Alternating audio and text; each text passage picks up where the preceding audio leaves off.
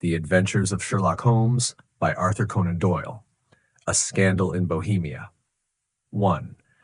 To Sherlock Holmes she is always the woman. I have seldom heard him mention her under any other name. In his eyes she eclipses and predominates the whole of her sex. It was not that he felt any emotion akin to love for Irene Adler.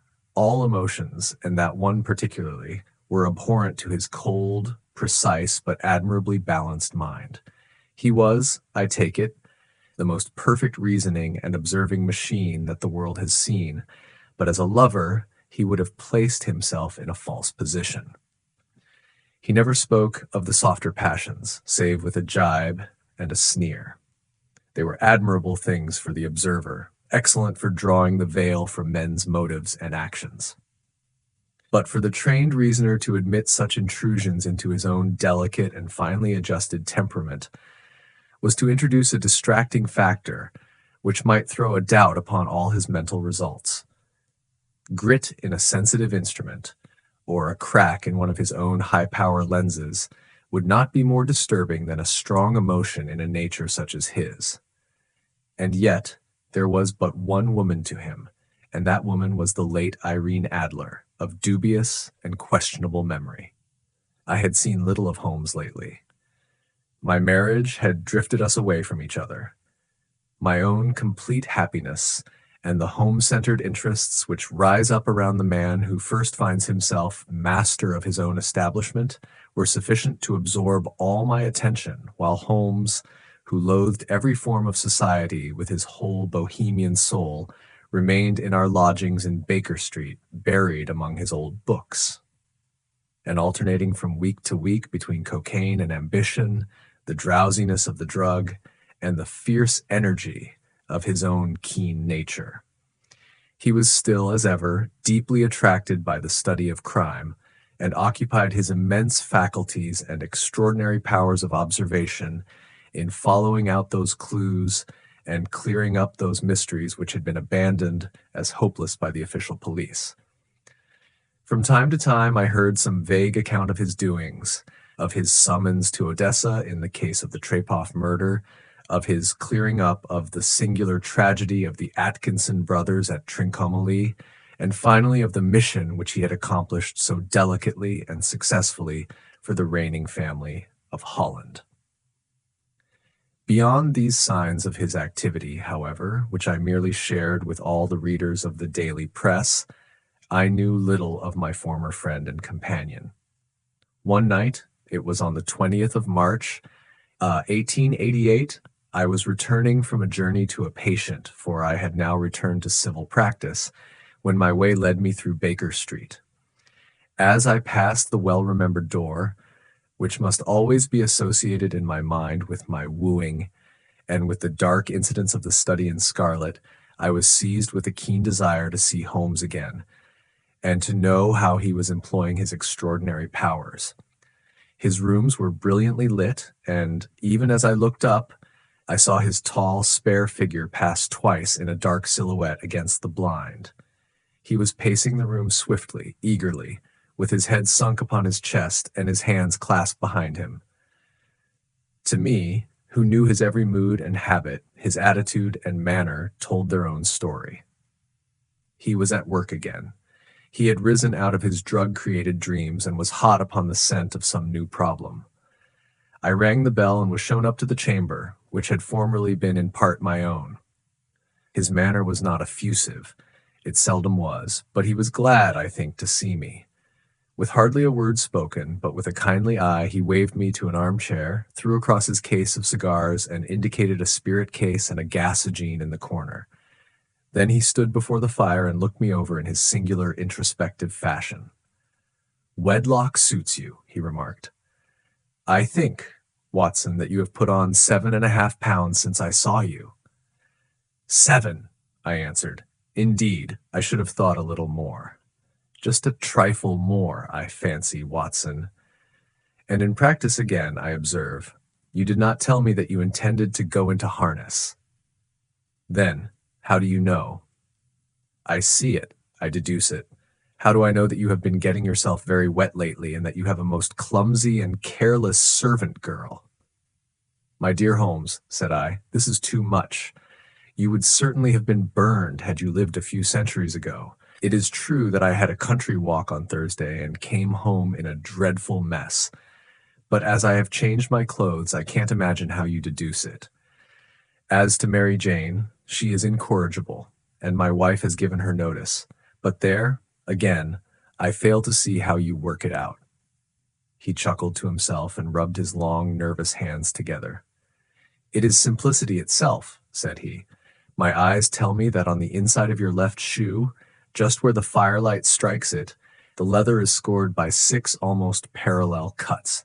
Obviously, they have been caused by someone who has very carelessly scraped round the edges of the sole in order to remove crusted mud from it.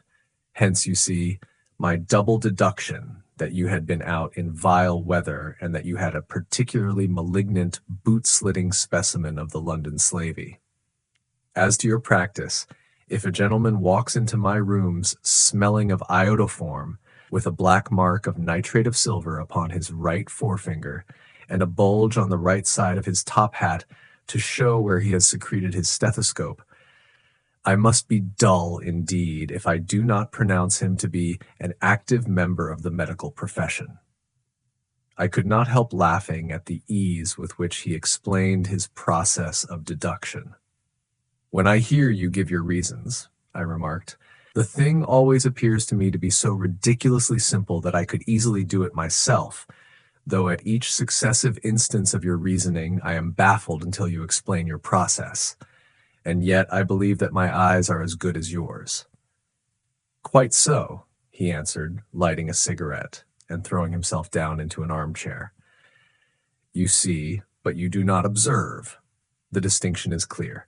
For example, you have frequently seen the steps which lead up from the hall to this room. Frequently. How often? Well, some hundreds of times. Then how many are there? How many? I don't know. Quite so. You have not observed, and yet you have seen. That is just my point. Now I know that there are 17 steps, because I have both seen and observed. By the way, since you are interested in these little problems, and since you are good enough to chronicle 1 or 2 of my trifling experiences, you may be interested in this. He threw over a sheet of thick, pink-tinted notepaper which had been lying open upon the table. It came by the last post, said he. Read it aloud. The note was undated, and without either signature or address. There will call upon you tonight at 7:45, it said, a gentleman who desires to consult you upon a matter of the very deepest moment. Your recent services to one of the royal houses of Europe have shown that you are one who may safely be trusted with matters which are of an importance which can hardly be exaggerated. This account of you we have from all quarters received. Be in your chamber then at that hour, and do not take it amiss if your visitor wear a mask. This is indeed a mystery, I remarked. What do you imagine that it means? I have no data yet. It is a capital mistake to theorize before one has data. Insensibly, one begins to twist facts to suit theories, instead of theories to suit facts. But the note itself, what do you deduce from it? I carefully examined the writing and the paper upon which it was written. The man who wrote it was presumably well-to-do, I remarked, endeavoring to imitate my companion's processes. Such paper could not be bought under £0.50 a packet. It is peculiarly strong and stiff. Peculiar, that is the very word, said Holmes. It is not an English paper at all. Hold it up to the light. I did so, and saw a large E with a small g, a P, and a large G with a small t woven into the texture of the paper. What do you make of that? Asked Holmes. The name of the maker, no doubt, or his monogram, rather. Not at all. The G with the small t stands for Gesellschaft, which is the German for company. It is a customary contraction like our co. P, of course, stands for Papier. Now for the Eg. Let us glance at our Continental Gazetteer. He took down a heavy brown volume from his shelves. Eglo, Eglonitz. Here we are, Egria. It is in a German-speaking country, in Bohemia, not far from Carlsbad. remarkable as being the scene of the death of Wallenstein and for its numerous glass factories and paper mills. Ha ha, my boy, what do you make of that? His eyes sparkled, and he sent up a great blue triumphant cloud from his cigarette. The paper was made in Bohemia, I said. Precisely, and the man who wrote the note is a German. Do you note the peculiar construction of the sentence? This account of you we have from all quarters received. A Frenchman or Russian could not have written that. It is the German who is so uncourteous to his verbs. It only remains, therefore, to discover what is wanted by this German who writes upon Bohemian paper and prefers wearing a mask to showing his face. And here he comes, if I am not mistaken, to resolve all our doubts. As he spoke, there was the sharp sound of horses' hoofs and grating wheels against the curb, followed by a sharp pull at the bell. Holmes whistled. "A pair by the sound," said he. "Yes," he continued, glancing out of the window. "A nice little brougham and a pair of beauties, 150 guineas apiece. There's money in this case, Watson, if there is nothing else." "I think that I had better go, Holmes." "Not a bit, Doctor. Stay where you are. I am lost without my Boswell, and this promises to be interesting. It would be a pity to miss it." "But your client?" "Never mind him. I may want your help, and so may he. Here he comes.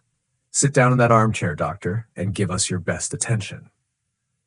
A slow and heavy step, which had been heard upon the stairs and in the passage, paused immediately outside the door. Then there was a loud and authoritative tap. "Come in," said Holmes. A man entered who could hardly have been less than 6 feet 6 inches in height, with the chest and limbs of a Hercules. His dress was rich with a richness which would, in England, be looked upon as akin to bad taste. Heavy bands of astrakhan were slashed across the sleeves and fronts of his double-breasted coat, while the deep blue cloak which was thrown over his shoulders was lined with flame-colored silk and secured at the neck with a brooch which consisted of a single flaming barrel. Boots which extended halfway up his calves, and which were trimmed at the tops with rich brown fur, completed the impression of barbaric opulence which was suggested by his whole appearance. He carried a broad-brimmed hat in his hand, while he wore across the upper part of his face, extending down past the cheekbones, a black vizard mask, which he had apparently adjusted that very moment, for his hand was still raised to it as he entered. From the lower part of the face he appeared to be a man of strong character, with a thick hanging lip and a long straight chin, suggestive of resolution pushed to the length of obstinacy. "You had my note?" he asked with a deep, harsh voice and a strongly marked German accent. "I told you that I would call." He looked from one to the other of us as if uncertain which to address.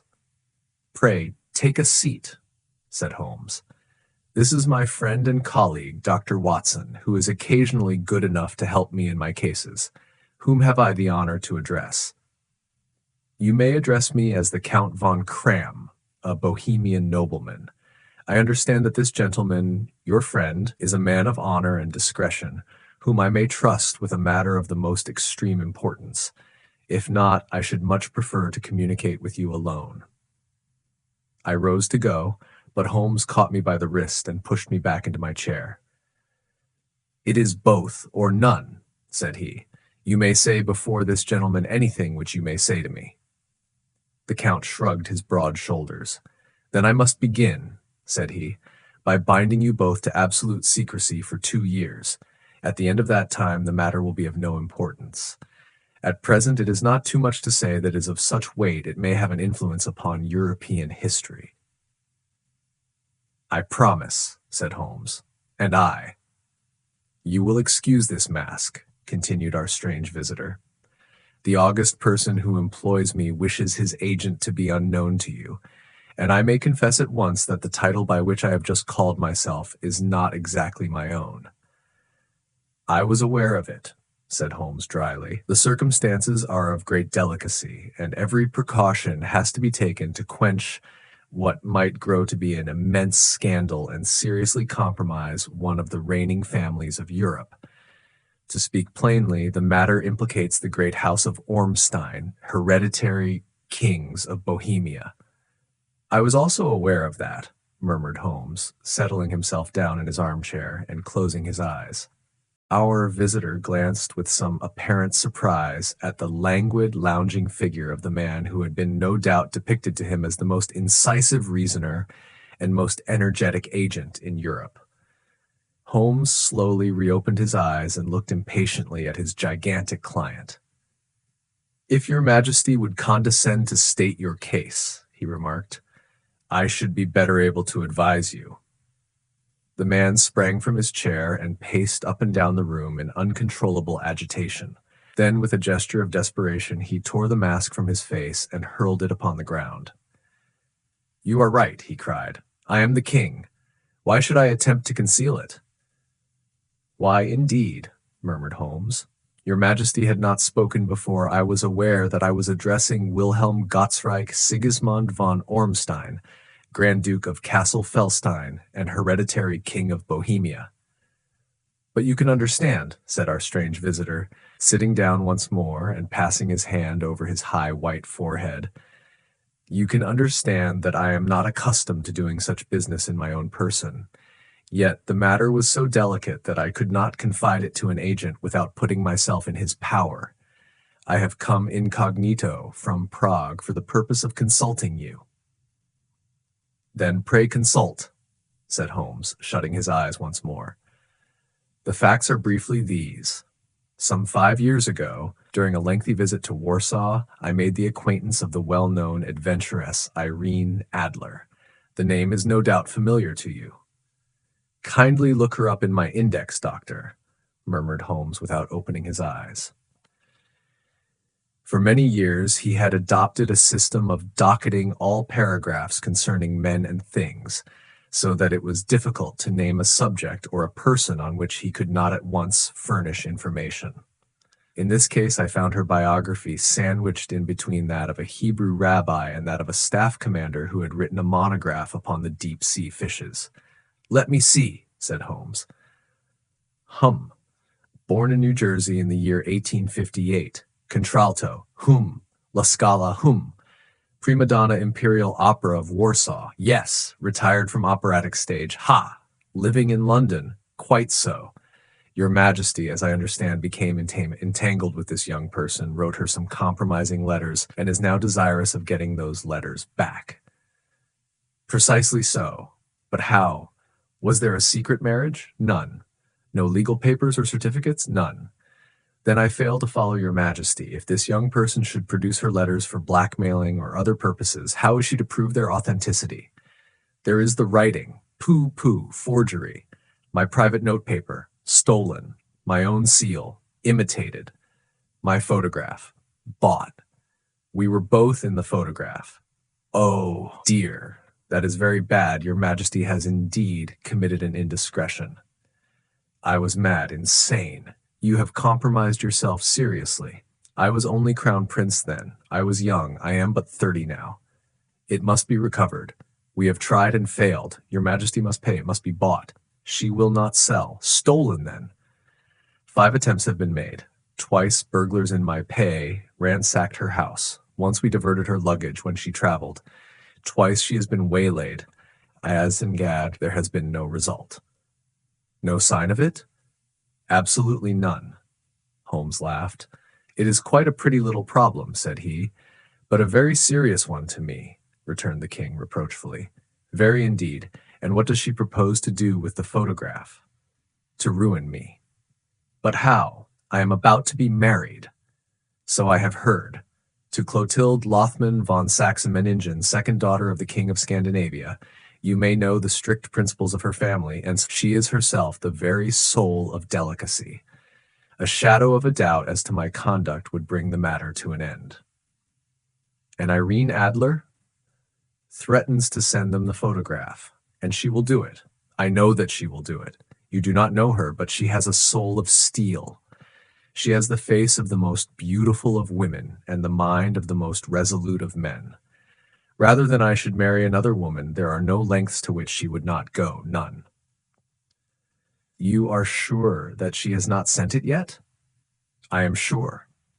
And why?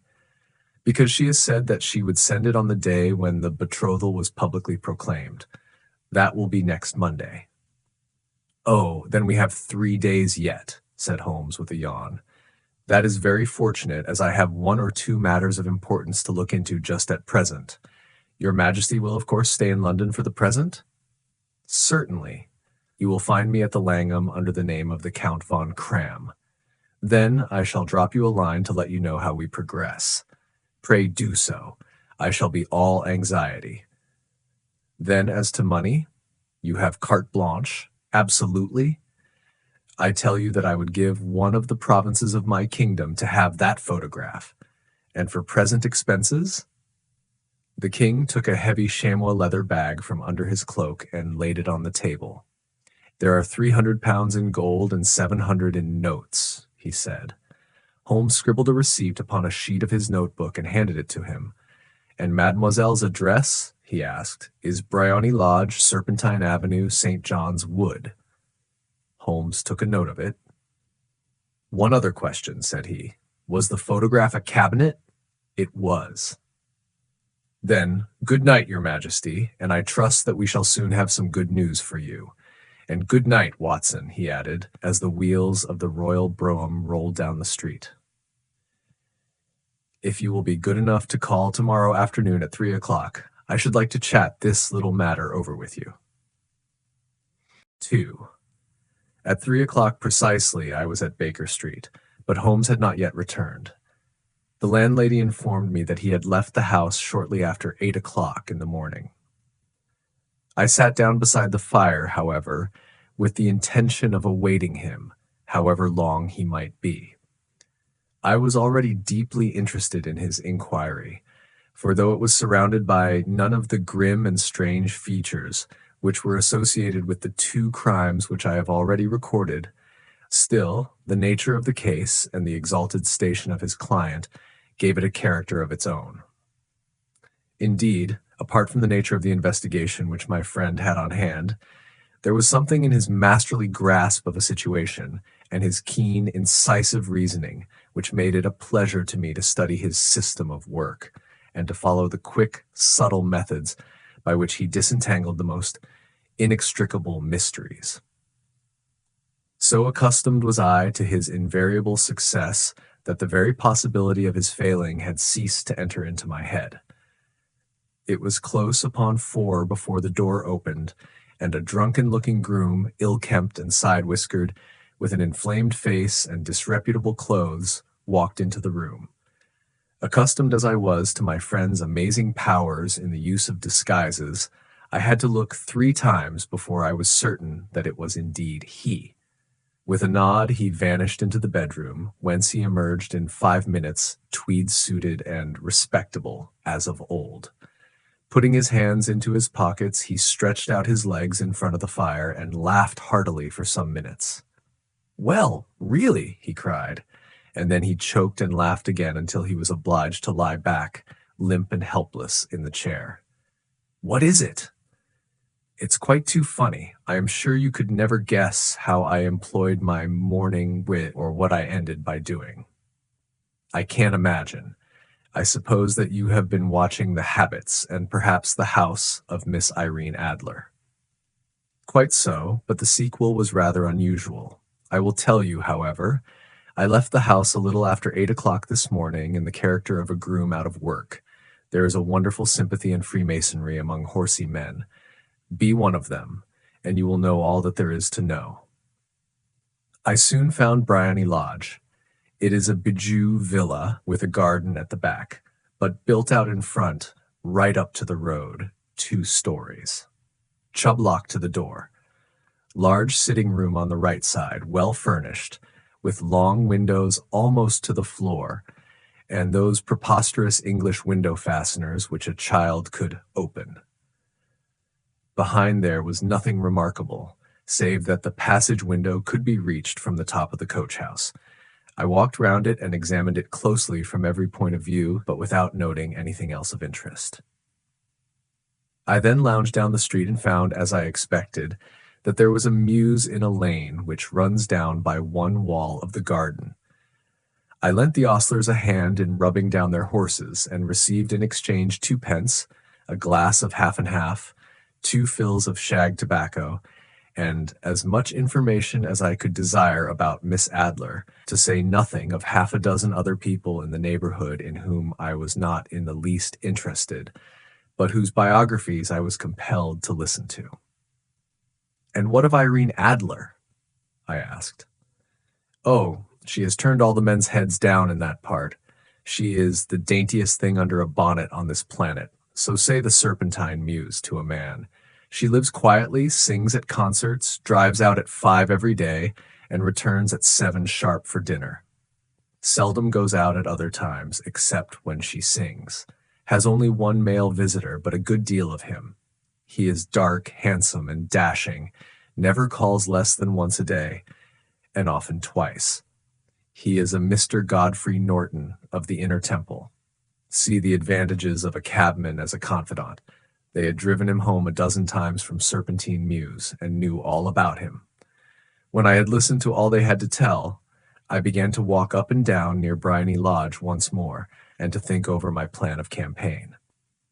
This Godfrey Norton was evidently an important factor in the matter. He was a lawyer. That sounded ominous. What was the relation between them, and what the object of his repeated visits? Was she his client, his friend, or his mistress? If the former, she had probably transferred the photograph to his keeping. If the latter, it was less likely. On the issue of this question depended whether I should continue my work at Bryony Lodge, or turn my attention to the gentleman's chambers in the Temple. It was a delicate point, and it widened the field of my inquiry. I fear that I bore you with these details, but I have to let you see my little difficulties if you are to understand the situation. "I am following you closely," I answered. I was still balancing the matter in my mind when a hansom cab drove up to Bryony Lodge, and a gentleman sprang out. He was a remarkably handsome man, dark, aquiline, and mustached, evidently the man of whom I had heard. He appeared to be in a great hurry, shouted to the cabman to wait, and brushed past the maid, who opened the door with the air of a man who was thoroughly at home. He was in the house about half an hour, and I could catch glimpses of him in the windows of the sitting room, pacing up and down, talking excitedly, and waving his arms. Of her I could see nothing. Presently he emerged, looking even more flurried than before. As he stepped up to the cab, he pulled a gold watch from his pocket and looked at it earnestly. "Drive like the devil," he shouted, "first to Gross and Hankey's in Regent Street, and then to the Church of St. Monica in the Edgware Road. Half a guinea if you do it in 20 minutes. Away they went, and I was just wondering whether I should not do well to follow them, when up the lane came a neat little landau, the coachman with his coat only half buttoned and his tie under his ear, while all the tags of his harness were sticking out of the buckles. It hadn't pulled up before she shot out of the hall door and into it. I only caught a glimpse of her at the moment, but she was a lovely woman, with a face that a man might die for. "The Church of St. Monica, John," she cried, "and half a sovereign if you reach it in 20 minutes. This was quite too good to lose, Watson. I was just balancing whether I should run for it, or whether I should perch behind her landau when a cab came through the street. The driver looked twice at such a shabby fare, but I jumped in before he could object. "The Church of St. Monica," said I, "and half a sovereign if you reach it in 20 minutes. It was 25 minutes to 12, and of course it was clear enough what was in the wind. My cabby drove fast. I don't think I ever drove faster, but the others were there before us.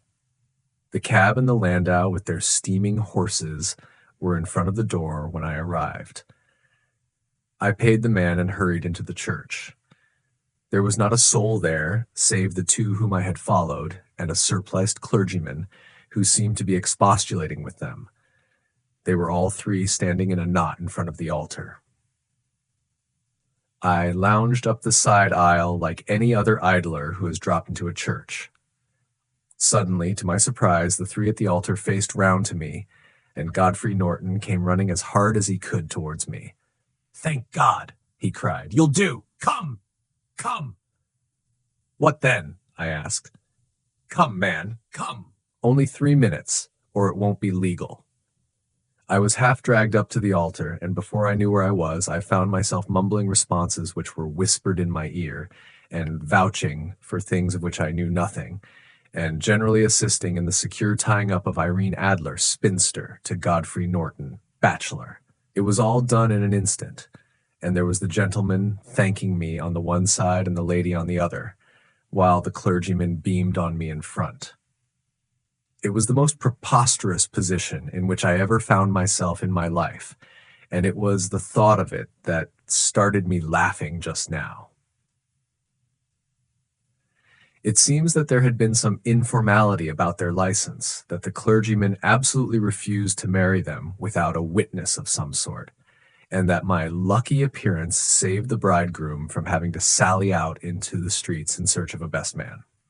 The bride gave me a sovereign, and I mean to wear it on my watch chain in memory of the occasion. "This is a very unexpected turn of affairs," said I. "And what then?" Well, I found my plans very seriously menaced. It looked as if the pair might take an immediate departure, and so necessitate very prompt and energetic measures on my part. At the church door, however, they separated, he driving back to the temple, and she to her own house. "I shall drive out in the park at 5 as usual," she said as she left him. I heard no more. They drove away in different directions, and I went off to make my own arrangements. "Which are?" "Some cold beef and a glass of beer," he answered, ringing the bell. "I have been too busy to think of food, and I am likely to be busier still this evening. By the way, doctor, I shall want your cooperation." "I shall be delighted." "You don't mind breaking the law?" "Not in the least." "Nor running a chance of arrest?" "Not in a good cause." "Oh, the cause is excellent. Then I am your man." "I was sure that I might rely on you. But what is it you wish? When Mrs. Turner has brought in the tray, I will make it clear to you. Now," he said as he turned hungrily on the simple fare that our landlady had provided, "I must discuss it while I eat, for I have not much time. It is nearly 5 now. In 2 hours we must be on the scene of action. Miss Irene, or Madam rather, returns from her drive at 7. We must be at Bryony Lodge to meet her." "And what then?" "You must leave that to me. I have already arranged what is to occur. There is only one point on which I must insist. You must not interfere, come what may. You understand? I am to be neutral? To do nothing whatever. There will probably be some small unpleasantness. Do not join in it. It will end in my being conveyed into the house. 4 or 5 minutes afterwards, the sitting-room window will open. You are to station yourself close to that open window. Yes. You are to watch me, for I will be visible to you. Yes. And when I raise my hand, so, you will throw into the room what I give you to throw, and will at the same time raise the cry of fire. You quite follow me? Entirely. It is nothing very formidable," he said, taking a long cigar-shaped roll from his pocket. "It is an ordinary plumber's smoke rocket, fitted with a cap at either end to make it self-lighting. Your task is confined to that. When you raise your cry of fire, it will be taken up by quite a number of people. You may then walk to the end of the street, and I will rejoin you in 10 minutes. I hope that I have made myself clear. I am to remain neutral, to get near the window, to watch you, and at the signal to throw in this object, then to raise the cry of fire, and to wait you at the corner of the street." "Precisely. Then you may entirely rely on me." "That is excellent. I think perhaps it is almost time that I prepare for the new role I have to play." He disappeared into his bedroom and returned in a few minutes in the character of an amiable and simple-minded nonconformist clergyman. His broad black hat, his baggy trousers, his white tie, his sympathetic smile, and general look of peering and benevolent curiosity were such as Mr. John Hare alone could have equaled. It was not merely that Holmes changed his costume. His expression, his manner, his very soul seemed to vary with every fresh part that he assumed. The stage lost a fine actor, even as science lost an acute reasoner, when he became a specialist in crime. It was 6:15 when we left Baker Street, and it still wanted 10 minutes to the hour when we found ourselves in Serpentine Avenue. It was already dusk, and the lamps were just being lighted as we paced up and down in front of Briony Lodge, waiting for the coming of its occupant. The house was just such as I had pictured it from Sherlock Holmes's succinct description, but the locality appeared to be less private than I expected. On the contrary, for a small street in a quiet neighborhood, it was remarkably animated. There was a group of shabbily dressed men smoking and laughing in a corner, a scissors grinder with his wheel, two guardsmen who were flirting with a nurse girl, and several well-dressed young men who were lounging up and down with cigars in their mouths. "You see," remarked Holmes as we paced to and fro in front of the house, "this marriage rather simplifies matters. The photograph becomes a double-edged weapon now. The chances are that she would be as averse to its being seen by Mr. Godfrey Norton as our client is to its coming to the eyes of his princess. Now the question is, where are we to find the photograph?" Where indeed? It is most unlikely that she carries it about with her.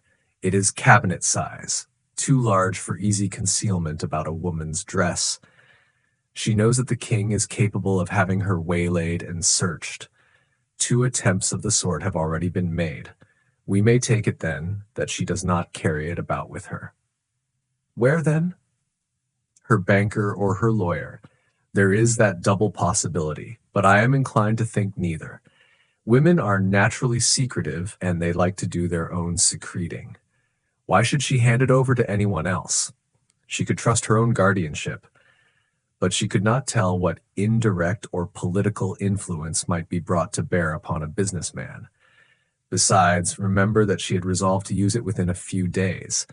It must be where she can lay her hands upon it. It must be in her own house. But it has twice been burgled. Pshaw! They did not know how to look. But how will you look? I will not look. What then? I will get her to show me. But she will refuse. She will not be able to. But I hear the rumble of wheels. It is her carriage. Now carry out my orders to the letter." As he spoke, the gleam of the side lights of a carriage came round the curve of the avenue. It was a smart little landau which rattled up to the door of Briony Lodge. As it pulled up, one of the loafing men at the corner dashed forward to open the door in the hope of earning a copper, but was elbowed away by another loafer who had rushed up with the same intention. A fierce quarrel broke out, which was increased by the 2 guardsmen who took sides with one of the loungers, and by the scissors grinder, who was equally hot upon the other side. A blow was struck, and in an instant the lady who had stepped from her carriage was the center of a little knot of flushed and struggling men, who struck savagely at each other with their fists and sticks. Holmes dashed into the crowd to protect the lady, but just as he reached her, he gave a cry and dropped to the ground with the blood running freely down his face. At his fall, the guardsmen took to their heels in one direction and the loungers in the other, while a number of better-dressed people, who had watched the scuffle without taking part in it, crowded in to help the lady and to attend to the injured man. Irene Adler, as I will still call her, had hurried up the steps, but she stood at the top with her superb figure outlined against the lights of the hall, looking back into the street. "Is the poor gentleman much hurt?" she asked. "He is dead," cried several voices. "No, no, there's life in him," shouted another. "But he'll be gone before you can get him to hospital." "He's a brave fellow," said a woman. "They would have had the lady's purse and watch if it hadn't been for him. They were a gang, and a rough one, too. Ah, he's breathing now. He can't lie in the street. May we bring him in, marm?" "Surely. Bring him into the sitting room. There is a comfortable sofa. This way, please." Slowly and solemnly he was borne into Briony Lodge and laid out in the principal room, while I still observed the proceedings from my post by the window. The lamps had been lit, but the blinds had not been drawn, so that I could see Holmes as he lay upon the couch. I do not know whether he was seized with compunction at that moment for the part he was playing, but I know that I never felt more heartily ashamed of myself in my life than when I saw the beautiful creature against whom I was conspiring, or the grace and kindliness with which she waited upon the injured man. And yet it would be the blackest treachery to Holmes to draw back now from the part which he had entrusted to me. I hardened my heart and took the smoke rocket from under my ulster. After all, I thought, we are not injuring her. We are but preventing her from injuring another. Holmes had sat up upon the couch, and I saw him motion like a man who is in need of air. A maid rushed across and threw open the window. At the same instant, I saw him raise his hand, and at the signal, I tossed my rocket into the room with a cry of fire. The word was no sooner out of my mouth than the whole crowd of spectators, well-dressed and ill, gentlemen, ostlers, and servant maids, joined in a general shriek of fire. Thick clouds of smoke curled through the room and out at the open window. I caught a glimpse of rushing figures, and a moment later the voice of Holmes from within assuring them that it was a false alarm. Slipping through the shouting crowd, I made my way to the corner of the street, and in 10 minutes was rejoiced to find my friend's arm in mine, and to get away from the scene of uproar. He walked swiftly and in silence for some few minutes until we had turned down one of the quiet streets which lead towards the Edgware Road. "You did it very nicely, Doctor," he remarked. "Nothing could have been better. It is all right. You have the photograph? I know where it is." "And how did you find out?" "She showed me, as I told you she would." "I am still in the dark." "I do not wish to make a mystery," said he, laughing. "The matter was perfectly simple. You, of course, saw that everyone in the street was an accomplice. They were all engaged for the evening." "I guessed as much." "Then, when the row broke out, I had a little moist red paint in the palm of my hand. I rushed forward, fell down, clapped my hand to my face, and became a piteous spectacle. It is an old trick. That also I could fathom. Then they carried me in. She was bound to have me in. What else could she do? And into her sitting room, which was the very room which I suspected. It lay between that and her bedroom, and I was determined to see which. They laid me on a couch. I motioned for air. They were compelled to open the window, and you had your chance. How did that help you? It was all important. When a woman thinks that her house is on fire, her instinct is at once to rush to the thing which she values most. It is a perfectly overpowering impulse, and I have more than once taken advantage of it. In the case of the Darlington substitution scandal, it was of use to me, and also in the Arnsworth Castle business. A married woman grabs at her baby, an unmarried one reaches for her jewel box. Now it was clear to me that Our Lady of today had nothing in the house more precious to her than what we are in quest of. She would rush to secure it. The alarm of fire was admirably done. The smoke and shouting were enough to shake nerves of steel. She responded beautifully. The photograph is in a recess behind a sliding panel just above the right bell pull. She was there in an instant, and I caught a glimpse of it as she half drew it out. When I cried out that it was a false alarm, she replaced it, glanced at the rocket, rushed from the room, and I have not seen her since. I rose and, making my excuses, escaped from the house. I hesitated whether to attempt to secure the photograph at once, but the coachman had come in, and as he was watching me narrowly, it seemed safer to wait. A little over-precipitance may ruin all. "And now?" I asked. "Our quest is practically finished. I shall call with the king tomorrow, and with you if you care to come with us. We will be shown into the sitting room to wait for the lady, but it is probable that when she comes, she may find neither us nor the photograph. It might be a satisfaction to His Majesty to regain it with his own hands. And when will you call? At 8 in the morning. She will not be up, so that we shall have a clear field. Besides, we must be prompt, for this marriage may mean a complete change in her life and habits. I must wire to the king without delay. We had reached Baker Street and had stopped at the door. He was searching his pockets for the key when someone passing said, "Good night, Mr. Sherlock Holmes." There were several people on the pavement at the time, but the greeting appeared to come from a slim youth in an ulster who had hurried by. "I've heard that voice before," said Holmes, staring down the dimly lit street. "Now I wonder who the deuce that could have been." I slept at Baker Street that night, and we were engaged upon our toast and coffee in the morning when the King of Bohemia rushed into the room. "You have really got it," he cried, grasping Sherlock Holmes by either shoulder and looking eagerly into his face. "Not yet. But you have hopes?" "I have hopes." "Then, come. I am all impatience to be gone. We must have a cab. No, my brougham is waiting. Then that will simplify matters." We descended and started off once more for Bryony Lodge. "Irene Adler is married," remarked Holmes. "Married? When?" "Yesterday." "But to whom?" "To an English lawyer named Norton. But she could not love him." "I am in hopes that she does." "And why in hopes?" "Because it would spare your Majesty all fear of future annoyance. If the lady loves her husband, she does not love your Majesty. If she does not love your Majesty, there is no reason why she should interfere with your Majesty's plan." "It is true. And yet, well, I wish she had been of my own station. What a queen she would have made." He relapsed into a moody silence, which was not broken until we drew up in Serpentine Avenue. The door of Bryony Lodge was open, and an elderly woman stood upon the steps.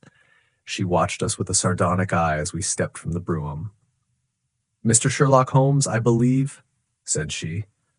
"I am Mr. Holmes," answered my companion, looking at her with a questioning and rather startled gaze. "Indeed. My mistress told me that you were likely to call. She left this morning with her husband by the 5:15 train from Charing Cross for the Continent." "What?" Sherlock Holmes staggered back, white with chagrin and surprise. "Do you mean that she has left England?" "Never to return." "And the papers?" asked the king hoarsely. "All is lost." "We shall see." He pushed past the servant and rushed into the drawing room, followed by the king and myself. The furniture was scattered about in every direction, with dismantled shelves and open drawers, as if the lady had hurriedly ransacked them before her flight. Holmes rushed at the bell pull, tore back a small sliding shutter, and, plunging in his hand, pulled out a photograph and a letter. The photograph was of Irene Adler herself in evening dress. The letter was superscribed to Sherlock Holmes, Esker, to be left till called for. My friend tore it open, and we all three read it together. It was dated at midnight of the preceding night and ran in this way: "My dear Mr. Sherlock Holmes, you really did it very well. You took me in completely. Until after the alarm of fire, I had not a suspicion. But then, when I found how I had betrayed myself, I began to think. I had been warned against you months ago. I had been told that, if the king employed an agent, it would certainly be you, and your address had been given me. Yet, with all this, you made me reveal what you wanted to know. Even after I became suspicious, I found it hard to think evil of such a dear, kind old clergyman. But, you know, I have been trained as an actress myself. Male costume is nothing new to me. I often take advantage of the freedom which it gives. I sent John, the coachman, to watch you, ran upstairs, got into my walking clothes, as I call them, and came down just as you departed. Well, I followed you to your door, and so made sure that I was really an object of interest to the celebrated Mr. Sherlock Holmes. Then I, rather imprudently, wished you good night, and started for the Temple to see my husband. We both thought the best resource was flight when pursued by so formidable an antagonist, so you will find the nest empty when you call tomorrow. As to the photograph, your client may rest in peace. I love and am loved by a better man than he. The king may do what he will without hindrance from one whom he has cruelly wronged. I keep it only to safeguard myself and to preserve a weapon which will always secure me from any steps which he might take in the future. I leave a photograph which he might care to possess, and I remain, dear Mr. Sherlock Holmes, very truly yours, Irene Norton, née Adler. What a woman! Oh, what a woman! Cried the King of Bohemia, when we had all three read this epistle. Did I not tell you how quick and resolute she was? Would she not have made an admirable queen? Is it not a pity that she was not on my level? From what I have seen of the lady, she seems, indeed, to be on a very different level to your majesty, said Holmes coldly. I am sorry that I have not been able to bring your majesty's business to a more successful conclusion. On the contrary, my dear sir, cried the king, nothing could be more successful. I know that her word is inviolate. The photograph is now as safe as if it were in the fire. I am glad to hear your majesty say so. I am immensely indebted to you. Pray tell me in what way I can reward you. This ring. He slipped an emerald snake ring from his finger and held it out upon the palm of his hand. Your majesty has something which I should value even more highly, said Holmes. You have but to name it. This photograph. The king stared at him in amazement. Irene's photograph, he cried. Certainly, if you wish it. I thank your majesty. Then there is no more to be done in the matter. I have the honor to wish you a very good morning. He bowed, and turning away, without observing the hand which the king had stretched out to him, he set off in my company for his chambers. And that was how a great scandal threatened to affect the kingdom of Bohemia, and how the best plans of Mr. Sherlock Holmes were beaten by a woman's wit. He used to make merry over the cleverness of women, but I have not heard him do it of late.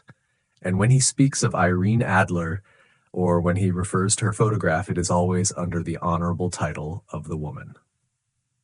Chapter 2. The Red-Headed League.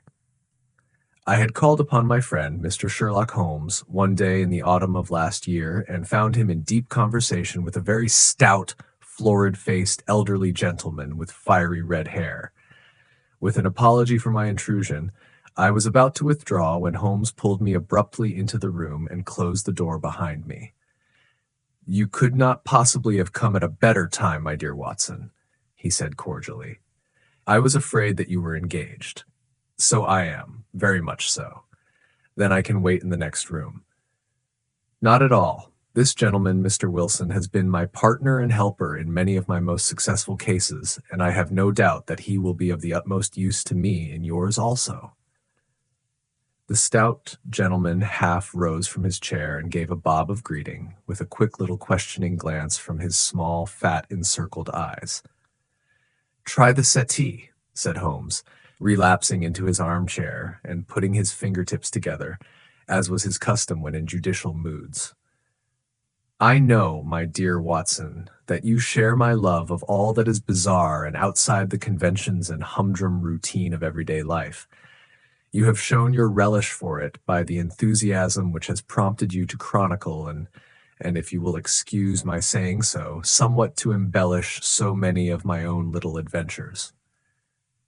Your cases have indeed been of the greatest interest to me, I observed. You will remember that I remarked the other day, just before we went into the very simple problem presented by Miss Mary Sutherland, that for strange effects and extraordinary combinations we must go to life itself, which is always far more daring than any effort of the imagination. A proposition which I took the liberty of doubting.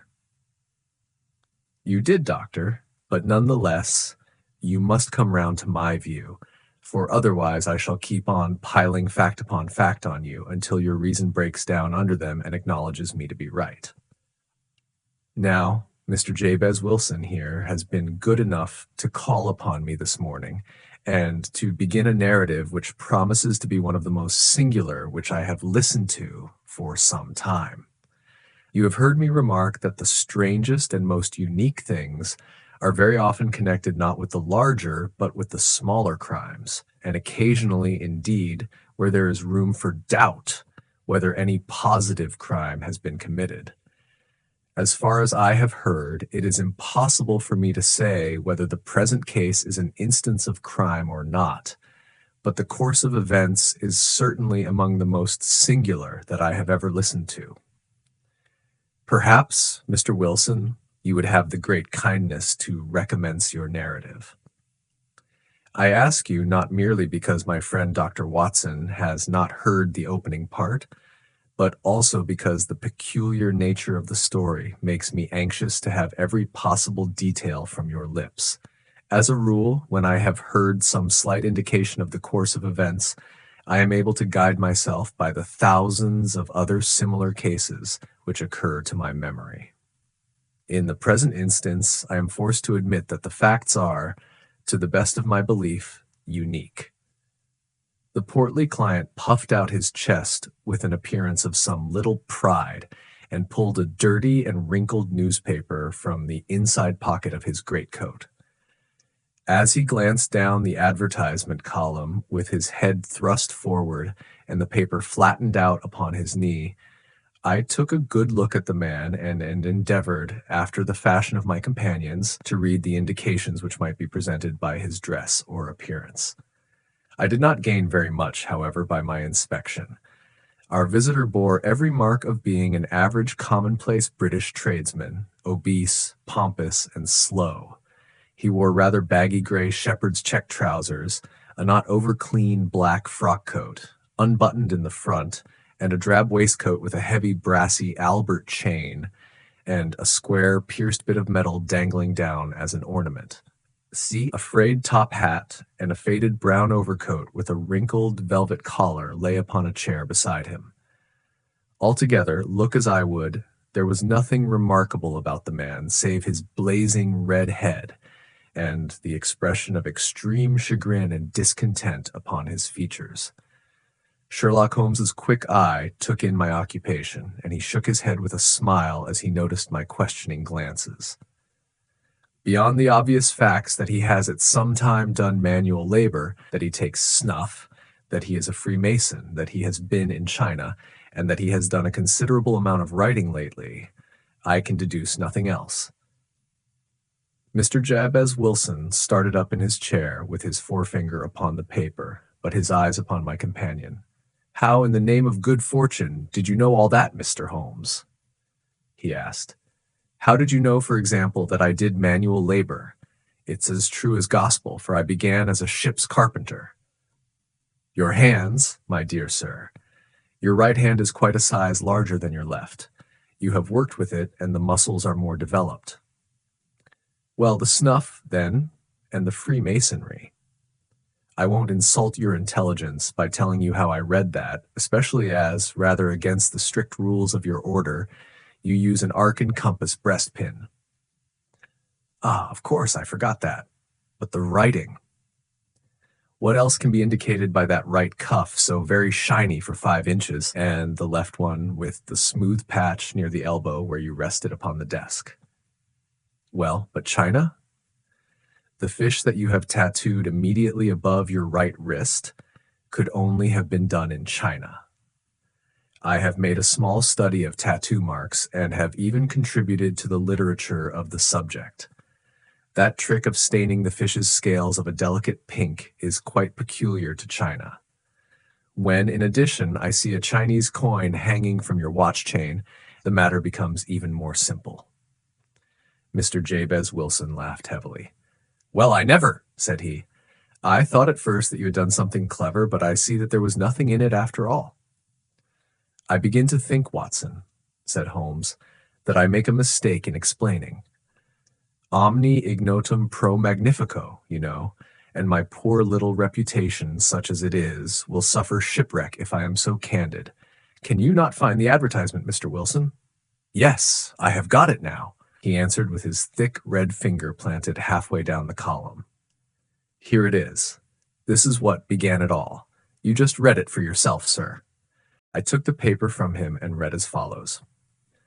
To the Red-Headed League, on account of the bequest of the late Ezekiah Hopkins of Lebanon, Pennsylvania, USA, there is now another vacancy open which entitles a member of the League to a salary of £4 a week for purely nominal services. All red-headed men who are sound in body and mind and above the age of 21 years are eligible. Apply in person on Monday at 11 o'clock to Duncan Ross at the offices of the League, 7 Pope's Court, Fleet Street. What on earth does this mean? I ejaculated after I had twice read over the extraordinary announcement. Holmes chuckled and wriggled in his chair, as was his habit when in high spirits. "It is a little off the beaten track, isn't it?" said he. "And now, Mr. Wilson, off you go at scratch and tell us all about yourself, your household, and the effect which this advertisement had upon your fortunes. You will first make a note, Doctor, of the paper and the date." "It is the Morning Chronicle of April 27th, 1890, just 2 months ago." "Very good. Now, Mr. Wilson?" "Well, it is just as I have been telling you, Mr. Sherlock Holmes," said Jabez Wilson, mopping his forehead. "I have a small pawnbroker's business at Coburg Square, near the city. It's not a very large affair, and of late years it has not done more than just give me a living.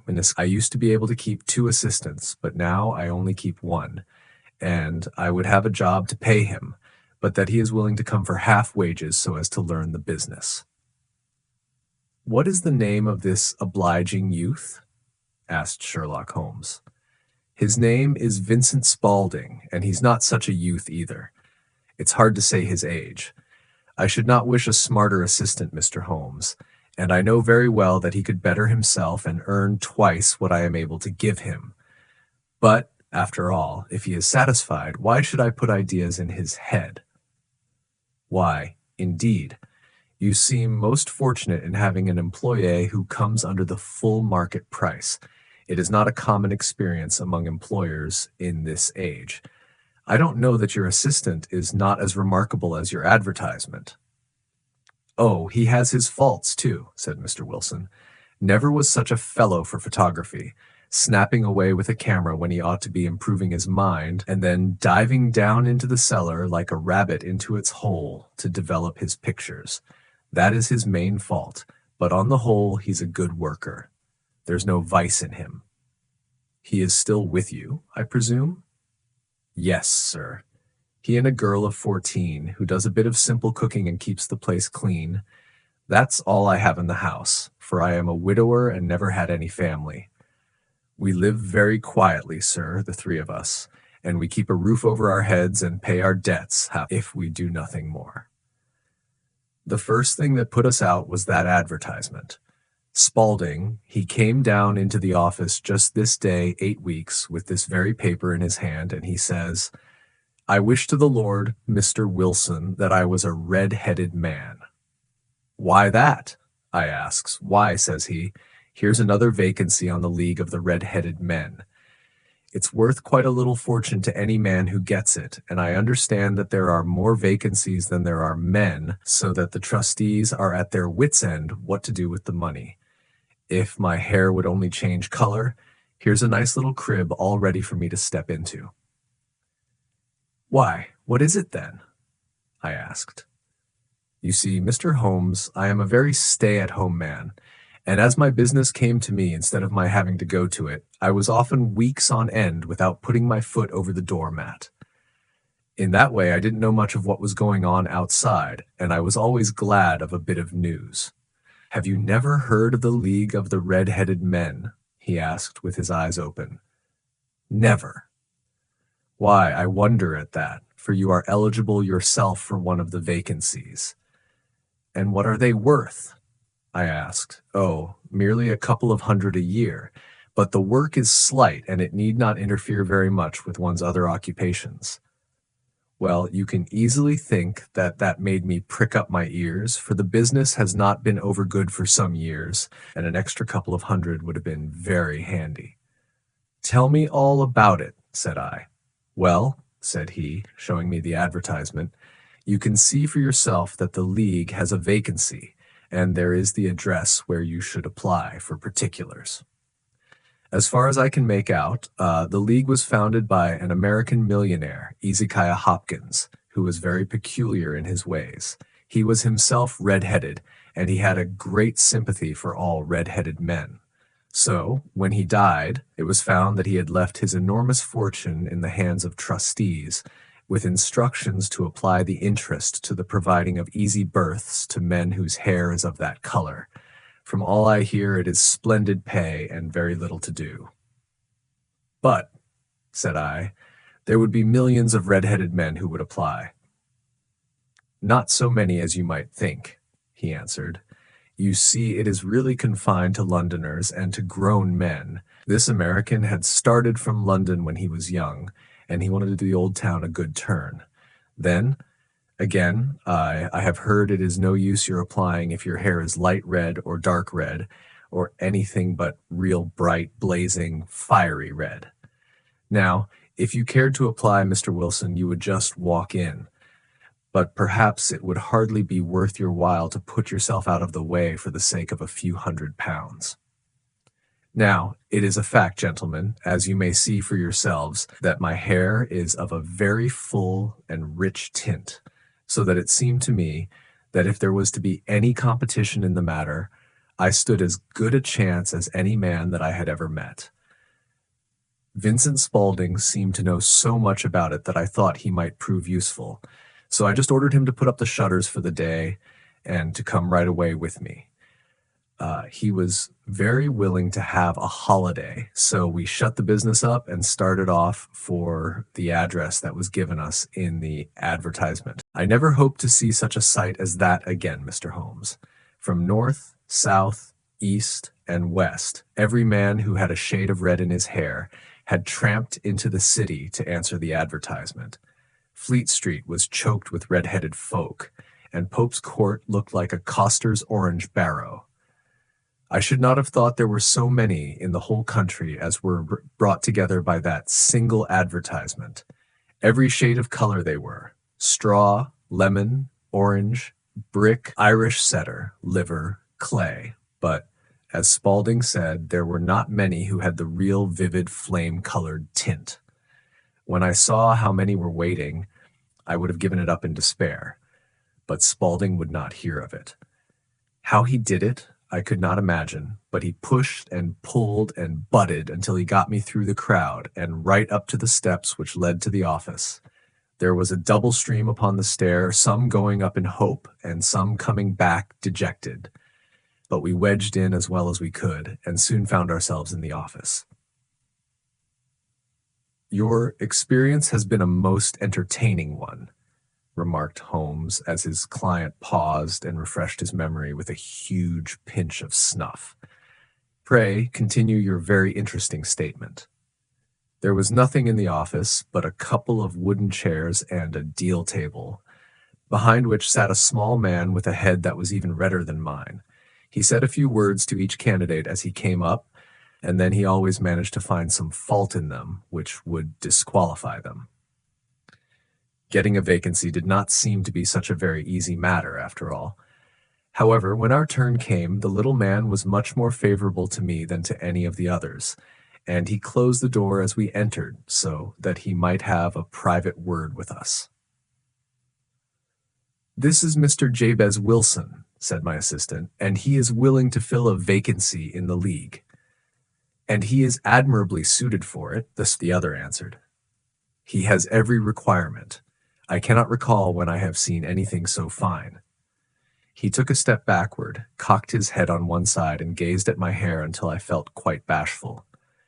Then suddenly he plunged forward, wrung my hand, and congratulated me warmly on my success. "It would be injustice to hesitate," said he. "You will, however, I am sure, excuse me for taking an obvious precaution." With that he seized my hair in both his hands and tugged until I yelled with the pain. "There is water in your eyes," said he as he released me. "I perceive that all is as it should be, but we have to be careful, for we have twice been deceived by wigs and once by paint. I could tell you tales of cobbler's wax which would disgust you with human nature." He stepped over to the window and shouted through it at the top of his voice that the vacancy was filled. A groan of disappointment came up from below, and the folk all trooped away in different directions until there was not a red head to be seen except my own and that of the manager. "My name," said he, "is Mr. Duncan Ross, and I am myself one of the pensioners upon the fund left by our noble benefactor. Are you a married man, Mr. Wilson? Have you a family?" I answered that I had not. His face fell immediately. "Dear me," he said gravely, "that is very serious indeed. I am sorry to hear you say that. The fund was, of course, for the propagation and spread of the redheads, as well as for their maintenance. It is exceedingly unfortunate that you should be a bachelor." My face lengthened at this, Mr. Holmes, for I thought that I was not to have the vacancy after all. But after thinking it over for a few minutes, he said that it would be all right. "In the case of another," said he, "the objection might be fatal, but we must stretch a point in favor of a man with such a head of hair as yours. When shall you be able to enter upon your new duties?" "Well, it is a little awkward, for I have a business already," said I. "Oh, never mind about that, Mr. Wilson," said Vincent Spaulding. "I should be able to look after that for you." "What would be the hours?" I asked. 10 to 2. Now, a pawnbroker's business is mostly done of an evening, Mr. Holmes, especially Thursday and Friday evening, which is just before payday. So it would suit me very well to earn a little in the mornings. Besides, I knew that my assistant was a good man, and that he would see to anything that turned up. "That would suit me very well," said I. "And the pay is £4 a week. And the work is purely nominal." "What do you call purely nominal?" "Well, you have to be in the office, or at least in the building, the whole time. If you leave, you forfeit your whole position forever. The will is very clear upon that point. You don't comply with the conditions if you budge from the office during that time." "It's only 4 hours a day, and I should not think of leaving," said I. "No excuse will avail," said Mr. Duncan Ross. "Neither sickness nor business nor anything else. There you must stay, or you lose your billet." "And the work?" "Is to copy out the Encyclopedia Britannica. There is the first volume of it in that press. You must find your own ink, pens, and blotting paper, but we provide this table and chair. Will you be ready tomorrow?" "Certainly," I answered. "Then goodbye, Mr. Jabez Wilson, and let me congratulate you once more on the important position which you have been fortunate enough to gain." He bowed me out of the room, and I went home with my assistant, hardly knowing what to say or do. I was so pleased at my own good fortune. Well, I thought over the matter all day, and by evening I was in low spirits again, for I had quite persuaded myself that the whole affair must be some great hoax or fraud, though what its object might be, I could not imagine.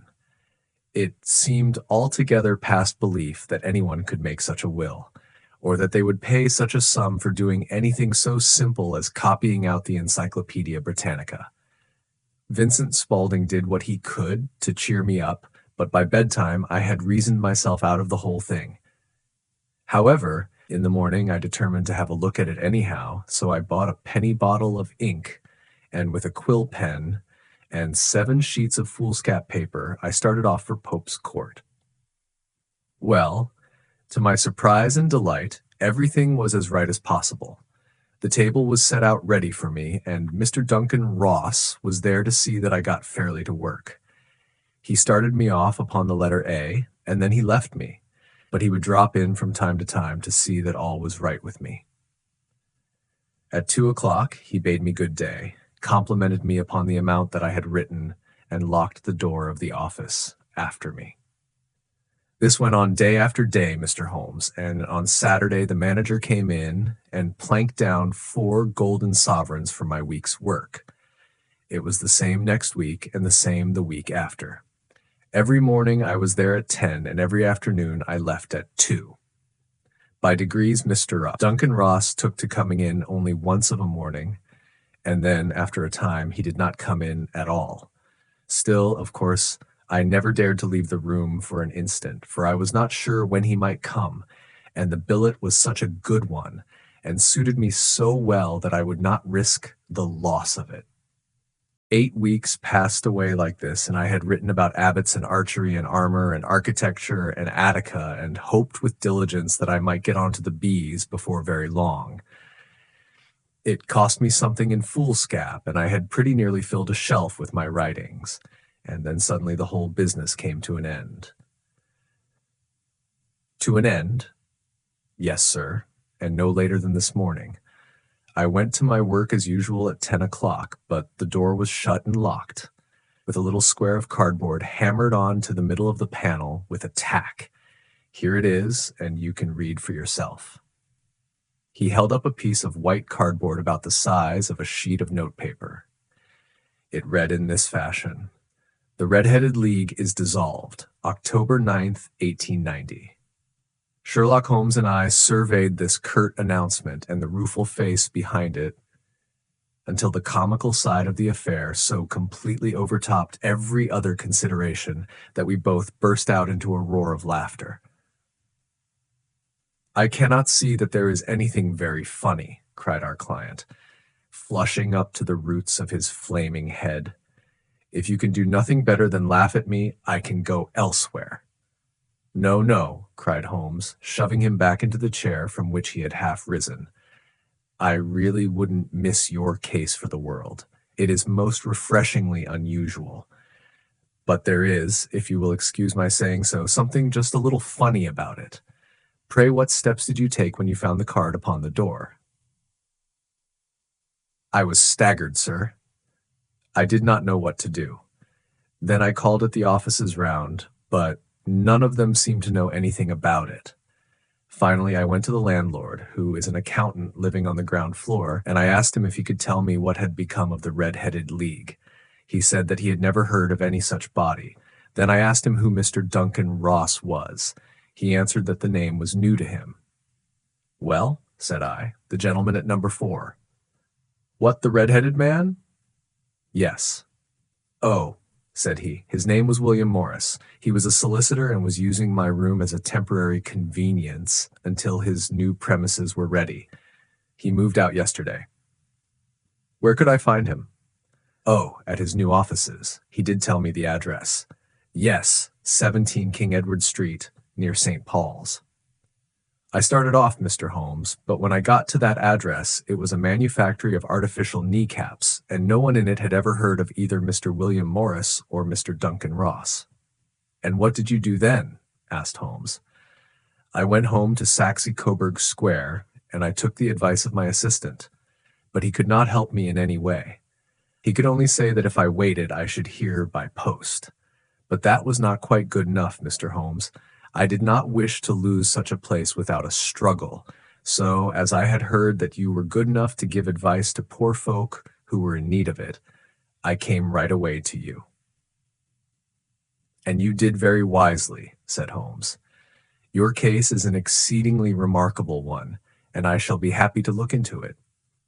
From what you have told me, I think that it is possible that graver issues hang from it than might at first sight appear." "Grave enough," said Mr. Jabez Wilson.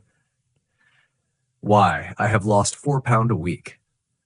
"As far as you are personally concerned," remarked Holmes, "I do not see that you have any grievance against this extraordinary league. On the contrary, you are, as I understand, richer by some £30, to say nothing of the minute knowledge which you have gained on every subject which comes under the letter A. You have lost nothing by them." "No, sir. But I want to find out about them, and who they are, and what their object was in playing this prank, if it was a prank, upon me. It was a pretty expensive joke for them, for it cost them £32. We shall endeavor to clear up these points for you. And, first, 1 or 2 questions, Mr. Wilson. This assistant of yours who first called your attention to the advertisement, how long had he been with you?" "About a month, then." "How did he come?" "In answer to an advertisement." "Was he the only applicant?" "No, I had a dozen." "Why did you pick him?" "Because he was handy and would come cheap." "At half wages, in fact." Yes. What is he like, this Vincent Spaulding? Small, stout-built, very quick in his ways, no hair on his face, though he's not short of 30, has a white splash of acid upon his forehead. Holmes sat up in his chair in considerable excitement. I thought as much, said he. Have you ever observed that his ears are pierced for earrings? Yes, sir. He told me that a gypsy had done it for him when he was a lad. Hum, said Holmes, sinking back in deep thought. He is still with you? Oh, yes, sir. I have only just left him. And has your business been attended to in your absence? Nothing to complain of, sir. There's never very much to do of a morning. That will do, Mr. Wilson. I shall be happy to give you an opinion upon the subject in the course of a day or two. Today is Saturday, and I hope that by Monday we may come to a conclusion. Well, Watson, said Holmes when our visitor had left us, what do you make of it all? I make nothing of it, I answered frankly. It is a most mysterious business. As a rule, said Holmes, the more bizarre a thing is, the less mysterious it proves to be. It is your commonplace, featureless crimes which are really puzzling, just as a commonplace face is the most difficult to identify. But I must be prompt over this matter. What are you going to do then? I asked. To smoke, he answered. It is quite a three-pipe problem, and I beg that you won't speak to me for 50 minutes. He curled himself up in his chair, with his thin knees drawn up to his hawk-like nose, and there he sat with his eyes closed and his black clay pipe thrusting out like the bill of some strange bird. I had come to the conclusion that he had dropped asleep, and indeed was nodding myself, when he suddenly sprang out of his chair with the gesture of a man who has made up his mind and put his pipe down upon the mantelpiece. Sarasate plays at the St. James's Hall this afternoon, he remarked. What do you think, Watson? Could your patients spare you for a few hours? I have nothing to do today. My practice is never very absorbing. Then put on your hat and come. I am going through the city first, and we can have some lunch on the way. I observe that there is a good deal of German music on the program, which is rather more to my taste than Italian or French. It is introspective, and I want to introspect. Come along. We traveled by the underground as far as Aldersgate, and a short walk took us to Saxe-Coburg Square, the scene of the singular story which we had listened to in the morning. It was a poky, little, shabby-genteel place, where 4 lines of dingy 2-storied brick houses looked out into a small railed-in enclosure, where a lawn of weedy grass and a few clumps of faded laurel bushes made a hard fight against a smoke-laden and uncongenial atmosphere. 3 gilt balls and a brown board with Jabez Wilson in white letters upon a corner house announced the place where our red-headed client carried on his business. Sherlock Holmes stopped in front of it with his head on one side and looked it all over, with his eyes shining brightly between puckered lids. Then he walked slowly up the street and then down again to the corner, still looking keenly at the houses. Finally, he returned to the pawnbroker's, and, having thumped vigorously upon the pavement with his stick 2 or 3 times, he went up to the door and knocked. It was instantly opened by a bright-looking, clean-shaven young fellow who asked him to step in. "Thank you," said Holmes. "I only wished to ask you how you would go from here to the Strand." "Third right, 4th left," answered the assistant promptly, closing the door. "Smart fellow that," observed Holmes as we walked away. "He is, in my judgment, the 4th smartest man in London, and for daring I am not sure that he has not a claim to be 3rd. I have known something of him before." "Evidently," said I, "Mr. Wilson's assistant counts for a good deal in this mystery of the Red-Headed League. I am sure that you inquired your way merely in order that you might see him." "Not him. What then?" "The knees of his trousers." "And what did you see?" "What I expected to see." "Why did you beat the pavement?" "My dear doctor, this is a time for observation, not for talk. We are spies in an enemy's country. We know something of Saxe-Coburg Square. Let us now explore the parts which lie behind it."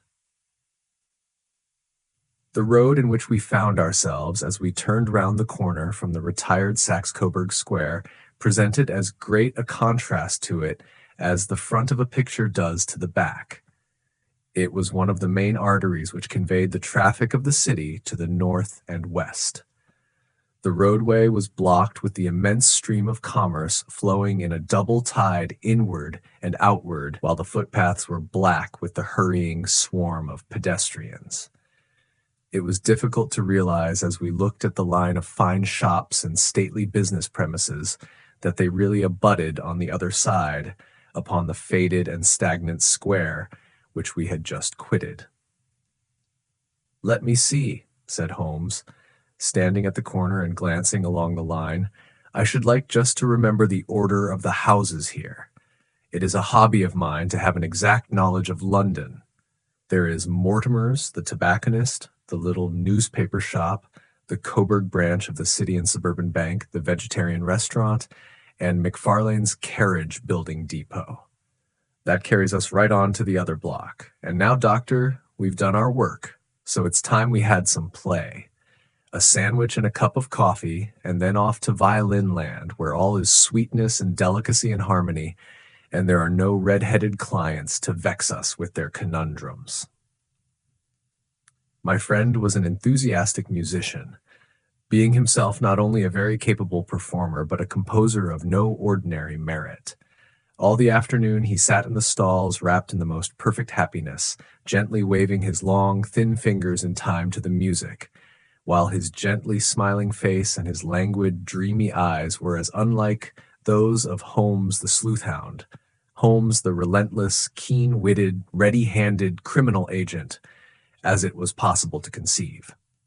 In his singular character, the dual nature alternately asserted itself, and his extreme exactness and astuteness represented, as I have often thought, the reaction against the poetic and contemplative mood which occasionally predominated in him. The swing of his nature took him from extreme languor to devouring energy, and as I knew well, he was never so truly formidable as when, for days on end, he had been lounging in his armchair amid his improvisations and his black-letter editions. Then it was that the lust of the chase would suddenly come upon him, and that his brilliant reasoning power would rise to the level of intuition, until those who were unacquainted with his methods would look askance at him, as on a man whose knowledge was not that of other mortals. When I saw him that afternoon so enwrapped in the music at St. James's Hall, I felt that an evil time might be coming upon those whom he had set himself to hunt down. "You want to go home, no doubt, Doctor," he remarked as we emerged. "Yes, it would be as well. And I have some business to do which will take some hours. This business at Coburg Square is serious." "Why serious?" "A considerable crime is in contemplation. I have every reason to believe that we shall be in time to stop it, but today being Saturday rather complicates matters. I shall want your help tonight." "At what time?" 10 will be early enough. I shall be at Baker Street at 10. "Very well. And I say, Doctor, there may be some little danger, so kindly put your army revolver in your pocket." He waved his hand, turned on his heel, and disappeared in an instant among the crowd. I trust that I am not more dense than my neighbors, but I was always oppressed with a sense of my own stupidity in my dealings with Sherlock Holmes. Here I had heard what he had heard. I had seen what he had seen. And yet from his words it was evident that he saw clearly not only what had happened, but what was about to happen, while to me the whole business was still confused and grotesque. As I drove home to my house in Kensington, I thought over it all, from the extraordinary story of the red-headed copier of the encyclopedia, down to the visit to Saxe-Coburg Square, and the ominous words with which he had parted from me. What was this nocturnal expedition, and why should I go armed? Where were we going, and what were we to do? I had the hint from Holmes that this smooth-faced pawnbroker's assistant was a formidable man, a man who might play a deep game. I tried to puzzle it out, but gave it up in despair and set the matter aside until night should bring an explanation. It was 9:15 when I started from home and made my way across the park, and so through Oxford Street to Baker Street. Two hansoms were standing at the door, and as I entered the passage, I heard the sound of voices from above. On entering his room, I found Holmes in animated conversation with two men, one of whom I recognized as Peter Jones, the official police agent, while the other was a long, thin, sad-faced man with a very shiny hat and oppressively respectable frock coat. "Ha! Our party is complete," said Holmes, buttoning up his pea jacket and taking his heavy hunting crop from the rack. "Watson, I think you know Mr. Jones of Scotland Yard? Let me introduce you to Mr. Merryweather, who is to be our companion in tonight's adventure." "We're hunting in couples again, Doctor, you see," said Jones in his consequential way. "Our friend here is a wonderful man for starting a chase. All he wants is an old dog to help him to do the running down." "I hope a wild goose may not prove to be the end of our chase," observed Mr. Merryweather gloomily. "You may place considerable confidence in Mr. Holmes, sir," said the police agent loftily. "He has his own little methods, which are, if he won't mind my saying so, just a little too theoretical and fantastic, but he has the makings of a detective in him.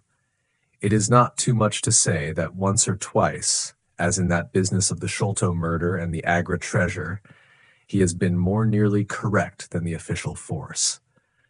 "Oh, if you say so, Mr. Jones, it is all right," said the stranger with deference. "Still, I confess that I miss my rubber. It is the first Saturday night for 27 years that I have not had my rubber." "I think you will find," said Sherlock Holmes, "that you will play for a higher stake tonight than you ever done yet, and that the play will be more exciting. For you, Mr. Merryweather, the stake will be some £30,000, and for you, Jones, it will be the man upon whom you wish to lay your hands. John Clay, the murderer, thief, smasher, and forger. He's a young man, Mr. Merryweather, but he is at the head of his profession, and I would rather have my bracelets on him than on any criminal in London. He's a remarkable man, is young John Clay. His grandfather was a royal duke, and he himself has been to Eton and Oxford. His brain is as cunning as his fingers, and though we meet signs of him at every turn, we never know where to find the man himself. He'll crack a crib in Scotland one week and be raising money to build an orphanage in Cornwall the next. I've been on his track for years and have never set eyes on him yet. I hope that I may have the pleasure of introducing you tonight. I've had one or two little turns also with Mr. John Clay, and I agree with you that he is at the head of his profession. It is past 10, however, and quite time that we started. If you two will take the first hansom, Watson and I will follow in the second." Sherlock Holmes was not very communicative during the long drive and lay back in the cab humming the tunes which he had heard in the afternoon. We rattled through an endless labyrinth of gaslit streets until we emerged into Farrington Street. "We are close there now," my friend remarked. "This fellow Merryweather is a bank director and personally interested in the matter. I thought it as well to have Jones with us also.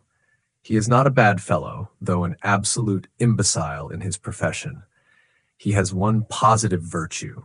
He is as brave as a bulldog and as tenacious as a lobster if he gets his claws upon anyone. Here we are, and they are waiting for us." We had reached the same crowded thoroughfare in which we had found ourselves in the morning. Our cabs were dismissed, and, following the guidance of Mr. Merryweather, we passed down a narrow passage and through a side door, which he opened for us. Within there was a small corridor, which ended in a very massive iron gate. This also was opened and led down a flight of winding stone steps, which terminated at another formidable gate.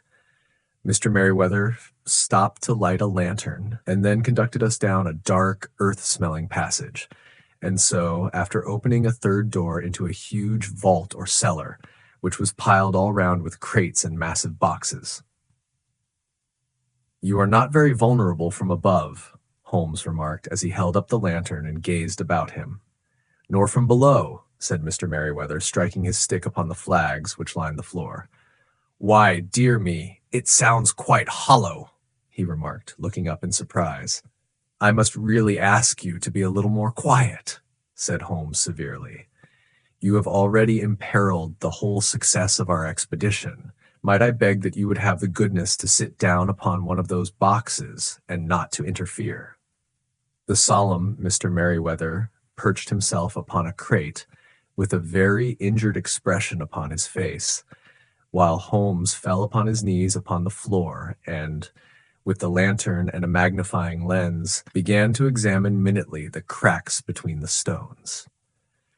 A few seconds sufficed to satisfy him, for he sprang to his feet again and put his glass in his pocket. "We have at least an hour before us," he remarked, "for they can hardly take any steps until the good pawnbroker is safely in bed. Then they will not lose a minute, for the sooner they do their work, the longer time they will have for their escape. We are at present, Doctor, as no doubt you have divined, in the cellar of the city branch of one of the principal London banks. Mr. Merryweather is the chairman of directors, and he will explain to you that there are reasons why the more daring criminals of London should take a considerable interest in this cellar at present." "It is our French gold," whispered the director. "We have had several warnings that an attempt might be made upon it." "Your French gold?" "Yes. We had occasion some months ago to strengthen our resources, and borrowed for that purpose 30,000 Napoleons from the Bank of France. It has become known that we have never had occasion to unpack the money, and that it is still lying in our cellar. The crate upon which I sit contains 2,000 Napoleons packed between layers of lead foil. Our reserve of bullion is much larger at present than is usually kept in a single branch office, and the directors have had misgivings upon the subject." "Which were very well justified," observed Holmes. "And now it is time that we arranged our little plans. I expect that within an hour matters will come to a head. In the meantime, Mr. Merryweather, we must put the screen over that dark lantern." "And sit in the dark?" "I am afraid so. I had brought a pack of cards in my pocket, and I thought that, as we were a party carré, you might have your rubber after all. But I see that the enemy's preparations have gone so far that we cannot risk the presence of a light. And, first of all, we must choose our positions. These are daring men, and though we shall take them at a disadvantage, they may do us some harm unless we are careful. I shall stand behind this crate, and do you conceal yourselves behind those. Then, when I flash a light upon them, close in swiftly. If they fire, Watson, have no compunction about shooting them down." I placed my revolver cocked upon the top of the wooden case behind which I crouched. Holmes shot the slide across the front of his lantern and left us in pitch darkness, such an absolute darkness as I have never before experienced. The smell of hot metal remained to assure us that the light was still there, ready to flash out at a moment's notice. To me, with my nerves worked up to a pitch of expectancy, there was something depressing and subduing in the sudden gloom and in the cold, dank air of the vault. "They have but one retreat," whispered Holmes. "That is back through the house into Saxe-Coburg Square. I hope that you have done what I asked you, Jones." "I have an inspector and 2 officers waiting at the front door." "Then we have stopped all the holes, and now we must be silent and wait." What a time it seemed! From comparing notes afterwards, it was but an hour and a quarter, yet it appeared to me that the night must have almost gone, and the dawn be breaking above us. My limbs were weary and stiff, for I feared to change my position, yet my nerves were worked up to the highest pitch of tension, and my hearing was so acute that I could not only hear the gentle breathing of my companions, but I could distinguish the deeper, heavier in-breath of the bulky Jones from the thin, sighing note of the bank director. From my position, I could look over the case in the direction of the floor. Suddenly, my eyes caught the glint of a light, At first, it was but a lurid spark upon the stone pavement. Then it lengthened out until it became a yellow line, and then, without any warning or sound, a gash seemed to open, and a hand appeared, a white, almost womanly hand, which felt about in the center of the little area of light. For a minute or more, the hand, with its writhing fingers, protruded out of the floor. Then it was withdrawn as suddenly as it appeared, and all was dark again save the single lurid spark which marked a chink between the stones. Its disappearance, however, was but momentary. With a rending, tearing sound, one of the broad white stones turned over upon its side and left a square, gaping hole, through which streamed the light of a lantern. Over the edge there peeped a clean-cut, boyish face, which looked keenly about it, and then, with a hand on either side of the aperture, drew itself shoulder-high and waist-high until one knee rested upon the edge. In another instant, he stood at the side of the hole and was hauling after him a companion, lithe and small like himself, with a pale face and a shock of very red hair. "It's all clear," he whispered.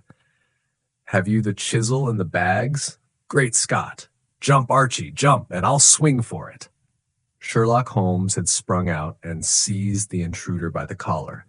The other dived down the hole, and I heard the sound of rending cloth as Jones clutched at his skirts. The light flashed upon the barrel of a revolver, but Holmes' hunting crop came down on the man's wrist, and the pistol clinked upon the stone floor. "It's no use, John Clay," said Holmes blandly. "You have no chance at all." "So I see," the other answered with the utmost coolness. "I fancy that my pal is all right, though I see you have got his coat-tails." "There are 3 men waiting for him at the door," said Holmes. "Oh, indeed. You seem to have done the thing very completely. I must compliment you." "And I you," Holmes answered. "Your red-headed idea was very new and effective." "You'll see your pal again presently," said Jones. "He's quicker at climbing down holes than I am. Just hold out while I fix the derbies." "I beg that you will not touch me with your filthy hands," remarked our prisoner as the handcuffs clattered upon his wrists. "You may not be aware that I have royal blood in my veins. Have the goodness also, when you address me, always to say, 'Sir,' and 'please.'" "All right," said Jones with a stare and a snigger. "Well, would you please, sir, march upstairs where we can get a cab to carry your highness to the police station?" "That is better," said John Clay serenely. He made a sweeping bow to the 3 of us and walked quietly off in the custody of the detective. "Really, Mr. Holmes," said Mr. Merryweather as we followed them from the cellar, "I do not know how the bank can thank you or repay you. There is no doubt that you have detected and defeated in the most complete manner one of the most determined attempts at bank robbery that have ever come within my experience. I have had 1 or 2 little scores of my own to settle with Mr. John Clay," said Holmes. "I have been at some small expense over this matter, which I shall expect the bank to refund, but beyond that I am amply repaid by having had an experience which is in many ways unique, and by hearing the very remarkable narrative of the Red-Headed League. You see, Watson," he explained in the early hours of the morning as we sat over a glass of whiskey and soda in Baker Street, "it was perfectly obvious from the first that the only possible object of this rather fantastic business of the advertisement of the League and the copying of the encyclopedia must be to get this not overbright pawnbroker out of the way for a number of hours every day. It was a curious way of managing it, but really, it would be difficult to suggest a better. The method was no doubt suggested to Clay's ingenious mind by the color of his accomplice's hair. The £4 a week was a lure which must draw him, and what was it to them who were playing for thousands? They put in the advertisement. One rogue has the temporary office, the other rogue incites the man to apply for it, and together they manage to secure his absence every morning in the week. From the time that I heard of the assistant having come for half wages, it was obvious to me that he had some strong motive for securing the situation. But how could you guess what the motive was? Had there been women in the house, I should have suspected a mere vulgar intrigue. That, however, was out of the question. The man's business was a small one, and there was nothing in his house which could account for such elaborate preparations and such an expenditure as they were at. It must then be something out of the house. What could it be? I thought of the assistant's fondness for photography and his trick of vanishing into the cellar. The cellar! There was the end of this tangled clue. Then I made inquiries as to this mysterious assistant and found that I had to deal with one of the coolest and most daring criminals in London.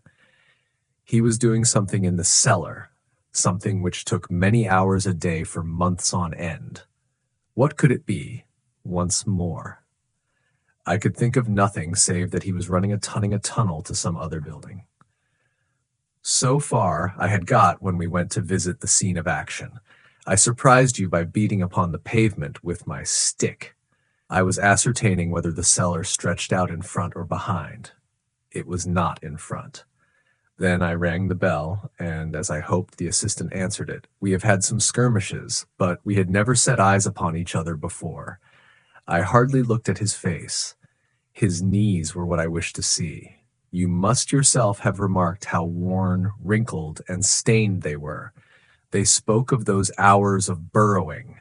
The only remaining point was what they were burrowing for. I walked round the corner, saw the City and Suburban Bank abutted on our friend's premises, and felt that I had solved my problem. When you drove home after the concert, I called upon Scotland Yard and upon the chairman of the bank directors with the result that you have seen. And how could you tell that they would make their attempt tonight? I asked. Well, when they closed their league offices, that was a sign that they cared no longer about Mr. J. Jabez Wilson's presence. In other words, that they had completed their tunnel. But it was essential that they should use it soon, as it might be discovered or the bullion might be removed. Saturday would suit them better than any other day, as it would give them 2 days for their escape. For all these reasons, I expected them to come tonight. You reasoned it out beautifully, I exclaimed in unfeigned admiration. It is so long a chain, and yet every link rings true. It saved me from ennui, he answered, yawning. Alas, I already feel it closing in upon me. My life is spent in one long effort to escape from the commonplaces of existence. These little problems help me to do so. And you are a benefactor of the race, said I. He shrugged his shoulders. Well, perhaps, after all, it is of some little use, he remarked. L'homme c'est rien. L'œuvre c'est tout, as Gustave Flaubert wrote to George Sand. 3. A case of identity. My dear fellow, said Sherlock Holmes as we sat on either side of the fire in his lodgings at Baker Street, life is infinitely stranger than anything which the mind of man could invent. We would not dare to conceive the things which are really mere commonplaces of existence. If we could fly out of that window hand in hand, hover over this great city, gently remove the roofs, and peep in at the queer things which are going on, the strange coincidences, the plannings, the cross-purposes, the wonderful chains of events, working through generations and leading to the most outre results, it would make all fiction with its conventionalities and foreseen conclusions most stale and unprofitable. And yet I am not convinced of it, I answered. The cases which come to light in the papers are, as a rule, bald enough and vulgar enough. We have in our police reports realism pushed to its extreme limits, and yet the result is, it must be confessed, neither fascinating nor artistic. A certain selection and discretion must be used in producing a realistic effect, remarked Holmes. This is wanting in the police report, where more stress is laid perhaps upon the platitudes of the magistrate than upon the details, which to an observer contain the vital essence of the whole matter. Depend upon it, there is nothing so unnatural as the commonplace. I smiled and shook my head. I can quite understand your thinking so, I said. Of course, in your position of unofficial advisor and helper to everybody who is absolutely puzzled throughout 3 continents, you are brought in contact with all that is strange and bizarre. But here, I picked up the morning paper from the ground. Let us put it to a practical test. Here is the first heading upon which I come. A husband's cruelty to his wife. There is half a column of print, but I know without reading it that it is all perfectly familiar to me. There is, of course, the other woman, the drink, the push, the blow, the bruise, the sympathetic sister or landlady. The crudest of writers could invent nothing more crude. Indeed, your example is an unfortunate one for your argument, said Holmes, taking the paper and glancing his eye down it. This is the Dundas separation case, and as it happens, I was engaged in clearing up some small points in connection with it.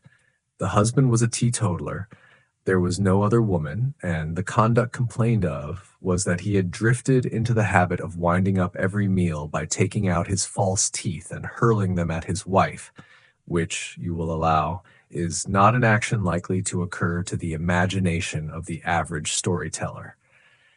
Take a pinch of snuff, doctor, and acknowledge that I have scored over you in your example. He held out his snuff-box of old gold, with a great amethyst in the center of the lid. Its splendor was in such contrast to his homely ways and simple life that I could not help commenting upon it. "Ah," said he, "I forgot that I had not seen you for some weeks. It is a little souvenir from the King of Bohemia in return for my assistance in the case of the Irene Adler papers." "And the ring?" I asked, glancing at a remarkable brilliant which sparkled upon his finger. "It was from the reigning family of Holland, though the matter in which I served them was of such delicacy that I cannot confide it even to you, who have been good enough to chronicle 1 or 2 of my little problems." "And have you any on hand just now?" I asked with interest. "Some 10 or 12, but none which present any feature of interest. They are important, you understand, without being interesting. Indeed, I have found that it is usually in unimportant matters that there is a field for the observation and for the quick analysis of cause and effect which gives the charm to an investigation. The larger crimes are apt to be the simpler, for the bigger the crime, the more obvious, as a rule, is the motive. In these cases, save for one rather intricate matter which has been referred to me from Marseilles, there is nothing which presents any features of interest. It is possible, however, that I may have something better before very many minutes are over, for this is one of my clients, or I am much mistaken." He had risen from his chair and was standing between the parted blinds gazing down into the dull, neutral-tinted London street. Looking over his shoulder, I saw that on the pavement opposite there stood a large woman with a heavy fur boa round her neck, and a large curling red feather in a broad-brimmed hat which was tilted in a coquettish Duchess of Devonshire fashion over her ear. From under this great panoply she peeped up in a nervous, hesitating fashion at our windows, while her body oscillated backward and forward, and her fingers fidgeted with her glove buttons. Suddenly, with a plunge, as of the swimmer who leaves the bank, she hurried across the road, and we heard the sharp clang of the bell. "I have seen those symptoms before," said Holmes, throwing his cigarette into the fire. "Oscillation upon the pavement always means an affaire de cœur. She would like advice, but is not sure that the matter is not too delicate for communication, and yet even here we may discriminate. When a woman has been seriously wronged by a man, she no longer oscillates, and the usual symptom is a broken bell wire. Here we may take it that there is a love matter, but that the maiden is not so much angry as perplexed or grieved. But here she comes in person to resolve our doubts." As he spoke, there was a tap at the door, and the boy in buttons entered to announce Miss Mary Sutherland, while the lady herself loomed behind his small black figure, like a full-sailed merchantman behind a tiny pilot boat. Sherlock Holmes welcomed her with the easy courtesy for which he was remarkable, And, having closed the door and bowed her into an armchair, he looked her over in the minute and yet abstracted fashion which was peculiar to him. "Do you not find," he said, "that with your short sight it is a little trying to do so much typewriting?" "I did at first," she answered, "but now I know where the letters are without looking." Then, suddenly realizing the full purport of his words, she gave a violent start and looked up, with fear and astonishment upon her broad, good-humored face. "You've heard about me, Mr. Holmes," she cried. "Else how could you know all that?" "Never mind," said Holmes, laughing. "It is my business to know things. Perhaps I have trained myself to see what others overlook. If not, why should you come to consult me?" "I came to you, sir, because I heard of you from Mrs. Etheridge, whose husband you found so easy when the police and everyone had given him up for dead. Oh, Mr. Holmes, I wish you would do as much for me. I'm not rich, but still I have 100 a year in my own right, besides the little that I make by the machine, and I would give it all to know what has become of Mr. Hosmer Angel." "Why did you come away to consult me in such a hurry?" asked Sherlock Holmes, with his fingertips together and his eyes to the ceiling. Again, a startled look came over the somewhat vacuous face of Miss Mary Sutherland. "Yes, I did bang out of the house," she said, "for it made me angry to see the easy way in which Mr. Windibank, that is, my father, took it all. He would not go to the police, and he would not go to you, and so at last, as he would do nothing and kept on saying that there was no harm done, it made me mad, and I just on with my things and came right away to you."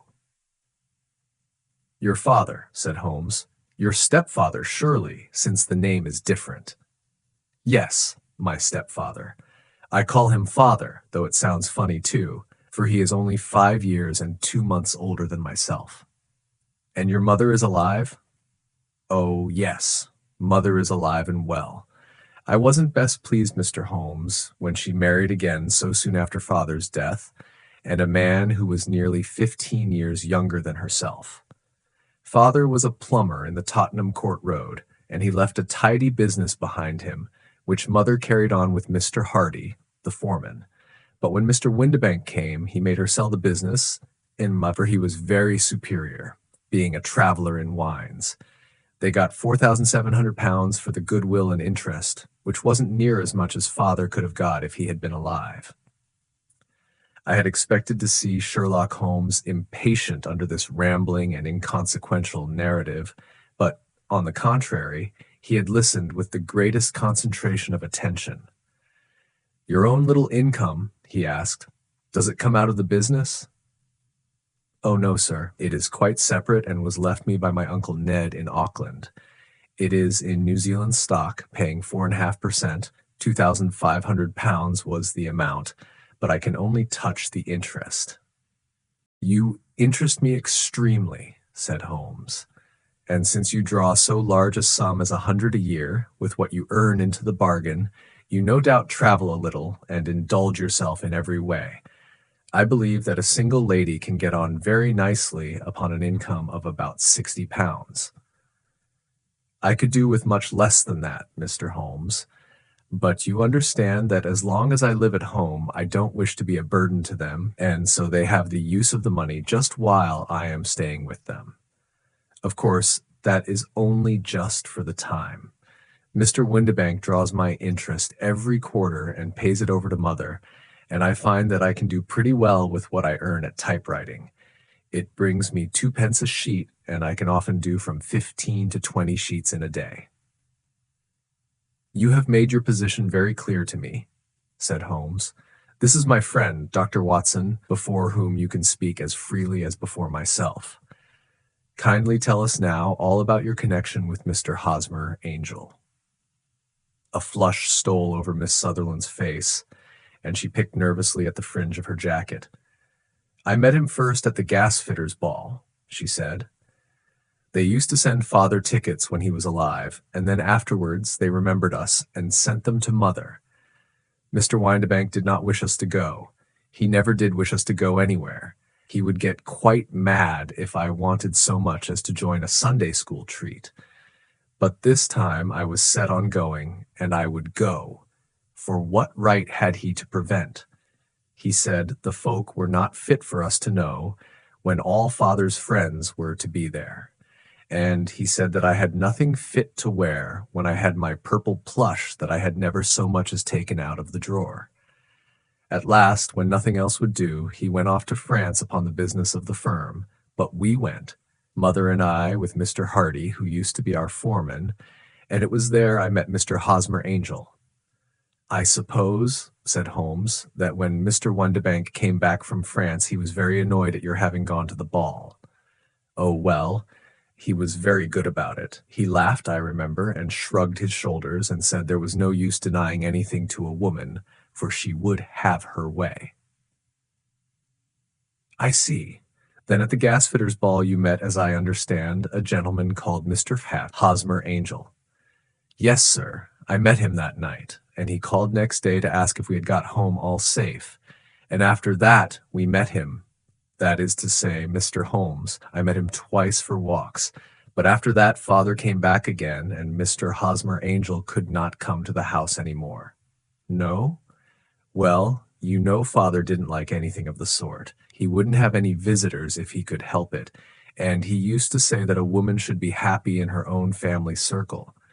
But then, as I used to say to mother, a woman wants her own circle to begin with, and I had not got mine yet. But how about Mr. Hosmer Angel? Did he make no attempt to see you?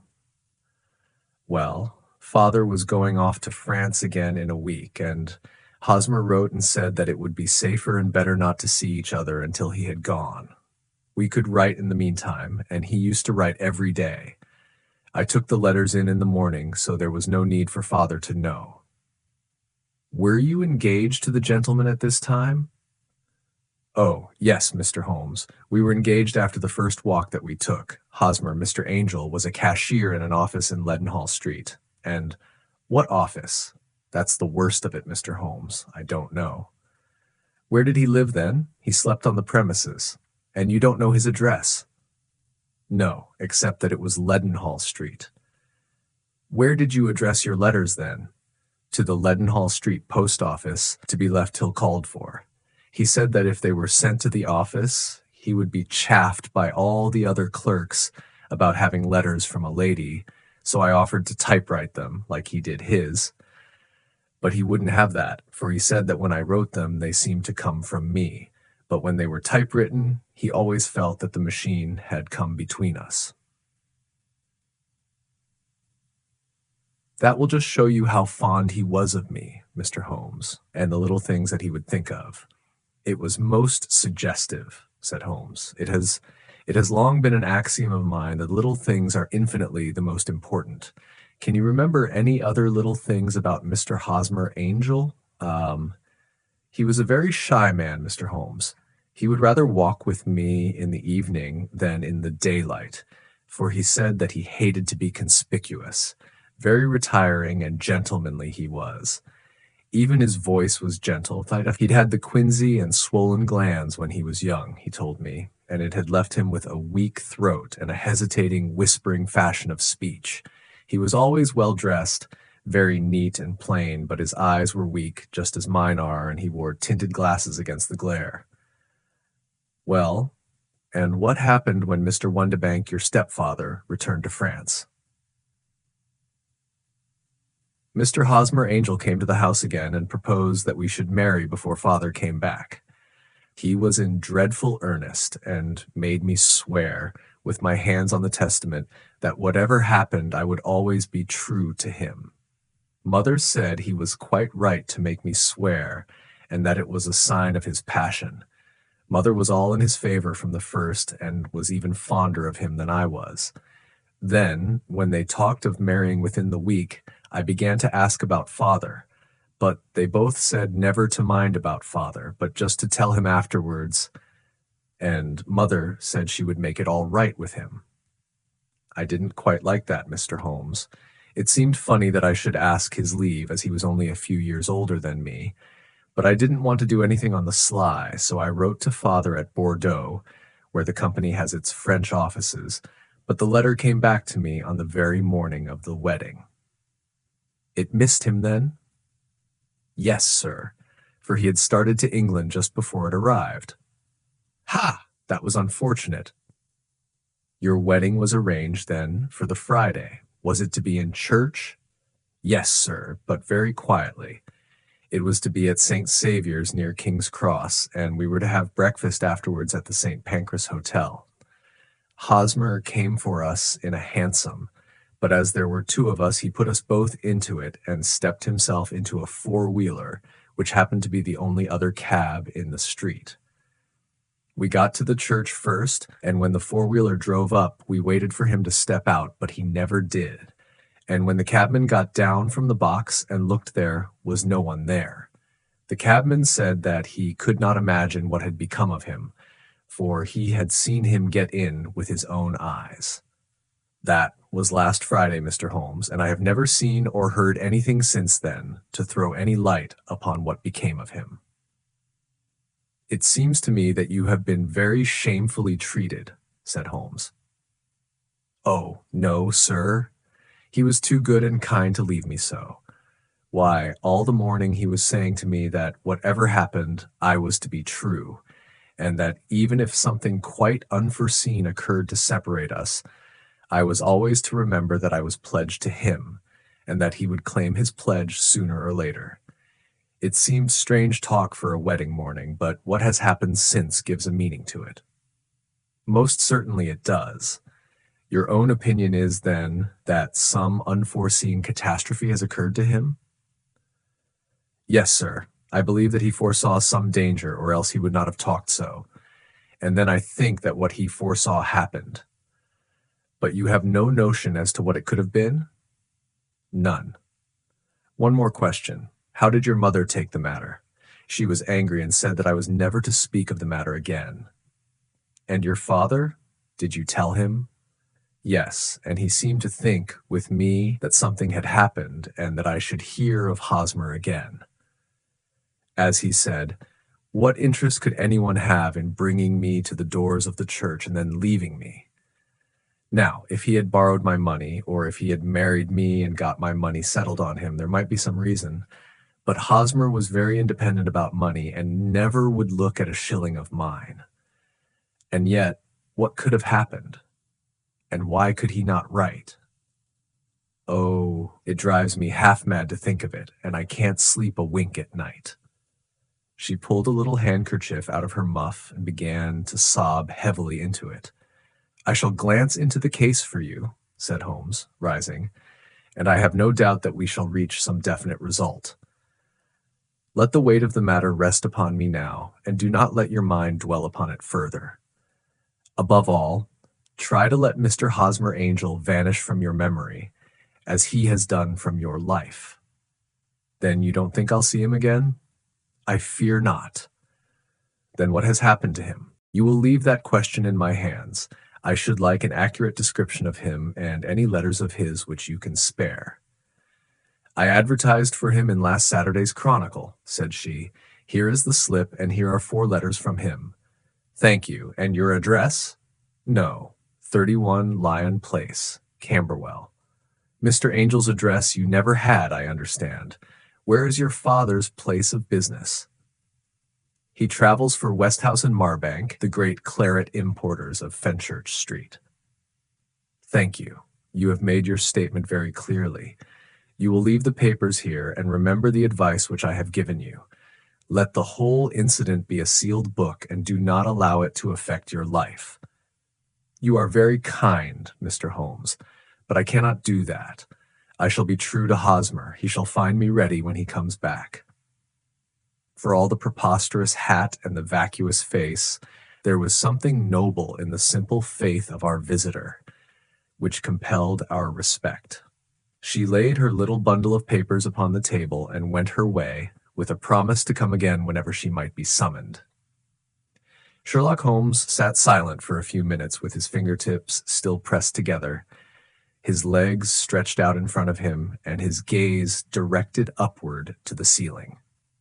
Then he took down from the rack the old and oily clay pipe, which was to him as a counselor, and having lit it, he leaned back in his chair with the thick blue cloud wreath spinning up from him and a look of infinite languor in his face.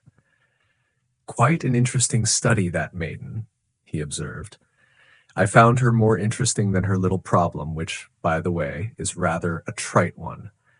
You will find parallel cases, if you consult my index, in Andover in '77, and there was something of the sort at The Hague last year." Old as is the idea, however, there were one or two details which were new to me, but the maiden herself was most instructive. "You appeared to read a good deal upon her, which was quite invisible to me," I remarked. "Not invisible, but unnoticed, Watson. You did not know where to look, and so you missed all that was important. And never bring you to realize the importance of sleeves, the suggestiveness of thumbnails, or the great issues that may hang from a bootlace. Now, what did you gather from that woman's appearance? Describe it." "Well, she had a slate-colored, broad-brimmed straw hat, with a feather of a brickish red. Her jacket was black, with black beads sewn upon it, and a fringe of little black jet ornaments. Her dress was brown, rather darker than coffee color, with a little purple plush at the neck and sleeves. Her gloves were grayish and were worn through at the right forefinger. Her boots I didn't observe. She had small, round, hanging gold earrings, and a general air of being fairly well-to-do in a vulgar, comfortable, easy-going way." Sherlock Holmes clapped his hands softly together and chuckled. "'Pon my word, Watson, you are coming along wonderfully. You have really done very well indeed. It is true that you have missed everything of importance, but you have hit upon the method, and you have a quick eye for color. Never trust to general impressions, my boy, but concentrate yourself upon details. My first glance is always at a woman's sleeve. In a man, it is perhaps better first to take the knee of the trouser. As you observe, this woman had plush upon her sleeves, which is a most useful material for showing traces. The double line a little above the wrist, where the typewriter presses against the table, was beautifully defined.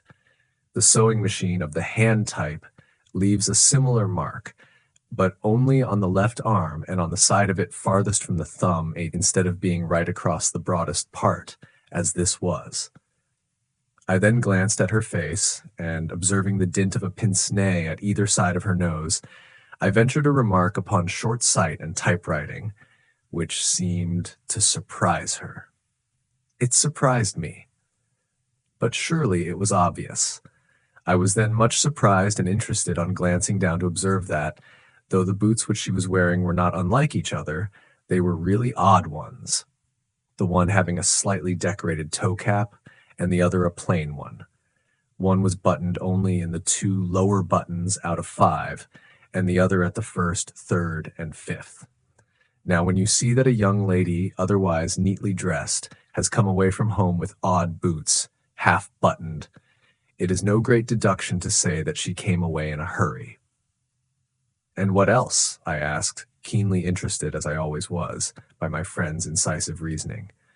I noted in passing that she had written a note before leaving home, but after being fully dressed. "You observed that her right glove was torn at the forefinger, but you did not apparently see that both glove and finger were stained with violet ink. She had written in a hurry and dipped her pen too deep. It must have been this morning, or the mark would not remain clear upon the finger. All this is amusing, though rather elementary. But I must go back to business, Watson. Would you mind reading me the advertised description of Mr. Hosmer Angel?" I held the little printed slip to the light. "Missing," it said, "on the morning of the 14th, a gentleman named Hosmer Angel, about 5 feet 7 in height, strongly built, sallow complexion, black hair, a little bald in the center, bushy black side whiskers and moustache, tinted glasses, slight infirmity of speech. Was dressed when last seen in black frock coat faced with silk, black waistcoat, gold Albert chain, and gray Harris tweed trousers with brown gaiters over elastic-sided boots. known to have been employed in an office in Leadenhall Street. Anybody bringing Ansiki and Sia. That will do, said Holmes. As to the letters, he continued, glancing over them, they are very commonplace. Absolutely no clue in them to Mr. Angel, save that he quotes Balzac once. There is one remarkable point, however, which will no doubt strike you. They are typewritten, I remarked. That, not only that, but the signature is typewritten. Look at the neat little Hosmer Angel at the bottom. There is a date, you see, but no superscription except Leadenhall Street, which is rather vague. The point about the signature is very suggestive. In fact, we may call it conclusive. Of what? My dear fellow, is it possible you do not see how strongly it bears upon the case? I cannot say that I do, unless it were that he wished to be able to deny his signature if an action for breach of promise were instituted. No, that was not the point. However, I shall write 2 letters which should settle the matter. One is to a firm in the city. The other is to the young lady's stepfather, Mr. Windebank, asking him whether he could meet us here at 6 o'clock tomorrow evening. It is just as well that we should do business with the male relatives. And now, doctor, we can do nothing until the answers to those letters come, so we may put our little problem upon the shelf for the interim. I had had so many reasons to believe in my friend's subtle powers of reasoning and extraordinary energy in action that I felt that he must have some solid grounds for the assured and easy demeanor with which he treated the singular mystery which he had been called upon to fathom.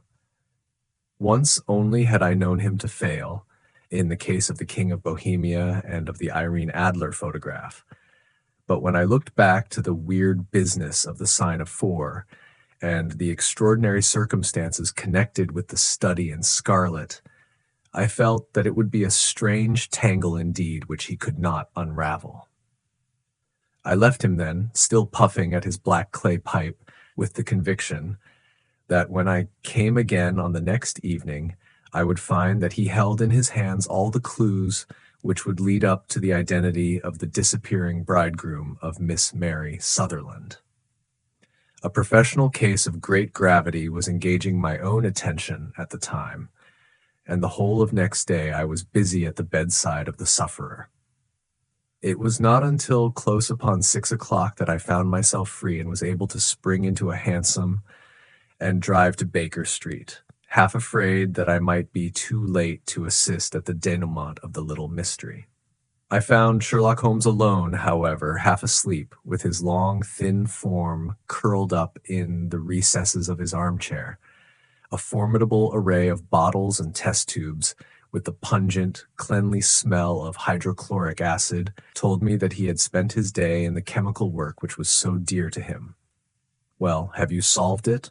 I asked as I entered. "Yes, it was the bisulfate of baryta." No, the mystery," I cried. "Oh, that. I thought of the salt that I have been working upon. There was never any mystery in the matter, though. As I said yesterday, some of the details are of interest. The only drawback is that there is no law, I fear, that can touch the scoundrel." Who was he, then, and what was his object in deserting Miss Sutherland? The question was hardly out of my mouth, and Holmes had not yet opened his lips to reply, when we heard a heavy footfall in the passage and a tap at the door. "This is the girl's stepfather, Mr. James Windebank," said Holmes. "He has written to me to say that he would be here at 6. Come in." The man who entered was a sturdy, middle-sized fellow, some 30 years of age, clean-shaven and sallow-skinned, with a bland, insinuating manner and a pair of wonderfully sharp and penetrating gray eyes. He shot a questioning glance at each of us, placed his shiny top hat upon the sideboard, and with a slight bow sidled down into the nearest chair. "Good evening, Mr. James Windebank," said Holmes. "I think that this typewritten letter is from you, in which you made an appointment with me for 6 o'clock. "Yes, sir. I am afraid that I am a little late, but I am not quite my own master, you know. I am sorry that Miss Sutherland has troubled you about this little matter, for I think it is far better not to wash linen of the sort in public. It was quite against my wishes that she came, but she is a very excitable, impulsive girl, as you may have noticed, and she is not easily controlled when she has made up her mind on a point. Of course, I did not mind you so much as you are not connected with the official police, but it is not pleasant to have a family misfortune like this noised abroad. Besides, it is a useless expense, for how could you possibly find this Hosmer angel? On the contrary, said Holmes quietly, I have every reason to believe that I will succeed in discovering Mr. Hosmer Angel. Mr. Windibank gave a violent start and dropped his gloves. I am delighted to hear it, he said. It is a curious thing, remarked Holmes, that a typewriter has really quite as much individuality as a man's handwriting. Unless they are quite new, no two of them write exactly alike. Some letters get more worn than others, and some wear only on one side. Now, you remark in this note of yours, Mr. Windibank, that in every case there is some little slurring over of the E and a slight defect in the tail of the R. There are 14 other characteristics, but those are the more obvious. We do all our correspondence with this machine at the office, and no doubt it is a little worn, our visitor answered, glancing keenly at Holmes with his bright little eyes. And now I will show you what is really a very interesting study, Mr. Windibank, Holmes continued. I think of writing another little monograph some of these days on the typewriter and its relation to crime. It is a subject to which I have devoted some little attention. I have here 4 letters which purport to come from the missing man. They are all typewritten. In each case, not only are the E's slurred and the R's tailless, but you will observe, if you care to use my magnifying lens, that the 14 other characteristics to which I have alluded are there as well. Mr. Windibank sprang out of his chair and picked up his hat. I cannot waste time over this sort of fantastic talk, Mr. Holmes, he said. If you can catch the man, catch him and let me know when you have done it. Certainly, said Holmes, stepping over and turning the key in the door. I let you know then that I have caught him. What? Where? Shouted Mr. Windibank, turning white to his lips and glancing about him like a rat in a trap. Oh, it won't do. Really, it won't, said Holmes suavely. There is no possible getting out of it, Mr. Windibank. It is quite too transparent, and it was a very bad compliment when you said that it was impossible for me to solve so simple a question. That's right. Sit down and let us talk it over. Our visitor collapsed into a chair with a ghastly face and a glitter of moisture on his brow. It's not actionable, he stammered. I am very much afraid that it is not. But between ourselves, Windibank, it was as cruel and selfish and heartless a trick in a petty way as ever came before me. Now, let me just run over the course of events, and you will contradict me if I go wrong. The man sat huddled up in his chair, with his head sunk upon his breast, like one who is utterly crushed. Holmes stuck his feet up on the corner of the mantelpiece and, leaning back with his hands in his pockets, began talking, rather to himself, as it seemed, than to us. The man married a woman very much older than himself for her money, said he, and he enjoyed the use of the money of the daughter as long as she lived with them. It was a considerable sum for people in their position, and the loss of it would have made a serious difference. It was worth an effort to preserve it. The daughter was of a good, amiable disposition, but affectionate and warm-hearted in her ways, so that it was evident that with her fair personal advantages and her little income, she would not be allowed to remain single long. Now, her marriage would mean, of course, the loss of 100 a year. So what does her stepfather do to prevent it? He takes the obvious course of keeping her at home and forbidding her to seek the company of people of her own age. But soon he found that that would not answer forever. She became restive, insisted upon her rights, and finally announced her positive intention of going to a certain ball. What does her clever stepfather do then? He conceives an idea more creditable to his head than to his heart. With the connivance and assistance of his wife, he disguised himself, covered those keen eyes with tinted glasses, masked the face with a moustache and a pair of bushy whiskers, sunk that clear voice into an insinuating whisper, and doubly secure on account of the girl's short sight, he appears as Mr. Hosmer Angel and keeps off other lovers by making love himself. It was only a joke at first, groaned our visitor. We never thought that she would have been so carried away. Very likely not. However that may be, the young lady was very decidedly carried away, and, having quite made up her mind that her stepfather was in France, the suspicion of treachery never for an instant entered her mind. She was flattered by the gentleman's attentions, and the effect was increased by the loudly expressed admiration of her mother. Then Mr. Angel began to call, for it was obvious that the matter should be pushed as far as it would go if a real effect were to be produced. There were meetings and an engagement, which would finally secure the girl's affections from turning towards anyone else. But the deception could not be kept up forever. These pretended journeys to France were rather cumbrous. The thing to do was clearly to bring the business to an end in such a dramatic manner that it would leave a permanent impression upon the young lady's mind and prevent her from looking upon any other suitor for some time to come. Hence those vows of fidelity exacted upon a testament, and hence also the allusions to a possibility of something happening on the very morning of the wedding. James Windibank wished Miss Sutherland to be so bound to Hosmer Angel, and so uncertain as to his fate, that for 10 years to come, at any rate, she would not listen to another man. As far as the church door he brought her, and then, as he could go no farther, he conveniently vanished away by the old trick of stepping in at one door of a four-wheeler and out at the other. I think that was the chain of events, Mr. Windibank. Our visitor had recovered something of his assurance while Holmes had been talking, and he rose from his chair now with a cold sneer upon his pale face.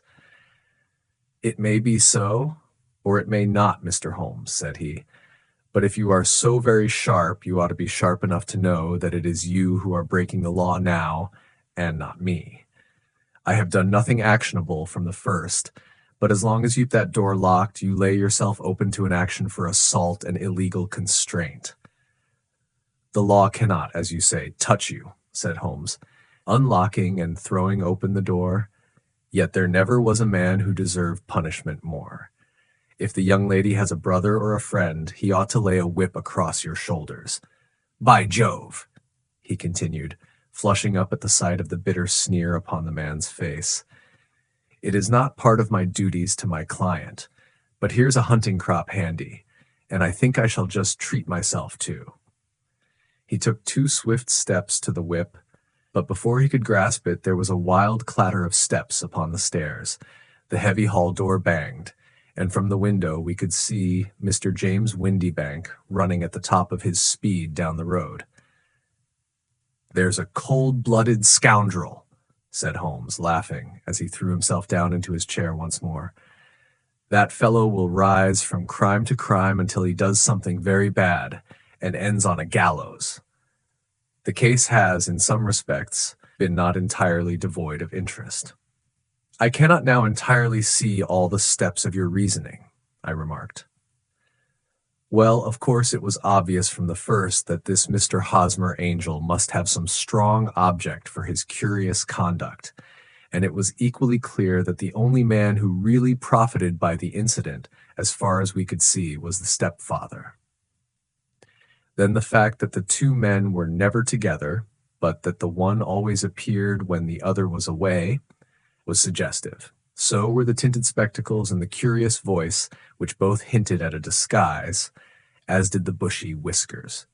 My suspicions were all confirmed by his peculiar action in typewriting his signature, which, of course, inferred that his handwriting was so familiar to her that she would recognize even the smallest sample of it.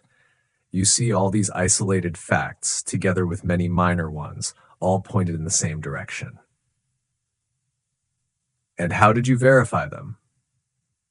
"Having once spotted my man, It was easy to get corroboration. I knew the firm for which this man worked. Having taken the printed description, I eliminated everything from it which could be the result of a disguise. The whiskers, the glasses, the voice, and I sent it to the firm with a request that they would inform me whether it answered to the description of any of their travelers. I had already noticed the peculiarities of the typewriter, and I wrote to the man himself at his business address, asking him if he would come here. As I expected, his reply was typewritten and revealed the same trivial but characteristic defects. The same post brought me a letter from Westhouse and Marbank of Fenchurch Street to say that the description tallied in every respect with that of their employee, James Windebank. Voila tout. And Miss Sutherland? If I tell her, she will not believe me. You may remember the old Persian saying, "There is danger for him who taketh the tiger cub, and danger also for whoso snatches a delusion from a woman." There is as much sense in Hafiz as in Horace, and as much knowledge of the world. 4. The Boscombe Valley Mystery. We were seated at breakfast one morning, my wife and I, when the maid brought in a telegram. It was from Sherlock Holmes and ran in this way. "Have you a couple of days to spare? Have just been wired for from the west of England in connection with Boscombe Valley tragedy. Shall be glad if you will come with me. Air and scenery perfect. Leave Paddington by the 11:15. "What do you say, dear?" said my wife, looking across at me. "Will you go?" I really don't know what to say. I have a fairly long list at present. "Oh, Anstruther would do your work for you. You have been looking a little pale lately. I think that the change would do you good, and you are always so interested in Mr. Sherlock Holmes' cases." "I should be ungrateful if I were not, seeing what I gained through one of them," I answered. "But if I am to go, I must pack at once, for I have only half an hour."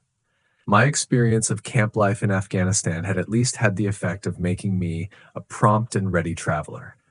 My wants were few and simple, so that in less than the time stated I was in a cab with my valise, rattling away to Paddington Station. Sherlock Holmes was pacing up and down the platform, his tall, gaunt figure made even gaunter and taller by his long gray traveling cloak and close-fitting cloth cap. "It is really very good of you to come, Watson," said he. "It makes a considerable difference to me, having someone with me on whom I can thoroughly rely. Local aid is always either worthless or else biased. If you will keep the 2 corner seats, I shall get the tickets." We had the carriage to ourselves, save for an immense litter of papers, which Holmes had brought with him. Among these he rummaged and read, with intervals of note-taking and of meditation, until we were past ridding. Then he suddenly rolled them all into a gigantic ball and tossed them up onto the rack. "Have you heard anything of the case?" he asked. "Not a word. I have not seen a paper for some days. The London press has not had very full accounts. I have just been looking through all the recent papers in order to master the particulars. It seems, from what I gather, to be one of those simple cases which are so extremely difficult." That sounds a little paradoxical, but it is profoundly true. Singularity is almost invariably a clue. The more featureless and commonplace a crime is, the more difficult it is to bring it home. In this case, however, they have established a very serious case against the son of the murdered man. "It is a murder, then?" "Well, it is conjectured to be so. I shall take nothing for granted until I have the opportunity of looking personally into it. I will explain the state of things to you, as far as I have been able to understand it, in a very few words. Boscombe Valley is a country district not very far from Ross, in Herefordshire. The largest landed proprietor in that part is a Mr. John Turner, who made his money in Australia and returned some years ago to the old country. One of the farms which he held, that of Hatherley, was let to Mr. Charles McCarthy, who was also an ex-Australian. The men had known each other in the colonies, so that it was not unnatural that when they came to settle down, they should do so as near each other as possible. Turner was apparently the richer man, so McCarthy became his tenant, but still remained, it seems, upon terms of perfect equality, as they were frequently together. McCarthy had one son, a lad of 18, and Turner had an only daughter of the same age, but neither of them had wives living. They appear to have avoided the society of the neighboring English families and to have led retired lives, though both the McCarthys were fond of sport and were frequently seen at the race meetings of the neighborhood. McCarthy kept two servants, a man and a girl. Turner had a considerable household, some half dozen at the least. That is as much as I have been able to gather about the families. Now for the facts. On June 3rd, that is, on Monday last, McCarthy left his house at Hatherley about 3 in the afternoon and walked down to the Boscombe Pool, which is a small lake formed by the spreading out of the stream which runs down the Boscombe Valley. He had been out with his serving man in the morning at Ross, and he had told the man that he must hurry, as he had an appointment of importance to keep at 3. From that appointment, he never came back alive. From Hatherley Farmhouse to the Boscombe Pool is a quarter of a mile, and 2 people saw him as he passed over this ground. One was an old woman whose name is not mentioned, and the other was William Crowder, a gamekeeper in the employ of Mr. Turner. Both these witnesses depose that Mr. McCarthy was walking alone. The gamekeeper adds that within a few minutes of his seeing Mr. McCarthy pass, he had seen his son, Mr. James McCarthy, going the same way with a gun under his arm. To the best of his belief, the father was actually in sight at the time, and the son was following him. He thought no more of the matter until he heard in the evening of the tragedy that had occurred. The 2 McCarthys were seen after the time when William Crowder, the gamekeeper, lost sight of them. The Boscombe Pool is thickly wooded round, with just a fringe of grass and of reeds round the edge. A girl of 14, Patience Moran, who is the daughter of the lodge-keeper of the Boscombe Valley estate, was in one of the woods picking flowers. She states that while she was there, she saw, at the border of the wood and close by the lake, Mr. McCarthy and his son, and that they appeared to be having a violent quarrel. She heard Mr. McCarthy the elder using very strong language to his son, and she saw the latter raise up his hand as if to strike his father. She was so frightened by their violence that she ran away and told her mother when she reached home that she had left the 2 McCarthys quarreling near Boscombe Pool and that she was afraid that they were going to fight.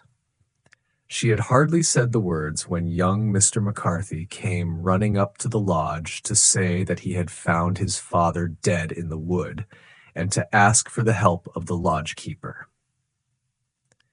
He was much excited, without either his gun or his hat, and his right hand and sleeve were observed to be stained with fresh blood.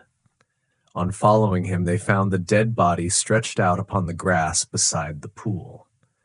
The head had been beaten in by repeated blows of some heavy and blunt weapon.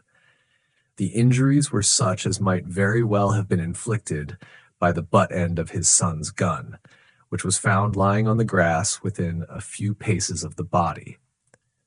Under these circumstances, the young man was instantly arrested, and a verdict of willful murder having been returned at the inquest on Tuesday, he was on Wednesday brought before the magistrates at Ross, who have referred the case to the next assizes. Those are the main facts of the case as they came out before the coroner and the police court. I could hardly imagine a more damning case, I remarked. If ever circumstantial evidence pointed to a criminal, it does so here. Circumstantial evidence is a very tricky thing, answered Holmes thoughtfully. It may seem to point very straight to one thing, but if you shift your own point of view a little, you may find it pointing in an equally uncompromising manner to something entirely different. It must be confessed, however, that the case looks exceedingly grave against the young man, and it is very possible that he is indeed the culprit. There are several people in the neighborhood, however, and among them Miss Turner, the daughter of the neighboring landowner, who believe in his innocence, and who have retained Lestrade, whom you may recollect in connection with the study in Scarlet, to work out the case in his interest. Lestrade, being rather puzzled, has referred the case to me, and hence it is that two middle-aged gentlemen are flying westward at 50 miles an hour instead of quietly digesting their breakfasts at home. I am afraid, said I, that the facts are so obvious that you will find little credit to be gained out of this case. There is nothing more deceptive than an obvious fact, he answered, laughing. Besides, we may chance to hit upon some other obvious facts which may have been by no means obvious to Mr. Lestrade. You know me too well to think that I am boasting when I say that I shall either confirm or destroy his theory by means which he is quite incapable of employing, or even of understanding. To take the first example to hand, I very clearly perceive that in your bedroom the window is upon the right-hand side, and yet I question whether Mr. Lestrade would have noted even so self-evident a thing as that. How on earth? My dear fellow, I know you well. I know the military neatness which characterizes you. You shave every morning, and in this season you shave by the sunlight. But since your shaving is less and less complete as we get farther back on the left side, until it becomes positively slovenly as we get round the angle of the jaw, it is surely very clear that that side is less illuminated than the other. I could not imagine a man of your habits looking at himself in an equal light and being satisfied with such a result. I only quote this as a trivial example of observation and inference. Therein lies my métier, and it is just possible that it may be of some service in the investigation which lies before us. There are one or two minor points which were brought out in the inquest, and which are worth considering. What are they? It appears that his arrest did not take place at once, but after the return to Hatherley Farm. On the inspector of constabulary informing him that he was a prisoner, he remarked that he was not surprised to hear it, and that it was no more than his deserts. This observation of his had the natural effect of removing any traces of doubt which might have remained in the minds of the coroner's jury. It was a confession, I ejaculated. No, for it was followed by a protestation of innocence. Coming on the top of such a damning series of events, it was at least a most suspicious remark. On the contrary, said Holmes, it is the brightest rift which I can at present see in the clouds. However innocent he might be, he could not be such an absolute imbecile as not to see that the circumstances were very black against him.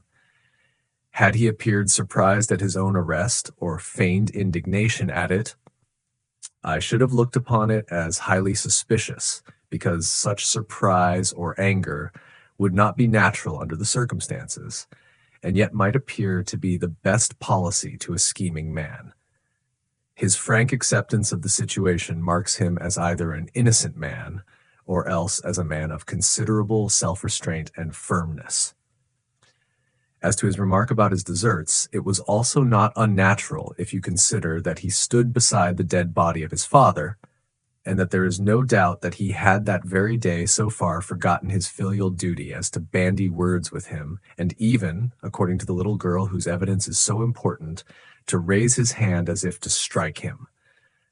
The self-reproach and contrition which are displayed in his remark appear to me to be the signs of a healthy mind rather than of a guilty one. I shook my head. Many men have been hanged on far slighter evidence, I remarked. So they have. And many men have been wrongfully hanged. What is the young man's own account of the matter? It is, I am afraid, not very encouraging to his supporters, though there are one or two points in it which are suggestive. You will find it here and may read it for yourself. He picked out from his bundle a copy of the local Herefordshire paper, and having turned down the sheet, he pointed out the paragraph in which the unfortunate young man had given his own statement of what had occurred. I settled myself down in the corner of the carriage and read it very carefully. It ran in this way: Mr. James McCarthy, the only son of the deceased, was then called and gave evidence as follows. I had been away from home for 3 days at Bristol, and had only just returned upon the morning of last Monday the 3rd. My father was absent from home at the time of my arrival, and I was informed by the maid that he had driven over to Ross with John Cobb, the groom. Shortly after my return, I heard the wheels of his trap in the yard, and, looking out of my window, I saw him get out and walk rapidly out of the yard, though I was not aware in which direction he was going. I then took my gun and strolled out in the direction of the Boscombe Pool, with the intention of visiting the rabbit warren, which is upon the other side. On my way, I saw William Crowder, the gamekeeper, as he had stated in his evidence, but he is mistaken in thinking that I was following my father. I had no idea that he was in front of me. When about 100 yards from the pool, I heard a cry of "Coo-ee," which was a usual signal between my father and myself. I then hurried forward and found him standing by the pool. He appeared to be much surprised at seeing me and asked me rather roughly what I was doing there. A conversation ensued, which led to high words and almost to blows, for my father was a man of a very violent temper. Seeing that his passion was becoming ungovernable, I left him and returned towards Hatherley Farm. I had not gone more than 150 yards, however, when I heard a hideous outcry behind me, which caused me to run back again. I found my father expiring upon the ground with his head terribly injured. I dropped my gun and held him in my arms, but he almost instantly expired. I knelt beside him for some minutes and then made my way to Mr. Turner's lodge-keeper, his house being the nearest, to ask for assistance. I saw no one near my father when I returned, and I have no idea how he came by his injuries. He was not a popular man, being somewhat cold and forbidding in his manners, but he had, as far as I know, no active enemies. I know nothing further of the matter. The coroner: Did your father make any statement to you before he died? Witness: He mumbled a few words, but I could only catch some allusion to a rat. What did you understand by that? It conveyed no meaning to me. I thought that he was delirious. What was the point upon which you and your father had this final quarrel? I should prefer not to answer. The coroner: I am afraid that I must press it. Witness: It is really impossible for me to tell you. I can assure you that it has nothing to do with the sad tragedy which followed. That is for the court to decide. I need not point out to you that your refusal to answer will prejudice your case considerably in any future proceedings which may arise. I must still refuse. I understand that the cry of "coo-ee" was a common signal between you and your father. Witness: It was. The coroner: How was it, then, that he uttered it before he saw you, and before he even knew that you had returned from Bristol? Witness, with considerable confusion: I do not know. A juryman: Did you see nothing which aroused your suspicions when you returned on hearing the cry and found your father fatally injured? Nothing definite. The coroner: What do you mean? Witness: I was so disturbed and excited as I rushed out into the open that I could think of nothing except of my father. Yet I have a vague impression that as I ran forward, something lay upon the ground to the left of me. It seemed to me to be something gray in color, a coat of some sort, or a plaid, perhaps. When I rose from my father, I looked round for it, but it was gone. Do you mean that it disappeared before you went for help? Yes, it was gone. You cannot say what it was? No, I had a feeling something was there. How far from the body? 12 yards or so. And how far from the edge of the wood? About the same. Then if it was removed, it was while you were within 12 yards of it? Yes, but with my back towards it. This concluded the examination of the witness. I see, said I as I glanced down the column, that the coroner in his concluding remarks was rather severe upon young McCarthy. He calls attention, and with reason, to the discrepancy about his father having signaled to him before seeing him, also to his refusal to give details of his conversation with his father, and his singular account of his father's dying words. They are all, as he remarks, very much against the sun. Holmes laughed softly to himself and stretched himself out upon the cushioned seat. "Both you and the coroner have been at some pains," said he, "to single out the very strongest points in the young man's favor. Don't you see that you alternately give him credit for having too much imagination and too little? Too little, if he could not invent a cause of quarrel which would give him the sympathy of the jury. Too much, if he evolved from his own inner consciousness anything so outré as a dying reference to a rat and the incident of the vanishing cloth.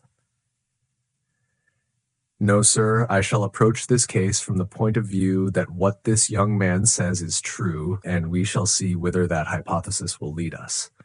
And now here is my pocket Petrarch, and not another word shall I say of this case until we are on the scene of action. We lunch at Swindon, and I see that we shall be there in 20 minutes. It was nearly 4 o'clock when we at last, after passing through the beautiful Stroud Valley and over the broad, gleaming Severn, found ourselves at the pretty little country town of Ross. A lean, ferret-like man, furtive and sly-looking, was waiting for us upon the platform. In spite of the light brown dust coat and leather leggings which he wore in deference to his rustic surroundings, I had no difficulty in recognizing Lestrade of Scotland Yard. With him we drove to the Hereford Arms, where a room had already been engaged for us. "I have ordered a carriage," said Lestrade as we sat over a cup of tea. "I knew your energetic nature, and that you would not be happy until you had been on the scene of the crime." "It was very nice and complimentary of you," Holmes answered. "It is entirely a question of barometric pressure." Lestrade looked startled. "I do not quite follow," he said. "How is the glass?" 29, I see. No wind and not a cloud in the sky. I have a case full of cigarettes here which need smoking, and the sofa is very much superior to the usual country hotel abomination. I do not think that it is probable that I shall use the carriage tonight." Lestrade laughed indulgently. "You have, no doubt, already formed your conclusions from the newspapers," he said. "The case is as plain as a pikestaff, and the more one goes into it, the plainer it becomes. Still, of course, one can't refuse a lady, and such a very positive one, too. She has heard of you, and would have your opinion, though I repeatedly told her that there was nothing which you could do which I had not already done. Why, bless my soul, here is her carriage at the door." He had hardly spoken before there rushed into the room one of the most lovely young women that I have ever seen in my life. Her violet eyes shining, her lips parted, a pink flush upon her cheeks, all thought of her natural reserve lost in her overpowering excitement and concern. "Oh, Mr. Sherlock Holmes!" she cried, glancing from one to the other of us, and finally, with a woman's quick intuition, fastening upon my companion. "I am so glad that you have come. I have driven down to tell you so. I know that James didn't do it. I know it, and I want you to start upon your work knowing it, too. Never let yourself doubt upon that point. We have known each other since we were little children, and I know his faults as no one else does. But he is too tender-hearted to hurt a fly. Such a charge is absurd to anyone who really knows him." "I hope we may clear him, Miss Turner," said Sherlock Holmes. "You may rely upon my doing all that I can. But you have read the evidence. You have formed some conclusion? Do you not see some loophole, some flaw? Do you not yourself think that he is innocent?" "I think that it is very probable." "There! Now!" she cried, throwing back her head and looking defiantly at Lestrade. "You hear? He gives me hopes." Lestrade shrugged his shoulders. "I am afraid that my colleague has been a little quick in forming his conclusions," he said. "But he is right. Oh, I know that he is right. James never did it, And about his quarrel with his father, I am sure that the reason why he would not speak about it to the coroner was because I was concerned in it." "In what way?" asked Holmes. "It is no time for me to hide anything. James and his father had many disagreements about me. Mr. McCarthy was very anxious that there should be a marriage between us. James and I have always loved each other as brother and sister, but of course he is young and has seen very little of life yet, well, he naturally did not wish to do anything like that yet. So there were quarrels, and this, I am sure, was one of them." "And your father?" asked Holmes. "Was he in favor of such a union?" "No, he was averse to it also. No one but Mr. McCarthy was in favor of it." A quick blush passed over her fresh young face as Holmes shot one of his keen, questioning glances at her. "Thank you for this information," said he. "May I see your father if I call tomorrow? I am afraid the doctor won't allow it." "The doctor?" "Yes. Have you not heard? Poor father has never been strong for years back, but this has broken him down completely. He is taken to his bed, and Dr. Willows says that he is a wreck and that his nervous system is shattered. Mr. McCarthy was the only man alive who had known Dad in the old days in Victoria." "Ha! In Victoria! That is important." "Yes, at the mines." "Quite so, at the gold mines, where, as I understand, Mr. Beddoff Turner made his money." "Yes, certainly." "Thank you, Miss Turner. You have been of material assistance to me. You will tell me if you have any news tomorrow. No doubt you will go to the prison to see James. Oh, if you do, Mr. Holmes, do tell him that I know him to be innocent." "I will, Miss Turner. I must go home now, for Dad is very ill, and he misses me so if I leave him. Goodbye, and God help you in your undertaking." She hurried from the room as impulsively as she had entered, and we heard the wheels of her carriage rattle off down the street. "I am ashamed of you, Holmes," said Lestrade with dignity after a few minutes' silence. "Why should you raise up hopes which you are bound to disappoint? I am not over-tender of heart, but I call it cruel."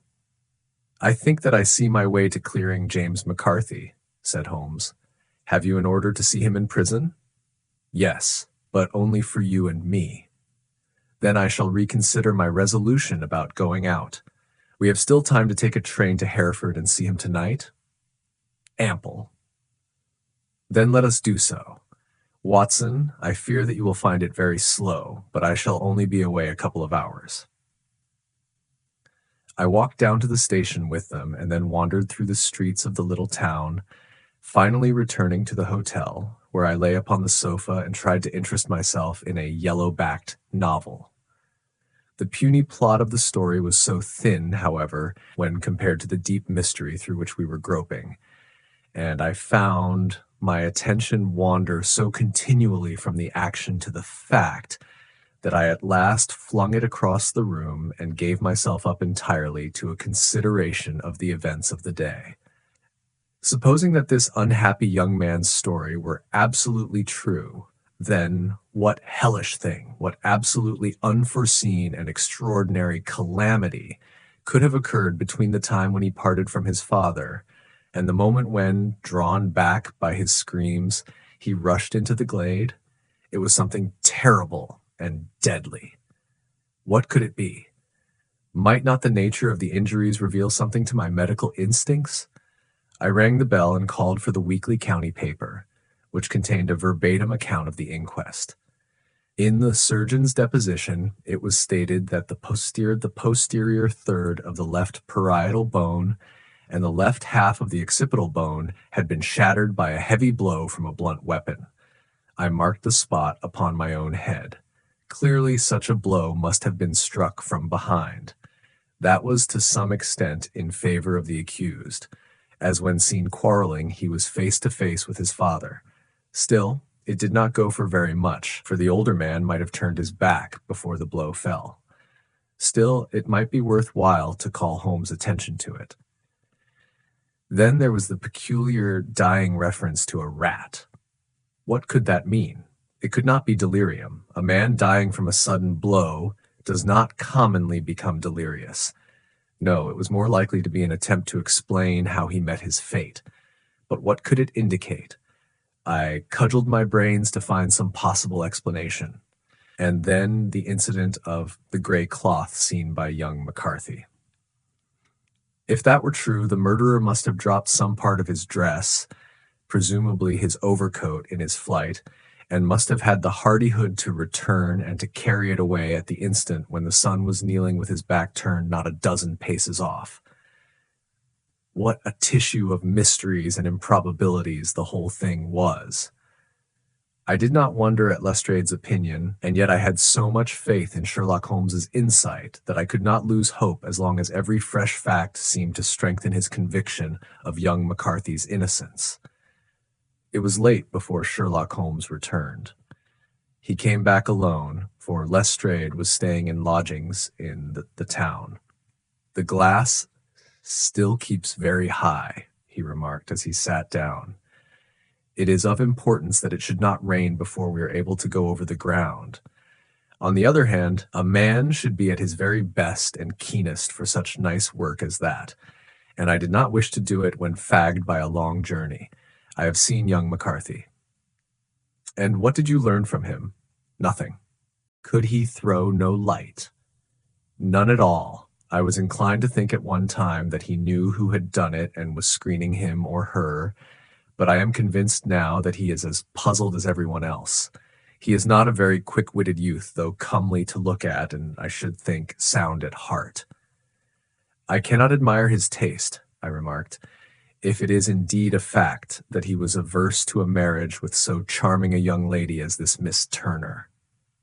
"Ah, thereby hangs a rather painful tale. This fellow is madly, insanely in love with her, but some 2 years ago, when he was only a lad, and before he really knew her, for she had been away 5 years at a boarding school, what does the idiot do but get into the clutches of a barmaid in Bristol and marry her at a registry office? No one knows a word of the matter, but you can imagine how maddening it must be to him to be upbraided for not doing what he would give his very eyes to do, but what he knows to be absolutely impossible. It was sheer frenzy of this sort which made him throw his hands up into the air when his father, at their last interview, was goading him on to propose to Miss Turner. On the other hand, he had no means of supporting himself, and his father, who was by all accounts a very hard man, would have thrown him over utterly had he known the truth. It was with his barmaid wife that he had spent the last 3 days in Bristol, and his father did not know where he was. Mark that point. It is of importance. Good has come out of evil, however, for the barmaid, finding from the papers that he is in serious trouble and likely to be hanged, has thrown him over utterly, and has written to him to say that she has a husband already in the Bermuda dockyard, so that there is really no tie between them. I think that bit of news has consoled young McCarthy for all that he has suffered.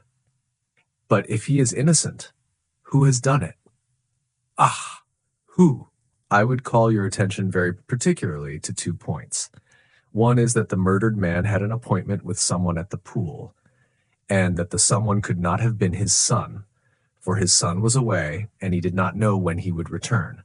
The second is that the murdered man was heard to cry "Cooey" before he knew that his son had returned. Those are the crucial points upon which the case depends. And now let us talk about George Meredith, if you please, and we shall leave all minor matters until tomorrow. There was no rain, as Holmes had foretold, and the morning broke bright and cloudless. At 9 o'clock, Lestrade called for us with the carriage, and we set off for Hatherley Farm and the Boscombe Pool. "There is serious news this morning," Lestrade observed. "It is said that Mr. Turner of the Hall is so ill that his life is despaired of." "An elderly man, I presume?" said Holmes. "About 60, but his constitution has been shattered by his life abroad, and he has been in failing health for some time. This business has had a very bad effect upon him.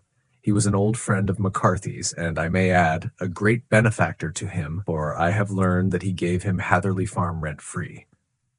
"Indeed, that is interesting," said Holmes. "Oh, yes. In 100 other ways he has helped him. Everybody about here speaks of his kindness to him. Really? Does it not strike you as a little singular that this McCarthy, who appears to have had little of his own, and to have been under such obligations to Turner, should still talk of marrying his son to Turner's daughter, who is presumably heiress to the estate, and that in such a very cocksure manner, as if it were merely a case of a proposal and all else would follow? It is the more strange, since we know that Turner himself was averse to the idea. The daughter told us as much. Do you not deduce something from that? We have got to the deductions and the inferences, said Lestrade, winking at me. I find it hard enough to tackle facts, Holmes, without flying away after theories and fancies. You are right, said Holmes demurely. You do find it very hard to tackle the facts.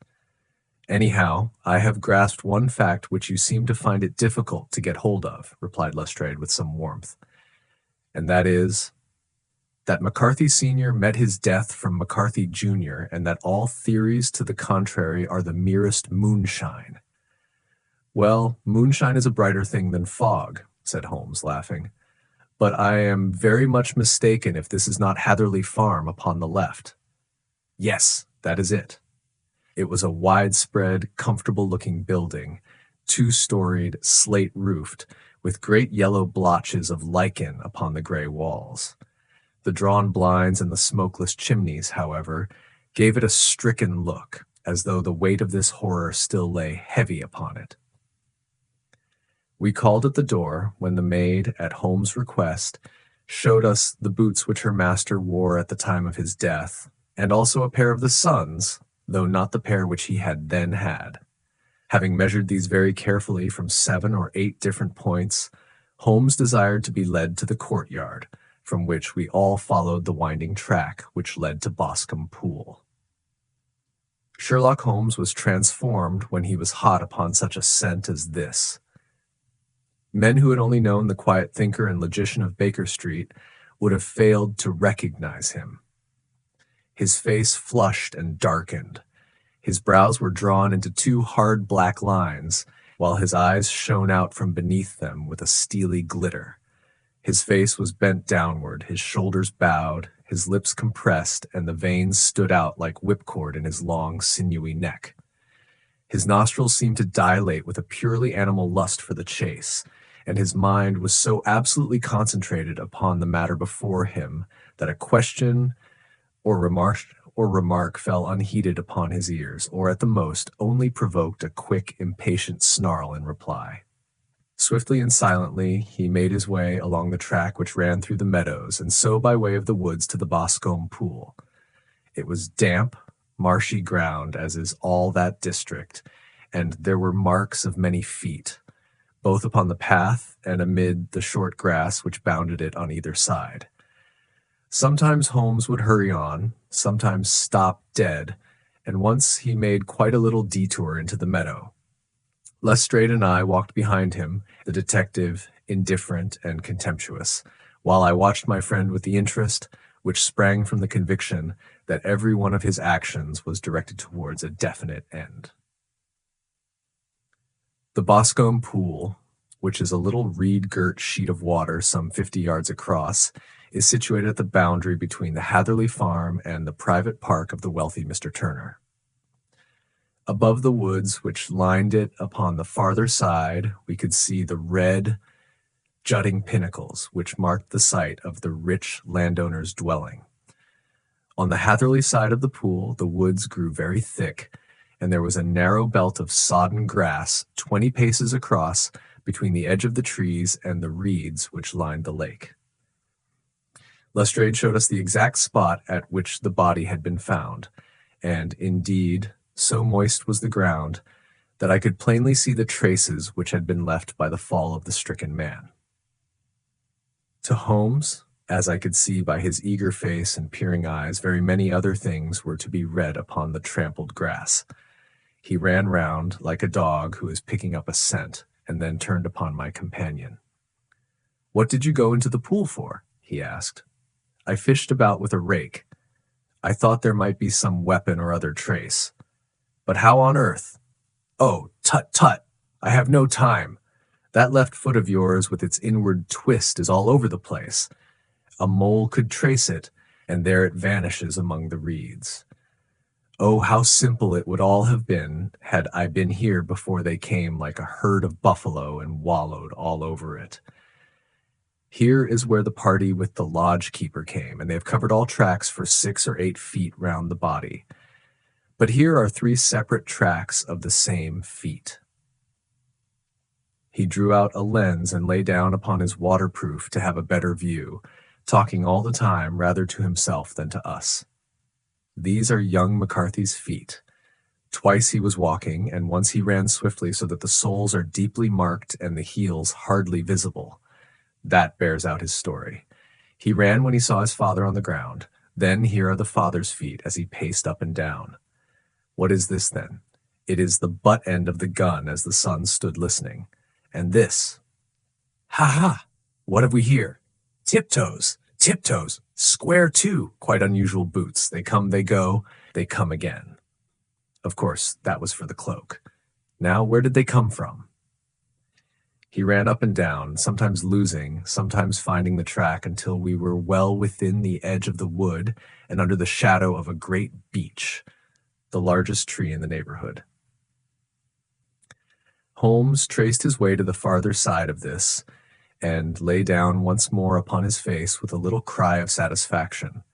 For a long time he remained there, turning over the leaves and dried sticks, gathering up what seemed to me to be dust into an envelope and examining with his lens not only the ground, but even the bark of the tree as far as he could reach. A jagged stone was lying among the moss, and this also he carefully examined and retained. Then he followed a pathway through the wood until he came to the high road, where all traces were lost. It has been a case of considerable interest, he remarked, returning to his natural manner. I fancy that this gray house on the right must be the lodge. I think that I will go in and have a word with Moran, and perhaps write a little note. Having done that, we may drive back to our luncheon. You may walk to the cab, and I shall be with you presently.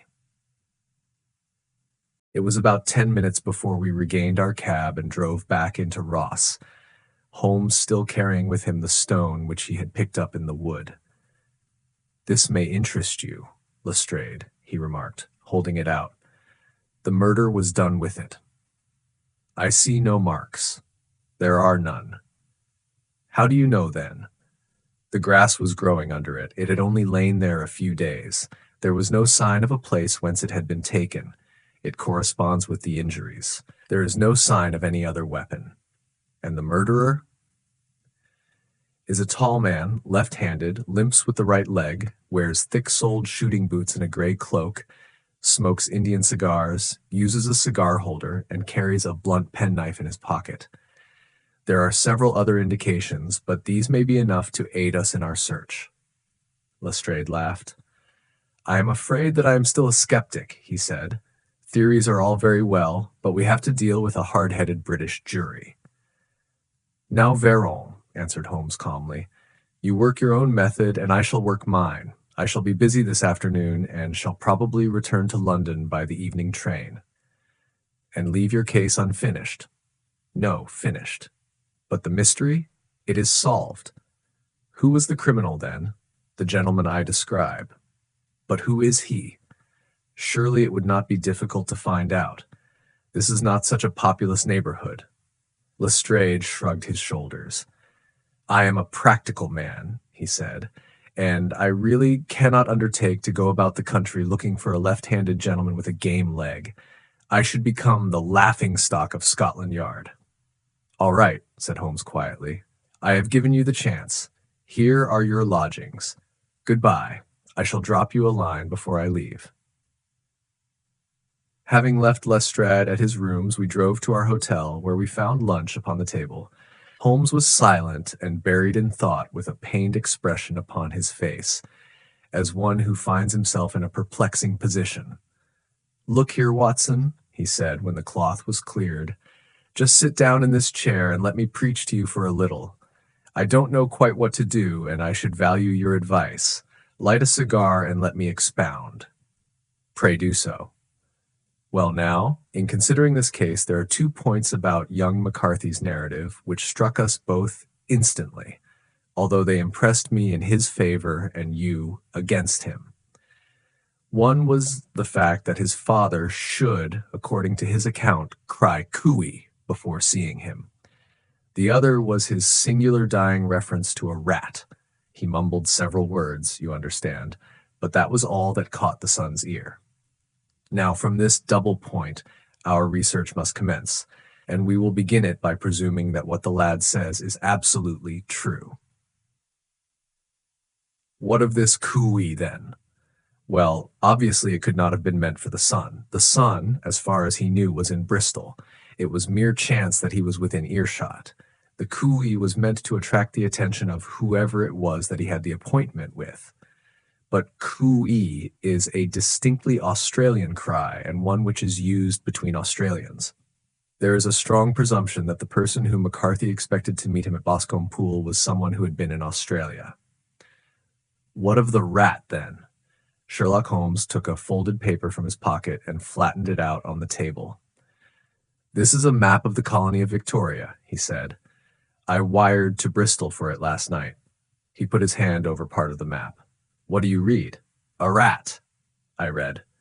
And now, he raised his hand. Ballarat.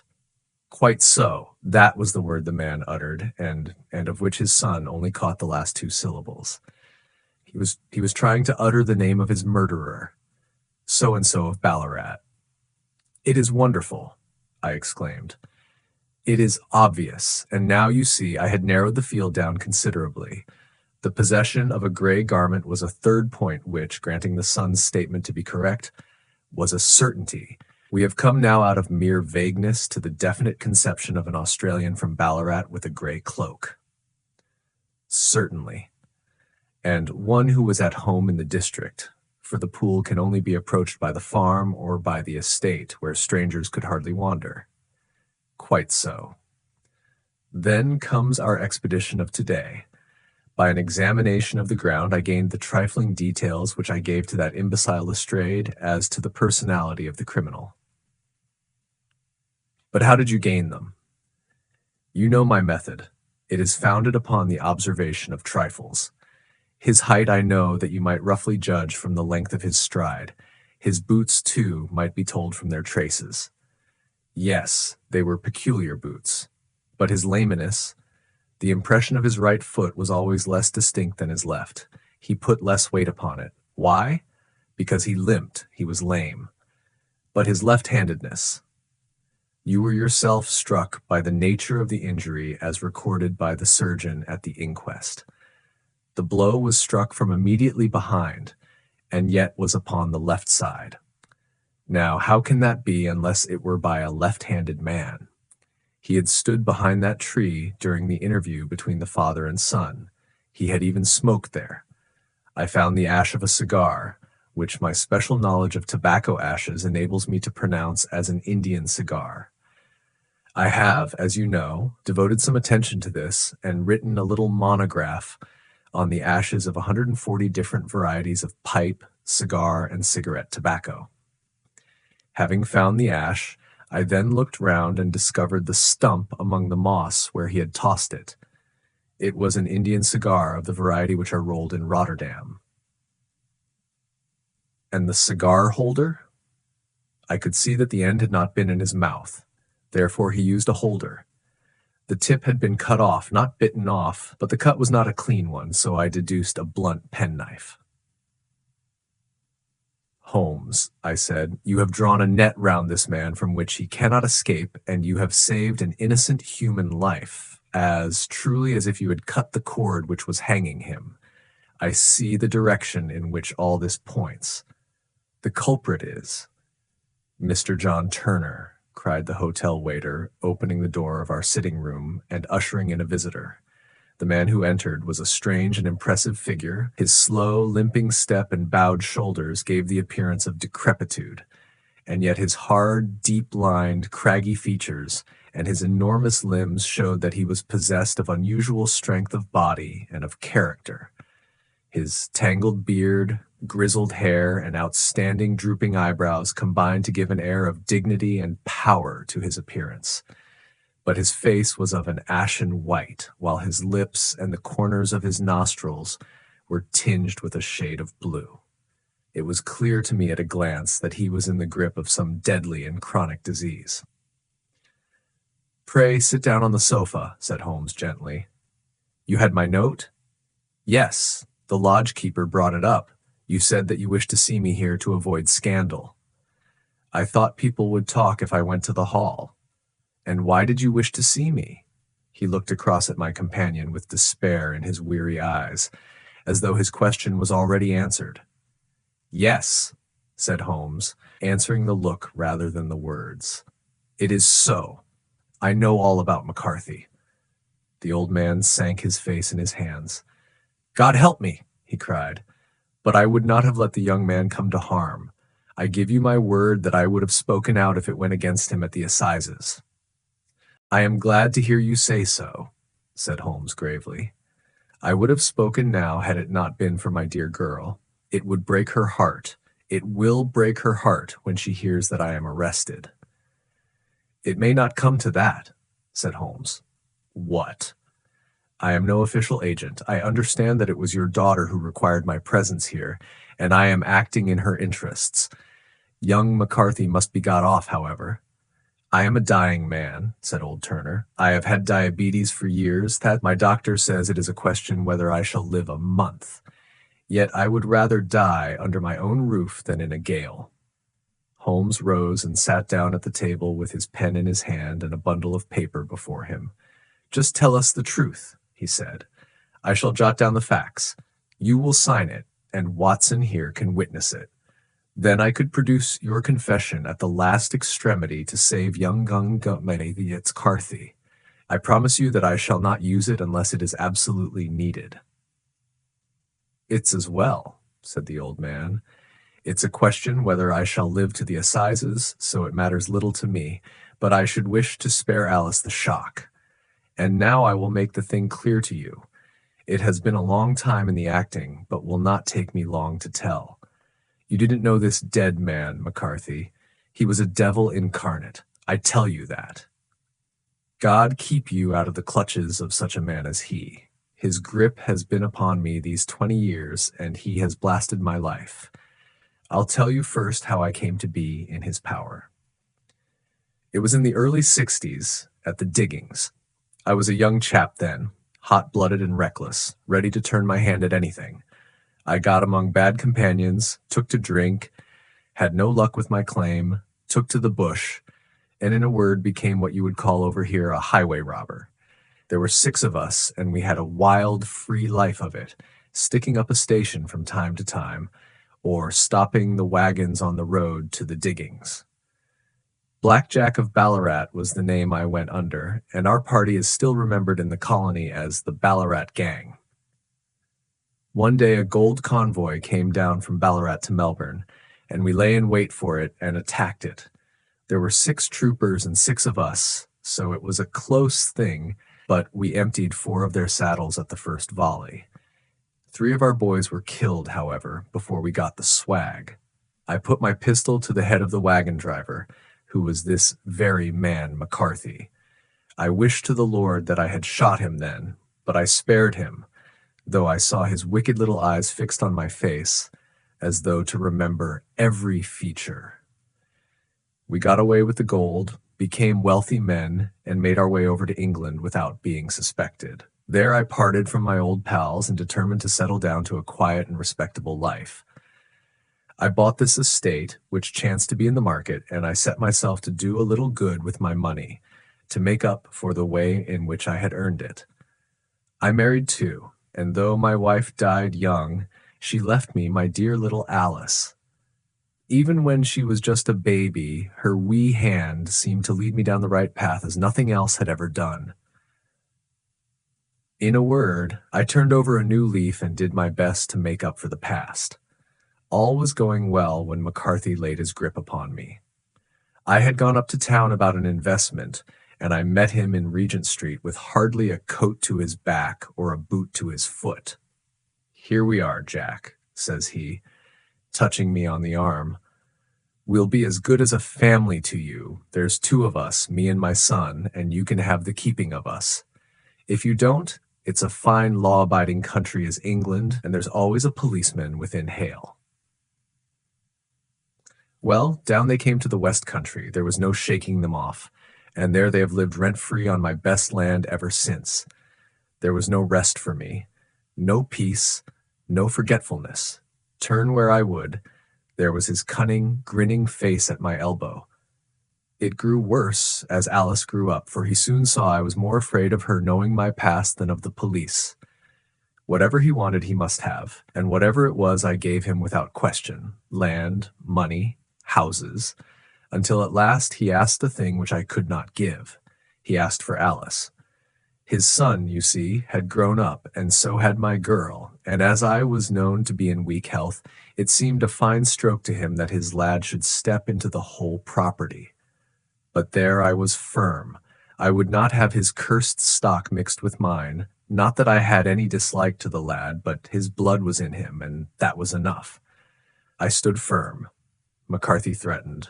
I braved him to do his worst. We were to meet at the pool midway between our houses to talk it over. When I went down there, I found him talking with his son, so I smoked a cigar and waited behind a tree until he should be alone. But as I listened to his talk, all that was black and bitter in me seemed to come uppermost. He was urging his son to marry my daughter with as little regard for what she might think as if she were a slut from off the streets. It drove me mad to think that I and all that I held most dear should be in the power of such a man as this. Could I not snap the bond? I was already a dying and a desperate man. Though clear of mind and fairly strong of limb, I knew that my own fate was sealed, but my memory and my girl. Both could be saved if I could but silence that foul tongue. I did it, Mr. Holmes. I would do it again. Deeply as I have sinned, I have led a life of martyrdom to atone for it. But that my girl should be entangled in the same meshes which held me was more than I could suffer. I struck him down with no more compunction than if he had been some foul and venomous beast. His cry brought back his son, but I had gained the cover of the wood, though I was forced to go back to fetch the cloak which I had dropped in my flight. That is the true story, gentlemen, of all that occurred. "Well, it is not for me to judge you," said Holmes, as the old man signed the statement which had been drawn out. "I pray that we may never be exposed to such a temptation." "I pray not, sir, and what do you intend to do?" "In view of your health, nothing. You are yourself aware that you will soon have to answer for your deed at a higher court than the assizes. I will keep your confession, and if McCarthy is condemned, I shall be forced to use it. If not, it shall never be seen by mortal eye, and your secret, whether you be alive or dead, shall be safe with us." "Farewell, then," said the old man solemnly. "Your own deathbeds, when they come, will be the easier for the thought of the peace which you have given to mine." Tottering and shaking in all his giant frame, he stumbled slowly from the room. "God help us," said Holmes after a long silence. "Why does fate play such tricks with poor, helpless worms? I never hear of such a case as this that I do not think of Baxter's words and say, 'There, but for the grace of God goes Sherlock Holmes.'" James McCarthy was acquitted at the assizes on the strength of a number of objections which had been drawn out by Holmes and submitted to the defending counsel.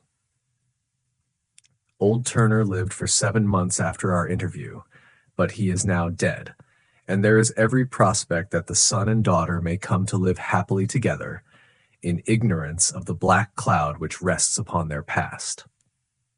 5. The 5 Orange Pips.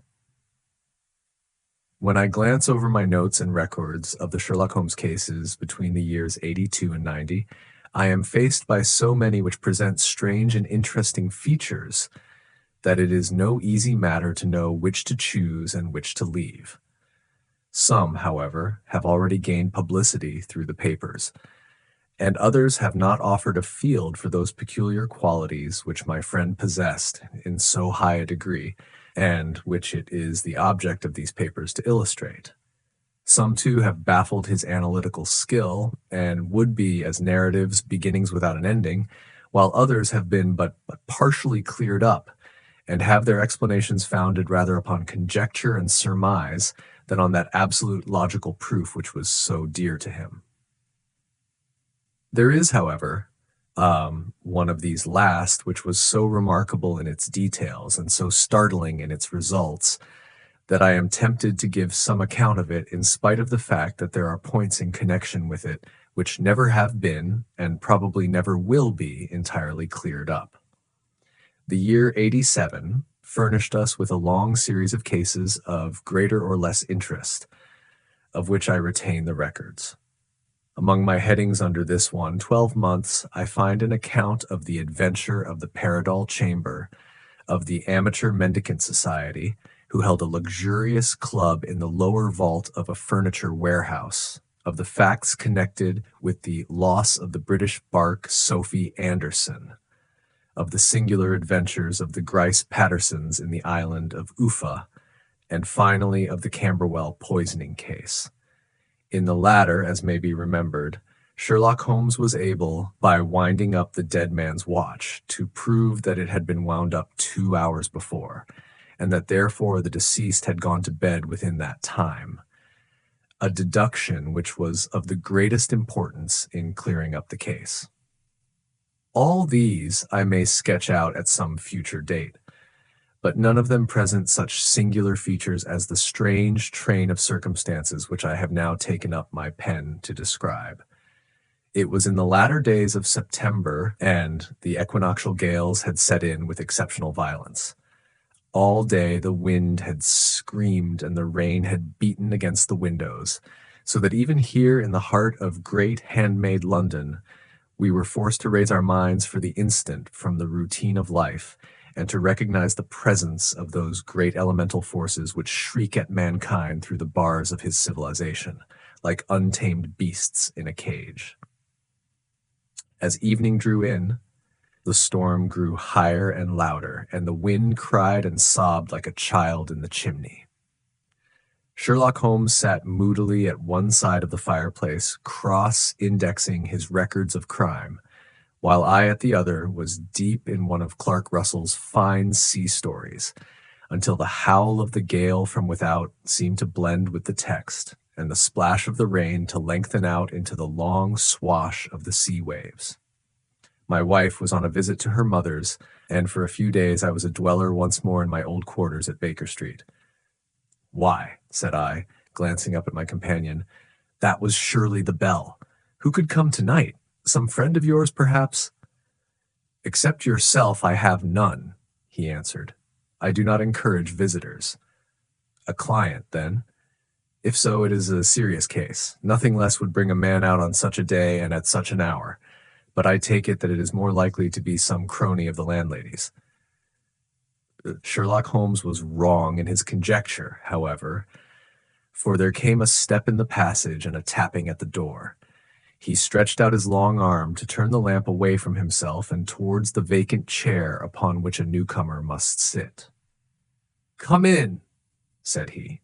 The man who entered was young, some 22 at the outside, well-groomed and trimly clad, with something of refinement and delicacy in his bearing. The streaming umbrella which he held in his hand, and his long, shining waterproof, told of the fierce weather through which he had come. He looked about him anxiously in the glare of the lamp, and I could see that his face was pale and his eyes heavy, like those of a man who is weighed down with some great anxiety. "I owe you an apology," he said, raising his golden pince-nez to his eyes. "I trust that I am not intruding. I fear that I have brought some traces of the storm and rain into your snug chamber." "Give me your coat and umbrella," said Holmes. "They may rest here on the hook and will be dry presently. You have come up from the southwest, I see."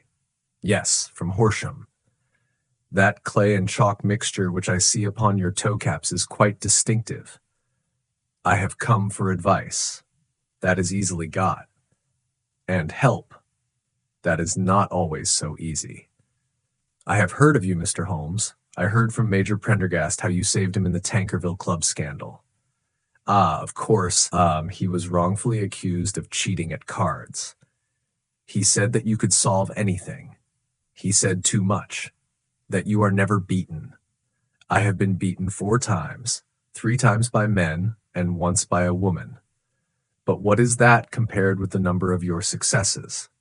It is true that I have been generally successful. Then you may be so with me.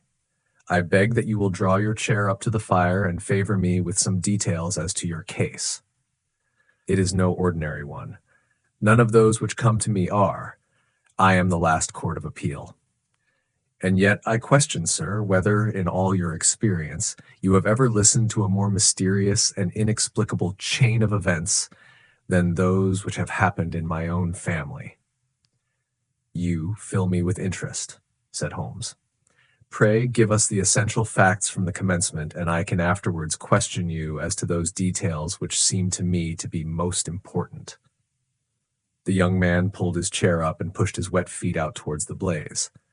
My name, said he, is John Openshaw, but my own affairs have, as far as I can understand, little to do with this awful business. It is a hereditary matter. So in order to give you an idea of the facts, I must go back to the commencement of the affair. You must know that my grandfather had 2 sons, my uncle Elias and my father Joseph. My father had a small factory at Coventry, which he enlarged at the time of the invention of bicycling. He was a patentee of the Openshaw unbreakable tire, and his business met with such success that he was able to sell it and to retire upon a handsome competence.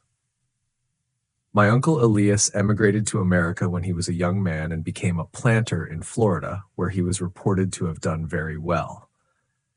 At the time of the war, he fought in Jackson's army, and afterwards under Hood, where he rose to be a colonel. When Lee laid down his arms, my uncle returned to his plantation, where he remained for 3 or 4 years. About 1869 or 1870, he came back to Europe and took a small estate in Sussex, near Horsham. He had made a very considerable fortune in the States, and his reason for leaving them was his aversion to the Negroes and his dislike of the Republican policy in extending the franchise to them. He was a singular man, fierce and quick-tempered, very foul-mouthed when he was angry, and of a most retiring disposition. During all the years that he lived at Horsham, I doubt if ever he set foot in the town. He had a garden and 2 or 3 fields round his house, and there he would take his exercise, though very often, for weeks on end, would never leave his room. He drank a great deal of brandy and smoked very heavily, but he would see no society and any friends, not even his own brother. He didn't mind me. In fact, he took a fancy to me, for at the time when he saw me first, I was a youngster of 12 or so. This would be in the year 1878, after he had been 8 or 9 years in England. He begged my father to let me live with him, and he was very kind to me in his way. When he was sober, he used to be fond of playing backgammon and draughts with me, and he would make me his representative, both with the servants and with the tradespeople, so that by the time that I was 16, I was quite master of the house. I kept all the keys and could go where I liked and do what I liked, so long as I did not disturb him in his privacy. There was one singular exception, however, for he had a single room, a lumber room up among the attics, which was invariably locked, and which he would never permit either me or anyone else to enter. With a boy's curiosity, I have peeped through the keyhole, but I was never able to see more than such a collection of old trunks and bundles as would be expected in such a room. One day, it was in March 1883, a letter with a foreign stamp lay upon the table in front of the colonel's plate. It was not a common thing for him to receive letters, for his bills were all paid in ready money, and he had no friends of any sort. "From India," said he as he took it up. "Pondicherry postmark. What can this be?" Opening it hurriedly, out there jumped 5 little dried orange pips, which pattered down upon his plate. I began to laugh at this, but the laugh was struck from my lips at the sight of his face. His lip had fallen, his eyes were protruding, his skin the color of putty, and he glared at the envelope which he still held in his trembling hand. "Cake! Kay!" he shrieked, and then, my God, my sins have overtaken me!" "What is it, uncle?" I cried. "Death," said he, and rising from the table he retired to his room, leaving me palpitating with horror. I took up the envelope and saw scrawled in red ink upon the inner flap, just above the gum, the letter K, 3 times repeated. There was nothing else save the 5 dried pips. What could be the reason of his overpowering terror? I left the breakfast table, and as I ascended the stair, I met him coming down with an old rusty key, which must have belonged to the attic in one hand, and a small brass box like a cash box in the other. "They may do what they like, but I'll checkmate them still," said he with an oath. "Tell Mary that I shall want a fire in my room today, and send down to Fordham the Horsham lawyer." I did as he ordered, and when the lawyer arrived, I was asked to step up to the room. The fire was burning brightly, and in the grate there was a mass of black, fluffy ashes, as of burned paper, while the brass box stood open and empty beside it. As I glanced at the box, I noticed with a start that upon the lid was printed the treble K which I had read in the morning upon the envelope. "I wish you, John," said my uncle, "to witness my will. I leave my estate, with all its advantages and all its disadvantages, to my brother, your father, whence it will, no doubt, descend to you. If you can enjoy it in peace, well and good. If you find you cannot, take my advice, my boy, and leave it to your deadliest enemy. I am sorry to give you such a two-edged thing, but I can't say what turn things are going to take. Kindly sign the paper where Mr. Fordham shows you." I signed the paper as directed, and the lawyer took it away with him. The singular incident made, as you may think, the deepest impression upon me, and I pondered over it and turned it every way in my mind without being able to make anything of it. Yet I could not shake off the vague feeling of dread which it left behind, though the sensation grew less keen as the weeks passed and nothing happened to disturb the usual routine of our lives. I could see a change in my uncle. However, he drank more than ever, and he was less inclined for any sort of society. Most of his time he would spend in his room with the door locked upon the inside, but sometimes he would emerge in a sort of drunken frenzy and would burst out of the house and tear about the garden with a revolver in his hand, screaming out that he was afraid of no man, and that he was not to be cooped up like a sheep in a pen by man or devil. When these hot fits were over, however, he would rush tumultuously in at the door and lock and bar it behind him, like a man who can brazen it out no longer against the terror which lies at the roots of his soul. At such times I have seen his face, even on a cold day, glisten with moisture, as though it were new raised from a basin. Well, to come to an end of the matter, Mr. Holmes, and not to abuse your patience, there came a night when he made one of those drunken sallies from which he never came back. We found him, when we went to search for him, face downward in a little green scummed pool which lay at the foot of the garden. There was no sign of any violence, and the water was but 2 feet deep, so that the jury, having regard to his known eccentricity, brought in a verdict of suicide. But I, who knew how he winced from the very thought of death, had much ado to persuade myself that he had gone out of his way to meet it. The matter passed, however, and my father entered into possession of the estate, and of some £14,000, which lay to his credit at the bank. "One moment," Holmes interposed. "Your statement is, I foresee, one of the most remarkable to which I have ever listened. Let me have the date of the reception by your uncle of the letter, and the date of his supposed suicide." The letter arrived on March 10th, 1883. His death was 7 weeks later, upon the night of May 2nd. "Thank you. Pray proceed." When my father took over the Horsham property, he, at my request, made a careful examination of the attic, which had been always locked up. We found the brass box there, although its contents had been destroyed. On the inside of the cover was a paper label with the initials of KKK repeated upon it, and letters, memoranda, receipts, and a register written beneath. These, we presume, indicated the nature of the papers which had been destroyed by Colonel Openshaw.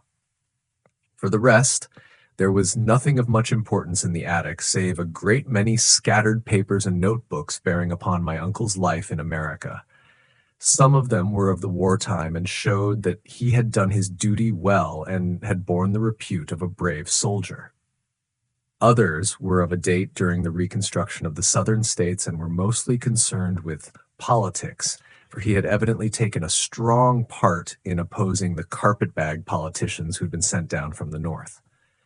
Well, it was the beginning of '84 when my father came to live at Horsham, and all went as well as possible with us until the January of '85. On the fourth day after the new year, I heard my father give a sharp cry of surprise as we sat together at the breakfast table. There he was, sitting with a newly opened envelope in one hand and 5 dried orange pips in the outstretched palm of the other one. He had always laughed at what he called my cock and bull story about the colonel, but he looked very scared and puzzled now that the same thing had come upon himself. "Why, what on earth does this mean, John?" he stammered. My heart had turned to lead. "It is KKK," said I. He looked inside the envelope. "So it is," he cried. "Here are the very letters. But what is this written above them?" "Put the papers on the sundial," I read, peeping over his shoulder. "What papers? What sundial?" he asked. "The sundial in the garden. There is no other," said I, "but the papers must be those that are destroyed." "Pooh," said he, gripping hard at his courage. "We are in a civilized land here, and we can't have tomfoolery of this kind. Where does the thing come from?" "From Dundee," I answered, glancing at the postmark. "Some preposterous practical joke," said he. "What have I to do with sundials and papers? I shall take no notice of such nonsense." "I should certainly speak to the police," I said, "and be laughed at for my pains." "Nothing of the sort?" "Then let me do so?" "No, I forbid you. I won't have a fuss made about such nonsense." It was in vain to argue with him, for he was a very obstinate man. I went about, however, with a heart which was full of forebodings. On the 3rd day after the coming of the letter, my father went from home to visit an old friend of his, Major Freebody, who is in command of one of the forts upon Portsdown Hill. I was glad that he should go, for it seemed to me that he was farther from danger when he was away from home. In that, however, I was in error. Upon the 2nd day of his absence, I received a telegram from the Major, imploring me to come at once. My father had fallen over one of the deep chalk pits which abound in the neighborhood, and was lying senseless with a shattered skull.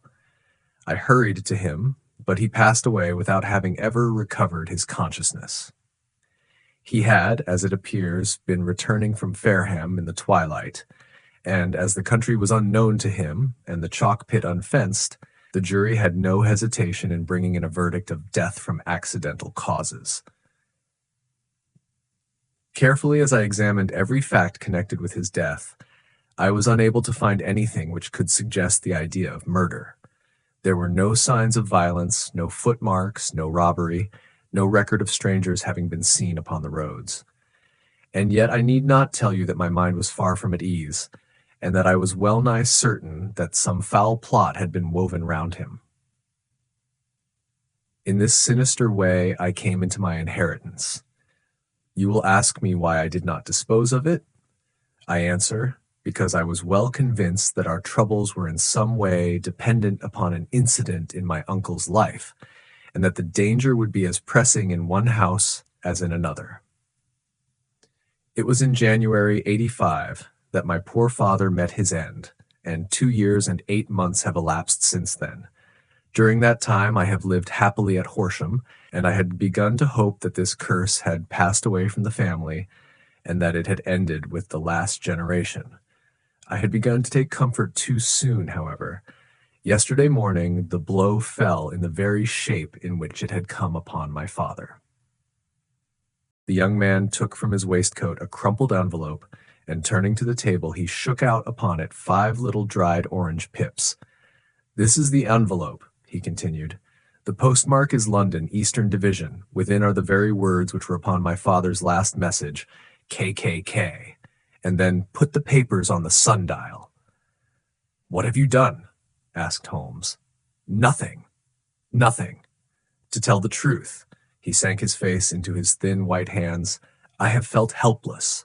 I have felt like one of those poor rabbits when the snake is writhing towards it. I seem to be in the grasp of some resistless, inexorable evil which no foresight and no precautions can guard against." "Tut, tut," cried Sherlock Holmes. "You must act, man, or you are lost. Nothing but energy can save you. This is no time for despair. I have seen the police. Ah, but they listened to my story with a smile.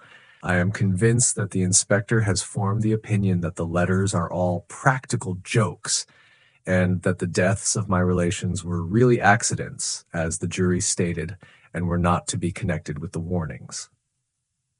Holmes shook his clenched hands in the air. "Incredible imbecility!" he cried. "They have, however, allowed me a policeman who may remain in the house with me." "Has he come with you tonight?" "No. His orders were to stay in the house." Again Holmes raved in the air. "Why did you come to me?" he said. "And above all, why did you not come at once?" "I did not know. It was only today that I spoke to Major Prendergast about my troubles and was advised by him to come to you." "It is really 2 days since you had the letter. We should have acted before this. You have no further evidence, I suppose, than that which you have placed before us. No suggestive detail which might help us?" "There is one thing," said John Openshaw. He rummaged in his coat pocket, and drawing out a piece of discolored blue-tinted paper, he laid it out upon the table. "I have some remembrance," said he, "that on the day when my uncle burned the papers, I observed that the small unburned margins which lay amid the ashes were of this particular color. I found this single sheet upon the floor of his room, and I am inclined to think that it may be one of the papers which has, perhaps, fluttered out from among the others, and in that way has escaped destruction. Beyond the mention of pips, I do not see that it helps us much. I think myself that it is a page from some private diary. The writing is undoubtedly my uncle's." Holmes moved the lamp, and we both bent over the sheet of paper, which showed by its ragged edge that it had indeed been torn from a book. It was headed, "March, 1869, and beneath were the following enigmatical notices. 4th, Hudson came, same old platform. 7th, set the pips on Macaulay, Paramore, and John Swain of St. Augustine. 9th, Macaulay cleared. 10th, John Swain cleared. 12th, visited Paramore. All well." "Thank you," said Holmes, folding up the paper and returning it to our visitor. "And now you must on no account lose another instant. We cannot spare time even to discuss what you have told me. You must get home instantly and act." "What shall I do?" "There is but one thing to do. It must be done at once. You must put this piece of paper which you have shown us into the brass box which you have described. You must also put in a note to say that all the other papers were burned by your uncle, and that this is the only one which remains. You must assert that in such words as will carry conviction with them. Having done this, you must at once put the box out upon the sundial, as directed. Do you understand?" "Do you understand?" "Entirely. Do not think of revenge or anything of the sort at present. I think that we may gain that by means of the law, but we have our web to weave, while theirs is already woven. The first consideration is to remove the pressing danger which threatens you. The second is to clear up the mystery and to punish the guilty parties." "I thank you," said the young man, rising and pulling on his overcoat. "You have given me fresh life and hope. I shall certainly do as you advise. Do not lose an instant. And, above all, take care of yourself in the meanwhile, for I do not think that there can be a doubt that you are threatened by very real and imminent danger. How do you go back? By train from Waterloo. It is not yet 9. The streets will be crowded, so I trust that you may be in safety, and yet you cannot guard yourself too closely. I am armed. That is well. Tomorrow I shall set to work upon your case. I shall see you at Horsham, then. No, your secret lies in London. It is there that I shall seek it. Then I shall call upon you in a day or in 2 days with news as to the box and the papers. I shall take your advice in every particular. He shook hands with us and took his leave. Outside, the wind still screamed, and the rain splashed and pattered against the windows. This strange, wild story seemed to have come to us from amid the mad elements, blown in upon us like a sheet of seaweed in a gale, and now to have been reabsorbed by them once more. Sherlock Holmes sat for some time in silence, with his head sunk forward and his eyes bent upon the red glow of the fire. Then he lit his pipe, and, leaning back in his chair, he watched the blue smoke rings as they chased each other up to the ceiling. "I think, Watson," he remarked at last, "that of all our cases we have had none more fantastic than this, save perhaps the sign of 4. Well, yes, save perhaps that. And yet this John Openshaw seems to me to be walking amid even greater perils than did the Sholtos. But have you," I asked, "formed any definite conception as to what these perils are?" "There can be no question as to their nature," he answered. "Then what are they? Who is this KKK, and why does he pursue this unhappy family?" Sherlock Holmes closed his eyes and placed his elbows upon the arms of his chair, with his fingertips together. "The ideal reasoner," he remarked, "would, when he had once been shown a single fact in all its bearings, deduce from it not only all the chain of events which led up to it, but also all the results which would follow from it. As Cuvier could correctly describe a whole animal by the contemplation of a single bone, so the observer who has thoroughly understood one link in a series of incidents should be able to accurately state all the other ones, both before and after. We have not yet grasped the results which the reason alone can attain to. Problems may be solved in the study which have baffled all those who have sought a solution by the aid of their senses. To carry the art, however, to its highest pitch, it is necessary that the reasoner should be able to utilize all the facts which have come to his knowledge, and this in itself implies, as you will readily see, a possession of all knowledge, which, even in these days of free education and encyclopedias, is a somewhat rare accomplishment. It is not so impossible, however, that a man should possess all knowledge which is likely to be useful to him in his work, and this I have endeavored in my case to do. If I remember rightly, you on one occasion in the early days of our friendship defined my limits in a very precise fashion. Yes, I answered, laughing. It was a singular document. Philosophy, astronomy, and politics were marked at 0, I remember. Botany variable, geology profound as regards the mud stains from any region within 50 miles of town, chemistry eccentric, anatomy unsystematic, sensational literature and crime records unique, violin player, boxer, swordsman, lawyer, and self-poisoner by cocaine and tobacco. Those, I think, were the main points of my analysis. Holmes grinned at the last item. "Well," he said, "I say now, as I said then, that a man should keep his little brain attic stocked with all the furniture that he is likely to use, and the rest he can put away in the lumber room of his library, where he can get it if he wants it. Now, for such a case as the one which has been submitted to us tonight, we need certainly to muster all our resources. Kindly hand me down the letter K of the American Encyclopedia, which stands upon the shelf beside you. Thank you. Now let us consider the situation and see what may be deduced from it. In the first place, we may start with a strong presumption that Colonel Openshaw had some very strong reason for leaving America. Men at his time of life do not change all their habits and exchange willingly the charming climate of Florida for the lonely life of an English provincial town. His extreme love of solitude in England suggests the idea that he was in fear of someone or something. So we may assume as a working hypothesis that it was fear of someone or something which drove him from America. As to what it was he feared, we can only deduce that by considering the formidable letters which were received by himself and his successors. Did you remark the postmarks of those letters? The first was from Pondicherry, the second from Dundee, and the third from London. From East London. What do you deduce from that? They are all seaports, that the writer was on board of a ship. Excellent. We have already a clue. There can be no doubt that the strong probability, is that the writer was on board of a ship. And now let us consider another point.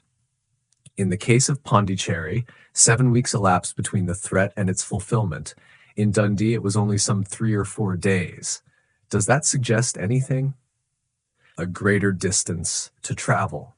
But the letter had also a greater distance to come. Then I do not see the point. There is at least a presumption that the vessel in which the man or men are is a sailing ship.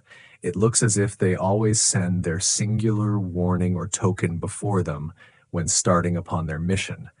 You see how quickly the deed followed the sign when it came from Dundee. If they had come from Pondicherry in a steamer, they would have arrived almost as soon as their letter.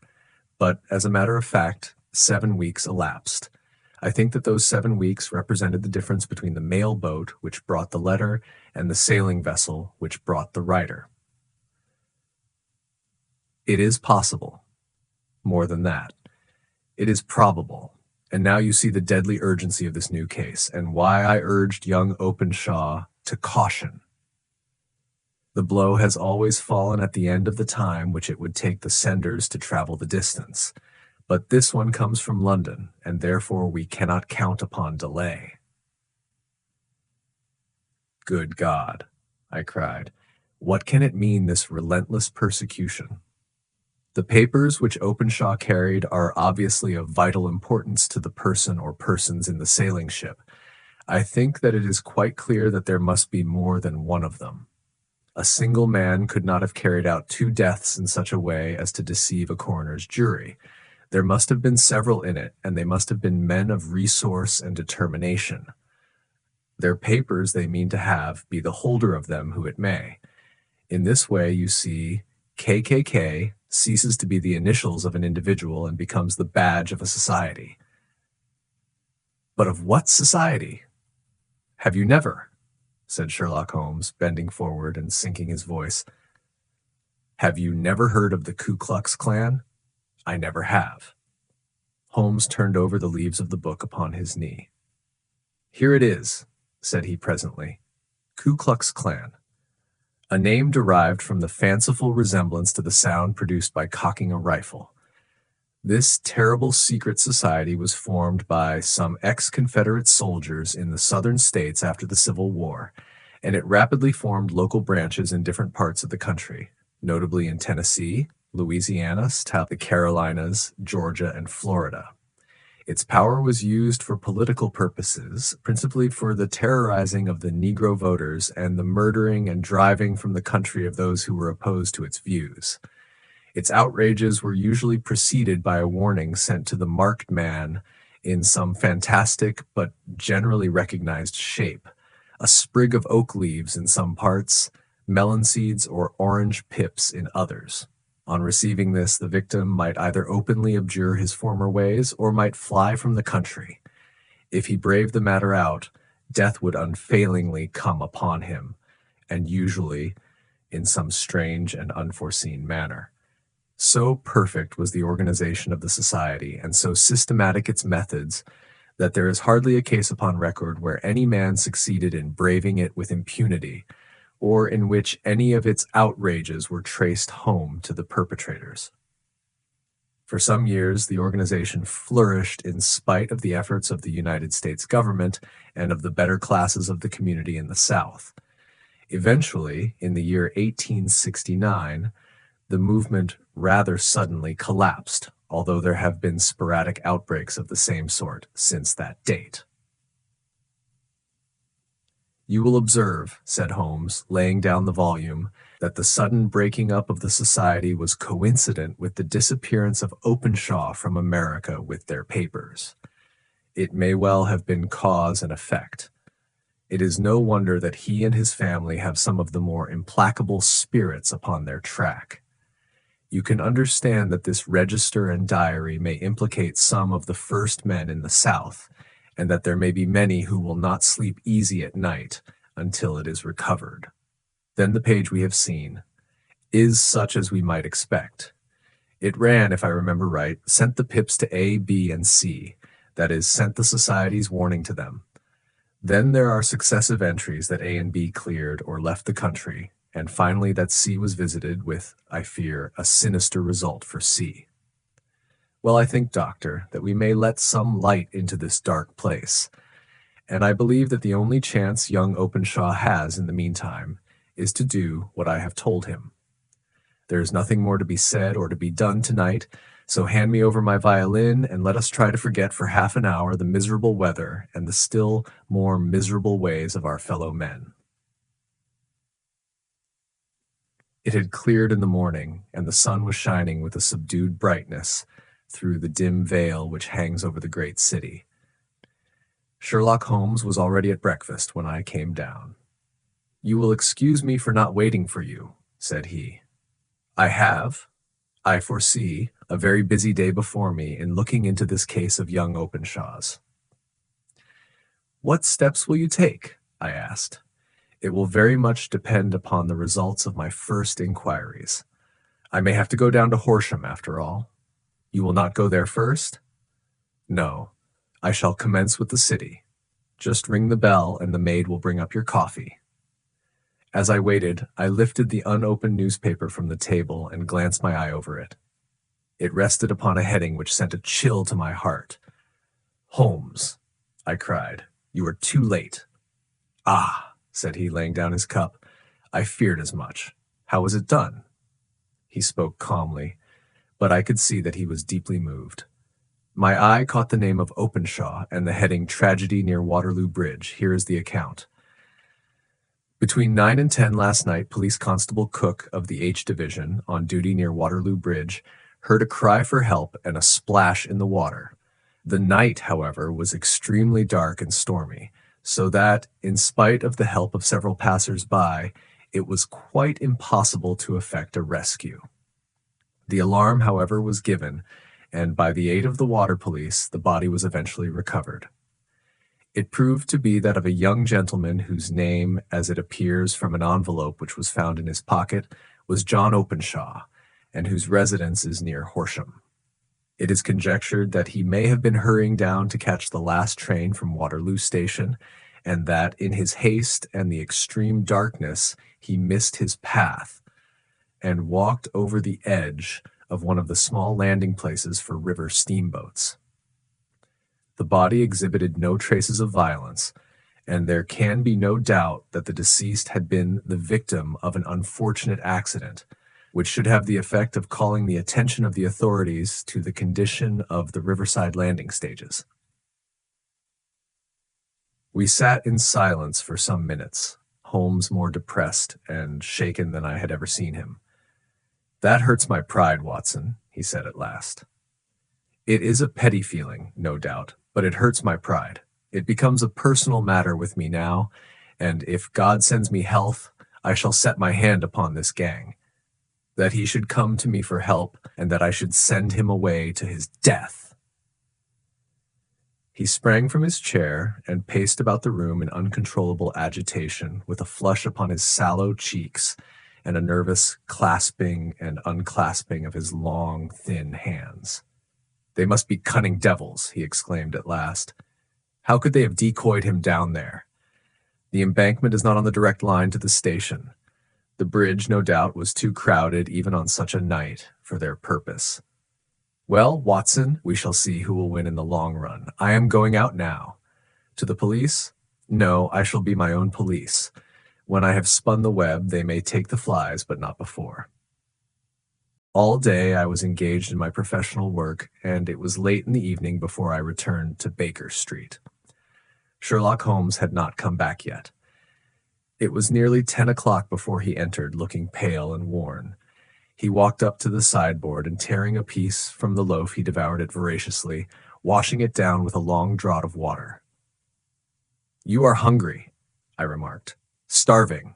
It had escaped my memory. "I have had nothing since breakfast."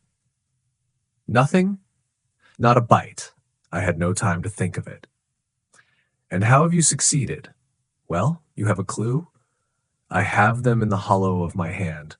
Young Openshaw shall not long remain unavenged."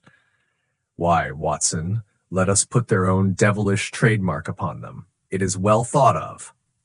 "What do you mean?" He took an orange from the cupboard, and tearing it to pieces, he squeezed out the pips upon the table. Of these he took 5 and thrust them into an envelope. On the inside of the flap he wrote S.H. for J.O.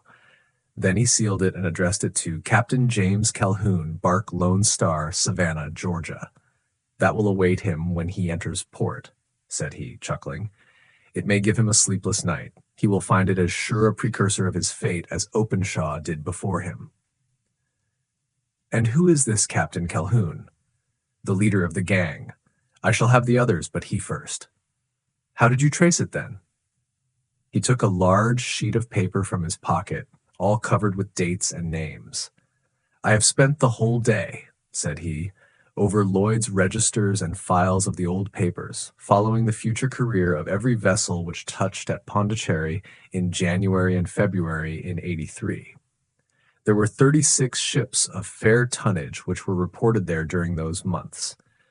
Of these, one, the Lone Star, instantly attracted my attention, since, although it was reported as having cleared from London, the name is that which is given to one of the states of the Union. Texas, I think. I was not, and am not sure which, but I knew that the ship must have an American origin. What then?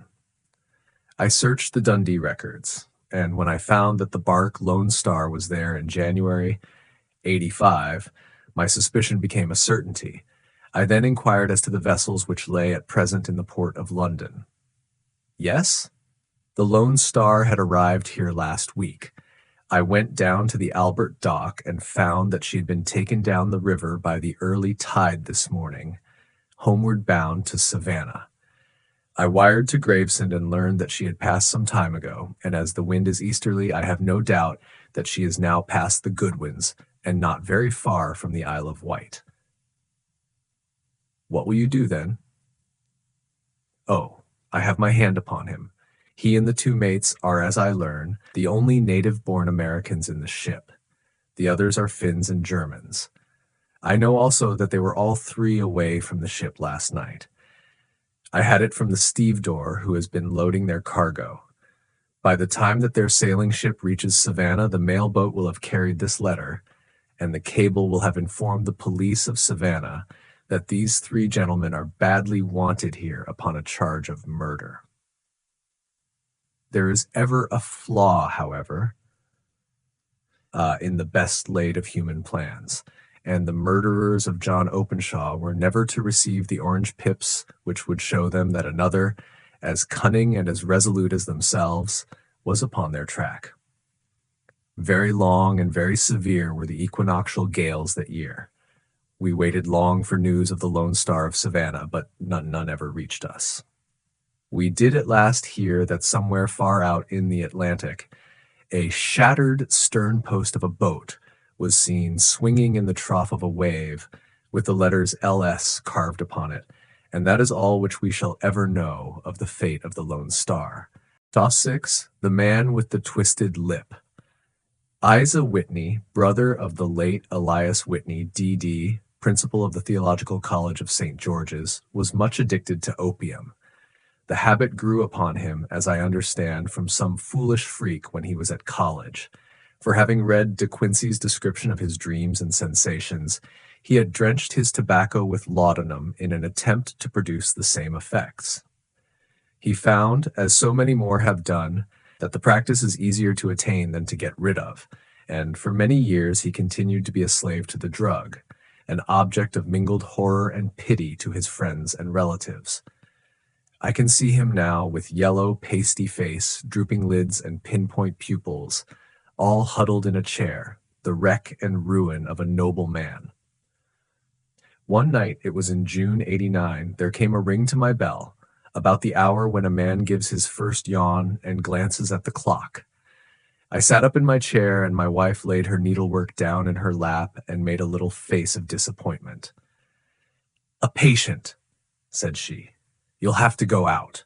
I groaned, for I was newly come back from a weary day. We heard the door open, a few hurried words, and then quick steps upon the linoleum. Our own door flew open, and a lady, clad in some dark-colored stuff with a black veil, entered the room. "You will excuse my calling so late," she began, and then, suddenly losing her self-control, she ran forward, threw her arms about my wife's neck, and sobbed upon her shoulder. "Oh, I'm in such trouble," she cried. "I do so want a little help." "Why," said my wife, pulling up her veil, "it is Kate Whitney." "How you startled me, Kate. I had not an idea who you were when you came in. I didn't know what to do, so I came straight to you." That was always the way. Folk who were in grief came to my wife like birds to a lighthouse. "It was very sweet of you to come. Now you must have some wine and water, and sit here comfortably and tell us all about it. Or should you rather that I sent James off to bed?" "Oh, no, no. I want the doctor's advice and help too. It's about Isa. He has not been home for 2 days. I am so frightened about him." It was not the first time that she had spoken to us of her husband's trouble, to me as a doctor, to my wife as an old friend and school companion. We soothed and comforted her by such words as we could find. Did she know where her husband was? Was it possible that we could bring him back to her? It seems that it was. She had the surest information that if he had, when the fit was on him, made use of an opium den in the farthest east of the city. Hitherto his orgies had always been confined to one day, and he had come back, twitching and shattered, in the evening. But now the spell had been upon him 48 hours, and he lay there, doubtless among the dregs of the docks, breathing in the poison or sleeping off the effects. There he was to be found, she was sure of it, at the Bar of Gold in Upper Swandam Lane. But what was she to do? How could she, a young and timid woman, make her way into such a place and pluck her husband out from among the ruffians who surrounded him? There was the case, and of course there was but one way out of it. Might I not escort her to this place? And then, as a second thought, why should she come at all? I was Isa Whitney's medical advisor, and as such I had influence over him. I could manage it better if I were alone. I promised her on my word that I would send him home in a cab within 2 hours if he were indeed at the address which she had given me. And so in 10 minutes I had left my armchair and cheery sitting room behind me, and was speeding eastward in a hansom on a strange errand, as it seemed to me at the time, though the future only could show how strange it was to be. But there was no great difficulty in the first stage of my adventure. Upper Swandam Lane is a vile alley lurking behind the high wharves which line the north side of the river to the east of London Bridge. Between a slop shop and a gin shop, approached by a steep flight of steps leading down to a black gap like the mouth of a cave, I found the den of which I was in search. Ordering my cab to wait, I passed down the steps, worn hollow in the center by the ceaseless tread of drunken feet, and by the light of a flickering oil lamp above the door, I found the latch and made my way into a long, low room, thick and heavy with the brown opium smoke and terraced with wooden berths, like the forecastle of an emigrant ship. Through the gloom, one could dimly catch a glimpse of bodies lying in strange, fantastic poses, bowed shoulders, bent knees, heads thrown back, and chins pointing upward, with here and there a dark, lackluster eye turned upon the newcomer. Out of the black shadows there glimmered little red circles of light, now bright, now faint, as the burning poison waxed or waned in the bowls of the metal pipes. The most lay silent, but some muttered to themselves, and others talked together in a strange, low, monotonous voice, their conversation coming in gushes, and then suddenly tailing off into silence, each mumbling out his own thoughts and paying little heed to the words of his neighbor. At the farther end was a small brazier of burning charcoal, beside which, on a three-legged wooden stool, there sat a tall, thin old man, with his jaw resting upon his two fists and his elbows upon his knees, staring into the fire.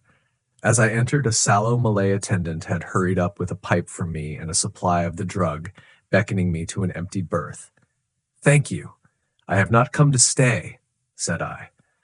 "There is a friend of mine here, Mr. Isa Whitney, and I wish to speak with him." There was a movement and an exclamation from my right, and peering through the gloom, I saw Whitney, pale, haggard, and unkempt, staring out at me. "My God, it's Watson," said he. He was in a pitiable state of reaction, with every nerve in a twitter. "I say, Watson, what o'clock is it?" "Nearly 11. "Of what day?" "Of Friday, June 19th. "Good heavens, I thought it was Wednesday. It is Wednesday. What do you want to frighten a chap for?" He sank his face onto his arms and began to sob in a high treble key. "I tell you that it is Friday, man. Your wife has been waiting this 2 days for you. You should be ashamed of yourself." "So I am, but you've got mixed, Watson, for I have only been here a few hours, 3 pipes, 4 pipes, I forget how many, but I'll go home with you. I wouldn't frighten Kate, poor little Kate. Give me your hand. Have you a cab?" "Yes, I have one waiting." "Then I shall go in it. But I must owe something. Find what I owe, Watson. I am all off color. I can do nothing for myself." I walked down the narrow passage between the double row of sleepers, holding my breath to keep out the vile, stupefying fumes of the drug, and looking about for the manager. As I passed the tall man who sat by the brazier, I felt a sudden pluck at my skirt, and a low voice whispered, "Walk past me, and then look back at me." The words fell quite distinctly upon my ear. I glanced down. They could only have come from the old man at my side, and yet he sat now as absorbed as ever. Very thin, very wrinkled, bent with age, an opium pipe dangling down from between his knees, as though it had dropped in sheer lassitude from his fingers. I took 2 steps forward and looked back. It took all my self-control to prevent me from breaking out into a cry of astonishment. He had turned his back so that none could see him but I. His form had filled out, his wrinkles were gone, the dull eyes had regained their fire, and there, sitting by the fire and grinning at my surprise, was none other than Sherlock Holmes. He made a slight motion to me to approach him, and instantly, as he turned his face half round to the company once more, subsided into a doddering, loose-lipped senility. "Holmes," I whispered, "what on earth are you doing in this den?" "As low as you can," he answered. "I have excellent ears. If you would have the great kindness to get rid of that sottish friend of yours, I should be exceedingly glad to have a little talk with you." "I have a cab outside." "Then pray send him home in it. You may safely trust him, for he appears to be too limp to get into any mischief. I should recommend you also to send a note by the cabman to your wife to say that you have thrown in your lot with me. If you will wait outside, I shall be with you in 5 minutes." It was difficult to refuse any of Sherlock Holmes' requests, for they were always so exceedingly definite, and put forward with such a quiet air of mastery. I felt, however, that when Whitney was once confined in the cab, my mission was practically accomplished, and for the rest, I could not wish anything better than to be associated with my friend in one of those singular adventures which were the normal condition of his existence. In a few minutes I had written my note, paid Whitney's bill, led him out to the cab, and seen him driven through the darkness. In a very short time, a decrepit figure had emerged from the opium den, and I was walking down the street with Sherlock Holmes. For 2 streets he shuffled along with a bent back and an uncertain foot. Then, glancing quickly round, he straightened himself out and burst into a hearty fit of laughter. "I suppose, Watson," said he, "that you imagine that I have added opium smoking to cocaine injections and all the other little weaknesses on which you have favored me with your medical views. I was certainly surprised to find you there, but not more so than I to find you. I came to find a friend, and I to find an enemy. An enemy? Yes, one of my natural enemies, or shall I say my natural prey. Briefly, Watson, I am in the midst of a very remarkable inquiry, and I have hoped to find a clue in the incoherent ramblings of these sots, as I have done before now. Had I been recognized in that den, my life would not have been worth an hour's purchase, for I have used it before now for my own purposes, and the rascally lascar who runs it has sworn to have vengeance upon me. There is a trapdoor at the back of that building, near the corner of Paul's Wharf, which could tell some strange tales of what has passed through it upon the moonless nights. What? You do not mean bodies? Bodies, Watson. We should be rich men if we had £1,000 for every poor devil who has been done to death in that den. It is the vilest murder trap on the whole riverside, and I fear that Neville St. Clair has entered it never to leave it more. But our trap should be here. He put his 2 forefingers between his teeth and whistled shrilly, a signal which was answered by a similar whistle from the distance, followed shortly by the rattle of wheels and the clink of horses' hoofs. Now, Watson, said Holmes, as a tall dog-cart dashed up through the gloom, throwing out 2 golden tunnels of yellow light from its side lanterns.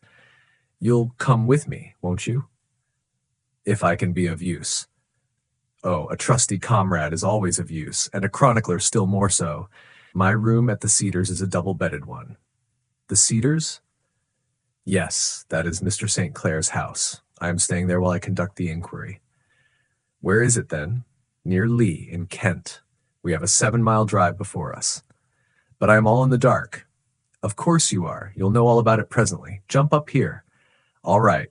John, we shall not need you. Here's £50. Look out for me tomorrow, about 11. Give her head. So long, then. He flicked the horse with his whip, and we dashed away through the endless succession of somber and deserted streets, which widened gradually until we were flying across a broad balustraded bridge, with the murky river flowing sluggishly beneath us. Beyond lay another dull wilderness of bricks and mortar, its silence broken only by the heavy, regular footfall of the policeman, or the songs and shouts of some belated party of revelers. A dull wrack was drifting slowly across the sky, and a star or 2 twinkled dimly here and there through the rifts of the clouds. Holmes drove in silence, with his head sunk upon his breast, and the air of a man who is lost in thought, while I sat beside him, curious to learn what this new quest might be which seemed to tax his powers so sorely, and yet afraid to break in upon the current of his thoughts. We had driven several miles, and were beginning to get to the fringe of the belt of suburban villas, when he shook himself, shrugged his shoulders, and lit up his pipe with the air of a man who has satisfied himself that he is acting for the best. You have a grand gift of silence, Watson, said he. It makes you quite invaluable as a companion. 'Pon my word, it is a great thing for me to have someone to talk to, for my own thoughts are not over pleasant. I was wondering what I should say to this dear little woman tonight when she meets me at the door.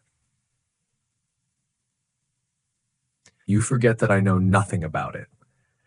I shall just have time to tell you the facts of the case before we get to Lee. It seems absurdly simple, and yet somehow I can get nothing to go upon. There's plenty of thread, no doubt, but I can't get the end of it into my hand. Now I'll state the case clearly and concisely to you, Watson, and maybe you can see a spark where all is dark to me. Proceed, then. Some years ago, to be definite, in May 1884, there came to Lee a gentleman, Neville St. Clair by name, who appeared to have plenty of money. He took a large villa, laid out the grounds very nicely, and lived generally in good style. By degrees, he made friends in the neighborhood, and in 1887 he married the daughter of a local brewer, by whom he now has 2 children. He had no occupation but was interested in several companies and went into town as a rule in the morning, returning by the 5:14 from Cannon Street every night. Mr. St. Clair is now 37 years of age, is a man of temperate habits, a good husband, a very affectionate father, and a man who is popular with all who know him. I may add that his whole debts at the present moment, as far as we have been able to ascertain, amount to £88 tens, while he has £220 standing to his credit in the Capital and Counties Bank. There is no reason, therefore, to think that money troubles have been weighing upon his mind. Last Monday, Mr. Neville St. Clair went into town rather earlier than usual, remarking before he started that he had 2 important commissions to perform, and that he would bring his little boy home a box of bricks. Now, by the merest chance, his wife received a telegram upon this same Monday, very shortly after his departure, to the effect that a small parcel of considerable value which she had been expecting was waiting for her at the offices of the Aberdeen Shipping Company. Now, if you are well up in your London, you will know that the office of the company is in Fresno Street, which branches out of Upper Swandam Lane, where you found me tonight. Mrs. St. Clair had her lunch, started for the city, did some shopping, proceeded to the company's office, got her packet, and found herself at exactly 4:35 walking through Swandam Lane on her way back to the station. Have you followed me so far? It is very clear. If you remember, Monday was an exceedingly hot day, and Mrs. St. Clair walked slowly, glancing about in the hope of seeing a cab, as she did not like the neighborhood in which she found herself. While she was walking in this way down Swandam Lane, she suddenly heard an ejaculation or cry, and was struck cold to see her husband looking down at her and, as it seemed to her, beckoning to her from a second-floor window. The window was open, and she distinctly saw his face, which she describes as being terribly agitated. He waved his hands frantically to her, and then vanished from the window so suddenly that it seemed to her that he had been plucked back by some irresistible force from behind. One singular point which struck her quick feminine eye was that, although he wore some dark coat, such as he had started to town in, he had on neither collar nor necktie. Convinced that something was amiss with him, she rushed down the steps, for the house was none other than the opium den in which you found me tonight, and running through the front room, she attempted to ascend the stairs which led to the first floor. At the foot of the stairs, however, she met this Lascar scoundrel of whom I have spoken, who thrust her back and, aided by a Dane who acts as assistant there, pushed her out into the street. Filled with the most maddening doubts and fears, she rushed down the lane and, by rare good fortune, met in Fresno Street a number of constables with an inspector, all on their way to their beat. The inspector and 2 men accompanied her back, and in spite of the continued resistance of the proprietor, they made their way to the room in which Mr. St. Clair had last been seen. There was no sign of him there. In fact, in the whole of that floor, there was no one to be found save a crippled wretch of hideous aspect, who, it seems, made his home there. Both he and the Lascar stoutly swore that no one else had been in the front room during the afternoon. So determined was their denial that the inspector was staggered and had almost come to believe that Mrs. St. Clair had been deluded when, with a cry, she sprang at a small deal box which lay upon the table and tore the lid from it. Out there fell a cascade of children's bricks. It was the toy which he had promised to bring home. This discovery and the evident confusion which the cripple showed made the inspector realize that the matter was serious.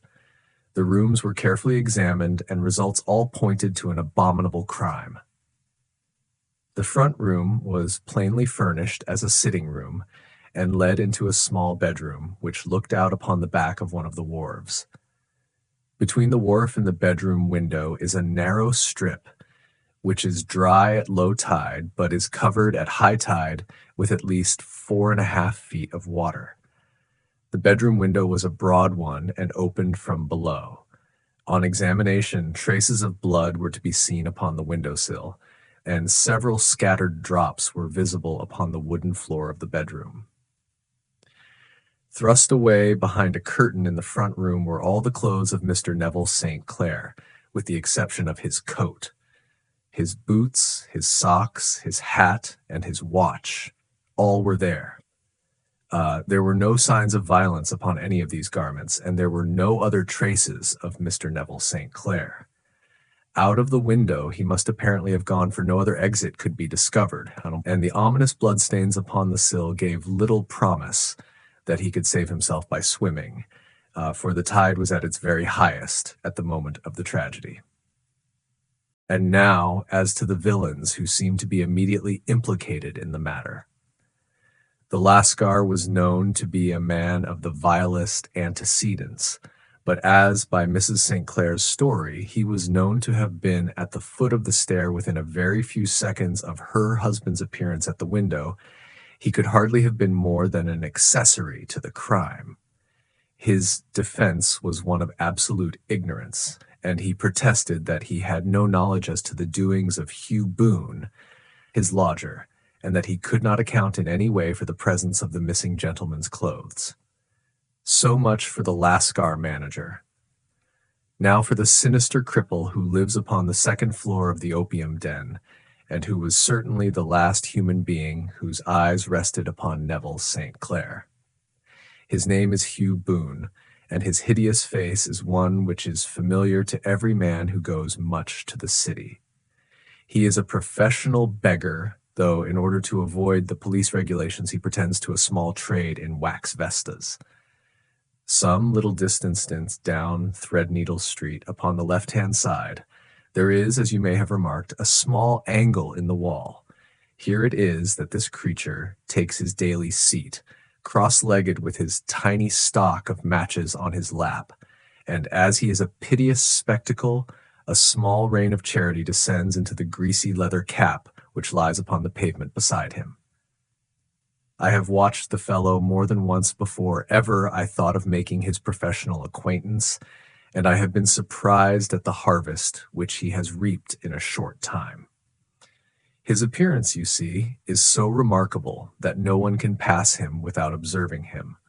A shock of orange hair, a pale face disfigured by a horrible scar, which by its contraction has turned up the outer edge of his upper lip, a bulldog chin, and a pair of very penetrating dark eyes, which present a singular contrast to the color of his hair, all mark him out from amid the common crowd of mendicants, and so, too, does his wit, for he is ever ready with a reply to any piece of chaff which may be thrown at him by the passers-by. This is the man whom we now learn to have been the lodger at the opium den, and to have been the last man to see the gentleman of whom we are in quest.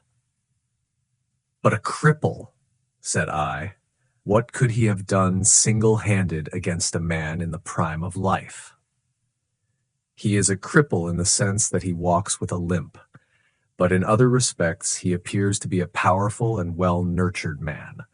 Surely your medical experience would tell you, Watson, that weakness in one limb is often compensated for by exceptional strength in the others. Pray continue your narrative. Mrs. St. Clair had fainted at the sight of the blood upon the window, and she was escorted home in a cab by the police, as her presence could be of no help to them in their investigations. Inspector Barton, who had charge of the case, made a very careful examination of the premises, but without finding anything which threw any light upon the matter. One mistake had been made in not arresting Boone instantly, as he was allowed some few minutes during which he might have communicated with his friend the Lascar, but this fault was soon remedied, and he was seized and searched, without anything being found which could incriminate him. There were, it is true, some blood stains upon his right shirt sleeve, but he pointed to his ring finger, which had been cut near the nail, and explained that the bleeding came from there, adding that he had been to the window not long before, and that the stains which had been observed there came doubtless from the same source. He denied strenuously having ever seen Mr. Neville St. Clair and swore that the presence of the clothes in his room was much a mystery to him as to the police. As to Mrs. St. Clair's assertion that she had actually seen her husband at the window, he declared that she must have been either mad or dreaming. He was removed, loudly protesting, to the police station, while the inspector remained upon the premises in the hope that the ebbing tide might afford some fresh clue. And it did, though they hardly found upon the mudbank what they had feared to find. It was Neville St. Clair's coat, and not Neville St. Clair, which lay uncovered as the tide receded. And what do you think they found in the pockets? I cannot imagine. No, I don't think you would guess. Every pocket stuffed with pennies and halfpennies, 421 pennies and 270 halfpennies. It was no wonder that it had not been swept away by the tide. But a human body is a different matter. There is a fierce eddy between the wharf and the house. It seemed likely enough that the weighted coat had remained when the stripped body had been sucked away into the river. But I understand that all the other clothes were found in the room. Would the body be dressed in a coat alone? No, sir, but the facts might be met speciously enough. Suppose that this man Boone had thrust Neville St. Clair through the window. There is no human eye which could have seen the deed. What would he do then? It would, of course, instantly strike him that he must get rid of the telltale garments. He would seize the coat then and be in the act of throwing it out when it would occur to him that it would swim and not sink. He has little time, for he has heard the scuffle downstairs when the wife tried to force her way up, and perhaps he has already heard from his Lascar confederate that the police are hurrying up the street. There is not an instant to be lost. He rushes to some secret hoard where he has accumulated the fruits of his beggary, and he stuffs all the coins upon which he can lay his hands into the pockets to make sure of the coat's sinking. He throws it out, and would have done the same with the other garments had not he heard the rush of steps below, and only just had time to close the window when the police appeared. It certainly sounds feasible. Well, we will take it as a working hypothesis for want of a better. Boone, as I have told you, was arrested and taken to the station, but it could not be shown that there had ever before been anything against him. He had for years been known as a professional beggar, but his life appeared to have been a very quiet and innocent one. There the matter stands at present, and the questions which have to be solved. What Neville St. Clair was doing in the opium den, what happened to him when there, where is he now, and what Hugh Boone had to do with his disappearance, are all as far from a solution as ever.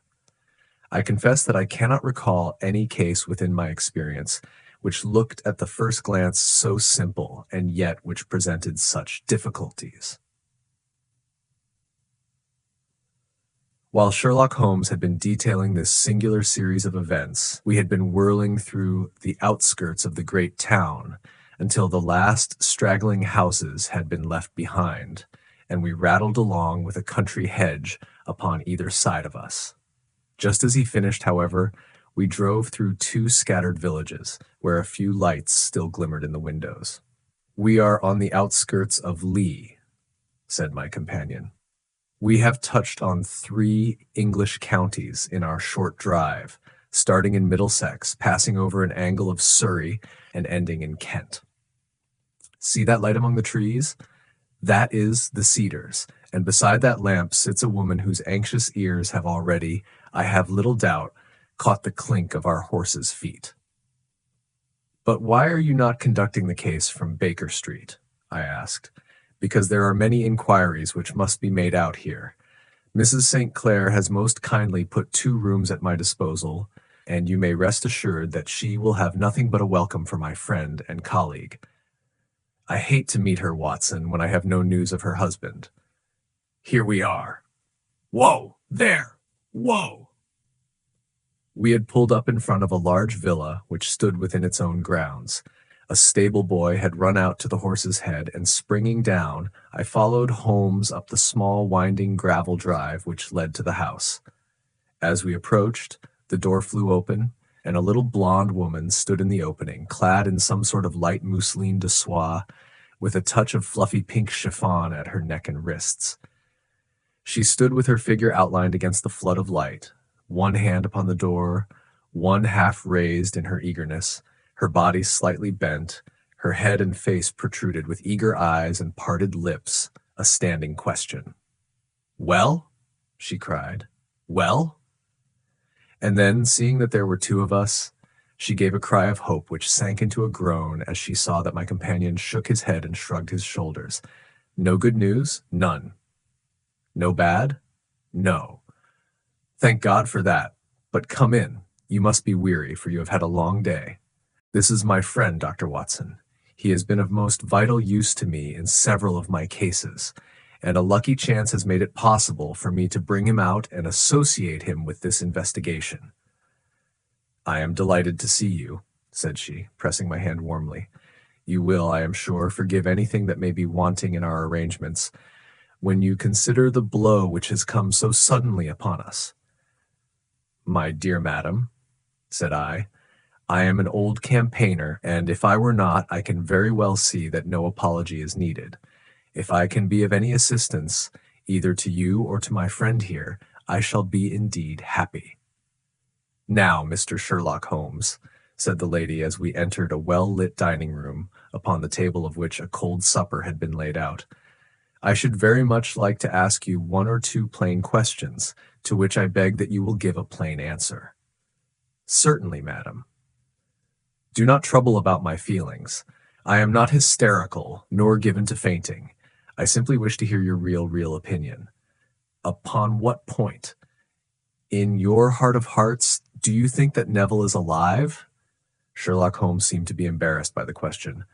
"Frankly, now," she repeated, standing upon the rug and looking keenly down at him as he leaned back in a basket chair. "Frankly then, madam, I do not." "You think that he is dead?" "I do." "Murdered?" "I don't say that, perhaps." "And on what day did he meet his death?" On Monday." "Then perhaps, Mr. Holmes, you will be good enough to explain how it is that I have received a letter from him today." Sherlock Holmes sprang out of his chair as if he had been galvanized.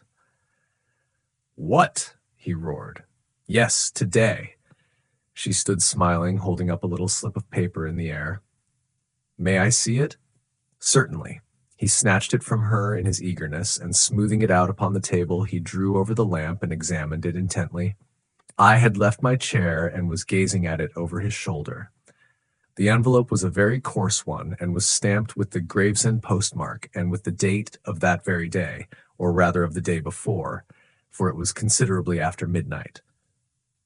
"Coarse writing," murmured Holmes. "Surely this is not your husband's writing, madam?" "No, but the enclosure is." "I perceive also that whoever addressed the envelope had to go and inquire as to the address." "How can you tell that?" "The name, you see, is in perfectly black ink, which has dried itself. The rest is of the grayish color, which shows that blotting paper has been used. If it had been written straight off and then blotted, none would be of a deep black shade.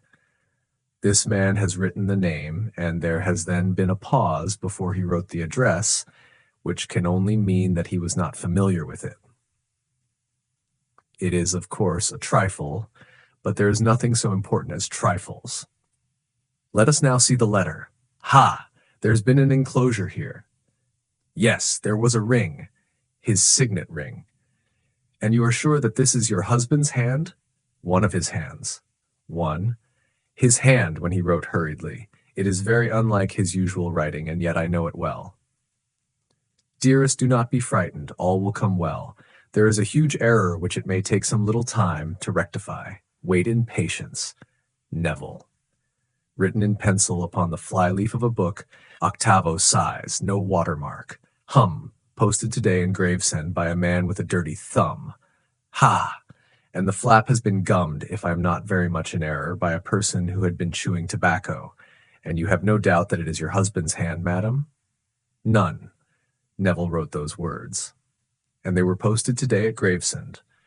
Well, Mrs. St. Clair, the clouds lighten, though I should not venture to say that the danger is over. But he must be alive, Mr. Holmes. What, unless this is a clever forgery to put us on the wrong scent? The ring, after all, proves nothing. It may have been taken from him. No, it is. It is his very own writing. Very well. It may, however, have been written on Monday and only posted today. That is possible. If so, much may have happened between. Oh, you must not discourage me, Mr. Holmes. I know that all is well with him.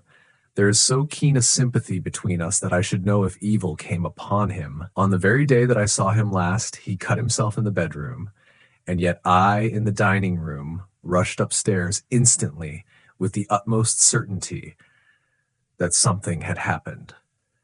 Do you think that I would respond to such a trifle and yet be ignorant of his death? I have seen too much not to know that the impression of a woman may be more valuable than the conclusion of an analytical reasoner, and in this letter you certainly have a very strong piece of evidence to corroborate your view. But if your husband is alive and able to write letters, why should he remain away from you?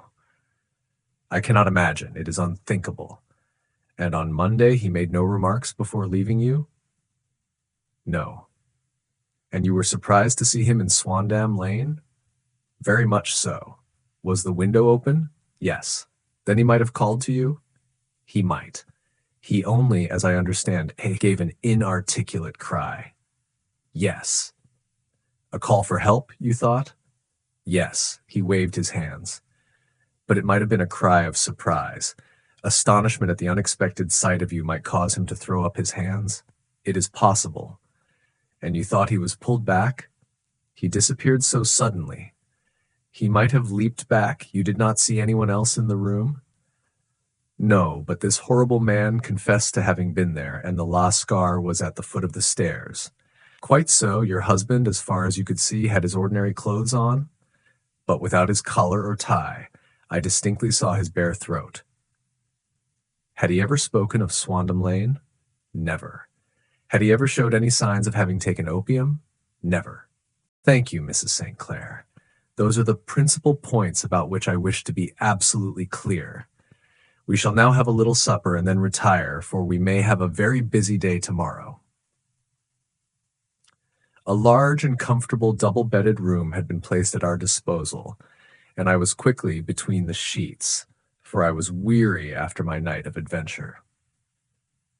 Sherlock Holmes was a man, however, who, when he had an unsolved problem upon his mind, would go for days and even for a week without rest, turning it over, rearranging his facts, looking at it from every point of view until he had either fathomed it or convinced himself that his data were insufficient. It was soon evident to me that he was now preparing for an all-night sitting. He took off his coat and waistcoat, put on a large blue dressing gown, and then wandered about the room, collecting pillows from his bed and cushions from the sofa and armchairs. With these he constructed a sort of Eastern divan, upon which he perched himself cross-legged, with an ounce of shag tobacco and a box of matches laid out in front of him. In the dim light of the lamp I saw him sitting there, an old briar pipe between his lips, his eyes fixed vacantly upon the corner of the ceiling, the blue smoke curling up from him, silent, motionless, with the light shining upon his strong-set, aquiline features. So he sat as I dropped off to sleep, and so he sat when a sudden ejaculation caused me to wake up, and I found the summer sun shining into the apartment. The pipe was still between his lips, the smoke still curled upward, and the room was full of a dense tobacco haze, but nothing remained of the heap of shag which I had seen upon the previous night. "Awake, Watson?" he asked. "Yes." "Game for a morning drive?" "Certainly." "Then dress. No one is stirring yet, but I know where the stable boy sleeps, and we shall soon have the trap out." He chuckled to himself as he spoke, his eyes twinkled, and he seemed a different man to the somber thinker of the previous night. As I dressed, I glanced at my watch. It was no wonder that no one was stirring. It was 25 minutes past 4. I had hardly finished when Holmes returned with the news that the boy was putting in the horse. "I want to test a little theory of mine," said he, pulling on his boots. "I think, Watson, that you are now standing in the presence of one of the most absolute fools in Europe. I deserve to be kicked from here to Charing Cross, but I think I have the key of the affair now." "And where is it?" I asked, smiling. "In the bathroom," he answered. "Oh, yes, I am not joking," he continued, seeing my look of incredulity. "I have just been there, and I have taken it out, and I have got it in this Gladstone bag. Come on, my boy, and we shall see whether it will not fit the lock." We made our way downstairs as quietly as possible, and out into the bright morning sunshine. In the road stood our horse and trap, with the half-clad stable boy waiting at the head. We both sprang in, and away we dashed down the London road. A few country carts were stirring, bearing in vegetables to the metropolis, but the lines of villas on either side were as silent and lifeless as some city in a dream. "It has been in some points a singular case," said Holmes, flicking the horse on into a gallop. "I confess that I have been as blind as a mole, but it is better to learn wisdom late than never to learn it at all." In town, the earliest risers were just beginning to look sleepily from their windows as we drove through the streets of the Surrey side. Passing down the Waterloo Bridge Road, we crossed over the river, and dashing up Wellington Street, wheeled sharply to the right and found ourselves in Bow Street. Sherlock Holmes was well known to the force, and the two constables at the door saluted him. One of them held the horse's head while the other led us in. "Who is on duty?" asked Holmes. "Inspector Bradstreet, sir." "Ah, Bradstreet, how are you?" A tall, stout official had come down the stone-flagged passage in a peaked cap and frogged jacket. "I wish to have a quiet word with you, Bradstreet." "Certainly, Mr. Holmes. Step into my room here." It was a small, office-like room, with a huge ledger upon the table and a telephone projecting from the wall. The inspector sat down at his desk. "What can I do for you, Mr. Holmes?" "I called about that beggarman Boone, the one who was charged with being concerned in the disappearance of Mr. Neville St. Clair of Lee." "Yes, he was brought up and remanded for further inquiries." "So I heard. You have him here?" "In the cells." "Is he quiet?" "Oh, he gives no trouble, but he is a dirty scoundrel." "Dirty?" "Yes. It is all we can do to make him wash his hands, and his face is as black as a tinker's. Well, when once his case has been settled, he will have a regular prison bath, and I think if you saw him you would agree with me that he needed it." "I should like to see him very much." "Would you? That is easily done. Come this way. You can leave your bag." "No, I think that I'll take it." "Very good. Come this way, if you please." He led us down a passage, opened a barred door, passed down a winding stair, and brought us to a whitewashed corridor with a line of doors on each side. "The third on the right is his," said the inspector. "Here it is." He quietly shot back a panel in the upper part of the door and glanced through. "He is asleep," said he. "You can see him very well." We both put our eyes to the grating. The prisoner lay with his face towards us, in a very deep sleep, breathing slowly and heavily. He was a middle-sized man, coarsely clad as became his calling, with a colored shirt protruding through the rent in his tattered coat. He was, as the inspector had said, extremely dirty, but the grime which covered his face could not conceal its repulsive ugliness. A broad weal from an old scar ran right across it from eye to chin, and by its contraction had turned up one side of the upper lip, so that 3 teeth were exposed in a perpetual snarl. A shock of very bright red hair grew low over his eyes and forehead. "He's a beauty, isn't he?" said the inspector. "He certainly needs a wash," remarked Holmes. "I had an idea that he might, and I took the liberty of bringing the tools with me." He opened the Gladstone bag as he spoke, and took out, to my astonishment, a very large bath sponge. You are a funny one," chuckled the inspector. "Now, if you will have the great goodness to open that door very quietly, we will soon make him cut a much more respectable figure." Well, I don't know why not, said the inspector. He doesn't look a credit to the Bow Street cells, does he? He slipped his key into the lock, and we all very quietly entered the cell. The sleeper half turned and then settled down once more into a deep slumber. Holmes stooped to the water jug, moistened his sponge, and then rubbed it twice vigorously across and down the prisoner's face. "Let me introduce you," he shouted, "to Mr. Neville St. Clair of Lee in the county of Kent. Never in my life have I seen such a sight." The man's face peeled off under the sponge like the bark from a tree. Gone was the coarse brown tint. Gone, too, was the horrid scar which had seamed it across, and the twisted lip which had given the repulsive sneer to the face. A twitch brought away the tangled red hair, and there, sitting up in his bed, was a pale, sad-faced, refined-looking man, if black-haired and smooth-skinned, rubbing his eyes and staring about him with sleepy bewilderment. Then, suddenly realizing the exposure, he broke into a scream and threw himself down with his face to the pillow. "Great heavens!" cried the inspector. "It is, indeed, the missing man. I know him from the photograph." The prisoner turned with the reckless air of a man who abandons himself to his destiny. "Be it so," said he, "and pray what am I charged with?" "With making away with Mr. Feo, Neville Saint." "Oh, come, you can't be charged with that unless they make a case of attempted suicide of it," said the inspector with a grin. "Well, I have been 27 years in the force, but this really takes the cake. If I am Mr. Neville St. Clair, then it is obvious that no crime has been committed, and that, therefore, I am illegally detained." "No crime, but a very great error has been committed," said Holmes. "You would have done better to have trusted your wife." "It was not the wife, it was the children," groaned the prisoner. "God help me, I would not have them ashamed of their father. My God, what an exposure! What can I do?"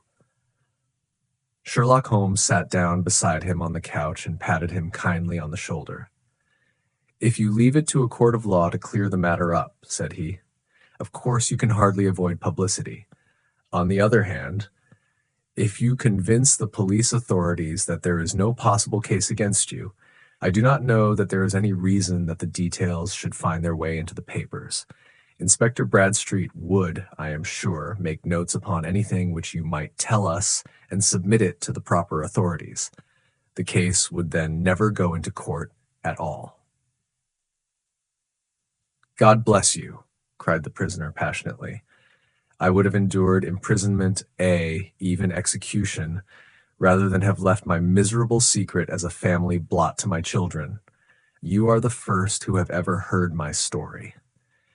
My father was a schoolmaster in Chesterfield, where I received an excellent education. I traveled in my youth, took to the stage, and finally became a reporter on an evening paper in London. One day, my editor wished to have a series of articles upon begging in the metropolis, and I volunteered to supply them. There was the point from which all my adventures started. It was only by trying begging as an amateur that I could get the facts upon which to base my articles. When an actor, I had, of course, learned all the secrets of making up, and had been famous in the green room for my skill. I took advantage now of my attainments. I painted my face, and, to make myself as pitiable as possible, I made a good scar and fixed one side of my lip in a twist by the aid of a small slip of flesh-colored plaster. Then, with a red head of hair and an appropriate dress, I took my station in the business part of the city, ostensibly as a match seller, but really as a beggar. For 7 hours I plied my trade, and when I returned home in the evening, I found to my surprise that I had received no less than 26s. 4D. I wrote my articles and thought little more of the matter until, some time later, I backed a bill for a friend and had a writ served upon me for £25. I was at my wits' end where to get the money, but a sudden idea came to me. I begged a fortnight's grace from the creditor, asked for a holiday from my employers, and spent the time in begging in the city under my disguise. In 10 days I had the money and had paid the debt. Well, you can imagine how hard it was to settle down to arduous work at £2 a week when I knew that I could earn as much in a day by smearing my face with a little paint, laying my cap on the ground, and sitting still.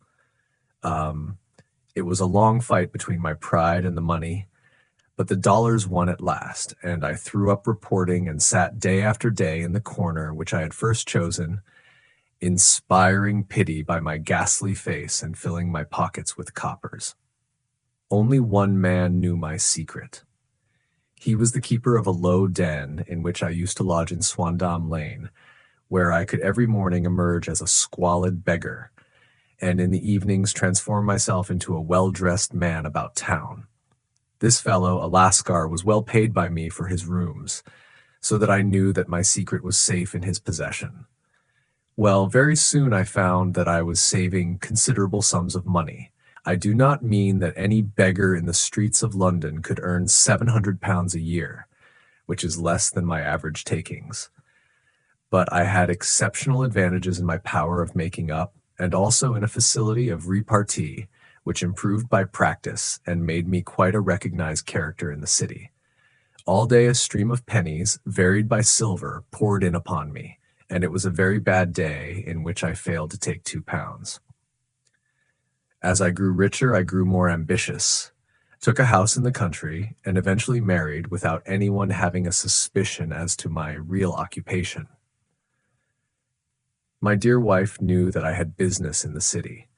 She little knew what. Last Monday I had finished for the day and was dressing in my room above the opium den when I looked out of my window and saw, to my horror and astonishment, that my wife was standing in the street with her eyes fixed full upon me. I gave a cry of surprise, threw up my arms to cover my face, and, rushing to my confidant, the Lascar, entreated him to prevent anyone from coming up to me. I heard her voice downstairs, but I knew that she could not ascend. Swiftly, I threw off my clothes, pulled on those of a beggar, and put on my pigments and wig. Even a wife's eyes could not pierce so complete a disguise. But then it occurred to me that there might be a search in the room, and that the clothes might betray me. I threw open the window, reopening by my violence a small cut which I had inflicted upon myself in the bedroom that morning. Then I seized my coat, which was weighted by the coppers which I had just transferred to it from the leather bag in which I carried my takings. I hurled it out of the window, and it disappeared into the Thames. The other clothes would have followed, but at that moment there was a rush of constables up the stair, and a few minutes after I found, rather, I confess, to my relief, that instead of being identified as Mr. Neville St. Clair, I was arrested as his murderer. I do not know that there is anything else for me to explain. I was determined to preserve my disguise as long as possible, and hence my preference for a dirty face. Knowing that my wife would be terribly anxious, I slipped off my ring and confided it to the Lascar at a moment when no constable was watching me, together with a hurried scrawl, telling her that she had no cause to fear. "That note only reached her yesterday," said Holmes. "Good God, what a week she must have spent!" "The police have watched this Lascar," said Inspector Bradstreet, "and I can quite understand that he might find it difficult to post a letter unobserved. Probably he handed it to some sailor customer of his, who forgot all about it for some days." "That was it," said Holmes, nodding approvingly. "I have no doubt of it. But have you never been prosecuted for begging?" "Many times. But what was a fine to me?" "It must stop here, however," said Bradstreet. "If the police are to hush this thing up, there must be no more of Hugh Boone. I have sworn it by the most solemn oaths which a man can take. In that case, I think that it is probable that no further steps may be taken. But if you are found again, then all must come out. I am sure, Mr. Holmes, that we are very much indebted to you for having cleared the matter up. I wish I knew how you reach your results." "I reach this one," said my friend, "by sitting upon 5 pillows and consuming an ounce of shag. I think, Watson, that if we drive to Baker Street, we shall just be in time for breakfast." 7. The Adventure of the Blue Carbuncle. I had called upon my friend Sherlock Holmes upon the second morning after Christmas, with the intention of wishing him the compliments of the season. He was lounging upon the sofa in a purple dressing gown, a pipe rack within his reach upon the right, and a pile of crumpled morning papers, evidently newly studied, near at hand. Beside the couch was a wooden chair, and on the angle of the back hung a very seedy and disreputable hard felt hat, much the worse for wear, and cracked in several places. A lens and a forceps lying upon the seat of the chair suggested that the hat had been suspended in this manner for the purpose of examination. "You are engaged," said I. "Perhaps I interrupt you." "Not at all. I am glad to have a friend with whom I can discuss my results. The matter is a perfectly trivial one." He jerked his thumb in the direction of the old hat. "But there are points in connection with it which are not entirely devoid of interest, and even of instruction." I seated myself in his armchair and warmed my hands before his crackling fire, for a sharp frost had set in, and the windows were thick with the ice crystals.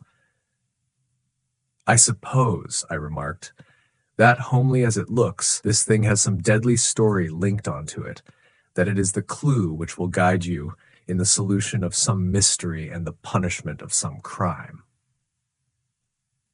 No crime," said Sherlock Holmes, laughing. "Only one of those whimsical little incidents which will happen when you have 4 million human beings all jostling each other within the space of a few square miles. Amid the action and reaction of so dense a swarm of humanity, every possible combination of events may be expected to take place, and many a little problem will be presented which may be striking and bizarre without being criminal. We have already had experience of such." "So much so," I remarked, "that of the last 6 cases which I have added to my notes, 3 have been entirely free of any legal crime." "Precisely. You allude to my attempt to recover the Irene Adler papers, to the singular case of Miss Mary Sutherland, and to the adventure of the man with the twisted lip. Well, I have no doubt that this small matter will fall into the same innocent category. You know Peterson, the commissionaire?" "Yes." "It is to him that this trophy belongs." "It is his hat." No, he found it. Its owner is unknown. I beg that you will look upon it not as a battered billycock, but as an intellectual problem. And first, as to how it came here. It arrived upon Christmas morning in company with a good fat goose, which is, I have no doubt, roasting at this moment in front of Peterson's fire. The facts are these. About 4 o'clock on Christmas morning, Peterson, who, as you know, is a very honest fellow, was returning from some small jollification and was making his way homeward down Tottenham Court Road. In front of him he saw, in the gaslight, a tallish man, walking with a slight stagger and carrying a white goose slung over his shoulder. As he reached the corner of Good Street, a row broke out between this stranger and a little knot of roughs. One of the latter knocked off the man's hat, on which he raised his stick to defend himself and, swinging it over his head, smashed the shop window behind him. Peterson had rushed forward to protect the stranger from his assailants, but the man, shocked at having broken the window, and seeing an official-looking person in uniform rushing towards him, dropped his goose, took to his heels, and vanished amid the labyrinth of small streets which lie at the back of Tottenham Court Road. The roughs had also fled at the appearance of Peterson, so that he was left in possession of the field of battle, and also of the spoils of victory in the shape of this battered hat and a most unimpeachable Christmas goose, which surely he restored to their owner. My dear fellow, there lies the problem. It is true that for Mrs. Henry Baker was printed upon a small card which was tied to the bird's left leg, and it is also true that the initials H.B. are legible upon the lining of this hat. But as there are some thousands of Bakers and some hundreds of Henry Bakers in this city of ours, it is not easy to restore lost property to any one of them. What then did Peterson do? He brought round both hat and goose to me on Christmas morning, knowing that even the smallest problems are of interest to me. The goose we retained until this morning, when there were signs that, in spite of the slight frost, it would be well that it should be eaten without unnecessary delay. Its finder has carried it off, therefore, to fulfill the ultimate destiny of a goose, while I continue to retain the hat of the unknown gentleman who lost his Christmas dinner. Did he not advertise? No. Then, what clue could you have as to his identity? Only as much as we can deduce. From his hat? Precisely. But you are joking. What can you gather from this old battered felt? Here is my lens. You know my methods. What can you gather yourself as to the individuality of the man who has worn this article? I took the tattered object in my hands and turned it over rather ruefully. It was a very ordinary black hat of the usual round shape, hard and much the worse for wear. The lining had been of red silk, but was a good deal discolored. There was no maker's name, but, as Holmes had remarked, the initials H.B. were scrawled upon one side. It was pierced in the brim for a hat securer, but the elastic was missing. For the rest, it was cracked, exceedingly dusty, and spotted in several places, although there seemed to have been some attempt to hide the discolored patches by smearing them with ink. "I can see nothing," said I, handing it back to my friend. "On the contrary, Watson, you can see everything. You fail, however, to reason from what you see. You are too timid in drawing your inferences. Then, pray tell me what it is that you can infer from this hat." He picked it up and gazed at it in the peculiar introspective fashion which was characteristic of him. "It is perhaps less suggestive than it might have been," he remarked, "and yet there are a few inferences which are very distinct, and a few others which represent at least a strong balance of probability. That the man was highly intellectual is of course obvious upon the face of it, and also that he was fairly well-to-do within the last 3 years, although he has now fallen upon evil days. He had foresight, but has less now than formerly, pointing to a moral retrogression, which, when taken with the decline of his fortunes, seems to indicate some evil influence, probably drink, at work upon him. This may account also for the obvious fact that his wife has ceased to love him. My dear Holmes, he has, however, retained some degree of self-respect," he continued, disregarding my remonstrance. "He is a man who leads a sedentary life, goes out little, is out of training entirely, is middle-aged, has grizzled hair which he has had cut within the last few days, and which he anoints with lime cream. These are the more patent facts which are to be deduced from his hat. Also, by the way, that it is extremely improbable that he has gas laid on in his house." "You are certainly joking, Holmes." "Not in the least. Is it possible that even now, when I give you these results, you are unable to see how they are attained?" "I have no doubt that I am very stupid, but I must confess that I am unable to follow you. For example, how did you deduce that this man was intellectual?" For answer, Holmes clapped the hat upon his head. It came right over the forehead and settled upon the bridge of his nose. "It is a question of cubic capacity," said he. "A man with so large a brain must have something in it." "The decline of his fortunes, then?" "This hat is 3 years old. These flat brims curled at the edge came in then. It is a hat of the very best quality. Look at the band of ribbed silk and the excellent lining. If this man could afford to buy so expensive a hat 3 years ago and has had no hat since, then he has assuredly gone down in the world." "Well, that is clear enough, certainly. But how about the foresight and the moral retrogression?" Sherlock Holmes laughed. "Here is the foresight," said he, putting his finger upon the little disc and loop of the hat securer. "They are never sold upon hats. If this man ordered one, it is a sign of a certain amount of foresight, since he went out of his way to take this precaution against the wind.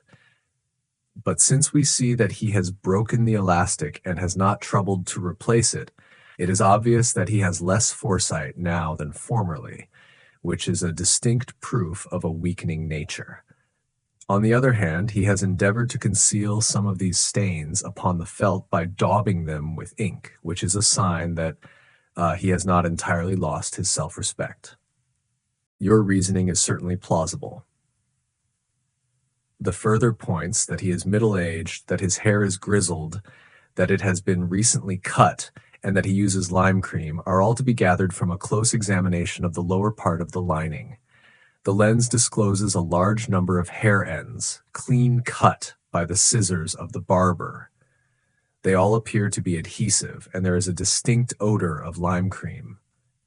This dust, you will observe, is not the gritty, gray dust of the street, but the fluffy brown dust of the house, showing that it has been hung up indoors most of the time, while the marks of moisture upon the inside are proof positive that the wearer perspired very freely, and could therefore hardly be in the best of training. But his wife, you said that she had ceased to love him. This hat has not been brushed for weeks. When I see you, my dear Watson, with a week's accumulation of dust upon your hat, and when your wife allows you to go out in such a state, I shall fear that you also have been unfortunate enough to lose your wife's affection. But he might be a bachelor. Nay, he was bringing home the goose as a peace offering to his wife. Remember the card upon the bird's leg. You have an answer to everything. But how on earth do you deduce that the gas is not laid on in his house? One tallow stain, or even two, might come by chance. But when I see no less than 5, I think that there can be little doubt that the individual must be brought into frequent contact with burning tallow, walks upstairs at night probably with his hat in one hand and a guttering candle in the other. Anyhow, he never got tallow stains from a gas jet. Are you satisfied? Well, it is very ingenious, said I, laughing. But since, as you said just now, there has been no crime committed, and no harm done save the loss of a goose, all this seems to be rather a waste of energy. Sherlock Holmes had opened his mouth to reply when the door flew open, and Peterson, the commissionaire, rushed into the apartment with flushed cheeks, and the face of a man who was dazed with astonishment. "The goose, Mr. Holmes! The goose, sir!" he gasped. "Eh? What of it, then? Has it returned to life and flapped off through the kitchen window?" Holmes twisted himself round upon the sofa to get a fairer view of the man's excited face. "See here, sir. See what my wife found in its crop." He held out his hand and displayed upon the center of the palm a brilliantly scintillating blue stone, rather smaller than a bean in size, but of such purity and radiance that it twinkled like an electric point in the dark hollow of his hand. Sherlock Holmes sat up with a whistle. "By Jove, Peterson," said he, "this is treasure trove indeed. I suppose you know what you have got?" "A diamond, sir. A precious stone. It cuts into glass as though it were putty. It's more than a precious stone. It is the precious stone." "Not the Countess of Morcar's blue carbuncle," I ejaculated. "Precisely so. I ought to know its size and shape, seeing that I have read the advertisement about it in the Times every day lately.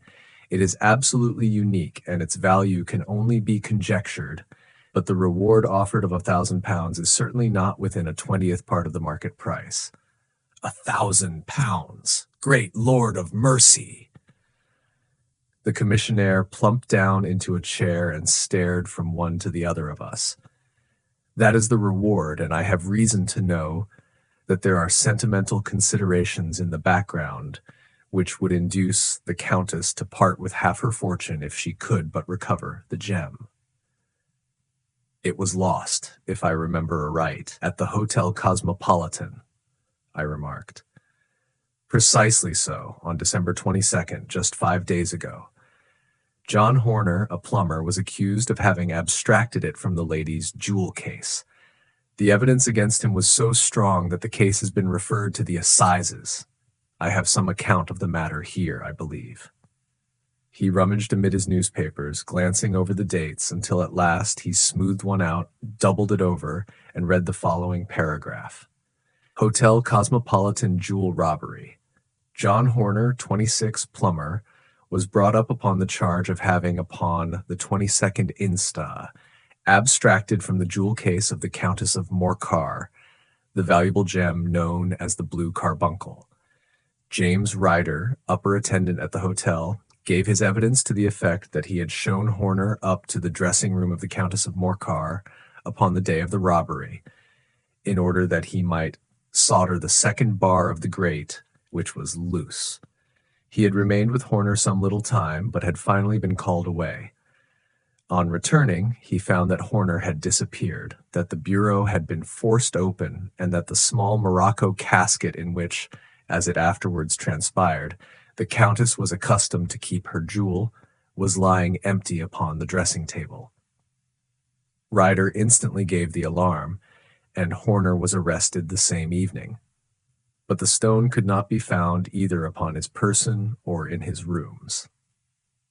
Catherine Cusack, maid to the Countess, deposed to having heard Ryder's cry of dismay on discovering the robbery, and to having rushed into the room where she found matters as described by the last witness. Inspector Bradstreet, B Division, gave evidence as to the arrest of Horner, who struggled frantically and protested his innocence in the strongest terms. Evidence of a previous conviction for robbery having been given against the prisoner, the magistrate refused to deal summarily with the offense, but referred it to the assizes. Horner, who had shown signs of intense emotion during the proceedings, fainted away at the conclusion and was carried out of court. So much for the police court, said Holmes thoughtfully, tossing aside the paper.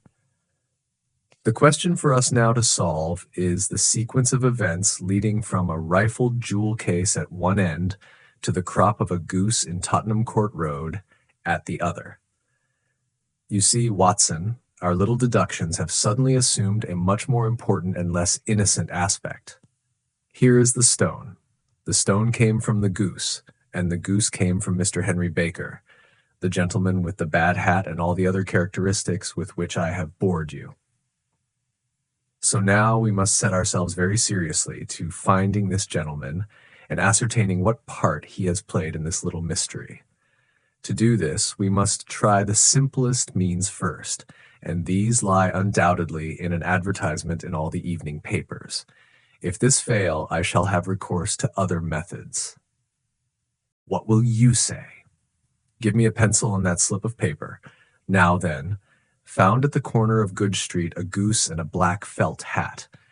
Mr. Henry Baker can have the same by applying at 6:30 this evening at 221B Baker Street. That is clear and concise. Very. But will he see it? Well, he is sure to keep an eye on the papers, since to a poor man the loss was a heavy one. He was clearly so scared by his mischance in breaking the window and by the approach of Peterson that he thought of nothing but flight. But since then he must have bitterly regretted the impulse which caused him to drop his bird. Then, again, the introduction of his name will cause him to see it, for everyone who knows him will direct his attention to it. Here you are, Peterson. Run down to the advertising agency and have this put in the evening papers. In which, sir? Oh, in the Globe, Star, Pall Mall, St. James's Gazette, Evening News, Standard, Echo, and any others that occur to you. Very well, sir. And this stone? Yes, I shall keep the stone. Thank you. And I say, Peterson, just buy a goose on your way back and leave it here with me, for we must have one to give to this gentleman in place of the one which your family is now devouring. When the commissionaire had gone, Holmes took up the stone and held it against the light. It's a bonny thing, said he. Just see how it glints and sparkles. Of course it is a nucleus and focus of crime. Every good stone is. They are the devil's pet baits. In the larger and older jewels, every facet may stand for a bloody deed. This stone is not yet 20 years old. It was found in the banks of the Amoy River in southern China, and is remarkable in having every characteristic of the carbuncle, save that it is blue in shade instead of ruby red. In spite of its youth, it has already a sinister history. There have been 2 murders, a vitriol throwing, a suicide, and several robberies brought about for the sake of this 40-grain weight of crystallized charcoal. Who would think that so pretty a toy would be a purveyor to the gallows and the prison? I'll lock it up in my strong box now and drop a line to the Countess to say that we have it. Do you think that this man Horner is innocent? I cannot tell. Well then, do you imagine that this other one, Henry Baker, had anything to do with the matter? It is, I think, much more likely that Henry Baker is an absolutely innocent man who had no idea that the bird which he was carrying was of considerably more value than if it were made of solid gold. That, however, I shall determine by a very simple test if we have an answer to our advertisement. And you can do nothing until then? Nothing. In that case, I shall continue my professional round, but I shall come back in the evening at the hour you have mentioned, for I should like to see the solution of so tangled a business. Very glad to see you. I dine at 7. There is a woodcock, I believe. By the way, in view of recent occurrences, perhaps I ought to ask Mrs. Hudson to examine its crop. I had been delayed at a case, and it was a little after 6:30 when I found myself in Baker Street once more. As I approached the house, I saw a tall man in a Scotch bonnet, with a coat which was buttoned up to his chin, waiting outside in the bright semicircle which was thrown from the fanlight. Just as I arrived, the door was opened, and we were shown up together to Holmes' room. "Mr. Henry Baker, I believe," said he, rising from his armchair and greeting his visitor with the easy air of geniality which he could so readily assume. "Pray take this chair by the fire, Mr. Baker. It is a cold night, and I observe that your circulation is more adapted for summer than for winter. Ah, Watson, you have just come at the right time. Is that your hat, Mr. Baker?" "Yes, sir. That is undoubtedly my hat." He was a large man with rounded shoulders, a massive head, and a broad, intelligent face, sloping down to a pointed beard of grizzled brown. A touch of red in nose and cheeks, with a slight tremor of his extended hand, recalled Holmes's surmise as to his habits. His rusty black frock coat was buttoned right up in front, with the collar turned up, and his lank wrists protruded from his sleeves without a sign of cuff or shirt. He spoke in a slow staccato fashion, choosing his words with care, and gave the impression generally of a man of learning and letters who had had ill usage at the hands of fortune. "We have retained these things for some days," said Holmes, "because we expected to see an advertisement from you giving your address. I am at a loss to know now why you did not advertise." Our visitor gave a rather shamefaced laugh. "Shillings have not been so plentiful with me as they once were," he remarked. "I had no doubt that the gang of roughs who assaulted me had carried off both my hat and the bird. I did not care to spend more money in a hopeless attempt at recovering them." "Very naturally. By the way, about the bird, we were compelled to eat it." "To eat it!" Our visitor half rose from his chair in his excitement. "Yes, it would have been of no use to anyone had we not done so. But I presume that this other goose upon the sideboard, which is about the same weight and perfectly fresh, will answer your purpose equally well?" "Oh, certainly, certainly," answered Mr. Baker with a sigh of relief.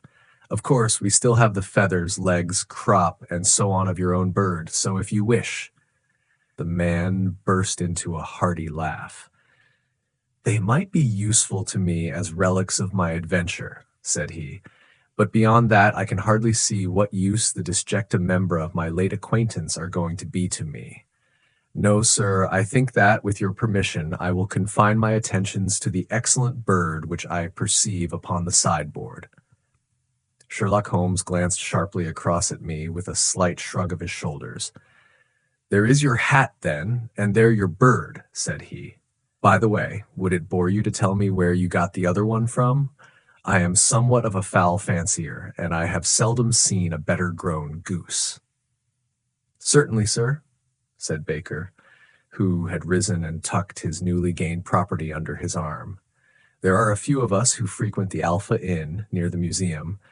We are to be found in the museum itself during the day, you understand. This year, our good host, Wendigate by name, instituted a goose club, by which, on consideration of some few pence every week, we were each to receive a bird at Christmas.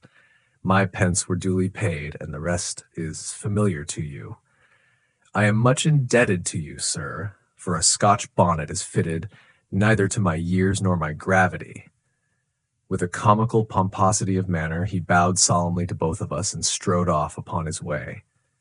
So much for Mr. Henry Baker, said Holmes when he had closed the door behind him. It is quite certain that he knows nothing whatever about the matter.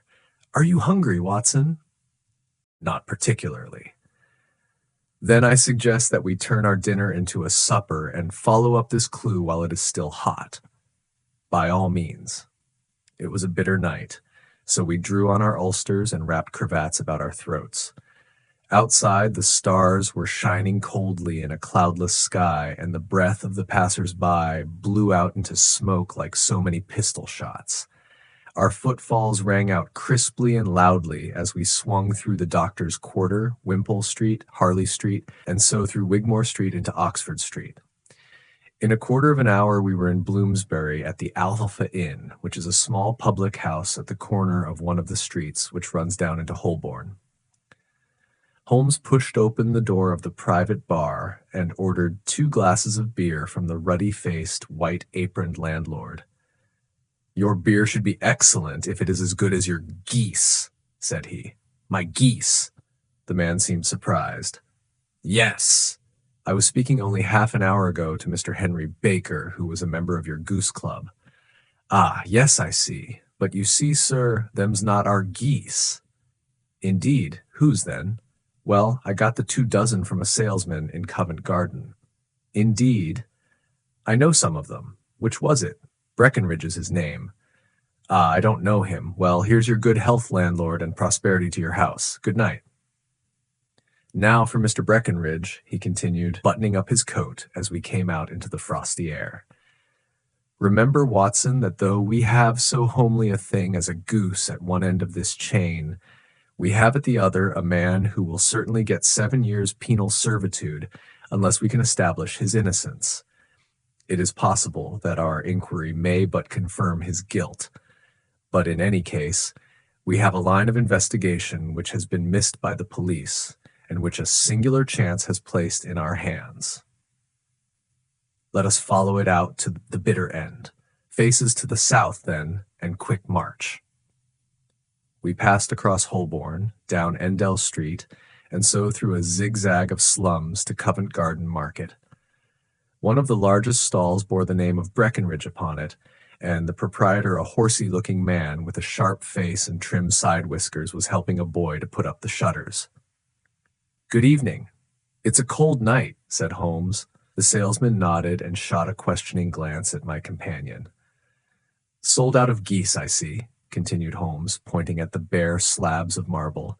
Let you have 500 tomorrow morning. That's no good. Well, there are some on the stall with the gas flare. Ah, but I was recommended to you. Who by? The landlord of the Alpha. Oh, yes, I sent him a couple of dozen. Fine birds they were, too. Now, where did you get them from? To my surprise, the question provoked a burst of anger from the salesman. Now, then, mister, said he, with his head cocked and his arms akimbo, what are you driving at? Let's have it straight now.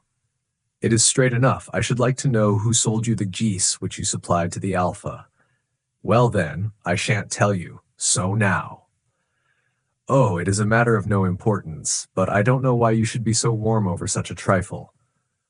Warm? You'd be as warm, maybe, if you were as pestered as I am. When I pay good money for a good article, there should be an end of the business. But it's... Where are the geese? And who did you sell the geese to?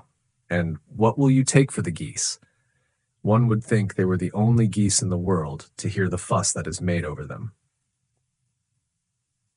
Well, I have no connection with any other people who have been making inquiries, said Holmes carelessly.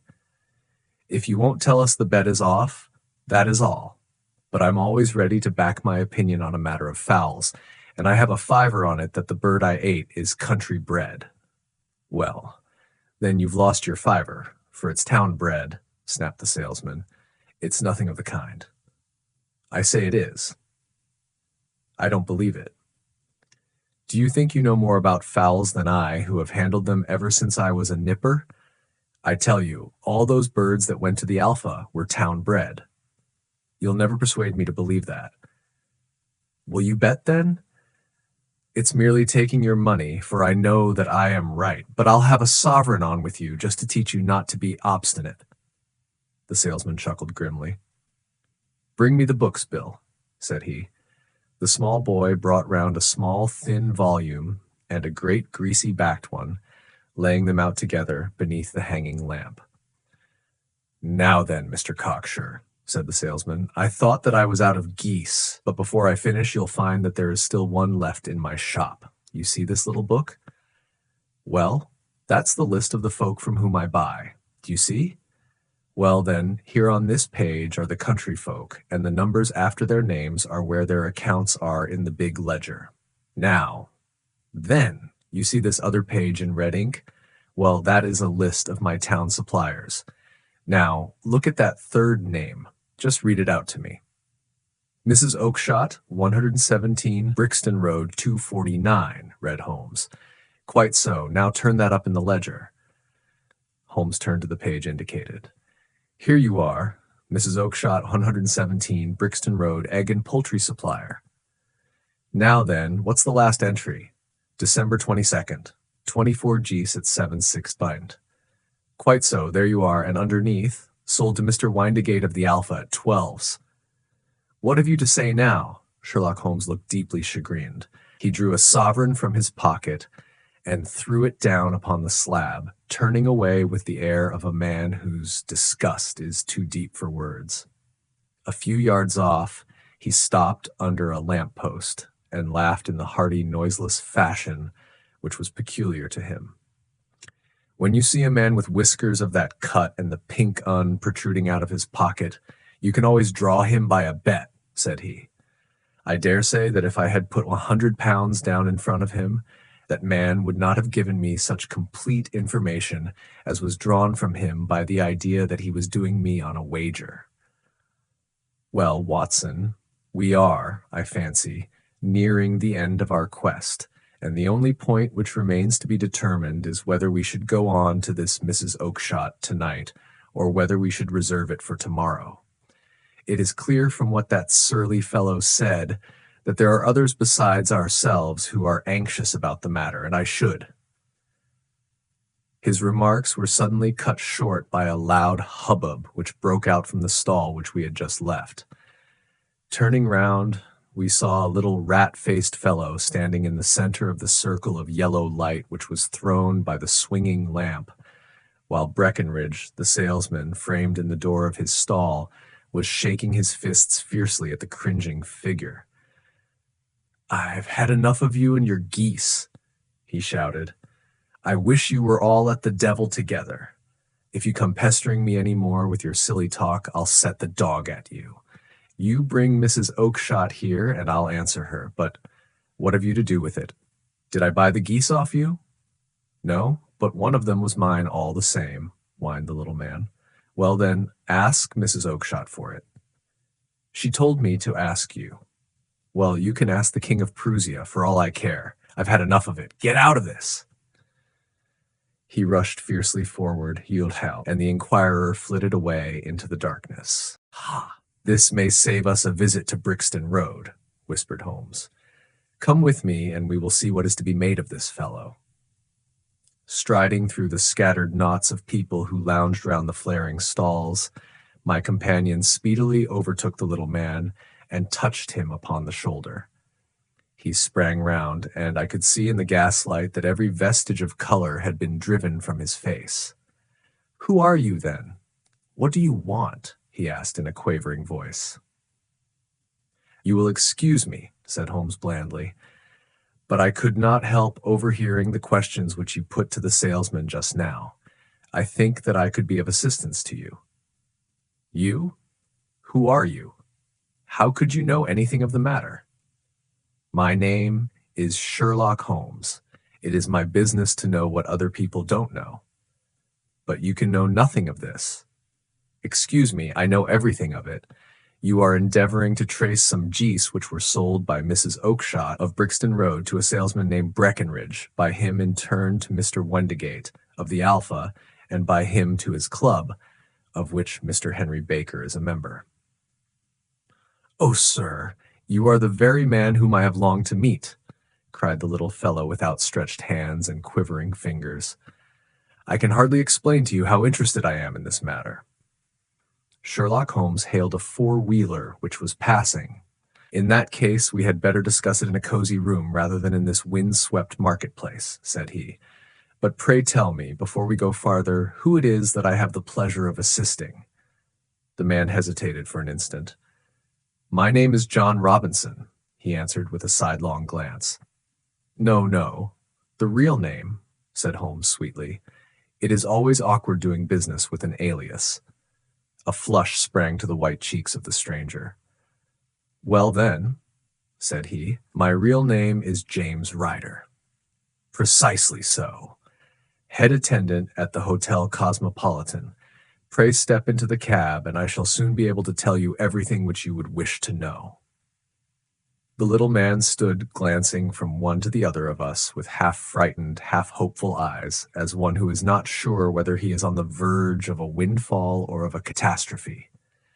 Then he stepped into the cab, and in half an hour we were back in the sitting-room at Baker Street. Nothing had been said during our drive, but the high, thin breathing of our new companion and the claspings and unclaspings of his hands spoke of the nervous tension within him. Here we are, said Holmes cheerily as we filed into the room. The fire looks very seasonable in this weather. You look cold, Mr. Ryder. Pray take the basket chair. I will just put on my slippers before we settle this little matter of yours. Now then, you want to know what became of those geese? Yes, sir. Or rather, I fancy of that goose. It was one bird, I imagine, in which you were interested, white with a black bar across the tail. Ryder quivered with emotion. Oh, sir, he cried, can you tell me where it went to? It came here. Here? Yes, and a most remarkable bird it proved. I don't wonder that you should take an interest in it. It laid an egg after it was dead, the bonniest, brightest little blue egg that ever was seen. I have it here in my museum. Our visitor staggered to his feet and clutched the mantelpiece with his right hand. Holmes unlocked his strong box and held up the blue carbuncle, which shone out like a star, with a cold, brilliant, many-pointed radiance.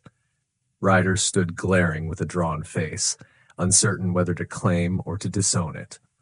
The game's up, Ryder, said Holmes quietly. Hold up, man, or you'll be into the fire. Give him an arm back into his chair, Watson. He's not got blood enough to go in for felony with impunity. Give him a dash of brandy. So, now he looks a little more human. What a shrimp it is, to be sure. For a moment he had staggered and nearly fallen, but the brandy brought a tinge of color into his cheeks, and he sat staring with frightened eyes at his accuser. I have almost every link in my hands, and all the proofs which I could possibly need, so there is little which you need tell me. Still, that little may as well be cleared up to make the case complete. You had heard, Ryder, of this blue stone of the Countess of Morcar's? It was Catherine Cusack who told me of it, said he in a crackling voice. I see, her ladyship's waiting maid. Well, the temptation of sudden wealth so easily acquired was too much for you, as it has been for better men before you, but you were not very scrupulous in the means you used. It seems to me, Ryder, that there is the making of a very pretty villain in you. You knew that this man Horner, the plumber, had been concerned in some such matter before, and that suspicion would rest the more readily upon him. What did you do then? You made some small job in my lady's room, you and your confederate Cusack, and you managed that he should be the man sent for. Then, when he had left, you rifled the jewel case, raised the alarm, and had this unfortunate man arrested. You then... Ryder threw himself down suddenly upon the rug and clutched at my companion's knees. "For God's sake, have mercy," he shrieked. "Think of my father, of my mother. It would break their hearts. I never went wrong before. I never will again. I swear it. I'll swear it on a Bible. Oh, don't bring it into court. For Christ's sake, don't." "Get back into your chair," said Holmes sternly. "It is very well to cringe and crawl now, but you thought little enough of this poor Horner in the dock for a crime of which he knew nothing." "I will fly, Mr. Holmes. I will leave the country, sir. Then the charge against him will break down." "Hum, we will talk about that. And now let us hear a true account of the next act. How came the stone into the goose? And how came the goose into the open market? Tell us the truth, for there lies your only hope of safety." Ryder passed his tongue over his parched lips. "I will tell you it just as it happened, sir," said he. "When Horner had been arrested, it seemed to me that it would be best for me to get away with the stone at once, for I did not know at what moment the police might not take it into their heads to search me in my room. There was no place about the hotel where it would be safe. I went out as if on some commission, and I made for my sister's house. She had married a man named Oakshott, and lived in Brixton Road, where she fattened fowls for the market. All the way there, every man I met seemed to me to be a policeman or a detective, and, for all that it was a cold night, the sweat was pouring down my face before I came to the Brixton Road. My sister asked me what was the matter and why I was so pale, but I told her that I had been upset by the jewel robbery at the hotel. Then I went into the backyard and smoked a pipe and wondered what it would be best to do.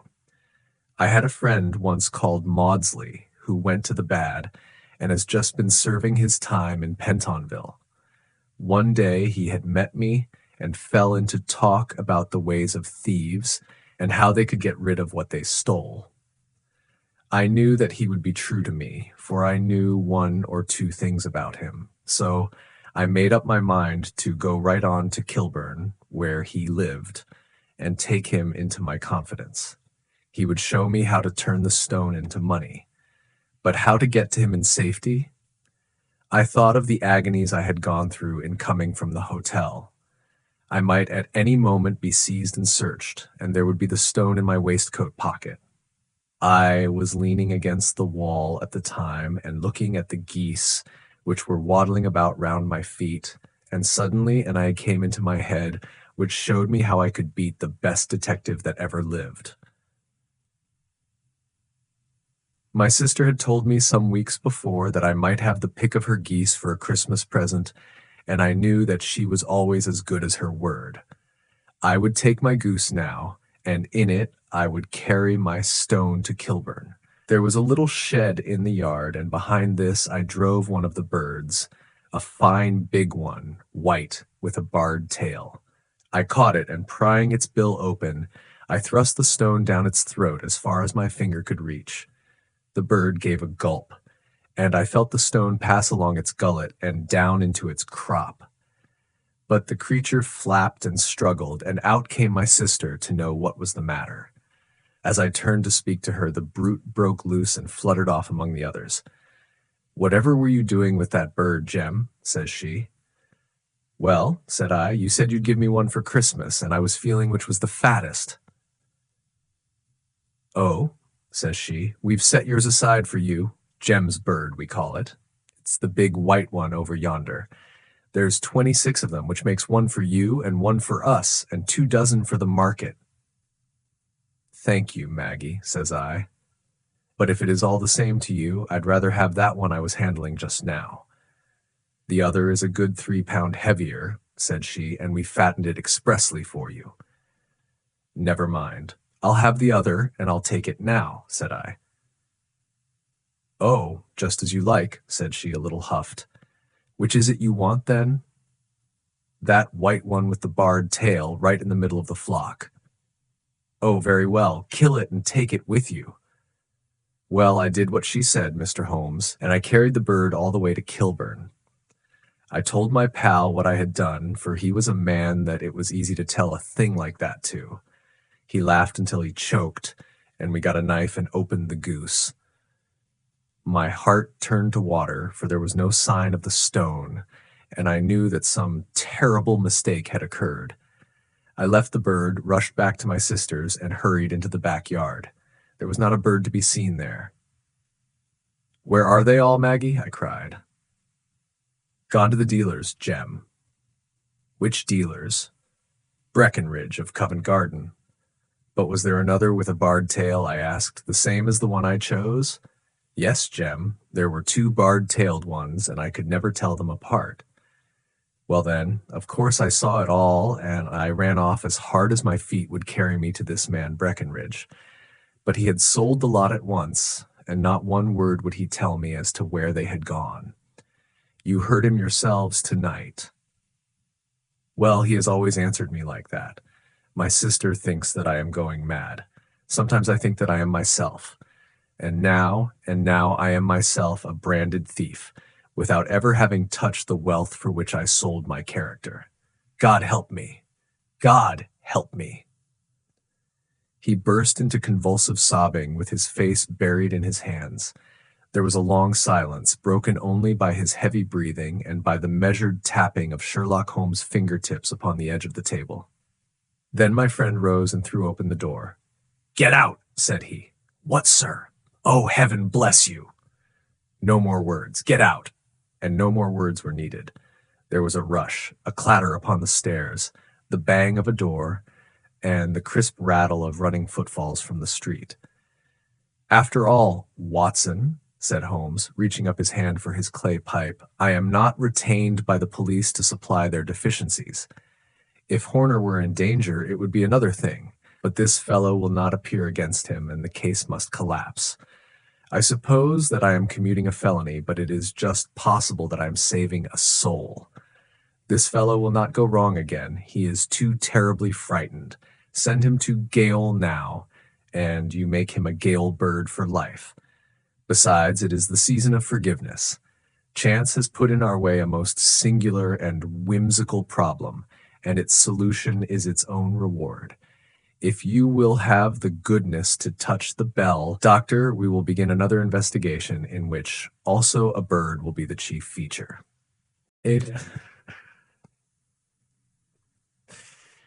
On glancing over my notes of the 70-odd cases in which I have during the last 8 years studied the methods of my friend Sherlock Holmes, I find many tragic, some comic, a large number merely strange, but none commonplace. For working as he did rather for the love of his art than for the acquirement of wealth, he refused to associate himself with any investigation which did not tend towards the unusual and even the fantastic. Of all these varied cases, however, I cannot recall any which presented more singular features than that which was associated with the well-known Surrey family of the Roylotts of Stoke Moran. The events in question occurred in the early days of my association with Holmes, when we were sharing rooms as bachelors in Baker Street. It is possible that I might have placed them upon record before, but a promise of secrecy was made at the time, from which I have only been freed during the last month by the untimely death of the lady to whom the pledge was given. It is perhaps as well that the facts should now come to light, for I have reasons to know that there are widespread rumors as to the death of Dr. Grimesby Roylott, which tend to make the matter even more terrible than the truth. It was early in April in the year '83 that I woke one morning to find Sherlock Holmes standing, fully dressed, by the side of my bed. He was a late riser as a rule, and as the clock on the mantelpiece showed me that it was only 7:15, I blinked up at him in some surprise, and perhaps just a little resentment, for I was myself regular in my habits. "Very sorry to knock you up, Watson," said he, "but it's the common lot this morning. Mrs. Hudson has been knocked up," she retorted upon me, "and I on you." "What is it, then? A fire?" "No, a client. It seems that a young lady has arrived in a considerable state of excitement who insists upon seeing me. She is waiting now in the sitting room." Now, when young ladies wander about the metropolis at this hour of the morning and knock sleepy people up out of their beds, I presume that it is something very pressing which they have to communicate. Should it prove to be an interesting case, you would, I am sure, wish to follow it from the outset. I thought, at any rate, that I should call you and give you the chance. My dear fellow, I would not miss it for anything. I had no keener pleasure than in following Holmes in his professional investigations, and in admiring the rapid deductions, as swift as intuitions, and yet always founded on a logical basis with which he unraveled the problems which were submitted to him. I rapidly threw on my clothes and was ready in a few minutes to accompany my friend down to the sitting-room. A lady dressed in black and heavily veiled, who had been sitting in the window, rose as we entered. "Good morning, madam," said Holmes cheerily. "My name is Sherlock Holmes. This is my intimate friend and associate, Dr. Watson, before whom you can speak as freely as before myself. Ha! I am glad to see that Mrs. Hudson has had the good sense to light the fire. Pray draw up to it, and I shall order you a cup of hot coffee, for I observe that you are shivering." "It is not cold which makes me shiver," said the woman in a low voice, changing her seat as requested. "What then?" "It is fear, Mr. Holmes. It is terror."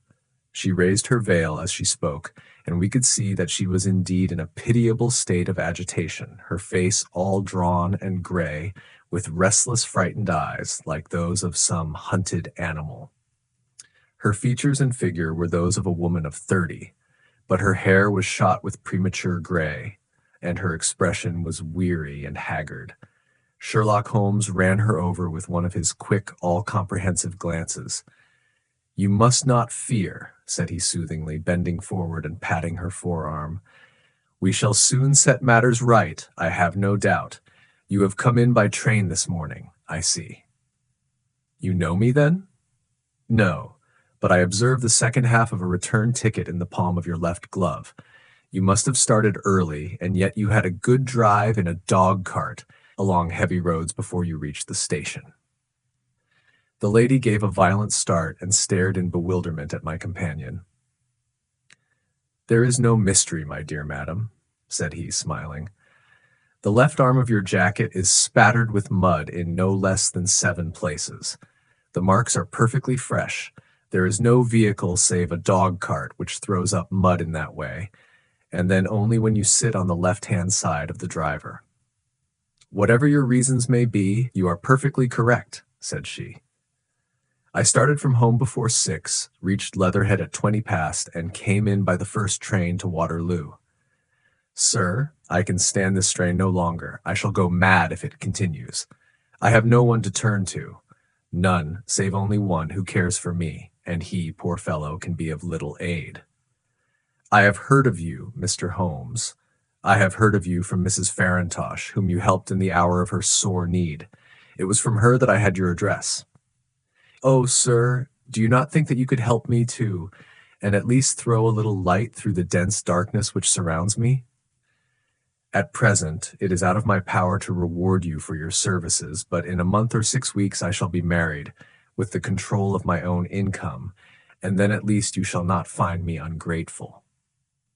Holmes turned to his desk and, unlocking it, drew out a small case-book, which he consulted.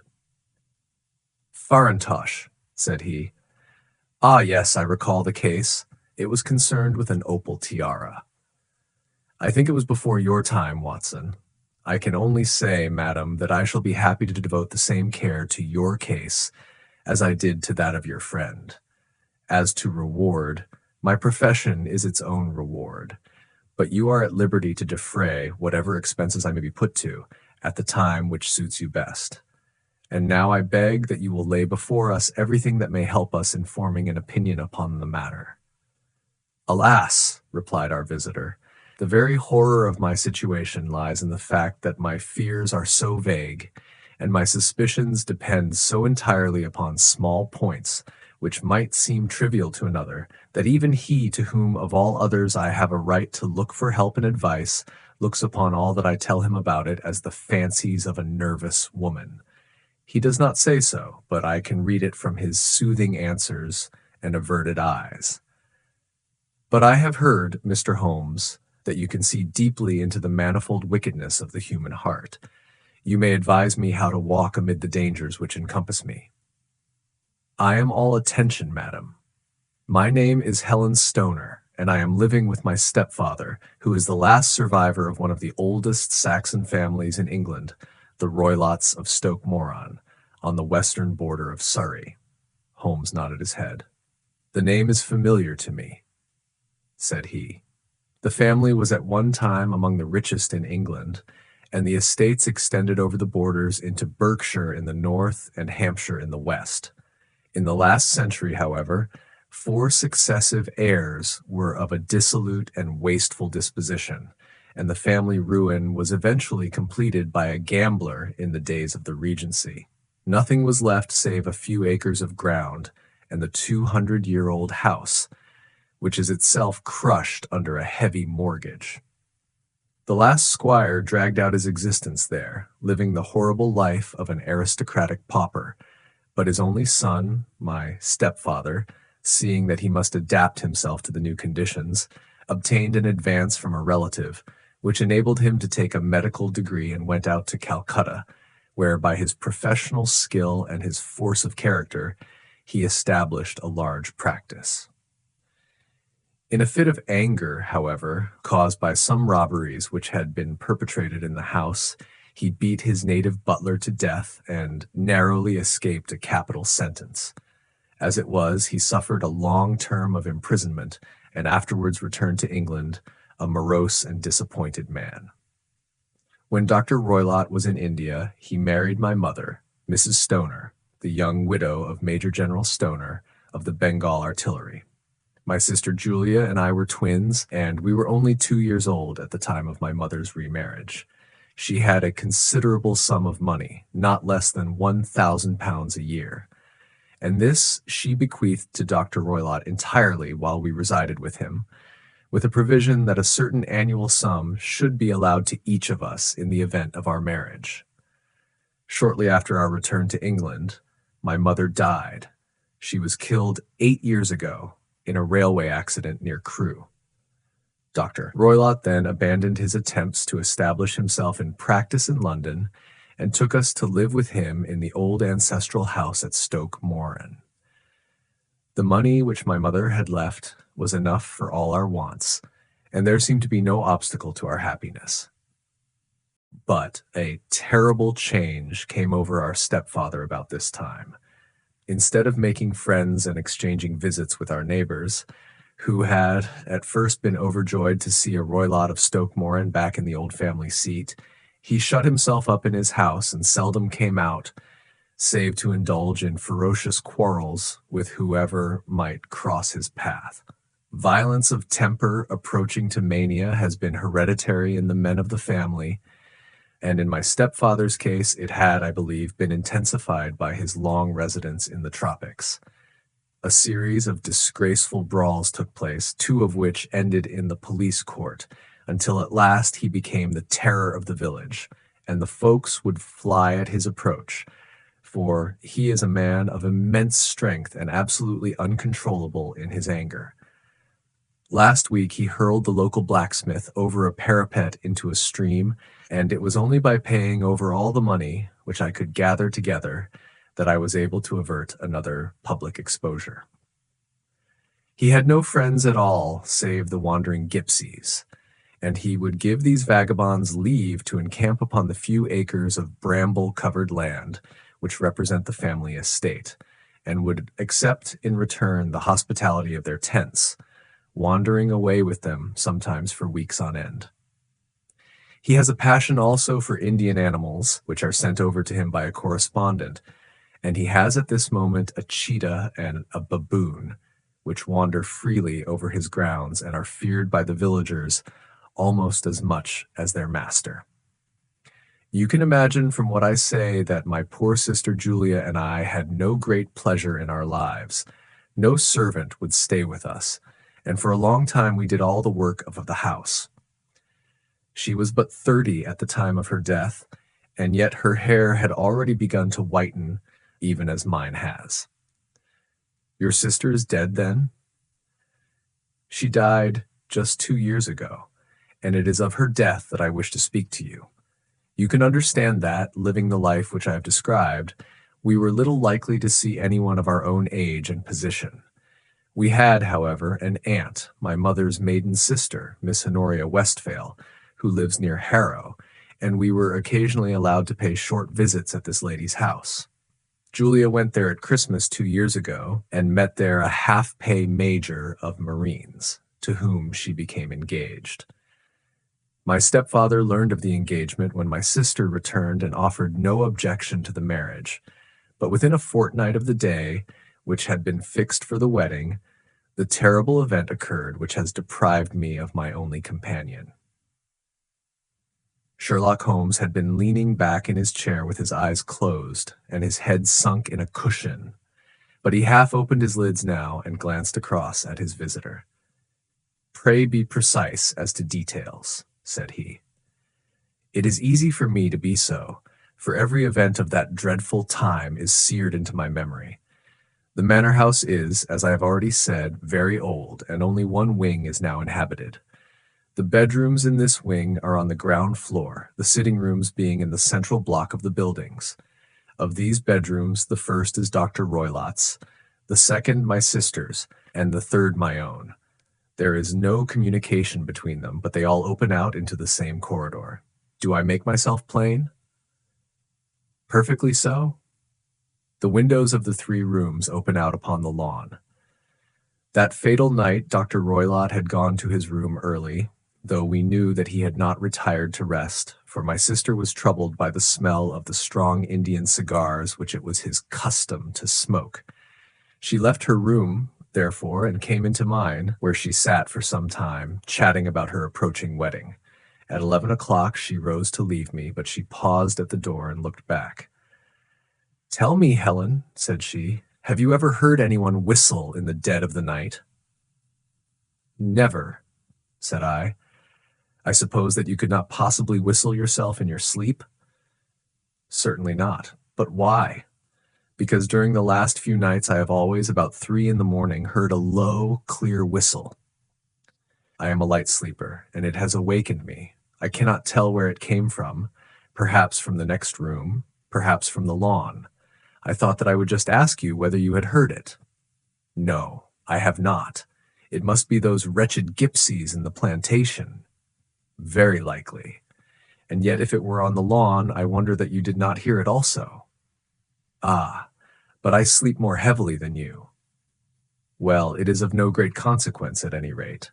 She smiled back at me, closed my door, and a few moments later I heard her key turn in the lock. "Indeed," said Holmes. "Was it your custom always to lock yourselves in at night?" "Always." "And why?" "I think that I mentioned to you that the doctor kept a cheetah and a baboon. We had no feeling of security unless our doors were locked." "Quite so. Pray proceed with your statement." "I could not sleep that night. A vague feeling of impending misfortune impressed me. My sister and I, you will recollect, were twins, and you know how subtle are the links which bind 2 souls which are so closely allied. It was a wild night. The wind was howling outside, and the rain was beating and splashing against the windows. Suddenly, amid all the hubbub of the gale, there burst forth the wild scream of a terrified woman. I knew that it was my sister's voice. I sprang from my bed, wrapped a shawl round me, and rushed into the corridor. As I opened my door, I seemed to hear a low whistle, such as my sister described, and a few moments later a clanging sound as if a mass of metal had fallen. As I ran down the passage, my sister's door was unlocked and revolved slowly upon its hinges. I stared at it horror-stricken, not knowing what was about to issue from it. By the light of the corridor lamp, I saw my sister appear at the opening, her face blanched with terror, her hands groping for help, her whole figure swaying to and fro like that of a drunkard. I ran to her and threw my arms round her, but at that moment her knees seemed to give way and she fell to the ground. She writhed as one who is in terrible pain, and her limbs were dreadfully convulsed. At first, I thought that she had not recognized me, but as I bent over her, she suddenly shrieked out in a voice which I shall never forget. "Oh my God! Helen! It was the band! The Speckled Band!" There was something else which she would fain have said, and she stabbed with her finger into the air in the direction of the doctor's room. But a fresh convulsion seized her and choked her words. I rushed out, calling loudly for my stepfather, and I met him hastening from his room in his dressing gown. When he reached my sister's side, she was unconscious, and though he poured brandy down her throat and sent for medical aid from the village, all efforts were in vain, for she slowly sank and died without having recovered her consciousness. Such was the dreadful end of my beloved sister. "One moment," said Holmes. "Are you sure about this whistle and metallic sound? Could you swear to it?" That was what the county coroner asked me at the inquiry. It is my strong impression that I heard it, and yet, among the crash of the gale and the creaking of an old house, I may possibly have been deceived. "Was your sister dressed?" "No, she was in her night-dress. In her right hand was found the charred stump of a match, and in her left, a matchbox, showing that she had struck a light and looked about her when the alarm took place. That is important. And what conclusions did the coroner come to?" "He investigated the case with great care, for Dr. Roylott's conduct had long been notorious in the county, but he was unable to find any satisfactory cause of death. My evidence showed that the door had been fastened upon the inner side, and the windows were blocked by old-fashioned shutters with broad iron bars, which were secured every night. The walls were carefully sounded, and were shown to be quite solid all round, and the flooring was also thoroughly examined, with the same result. The chimney is wide, but is barred up by 4 large staples. It is certain, therefore, that my sister was quite alone when she met her end. Besides, there were no marks of any violence upon her. How about poison? The doctors examined her for it, but without success. What do you think that this unfortunate lady died of, then? It is my belief that she died of pure fear and nervous shock, though what it was that frightened her I cannot imagine. Were there gypsies in the plantation at the time? Yes, there are nearly always some there. Ah, and what did you gather from this allusion to a band, a speckled band? Sometimes I have thought that it was merely the wild talk of delirium, sometimes that it may have referred to some band of people, perhaps to these very gypsies in the plantation. I do not know whether the spotted handkerchiefs, which so many of them wear over their heads, might have suggested the strange adjective which she used. Holmes shook his head like a man who is far from being satisfied. "These are very deep waters," said he. "Pray go on with your narrative." 2 years have passed since then, and my life has been until lately lonelier than ever. A month ago, however, a dear friend whom I have known for many years has done me the honor to ask my hand in marriage. His name is Armitage, Percy Armitage, the second son of Mr. Armitage of Crane Water, near Reading. My stepfather has offered no opposition to the match, and we are to be married in the course of the spring. 2 days ago, some repairs were started in the west wing of the building, and my bedroom wall has been pierced, so that I have had to move into the chamber in which my sister died, and to sleep in the very bed in which she slept. Imagine, then, my thrill of terror when last night, as I lay awake, thinking over her terrible fate, I suddenly heard in the silence of the night the low whistle which had been the herald of her own death. I sprang up and lit the lamp, but nothing was to be seen in the room. I was too shaken to go to bed again, however, so I dressed, and as soon as it was daylight, I slipped down, got a dog-cart at the Crown Inn, which is opposite, and drove to Leatherhead, from whence I have come on this morning with the one object of seeing you and asking your advice. "You have done wisely," said my friend. "But have you told me all?" "Yes, all." Miss Roylott, you have not. You are screening your stepfather. Why, what do you mean? For answer, Holmes pushed back the frill of black lace which fringed the hand that lay upon our visitor's knee. 5 little livid spots, the marks of 4 fingers and a thumb, were printed upon the white wrist. You have been cruelly used, said Holmes. The lady colored deeply and covered over her injured wrist. He is a hard man, she said, and perhaps he hardly knows his own strength. There was a long silence, during which Holmes leaned his chin upon his hands and stared into the crackling fire. This is a very deep business, he said at last. There are 1,000 details which I should desire to know before I decide upon our course of action, yet we have not a moment to lose. If we were to come to Stoke Moran today, would it be possible for us to see over these rooms without the knowledge of your stepfather? As it happens, he spoke of coming into town today upon some most important business. It is probable that he will be away all day and that there would be nothing to disturb you. We have a housekeeper now, but she is old and foolish, and I could easily get her out of the way. Excellent. You are not averse to this trip, Watson? By no means. Then we shall both come. What are you going to do yourself? I have 1 or 2 things which I would wish to do now that I am in town, but I shall return by the 12 o'clock train so as to be there in time for your coming. And you may expect us early in the afternoon. I have myself some small business matters to attend to. Will you not wait and breakfast? No, I must go. My heart is lightened already since I have confided my trouble to you. I shall look forward to seeing you again this afternoon. She dropped her thick black veil over her face and glided from the room. And what do you think of it all, Watson?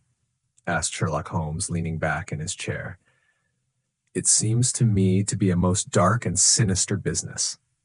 Dark enough and sinister enough. Yet if the lady is correct in saying that the flooring and walls are sound, and that the door, window, and chimney are impassable, then her sister must have been undoubtedly alone when she met her mysterious end. What becomes then of these nocturnal whistles, and what of the very peculiar words of the dying woman?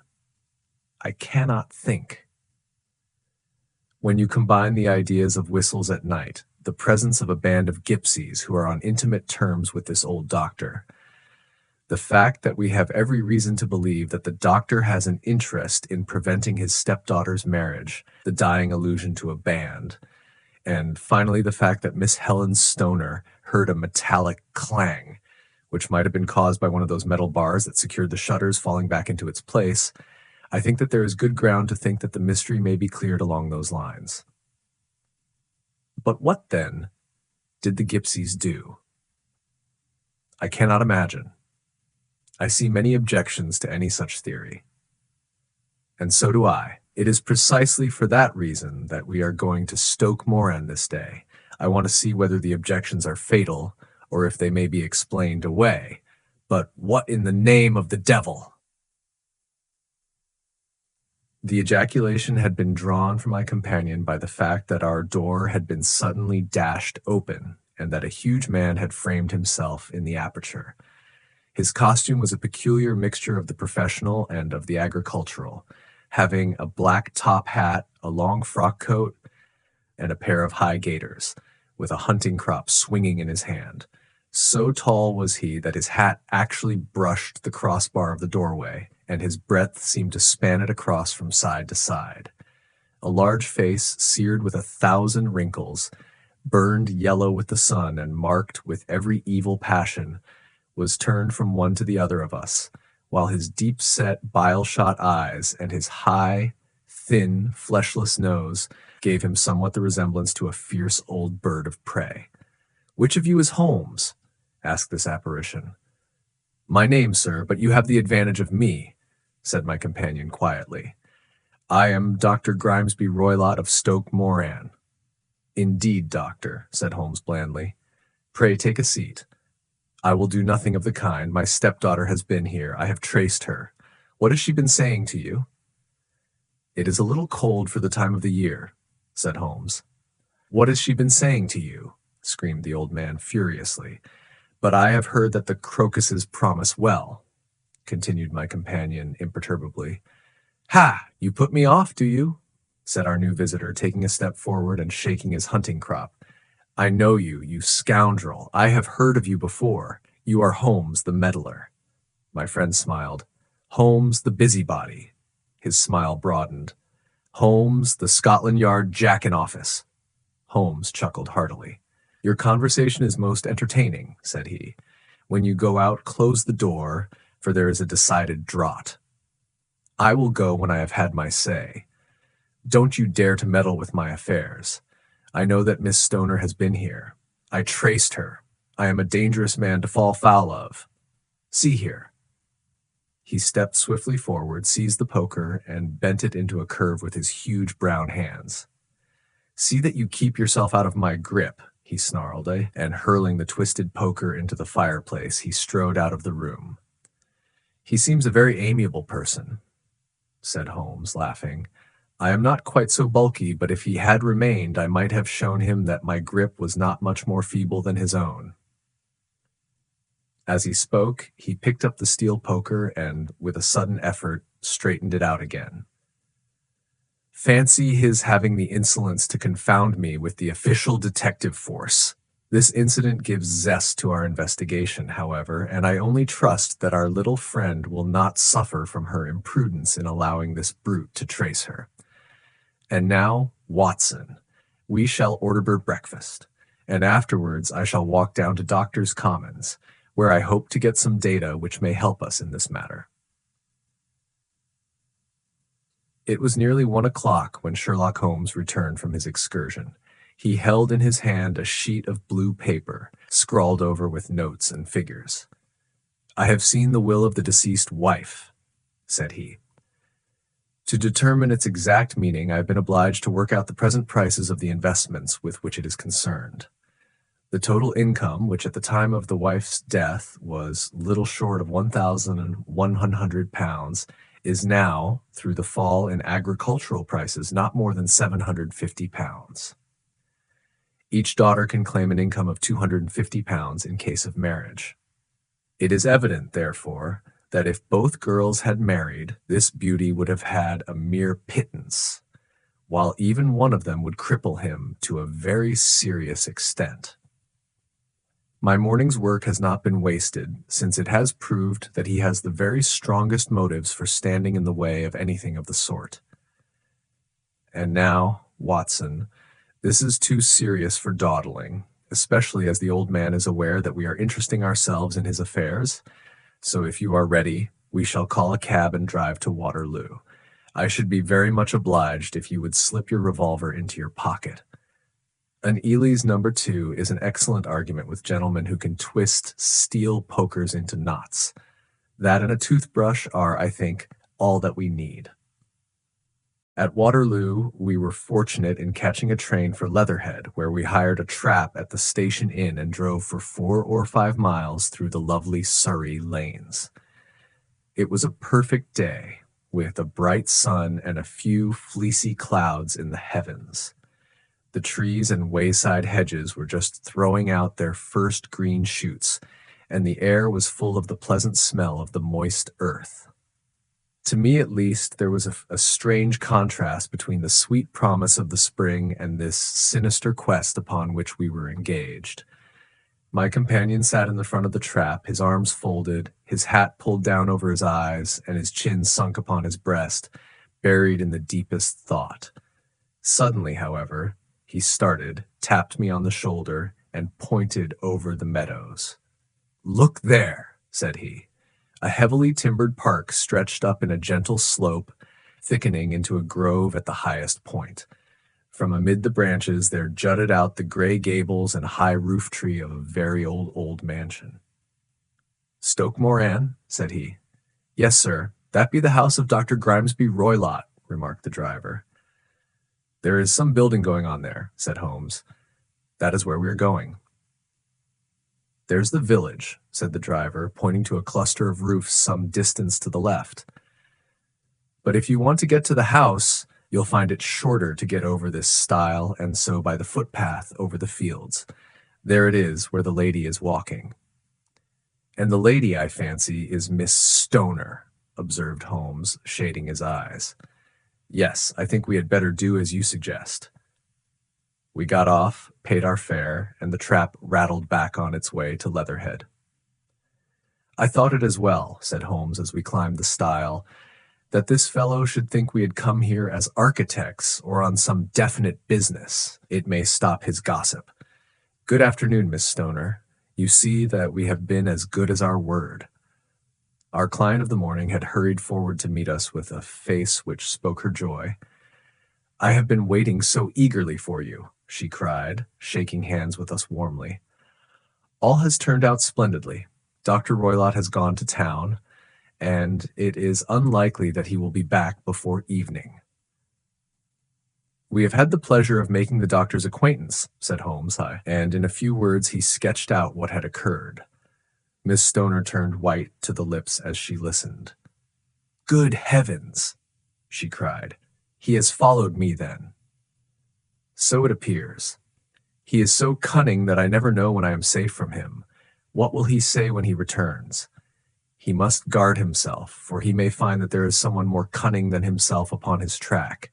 You must lock yourself up from him tonight. If he is violent, we shall take you away to your aunt's at Harrow.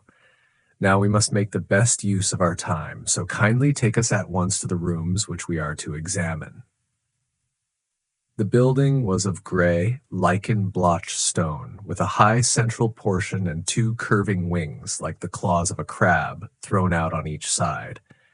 In one of these wings the windows were broken and blocked with wooden boards, while the roof was partly caved in, a picture of ruin. The central portion was in little better repair, but the right-hand block was comparatively modern, and the blinds in the windows, with the blue smoke curling up from the chimneys, showed that this was where the family resided. Some scaffolding had been erected against the end wall, and the stonework had been broken into, but there were no signs of any workmen at the moment of our visit. Holmes walked slowly up and down the ill-trimmed lawn and examined with deep attention the outsides of the windows. "This, I take it, belongs to the room in which you used to sleep, the center one to your sister's, and the one next to the main building to Dr. Roylott's chamber?"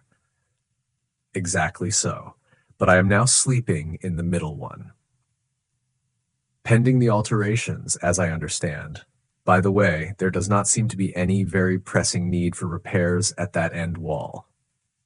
"There were none. I believe that it was an excuse to move me from my room." "Ah, that is suggestive. Now, on the other side of this narrow wing runs the corridor from which these three rooms open. There are windows in it, of course?" "Yes, but very small ones, too narrow for anyone to pass through. As you both locked your doors at night, your rooms were unapproachable from that side. Now, would you have the kindness to go into your room and bar your shutters?" Miss Stoner did so, and Holmes, after a careful examination through the open window, endeavored in every way to force the shutter open, but without success. There was no slit through which a knife could be passed to raise the bar. Then with his lens he tested the hinges, but they were of solid iron built firmly into the massive masonry. "Hum," said he, scratching his chin in some perplexity, "my theory certainly presents some difficulties. No one could pass these shutters if they were bolted. Well, we shall see if the inside throws any light upon the matter." A small side door led into the whitewashed corridor from which the three bedrooms opened. Holmes refused to examine the third chamber, so we passed at once to the second, that in which Miss Stoner was now sleeping, and in which her sister had met with her fate. It was a homely little room with a low ceiling and a gaping fireplace after the fashion of old country houses. A brown chest of drawers stood in one corner, a narrow white counterpane bed in another, and a dressing table on the left-hand side of the window. These articles, with two small wicker-work chairs, made up all the furniture in the room, save for a square of Wilton carpet in the center. The boards round and the paneling of the walls were of brown, worm-eaten oak, so old and discolored that it may have dated from the original building of the house. Holmes drew one of the chairs into a corner and sat silent, while his eyes traveled round and up and down, taking in every detail of the apartment. "Where does that bell communicate with?" he asked at last, pointing to a thick bell rope which hung down beside the bed, the tassel actually lying upon the pillow. "It goes to the housekeeper's room." "It looks newer than the other things." "Yes, it was only put there a couple of years ago." "Your sister asked for it, I suppose?" "No, I never heard of her using it. We used always to get what we wanted for ourselves." "Indeed, it seemed unnecessary to put so nice a bell-pull there. You will excuse me for a few minutes while I satisfy myself as to this floor." He threw himself down upon his face with his lens in his hand and crawled swiftly backward and forward, examining minutely the cracks between the boards. Then he did the same with the woodwork with which the chamber was paneled. Finally, he walked over to the bed and spent some time in staring at it and in running his eye up and down the wall. Finally, he took the bell rope in his hand and gave it a brisk tug. "Why, it's a dummy," said he. "Won't it ring?" "No, it is not even attached to a wire. This is very interesting. You can see now that it is fastened to a hook just above where the little opening for the ventilator is." "How very absurd! I never noticed that before." "Very strange," muttered Holmes, pulling at the rope. "There are one or two very singular points about this room.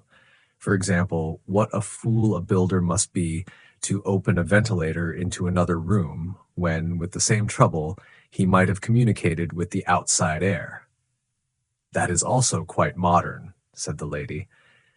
"Done about the same time as the bell rope?" remarked Holmes. "Yes, there were several little changes carried out about that time. They seem to have been of a most interesting character. Dummy bell ropes and ventilators which do not ventilate. With your permission, Miss Stoner, we shall now carry our researches into the inner apartment." Dr. Grimesby Roylott's chamber was larger than that of his stepdaughter, but was as plainly furnished. A camp bed, a small wooden shelf full of books, mostly of a technical character, an armchair beside the bed, a plain wooden chair against the wall, a round table, and a large iron safe were the principal things which met the eye. Holmes walked slowly round and examined each and all of them with the keenest interest. "What's in here?" he asked, tapping the safe. "My stepfather's business papers." "Oh, you have seen inside, then?" "Only once, some years ago. I remember that it was full of papers." "There isn't a cat in it, for example?" "No." "What a strange idea. Well, look at this." He took up a small saucer of milk which stood on the top of it. "No, we don't keep a cat, but there is a cheetah and a baboon." "Ah, yes, of course. Well, a cheetah is just a big cat, and yet a saucer of milk does not go very far in satisfying its wants, I dare say. There is one point which I should wish to determine." He squatted down in front of the wooden chair and examined the seat of it with the greatest attention. "Thank you. That is quite settled," said he, rising and putting his lens in his pocket. "Hullo, here is something interesting." The object which had caught his eye was a small dog lash hung on one corner of the bed. The lash, however, was curled upon itself and tied so as to make a loop of whipcord. "What do you make of that, Watson?" "It's a common enough lash, but I don't know why it should be tied. That is not quite so common, is it?" "Ah, me! It's a wicked world, and when a clever man turns his brains to crime, it is the worst of all. I think that I have seen enough now, Miss Stoner, and with your permission we shall walk out upon the lawn." I had never seen my friend's face so grim or his brow so dark as it was when we turned from the scene of this investigation. We had walked several times up and down the lawn, neither Miss Stoner nor myself liking to break in upon his thoughts before he roused himself from his reverie. "It is very essential, Miss Stoner," said he, "that you should absolutely follow my advice in every respect. I shall most certainly do so." The matter is too serious for any hesitation. Your life may depend upon your compliance. I assure you that I am in your hands.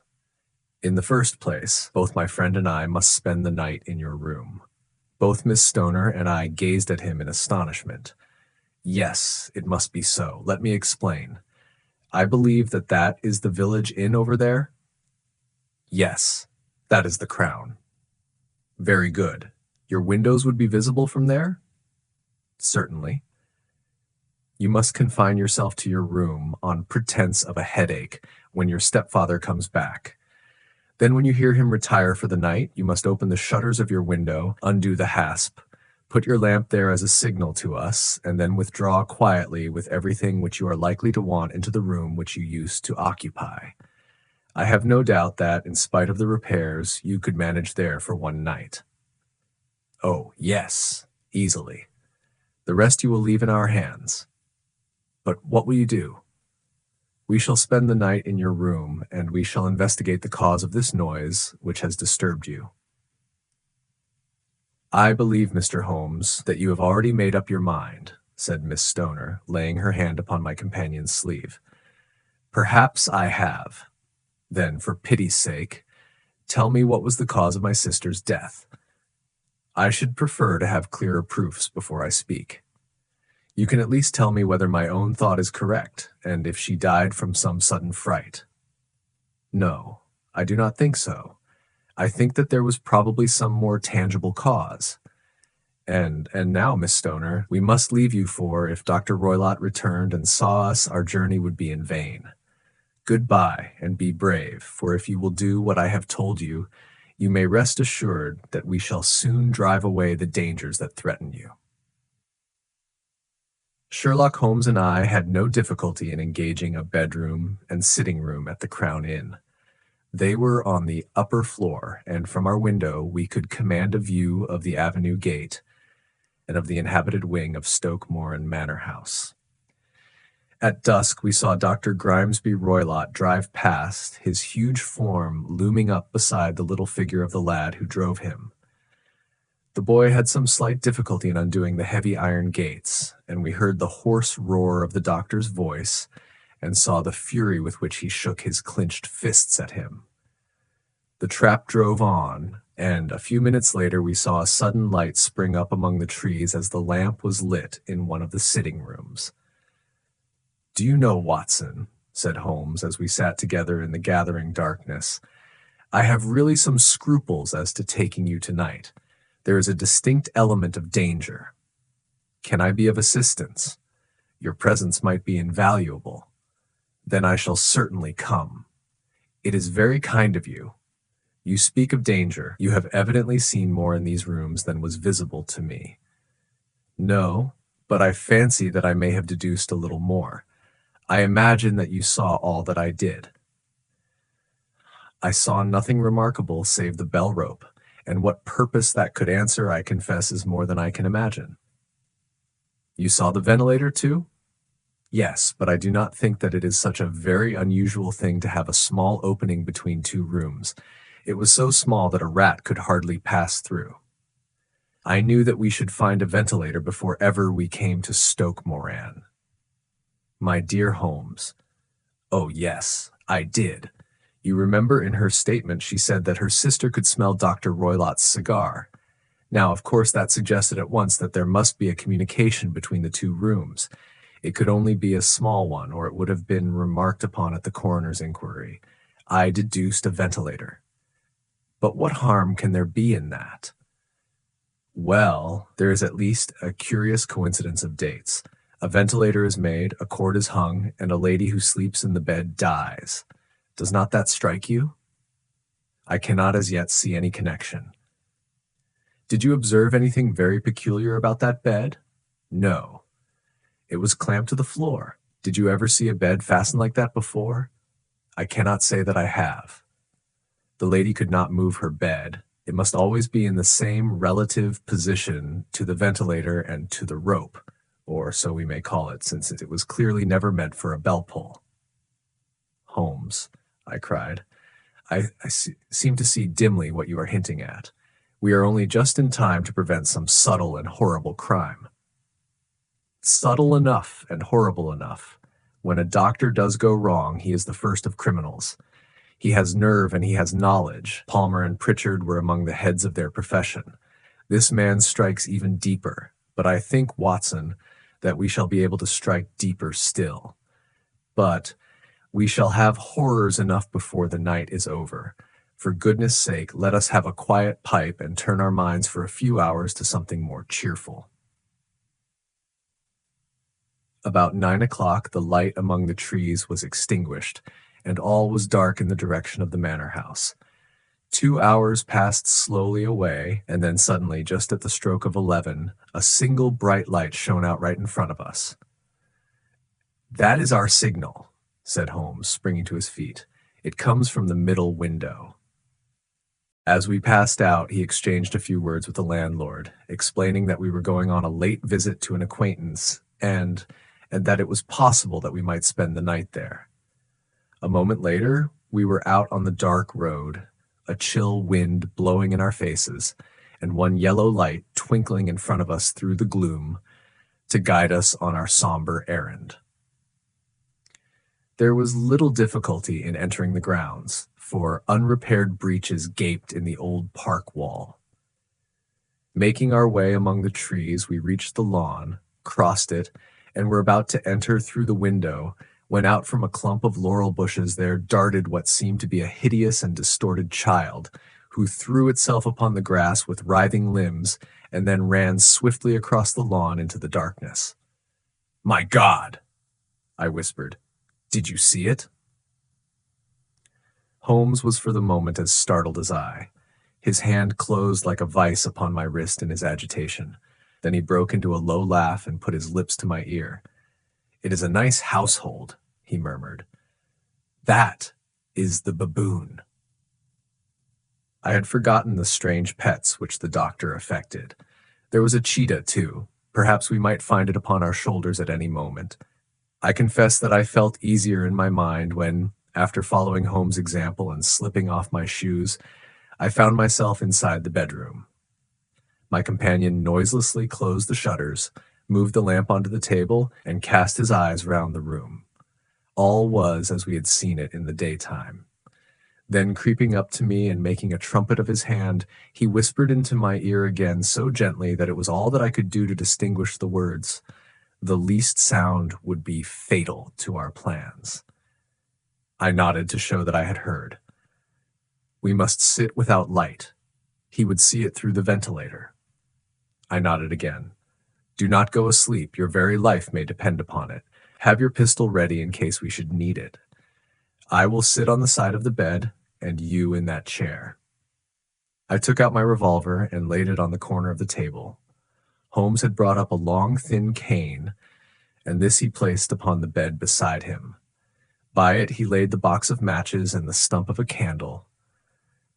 Then he turned down the lamp, and we were left in darkness. How shall I ever forget that dreadful vigil? I could not hear a sound, not even the drawing of a breath, and yet I knew that my companion sat open-eyed within a few feet of me, in the same state of nervous tension in which I was myself. The shutters cut off the least ray of light, and we waited in absolute darkness. From outside came the occasional cry of a night bird, and once at our very window, a long-drawn cat-like whine, which told us that the cheetah was indeed at liberty. Far away, we could hear the deep tones of the parish clock, which boomed out every quarter of an hour. How long they seemed, those quarters. 12 struck, and 1 and 2 and 3, and still we sat waiting silently for whatever might befall. Suddenly, there was the momentary gleam of a light up in the direction of the ventilator, which vanished immediately, but was succeeded by a strong smell of burning oil and heated metal. Someone in the next room had lit a dark lantern. I heard a gentle sound of movement, and then all was silent once more, though the smell grew stronger. For half an hour I sat with straining ears. Then suddenly another sound became audible, a very gentle, soothing sound, like that of a small jet of steam escaping continually from a kettle. The instant that we heard it, Holmes sprang from the bed, struck a match, and lashed furiously with his cane at the bell pull. "You see it, Watson?" he yelled. "You see it?" But I saw nothing. At the moment when Holmes struck the light, I heard a low, clear whistle, but the sudden glare flashing into my weary eyes made it impossible for me to tell what it was, at which my friend lashed so savagely. I could, however, see that his face was deadly pale and filled with horror and loathing. He had ceased to strike and was gazing up at the ventilator when suddenly there broke from the silence of the night the most horrible cry to which I have ever listened.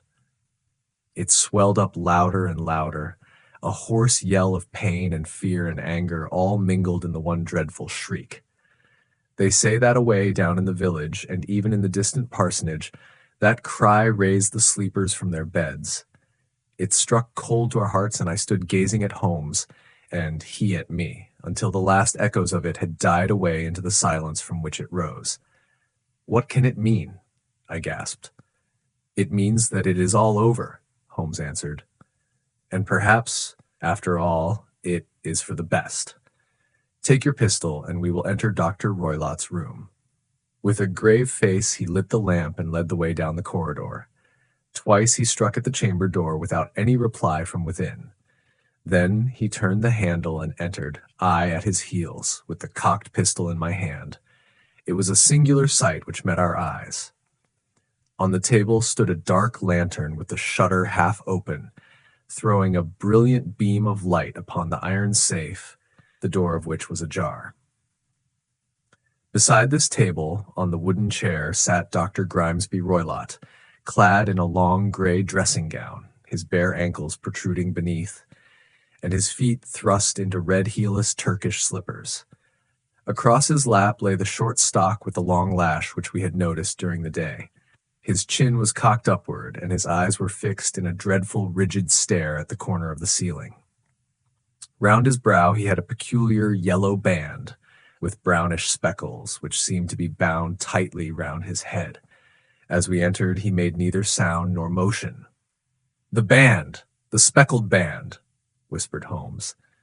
I took a step forward. In an instant his strange headgear began to move, and there reared itself from among his hair the squat diamond-shaped head and puffed neck of a loathsome serpent. "It is a swamp adder," cried Holmes, "the deadliest snake in India. He has died within 10 seconds of being bitten. Violence does, in truth, recoil upon the violent, and the schemer falls into the pit which he digs for another. Let us thrust this creature back into its den, and we can then remove Miss Stoner to some place of shelter and let the county police know what has happened." As he spoke, he drew the dog whip swiftly from the dead man's lap, and throwing the noose round the reptile's neck, he drew it from its horrid perch, and, carrying it at arm's length, threw it into the iron safe, which he closed upon it. Such are the true facts of the death of Dr. Grimesby Roylott of Stoke Moran. It is not necessary that I should prolong a narrative which has already run to too great a length by telling how we broke the sad news to the terrified girl, how we conveyed her by the morning train to the care of her good aunt at Harrow, of how the slow process of official inquiry came to the conclusion that the doctor met his fate while indiscreetly playing with a dangerous pet. The little which I had yet to learn of the case was told me by Sherlock Holmes as we traveled back next day. "I had," said he, "come to an entirely erroneous conclusion, which shows, my dear Watson, how dangerous it always is to reason from insufficient data. The presence of the gipsies, and the use of the word band, which was used by the poor girl, no doubt, to explain the appearance which she had caught a hurried glimpse of by the light of her match, were sufficient to put me upon an entirely wrong scent. I can only claim the merit that I instantly reconsidered my position when, however, it became clear to me that whatever danger threatened an occupant of the room could not come either from the window or the door. My attention was speedily drawn, as I have already remarked to you, to this ventilator, and to the bell rope which hung down to the bed. The discovery that this was a dummy and that the bed was clamped to the floor instantly gave rise to the suspicion that the rope was there as a bridge for something passing through the hole and coming to the bed. The idea of a snake instantly occurred to me, and when I coupled it with my knowledge that the doctor was furnished with a supply of creatures from India, I felt that I was probably on the right track.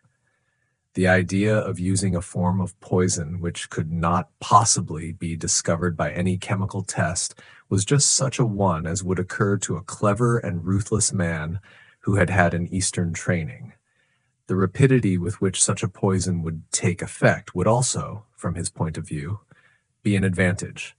It would be a sharp-eyed coroner, indeed, who could distinguish the two little dark punctures which would show where the poison fangs had done their work.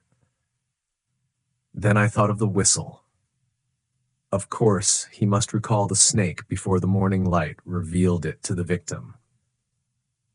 He had trained it, probably by the use of the milk which we saw, to return to him when summoned.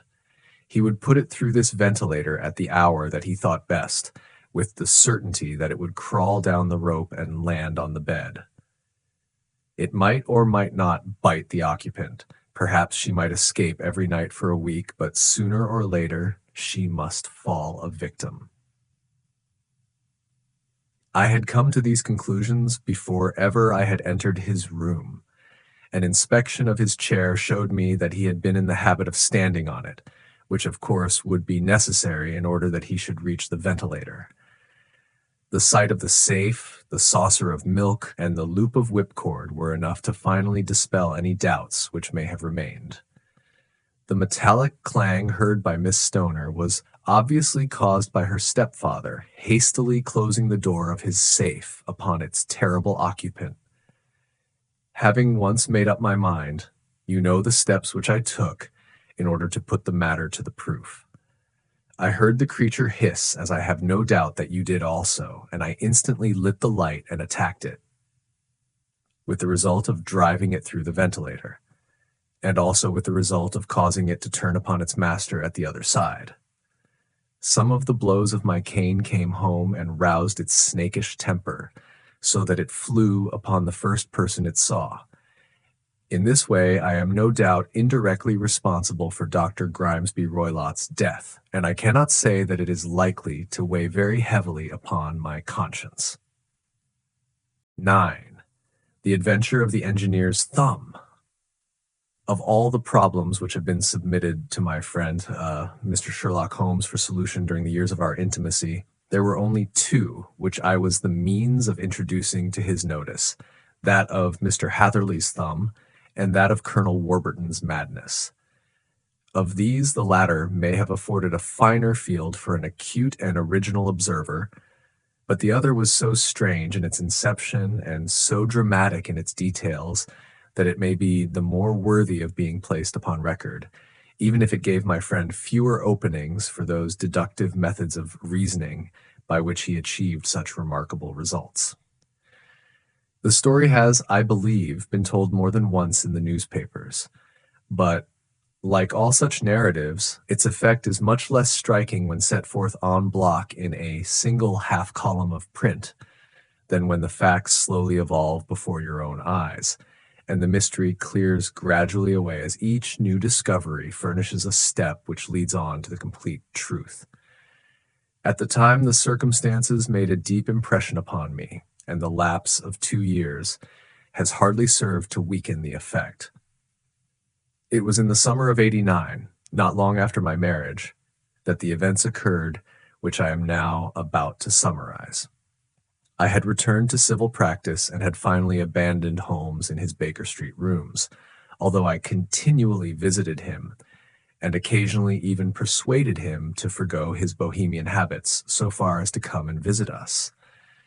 My practice had steadily increased, and as I happened to live at no very great distance from Paddington Station, I got a few patients from among the officials. One of these, whom I had cured of a painful and lingering disease, was never weary of advertising my virtues and of endeavoring to send me on every sufferer over whom he might have any influence. One morning, at a little before 7 o'clock, I was awakened by the maid tapping at the door to announce that two men had come from Paddington and were waiting in the consulting room. I dressed hurriedly, for I knew by experience that railway cases were seldom trivial, and hastened downstairs. As I descended, my old ally, the guard, came out of the room and closed the door tightly behind him.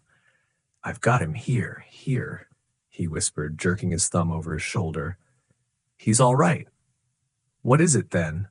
I asked, for his manner suggested that it was some strange creature which he had caged up in my room. "It's a new patient," he whispered. "I thought I'd bring him round myself. Then he couldn't slip away. There he is, all safe and sound.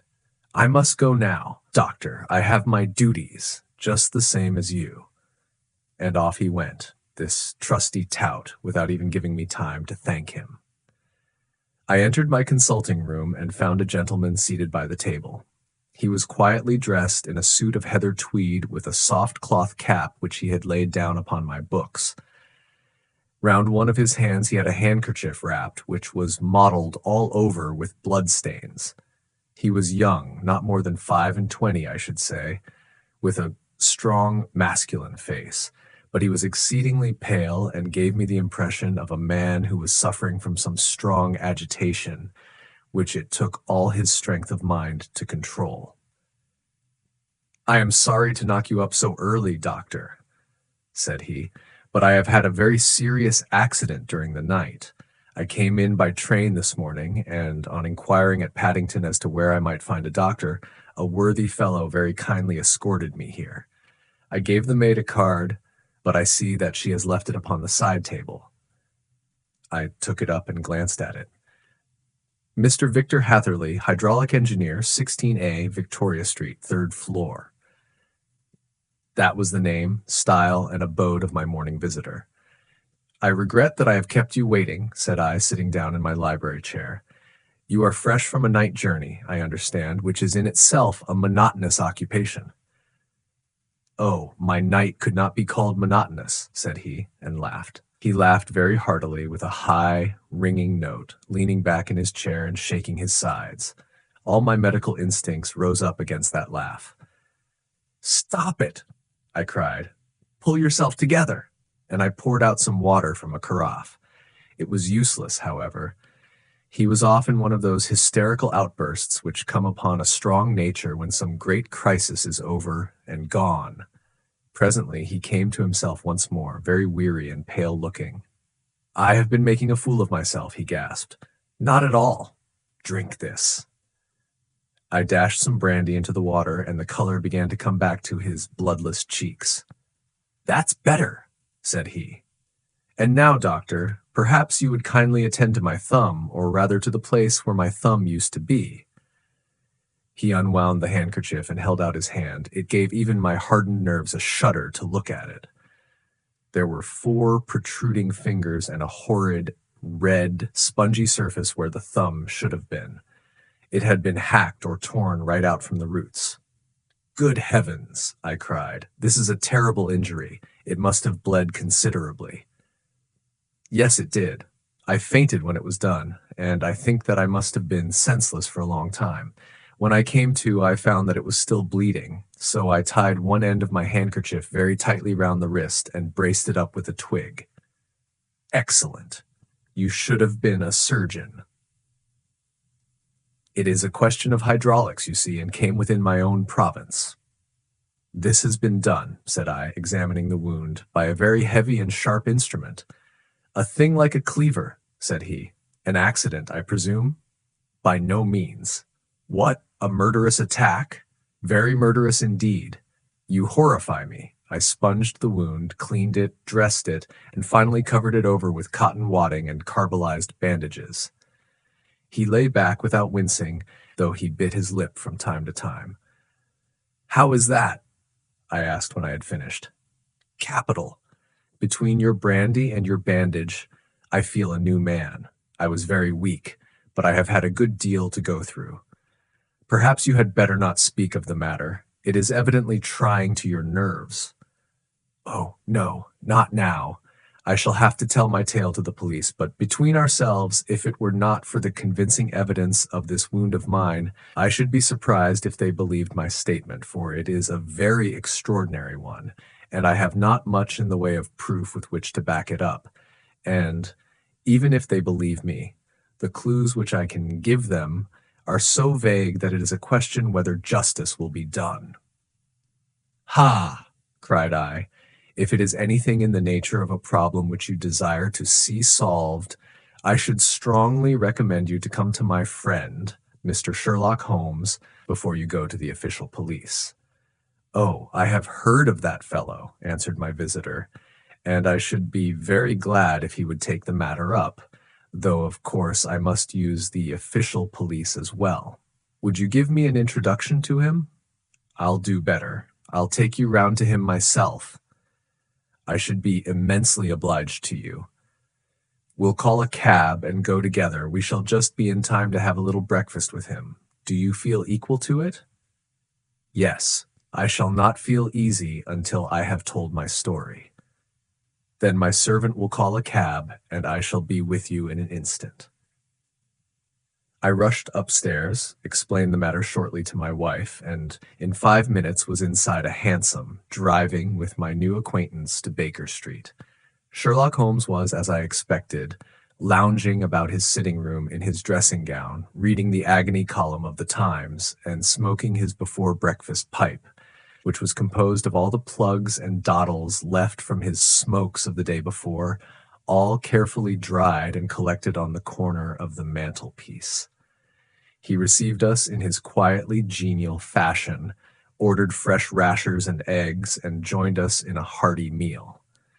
When it was concluded, he settled our new acquaintance upon the sofa, placed a pillow beneath his head, and laid a glass of brandy and water within his reach. "It is easy to see that your experience has been no common one, Mr. Hatherley," said he. "Pray, lie down there and make yourself absolutely at home. Tell us what you can, but stop when you are tired and keep up your strength with a little stimulant." "Thank you," said my patient, "but I have felt another man since the doctor bandaged me, and I think that your breakfast has completed the cure.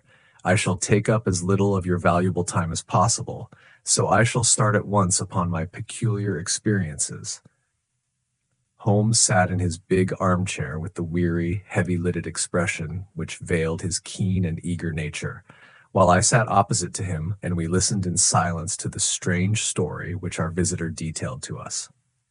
"You must know," said he, "that I am an orphan and a bachelor, residing alone in lodgings in London. By profession, I am a hydraulic engineer, and I have had considerable experience of my work during the 7 years that I was apprenticed to Venner and Matheson, the well-known firm of Greenwich.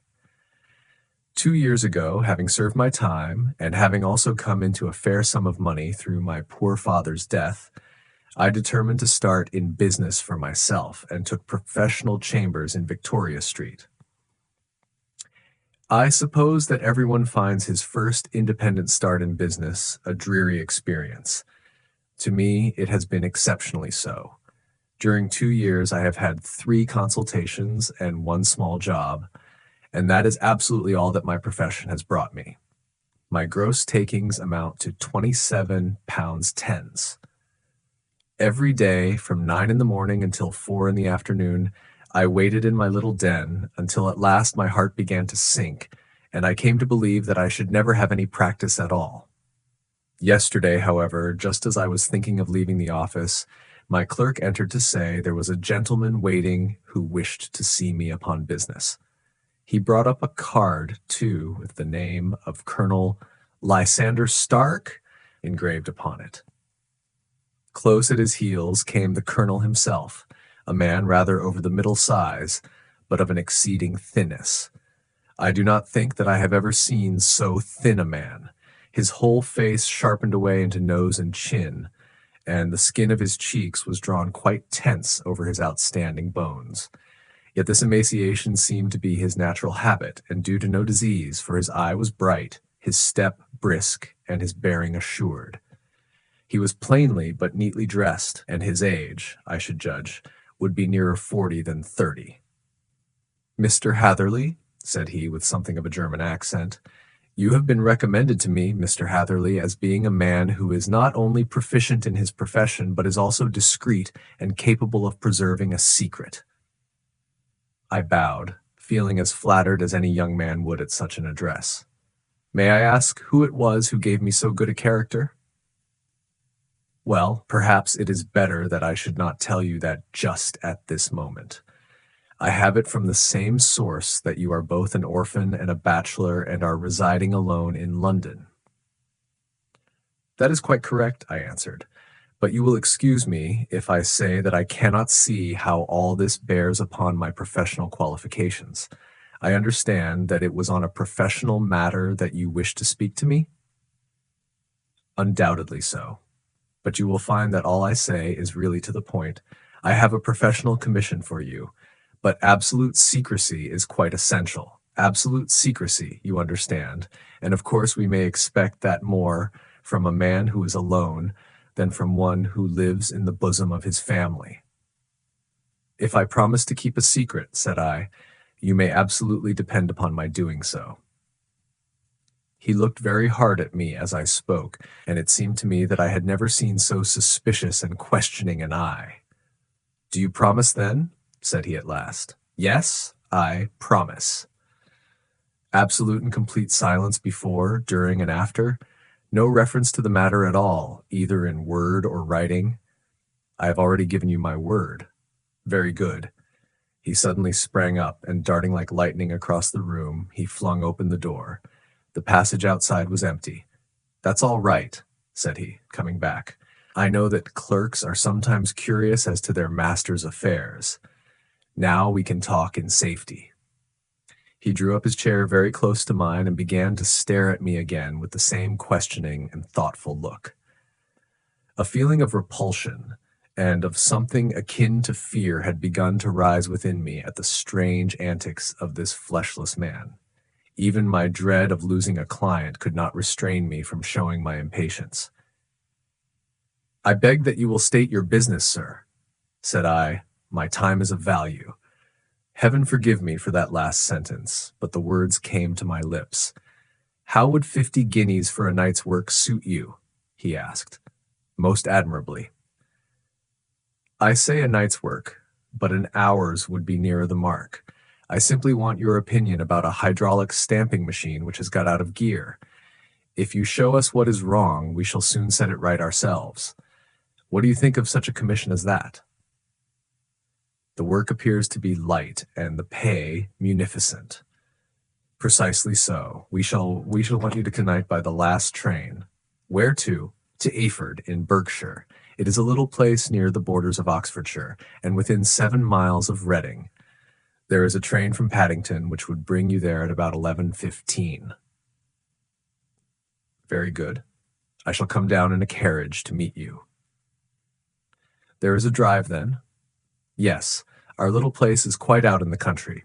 It is a good 7 miles from Ayford station."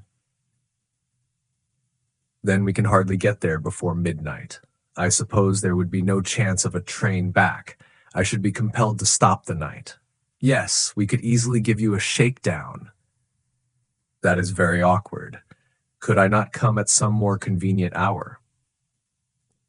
"We have judged it best that you should come late.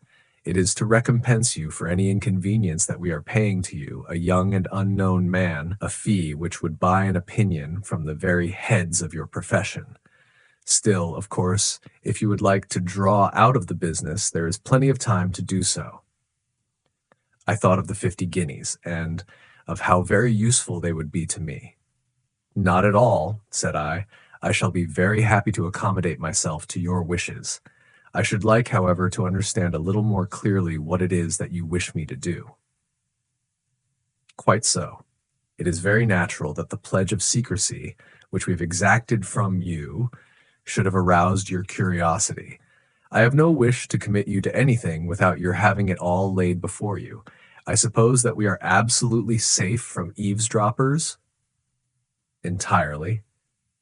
Then the matter stands thus. We're probably aware that fuller's earth is a valuable product and that it is only found in 1 or 2 places in England. I have heard so. Some little time ago, I bought a small place, a very small place, within 10 miles of Reading. I was fortunate enough to discover that there was a deposit of fuller's earth in one of my fields. On examining it, however, I found that this deposit was a comparatively small one, and that it formed a link between 2 very much larger ones upon the right and left, both of them, however, in the grounds of my neighbors. These good people were absolutely ignorant that their land contained that which was quite as valuable as a gold mine. Naturally, it was to my interest to buy their land before they discovered its true value. But unfortunately, I had no capital by which I could do this. I took a few of my friends into the secret, however, and they suggested that we should quietly and secretly work our own little deposit, and that in this way we should earn the money which would enable us to buy the neighboring fields. This we have now been doing for some time, and in order to help us in our operations, we erected a hydraulic press. This press, as I have already explained, has got out of order, and we wish your advice upon the subject. We guard our secret very jealously, however, and if it once became known that we had hydraulic engineers coming to our little house, it would soon rouse inquiry.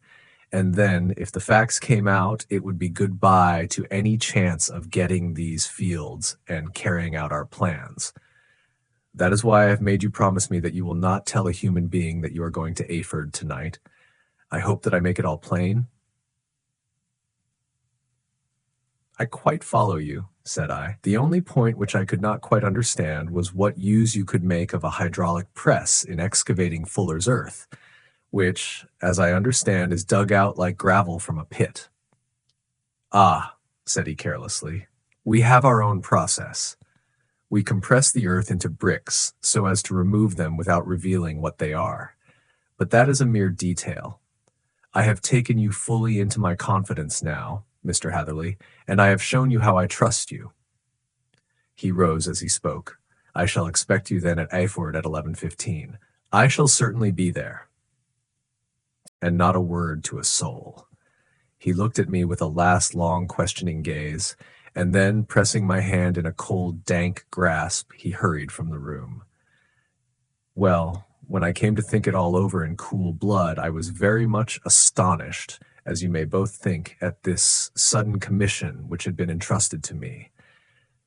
On the one hand, of course, I was glad, for the fee was at least tenfold what I should have asked had I set a price upon my own services, and it was possible that this order might lead to other ones. On the other hand, the face and manner of my patron had made an unpleasant impression upon me, and I could not think that his explanation of the fuller's earth was sufficient to explain the necessity for my coming at midnight, and his extreme anxiety lest I should tell anyone of my errand. However, I threw all fears to the winds, ate a hearty supper, drove to Paddington, and started off, having obeyed to the letter the injunction as to holding my tongue. At Reading I had to change not only my carriage, but my station. However, I was in time for the last train to Ayford, and I reached the little dim-lit station after 11 o'clock. I was the only passenger who got out there, and there was no one upon the platform save a single sleepy porter with a lantern. As I passed out through the wicket gate, however, I found my acquaintance of the morning waiting in the shadow upon the other side. Without a word, he grasped my arm and hurried me into a carriage, the door of which was standing open. He drew up the windows on either side, tapped on the woodwork, and away we went as fast as the horse could go. "One horse?" interjected Holmes. "Yes, only one." "Did you observe the color?" "Yes, I saw it by the side lights when I was stepping into the carriage. It was a chestnut." "Tired-looking or fresh?" "Oh, fresh and glossy." "Thank you. I am sorry to have interrupted you. Pray continue your most interesting statement." Away we went then, and we drove for at least an hour. Colonel Lysander Stark had said that it was only 7 miles, but I should think from the rate that we seemed to go and from the time that we took that it must have been nearer 12. He sat at my side in silence all the time, and I was aware more than once when I glanced in his direction that he was looking at me with great intensity. The country roads seemed to be not very good in that part of the world, for we lurched and jolted terribly. I tried to look out of the windows to see something of where we were, but they were made of frosted glass, and I could make out nothing save the occasional bright blur of a passing light. Now and then I hazarded some remark to break the monotony of the journey, but the colonel answered only in monosyllables, and the conversation soon flagged. At last, however, the bumping of the road was exchanged for the crisp smoothness of a gravel drive, and the carriage came to a stand. Colonel Lysander Stark sprang out, and, as I followed after him, pulled me swiftly into a porch which gaped in front of us. We stepped, as it were, right out of the carriage and into the hall, so that I failed to catch the most fleeting glance of the front of the house. The instant that I had crossed the threshold, the door slammed heavily behind us, and I heard faintly the rattle of the wheels as the carriage drove away. It was pitch dark inside the house, and the colonel fumbled about looking for matches and muttering under his breath. Suddenly a door opened at the other end of the passage, and a long, golden bar of light shot out in our direction. It grew broader, and a woman appeared with a lamp in her hand, which she held above her head, pushing her face forward and peering at us. I could see that she was pretty, and from the gloss with which the light shone upon her dark dress, I knew that it was a rich material. She spoke a few words in a foreign tongue, in a tone as though asking a question, and when my companion answered in a gruff monosyllable, she gave such a start that the lamp nearly fell from her hand. Colonel Stark went up to her, whispered something in her ear, and then, pushing her back into the room from whence she had come, he walked towards me again with the lamp in his hand. "Perhaps you will have the kindness to wait in this room for a few minutes," said he, throwing open another door. It was a quiet, little, plainly furnished room with a round table in the center, on which several German books were scattered. Colonel Stark laid down the lamp on the top of a harmonium beside the door. "I shall not keep you waiting an instant," said he, and vanished into the darkness. I glanced at the books upon the table, and in spite of my ignorance of German, I could see that 2 of them were treatises on science, the others being volumes of poetry. Then I walked across to the window, hoping that I might catch some glimpse of the countryside, but an oak shutter, heavily barred, was folded across it. It was a wonderfully silent house. There was an old clock ticking loudly somewhere in the passage, but otherwise everything was deadly still. A vague feeling of uneasiness began to steal over me. Who were these German people, and what were they doing living in this strange, out-of-the-way place? And where was the place? I was 10 miles or so from Ayford. That was all I knew, but whether north, south, east, or west, I had no idea. For that matter, Reading, and possibly other large towns, were within that radius, so the place might not be so secluded after all. Yet it was quite certain from the absolute stillness that we were in the country. I paced up and down the room, humming a tune under my breath to keep up my spirits, and feeling that I was thoroughly earning my 50-guinea fee. Suddenly, without any preliminary sound in the midst of the utter stillness, the door of my room swung slowly open. The woman was standing in the aperture, the darkness of the hall behind her, the yellow light from my lamp beating upon her eager and beautiful face. I could see at a glance that she was sick with fear, and the sight sent a chill to my own heart. She held up one shaking finger to warn me to be silent, and she shot a few whispered words of broken English at me, her eyes glancing back, like those of a frightened horse, into the gloom behind her. "I would go," said she, trying hard, as it seemed to me, to speak calmly. "I would go. I should not stay here. There is no good for you to do. But, madam, said I have not yet done what I came for. I cannot possibly leave until I have seen the machine. It is not worth your while to wait, she went on. You can pass through the door. No one hinders. And then, seeing that I smiled and shook my head, she suddenly threw aside her constraint and made a step forward, with her hands wrung together. For the love of heaven, she whispered, get away from here before it is too late. But I am somewhat headstrong by nature, and the more ready to engage in an affair when there is some obstacle in the way. I thought of my 50-guinea fee, of my wearisome journey, and of the unpleasant night which seemed to be before me. Was it all to go for nothing? Why should I slink away without having carried out my commission, and without the payment which was my due? This woman might, for all I knew, be a monomaniac. With a stout bearing, therefore, though her manner had shaken me more than I cared to confess, I still shook my head and declared my intention of remaining where I was. She was about to renew her entreaties when a door slammed overhead, and the sound of several footsteps was heard upon the stairs. She listened for an instant, threw up her hands with a despairing gesture, and vanished as suddenly and as noiselessly as she had come. The newcomers were Colonel Lysander Stark and a short, thick man with a chinchilla beard growing out of the creases of his double chin, who was introduced to me as Mr. Ferguson. This is my secretary and manager, said the colonel. By the way, I was under the impression that I left this door shut just now. I fear that you have felt the draught. On the contrary, said I opened the door myself because I felt the room to be a little close. He shot one of his suspicious looks at me. Perhaps we had better proceed to business then, said he. Mr. Ferguson and I will take you up to see the machine. I had better put my hat on, I suppose. Oh no, it is in the house. What, you dig fuller's earth in the house? No, this is only where we compress it. But never mind that. All we wish you to do is to examine the machine and to let us know what is wrong with it. We went upstairs together, the colonel first with the lamp, the fat manager and I behind him.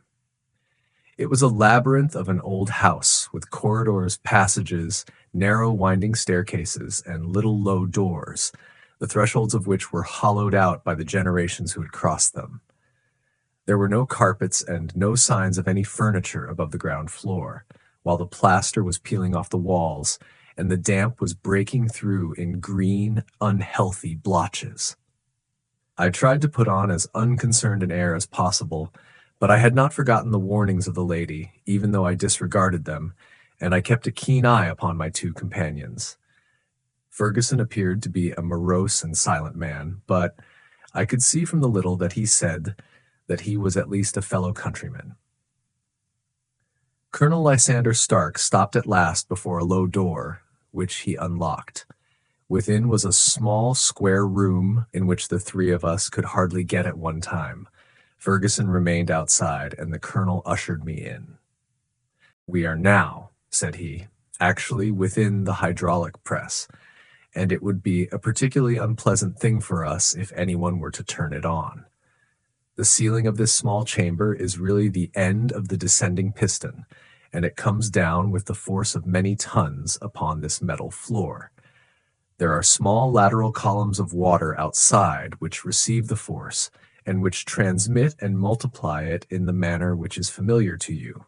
The machine goes readily enough, but there is some stiffness in the working of it, and it has lost a little of its force. Perhaps you will have the goodness to look it over and to show us how we can set it right. I took the lamp from him, and I examined the machine very thoroughly. It was indeed a gigantic one, and capable of exercising enormous pressure. When I passed outside, however, and pressed down the levers which controlled it, I knew at once by the whishing sound that there was a slight leakage which allowed a regurgitation of water through one of the side cylinders. An examination showed that one of the India rubber bands, which was round the head of a driving rod, had shrunk so as not quite to fill the socket along which it worked. This was clearly the cause of the loss of power, and I pointed it out to my companions, who followed my remarks very carefully and asked several practical questions as to how they should proceed to set it right. When I had made it clear to them, I returned to the main chamber of the machine and took a good look at it to satisfy my own curiosity. It was obvious at a glance that the story of the fuller's earth was the merest fabrication, for it would be absurd to suppose that so powerful an engine could be designed for so inadequate a purpose. The walls were of wood, but the floor consisted of a large iron trough, and when I came to examine it, I could see a crust of metallic deposit all over it. I had stooped and was scraping at this to see exactly what it was, when I heard a muttered exclamation in German and saw the cadaverous face of the colonel looking down at me. "What are you doing there?" he asked. I felt angry at having been tricked by so elaborate a story as that which he had told me. "I was admiring your fuller's earth," said I. "I think that I should be better able to advise you as to your machine if I knew what the exact purpose was for which it was used." The instant that I uttered the words, I regretted the rashness of my speech. His face set hard, and a baleful light sprang up in his gray eyes. "Very well," said he, "you shall know all about the machine." He took a step backward, slammed the little door, and turned the key in the lock. I rushed towards it and pulled at the handle, but it was quite secure and did not give in the least to my kicks and shoves. "Hullo," I yelled. "Hullo, Colonel. Let me out." And then suddenly in the silence I heard a sound which sent my heart into my mouth. It was the clank of the livers and the swish of the leaking cylinder. He had set the engine at work. The lamp still stood upon the floor where I had placed it when examining the trough. By its light I saw that the black ceiling was coming down upon me, slowly, jerkily, but, as none knew better than myself, with a force which must within a minute grind me to a shapeless pulp. I threw myself, screaming, against the door, and dragged with my nails at the lock. I implored the colonel to let me out, but the remorseless clanking of the levers drowned my cries. The ceiling was only a foot or two above my head, and with my hand upraised, I could feel its hard, rough surface. Then it flashed through my mind that the pain of my death would depend very much upon the position in which I met it. If I lay on my face, the weight would come upon my spine, and I shuddered to think of that dreadful snap. Easier the other way, perhaps. And yet, had I the nerve to lie and look up at that deadly black shadow wavering down upon me? Already I was unable to stand erect, when my eye caught something which brought a gush of hope back to my heart. For just I have said that though the floor and ceiling were of iron, the walls were of wood. As I gave a last hurried glance around, I saw a thin line of yellow light between two of the boards, which broadened and broadened as a small panel was pushed backward. For an instant I could hardly believe that here was indeed a door which led away from death. The next instant I threw myself through, and lay half fainting upon the other side.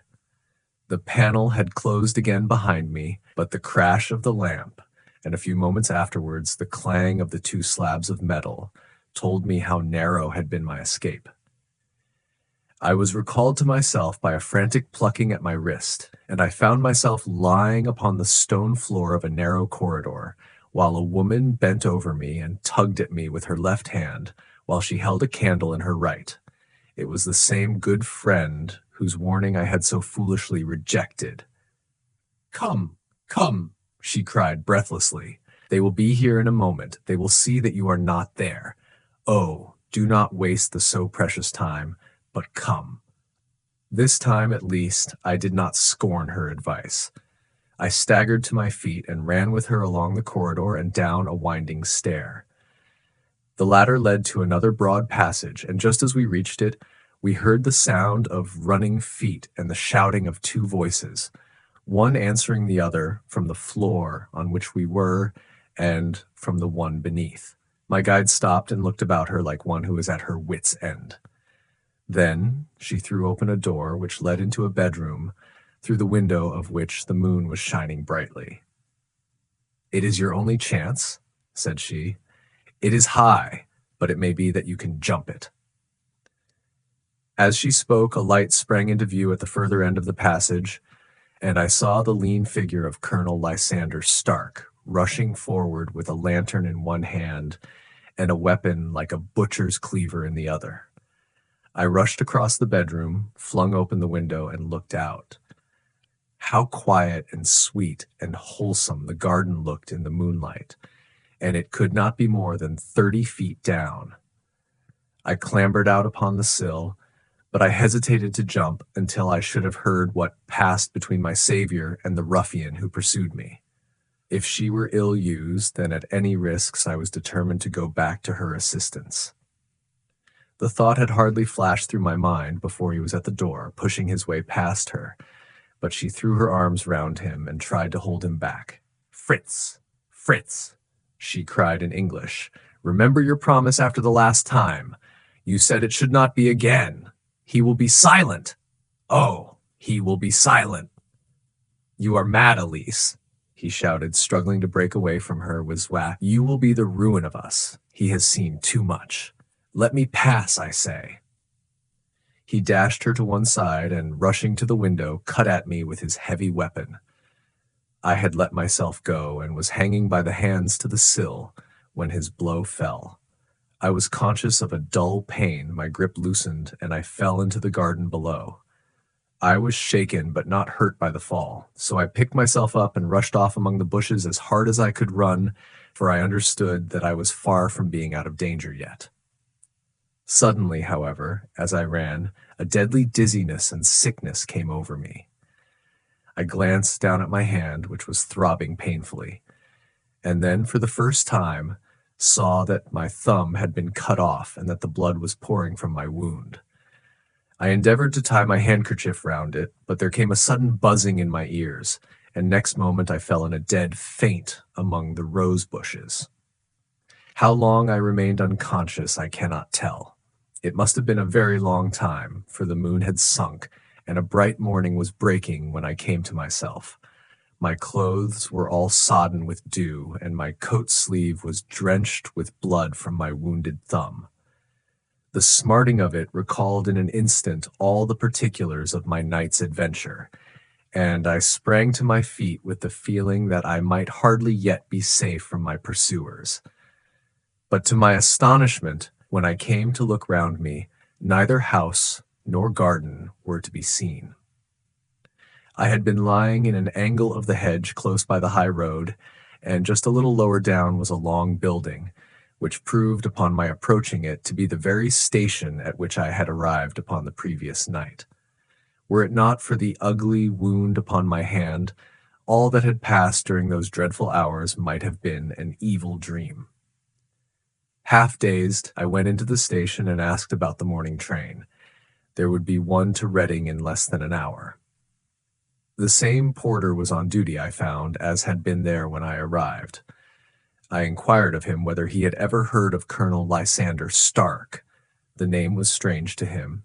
Had he observed a carriage the night before waiting for me? No, he had not. Was there a police station anywhere near? There was one about 3 miles off. It was too far for me to go, weak and ill as I was. I determined to wait until I got back to town before telling my story to the police.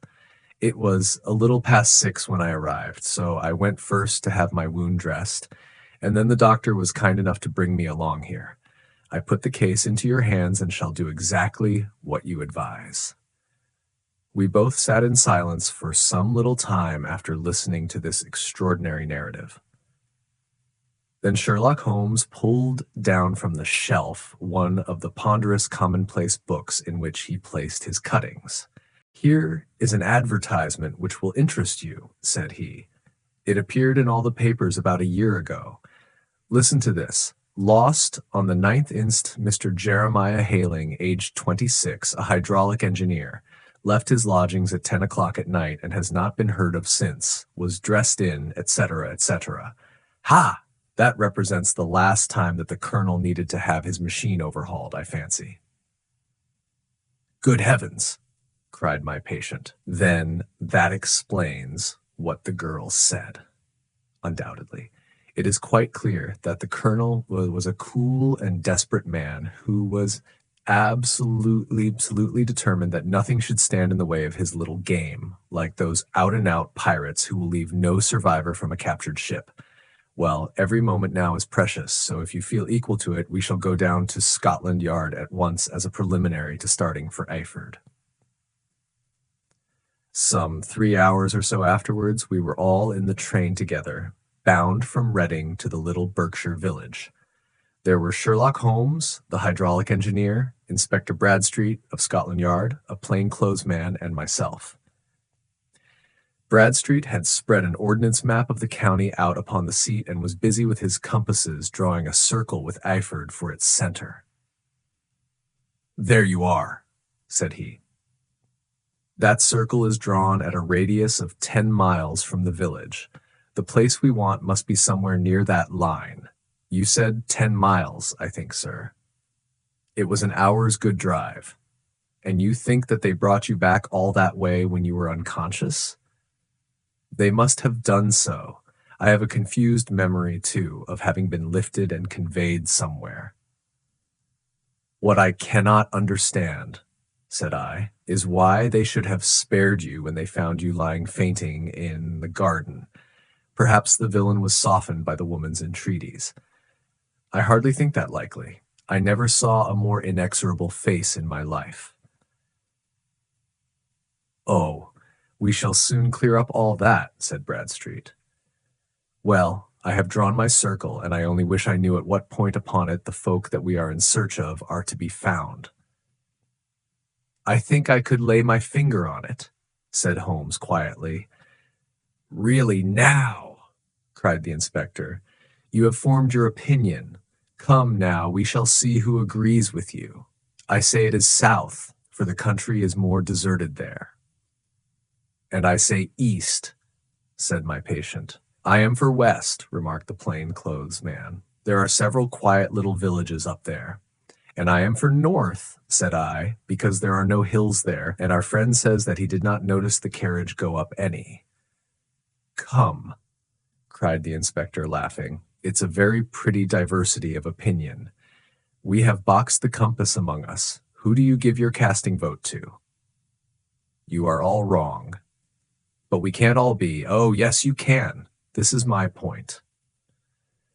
He placed his finger in the center of the circle. "This is where we shall find them."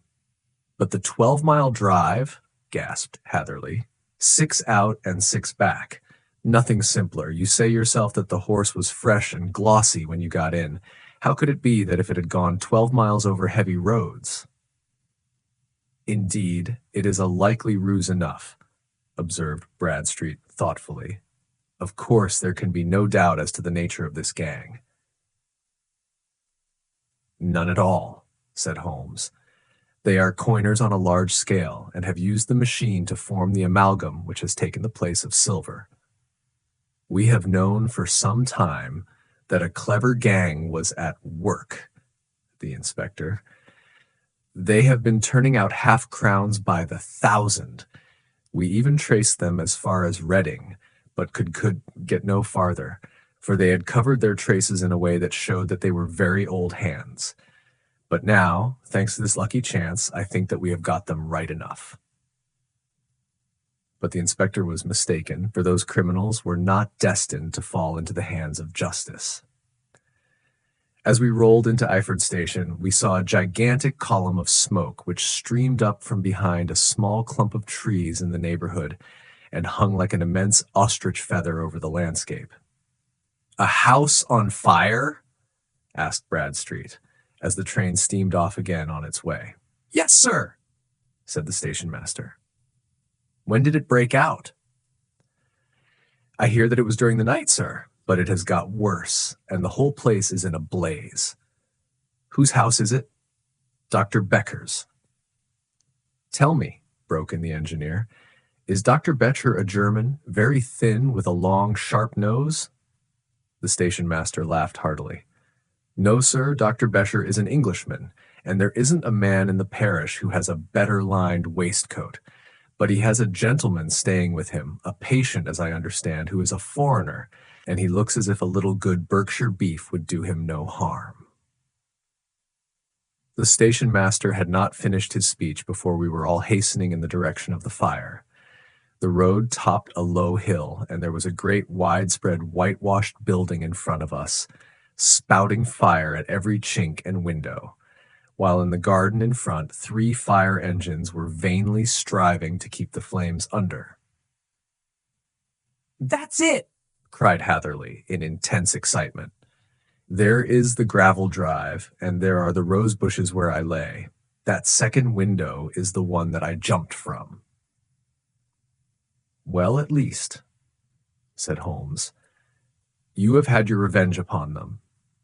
There can be no question that it was your oil lamp which, when it was crushed in the press, set fire to the wooden walls, though no doubt they were too excited in the chase after you to observe it at the time. Now keep your eyes open in this crowd for your friends of last night, though I very much fear that they are a good 100 miles off by now." And Holmes' fears came to be realized, for from that day to this, no word has ever been heard either of the beautiful woman, the sinister German, or the morose Englishman. Early that morning, a peasant had met a cart containing several people and some very bulky boxes driving rapidly in the direction of Reading, but there all traces of the fugitives disappeared, and even Holmes' ingenuity failed ever to discover the least clue as to their whereabouts. The firemen had been much perturbed at the strange arrangements which they had found within, and still more so by discovering a newly severed human thumb upon a window-sill of the second floor. About sunset, however, their efforts were at last successful, and they subdued the flames, but not before the roof had fallen in, and the whole place been reduced to such absolute ruin that, save some twisted cylinders and iron piping, not a trace remained of the machinery which had cost our unfortunate acquaintance so dearly. Large masses of nickel and of tin were discovered stored in an outhouse, but no coins were to be found, which may have explained the presence of those bulky boxes which have been already referred to. How our hydraulic engineer had been conveyed from the garden to the spot where he recovered his senses might have remained forever a mystery were it not for the soft mold, which told us a very plain tale. He had evidently been carried down by 2 persons, one of whom had remarkably small feet, and the other unusually large ones. On the whole, it was most probable that the silent Englishman, being less bold or less murderous than his companion, had assisted the woman to bear the unconscious man out of the way of danger. "Well," said our engineer ruefully, as we took our seats to return once more to London, "it has been a pretty business for me. I have lost my thumb, and I have lost a 50-guinea fee, and what have I gained?" "Experience," said Holmes, laughing. "Indirectly, it may be of value, you know. You have only to put it into words to gain the reputation of being excellent company for the remainder of your existence." 10. The Adventure of the Noble Bachelor. The Lord St. Simon marriage and its curious termination have long ceased to be a subject of interest in those exalted circles in which the unfortunate bridegroom moves. Fresh scandals have eclipsed it, and their more piquant details have drawn the gossips away from this 4-year-old drama. As I have reason to believe, however, that the full facts have never been revealed to the general public, and as my friend Sherlock Holmes had a considerable share in clearing the matter up, I feel that no memoir of him would be complete without some little sketch of this remarkable episode. It was a few weeks before my own marriage, during the days when I was still sharing rooms with Holmes in Baker Street, that he came home from an afternoon stroll to find a letter on the table waiting for him. I had remained indoors all day, for the weather had taken a sudden turn to rain, with high autumnal winds, and the Jezail bullet which I had brought back in one of my limbs as a relic of my Afghan campaign throbbed with dull persistence. With my body in one easy chair and my legs upon another, I had surrounded myself with a cloud of newspapers until at last, saturated with the news of the day, I tossed them all aside and lay listless, watching the huge crest and monogram upon the envelope upon the table, and wondering lazily who my friend's noble correspondent could be. "Here is a very fashionable epistle," I remarked as he entered. "Your morning letters, if I remember right, were from a fishmonger and a tide waiter." "Yes, my correspondence has certainly the charm of variety," he answered, smiling, "and the humbler are usually the more interesting. This looks like one of those unwelcome social summonses which call upon a man either to be bored or to lie." He broke the seal and glanced over the contents. "Oh, come, it may prove to be something of interest after all." "Not social, then?" "No, distinctly professional. And from a noble client?" "One of the highest in England." "My dear fellow, I congratulate you." "I assure you, Watson, without affectation, that the status of my client is a matter of less moment to me than the interest of his case. It is just possible, however, that that also may not be wanting in this new investigation. You have been reading the papers diligently of late, have you not?" "It looks like it," said I ruefully, pointing to a huge bundle in the corner. "I have had nothing else to do." "It is fortunate, for you will perhaps be able to post me up. I read nothing except the criminal news and the agony column. The latter is always instructive. But if you have followed recent events so closely, you must have read about Lord St. Simon and his wedding." "Oh, yes, with the deepest interest." "That is well. The letter which I hold in my hand is from Lord St. Simon. I will read it to you, and in return you must turn over these papers and let me have whatever bears upon the matter. This is what he says. "My dear Mr. Sherlock Holmes, Lord Backwater tells me that I may place implicit reliance upon your judgment and discretion. I have determined, therefore, to call upon you and to consult you in reference to the very painful event which has occurred in connection with my wedding. Mr. Lestrade of Scotland Yard is acting already in the matter, but he assures me that he sees no objection to your cooperation, and that he even thinks that it might be of some assistance. I will call at 4 o'clock in the afternoon, and should you have any other engagement at that time, I hope that you will postpone it, as this matter is of paramount importance. Yours faithfully, Robert St. Simon." It is dated from Grosvenor Mansions, written with a quill pen, and the noble lord has had the misfortune to get a smear of ink upon the outer side of his right little finger, remarked Holmes as he folded up the epistle. "He says 4 o'clock. It is 3 now. He will be here in an hour." "Then I have just time, with your assistance, to get clear upon the subject. Turn over those papers and arrange the extracts in their order of time, while I take a glance as to who our client is." He picked a red-covered volume from a line of books of reference beside the mantelpiece. "Here he is," said he, sitting down and flattening it out upon his knee. "Lord Robert Walsingham de Vere St. Simon, second son of the Duke of Balmoral. Arms azure, 3 caltrops in chief over a fess sable, born in 1846. He's 41 years of age, which is mature for marriage. Was Undersecretary for the Colonies in a late administration. The Duke, his father, was at one time Secretary for Foreign Affairs. They inherit Plantagenet blood by direct descent, and Tudor on the distaff side. Ha! Well, there is nothing very instructive in all this. I think that I must turn to you, Watson, for something more solid." "I have very little difficulty in finding what I want," said I, "for the facts are quite recent, and the matter struck me as remarkable. I feared to refer them to you, however, as I knew that you had an inquiry on hand and that you disliked the intrusion of other matters." Oh, you mean the little problem of the Grosvenor Square furniture van. That is quite cleared up now, though indeed it was obvious from the first. Pray give me the results of your newspaper selections. Here is the first notice which I can find. It is in the personal column of the Morning Post and dates, as you see, some weeks back. A marriage has been arranged, it says, and will, if rumor is correct, very shortly take place between Lord Robert St. Simon, second son of the Duke of Balmoral, and Miss Hattie Doran, the only daughter of Aloysius Doran, Esq. of San Francisco, Cal, USA. That is all.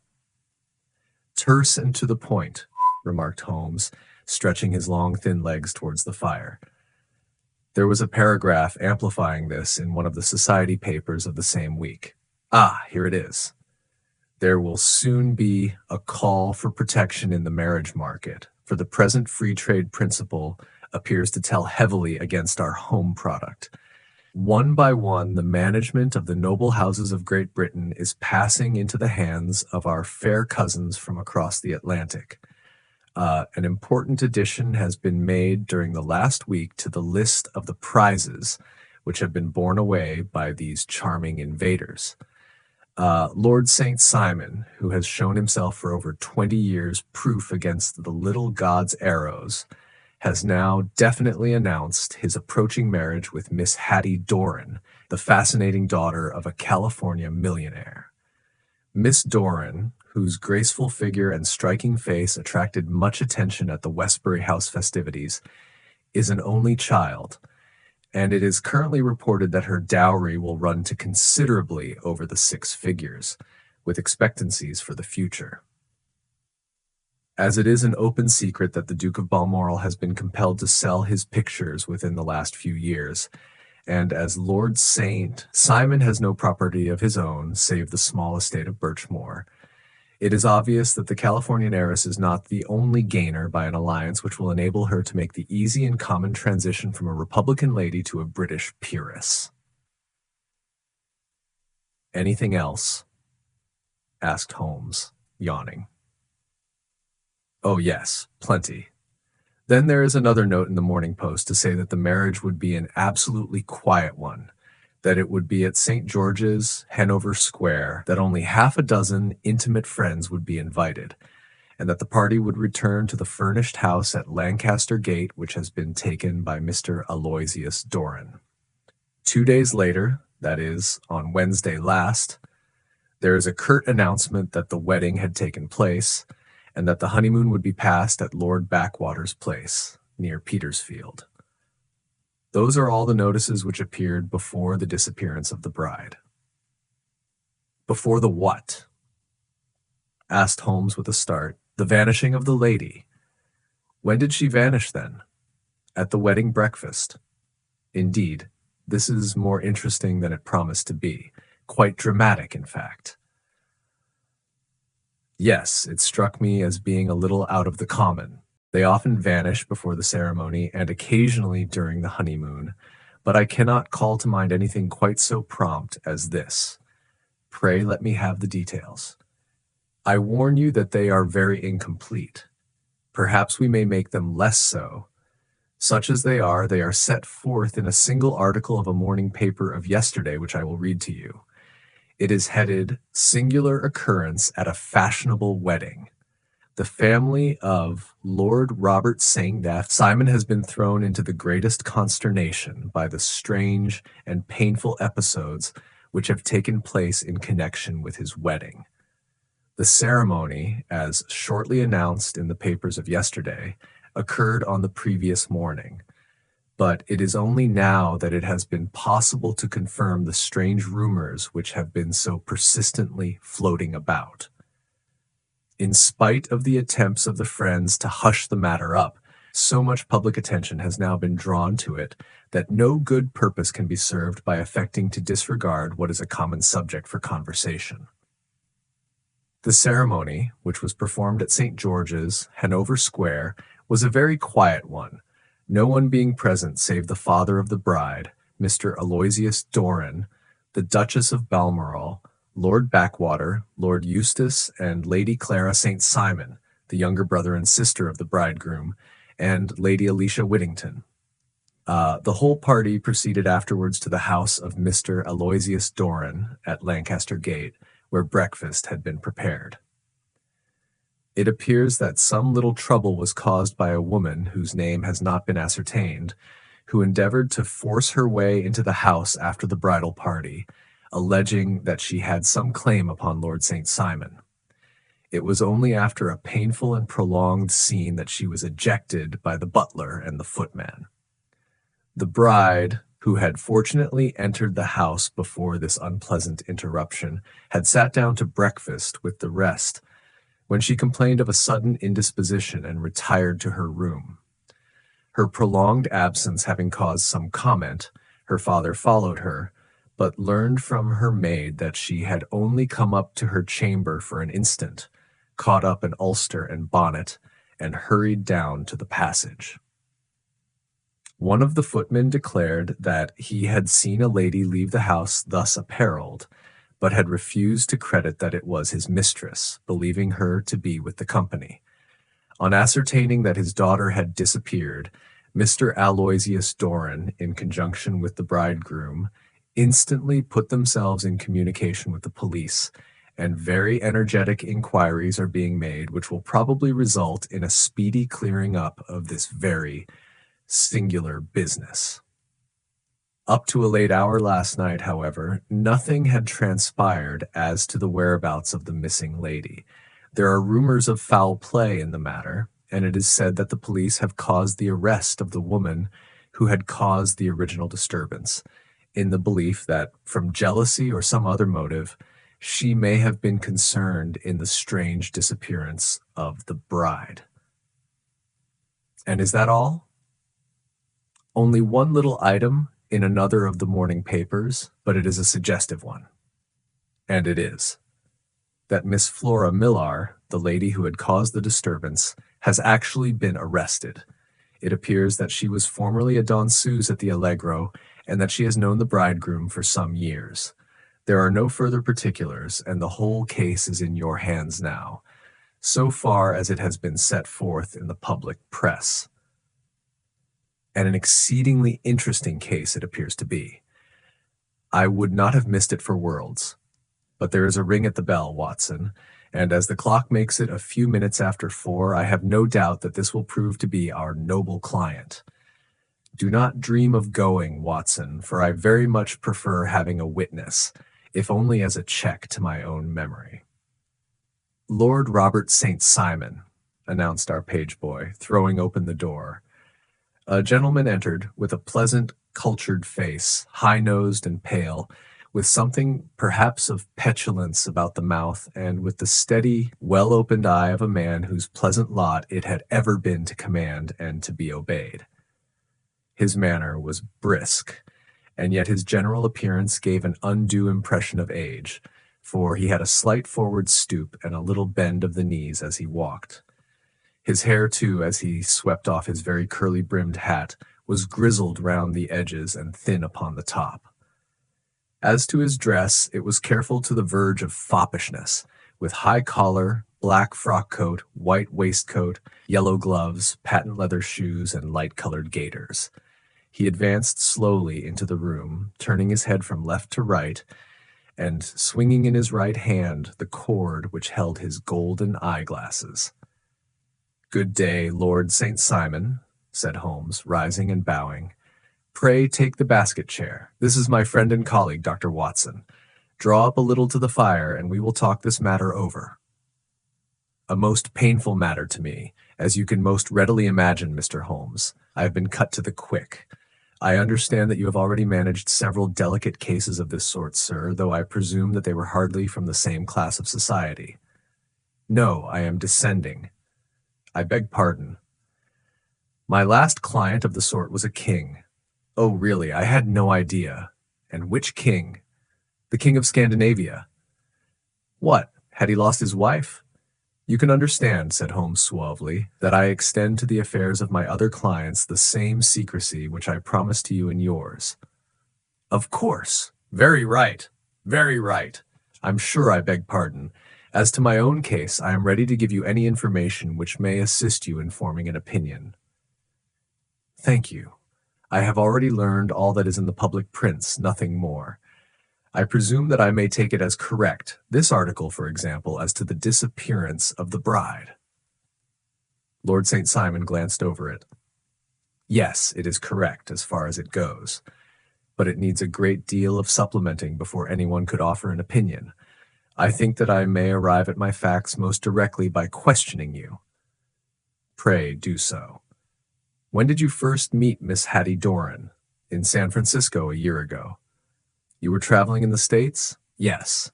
Did you become engaged then? No. But you were on a friendly footing? I was amused by her society, and she could see that I was amused. Her father is very rich. He is said to be the richest man on the Pacific slope. And how did he make his money? In mining. He had nothing a few years ago. Then he struck gold, invested it, and came up by leaps and bounds. Now, what is your own impression as to the young lady's, your wife's character? The nobleman swung his glasses a little faster and stared down into the fire. You see, Mr. Holmes, said he, my wife was 20 before her father became a rich man. During that time, she ran free in a mining camp and wandered through woods or mountains, so that her education has come from nature rather than from the schoolmaster. She is what we call in England a tomboy, with a strong nature, wild and free, unfettered by any sort of traditions. She is impetuous, volcanic, I was about to say. She is swift in making up her mind and fearless in carrying out her resolutions. On the other hand, I would not have given her the name which I have the honor to bear. He gave a little stately cough. Had I not thought her to be at bottom a noble woman, I believe that she is capable of heroic self-sacrifice and that anything dishonorable would be repugnant to her. Have you her photograph? I brought this with me. He opened a locket and showed us the full face of a very lovely woman. It was not a photograph, but an ivory miniature, and the artist had brought out the full effect of the lustrous black hair, the large dark eyes, and the exquisite mouth. Holmes gazed long and earnestly at it. Then he closed the locket and handed it back to Lord St. Simon. The young lady came to London then, and you renewed your acquaintance? Yes, her father brought her over for this last London season. I met her several times, became engaged to her, and have now married her. She brought, I understand, a considerable dowry? A fair dowry, not more than is usual in my family. And this, of course, remains to you since the marriage is a fait accompli? I really have made no inquiries on the subject. Very naturally not. Did you see Miss Doran on the day before the wedding? Yes. Was she in good spirits? Never better. She kept talking of what we should do in our future lives. Indeed, that is very interesting, and on the morning of the wedding, she was as bright as possible, at least until after the ceremony. And did you observe any change in her then? Well, to tell the truth, I saw then the first signs that I had ever seen, that her temper was just a little sharp. The incident, however, was too trivial to relate, and can have no possible bearing upon the case. Pray let us have it for all that. Oh, it is childish. She dropped her bouquet as we went towards the vestry. She was passing the front pew at the time, and it fell over into the pew. There was a moment's delay, but the gentleman in the pew handed it up to her again, and it did not appear to be the worse for the fall. Yet when I spoke to her of the matter, she answered me abruptly, and in the carriage on our way home she seemed absurdly agitated over this trifling cause. Indeed, you say that there was a gentleman in the pew. Some of the general public were present then? Oh, yes. It is impossible to exclude them when the church is open. This gentleman was not one of your wife's friends? No. I call him a gentleman by courtesy, but he was quite a common-looking person. I hardly noticed his appearance, but really I think that we are wandering rather far from the point. Lady St. Simon, then, returned from the wedding in a less cheerful frame of mind than she had gone to it. What did she do on re-entering her father's house? I saw her in conversation with her maid. And who is her maid? Alice is her name. She is an American and came from California with her. A confidential servant? A little too much so. It seemed to me that her mistress allowed her to take great liberties. Still, of course, in America, they look upon these things in a different way. How long did she speak to this Alice? Oh, a few minutes. I had something else to think of. You did not overhear what they said? Lady St. Simon said something about jumping a claim. She was accustomed to use slang of the kind. I have no idea what she meant. American slang is very expressive sometimes. And what did your wife do when she finished speaking to her maid? She walked into the breakfast room. On your arm? No, alone. She was very independent in little matters like that. Then, after we had sat down for 10 minutes or so, she rose hurriedly, muttered some words of apology, and left the room. She never came back. But this maid Alice, as I understand, deposes that she went to her room, covered her bride's dress with a long ulster, put on a bonnet, and went out. Quite so. And she was afterwards seen walking into Hyde Park in company with Flora Millar, a woman who is now in custody, and who had already made a disturbance at Mr. Doran's house that morning. Ah, yes, I should like a few particulars as to this young lady and your relations to her. Lord St. Simon shrugged his shoulders and raised his eyebrows. We have been on a friendly footing for some years, I may say on a very friendly footing. She used to be at the Allegro. I have not treated her ungenerously, and she had no just cause of complaint against me. But you know what women are, Mr. Holmes. Flora was a dear little thing, but exceedingly hot-headed and devotedly attached to me. She wrote me dreadful letters when she heard that I was about to be married. And, to tell the truth, the reason why I had the marriage celebrated so quietly was that I feared lest there might be a scandal in the church.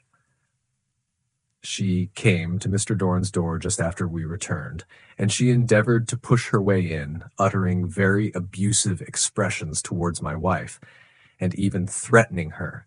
But I had foreseen the possibility of something of the sort, and I had 2 police fellows there in private clothes who soon pushed her out again.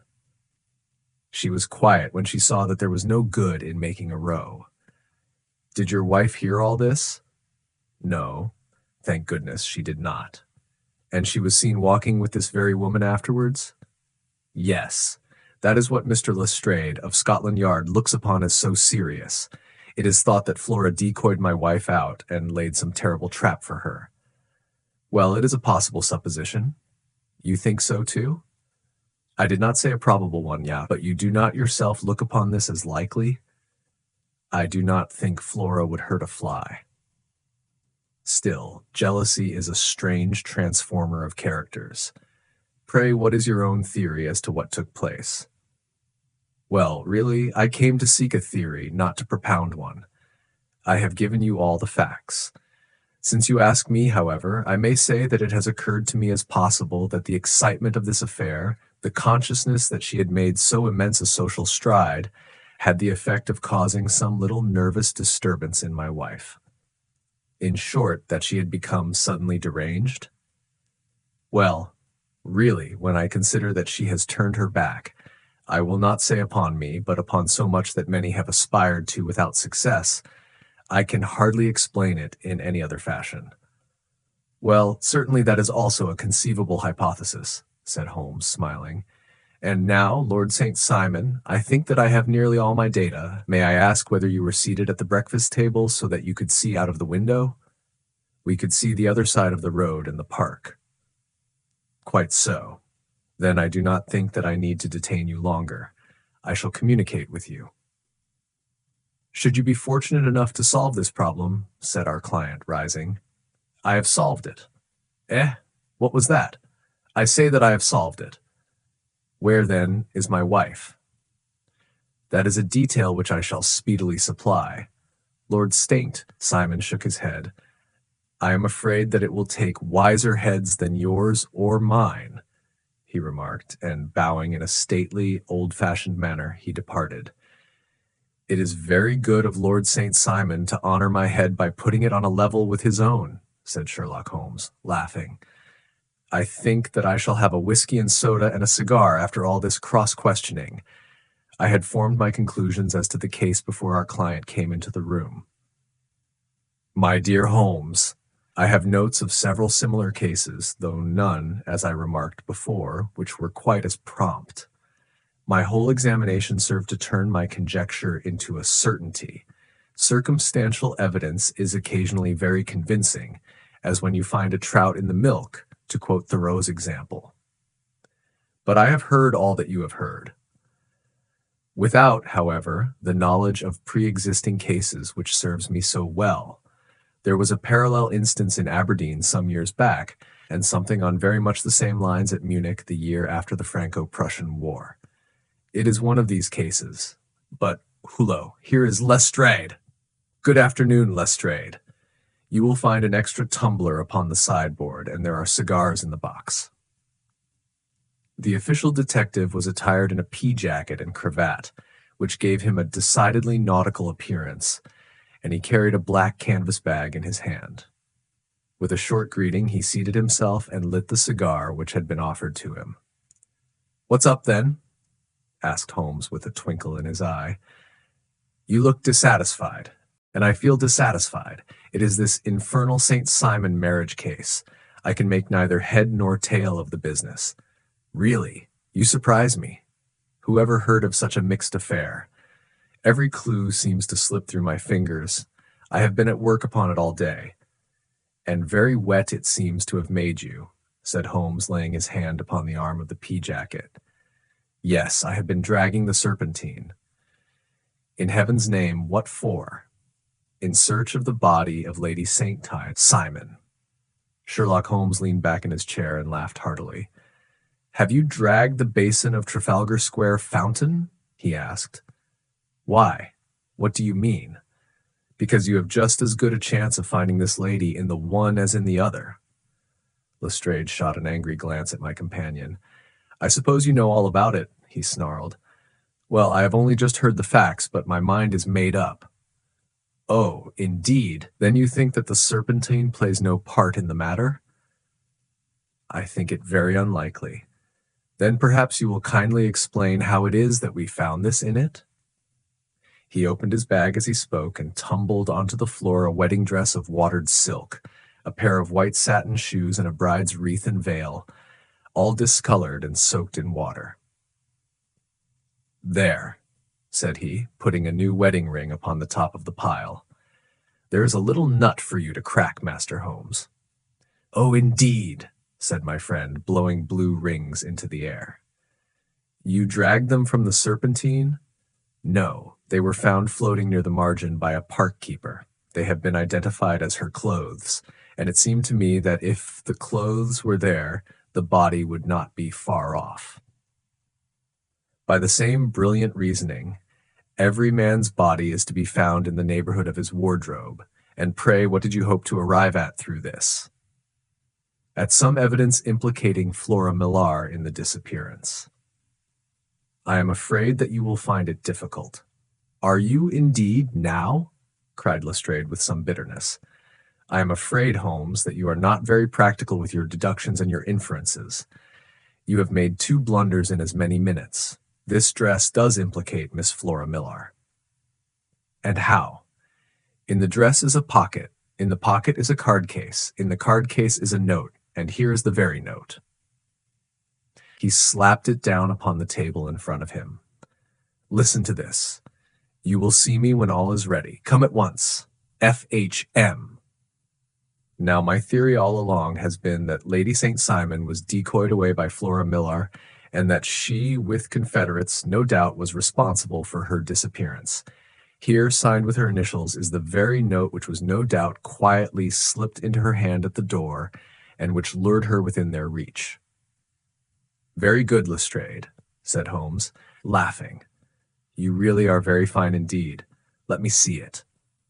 He took up the paper in a listless way, but his attention instantly became riveted, and he gave a little cry of satisfaction.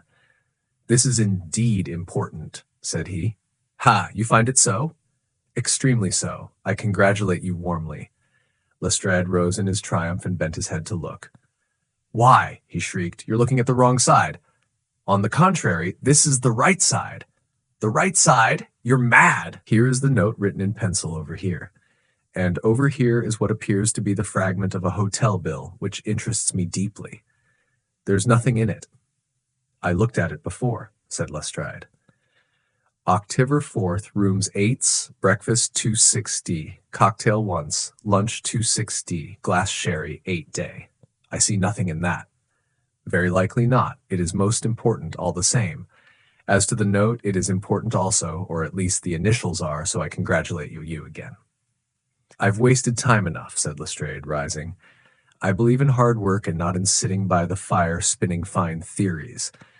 Good day, Mr. Holmes, and we shall see which gets the bottom of the matter first." He gathered up the garments, thrust them into the bag, and made for the door. "Just one hint to you, Lestrade," drawled Holmes before his rival vanished.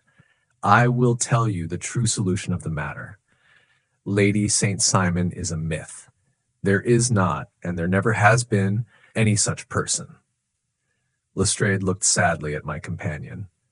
Then he turned to me, tapped his forehead 3 times, shook his head solemnly, and hurried away. He had hardly shut the door behind him when Holmes rose to put on his overcoat. "There is something in what the fellow says about outdoor work," he remarked. "So I think, Watson, that I must leave you to your papers for a little." It was after 5 o'clock when Sherlock Holmes left me.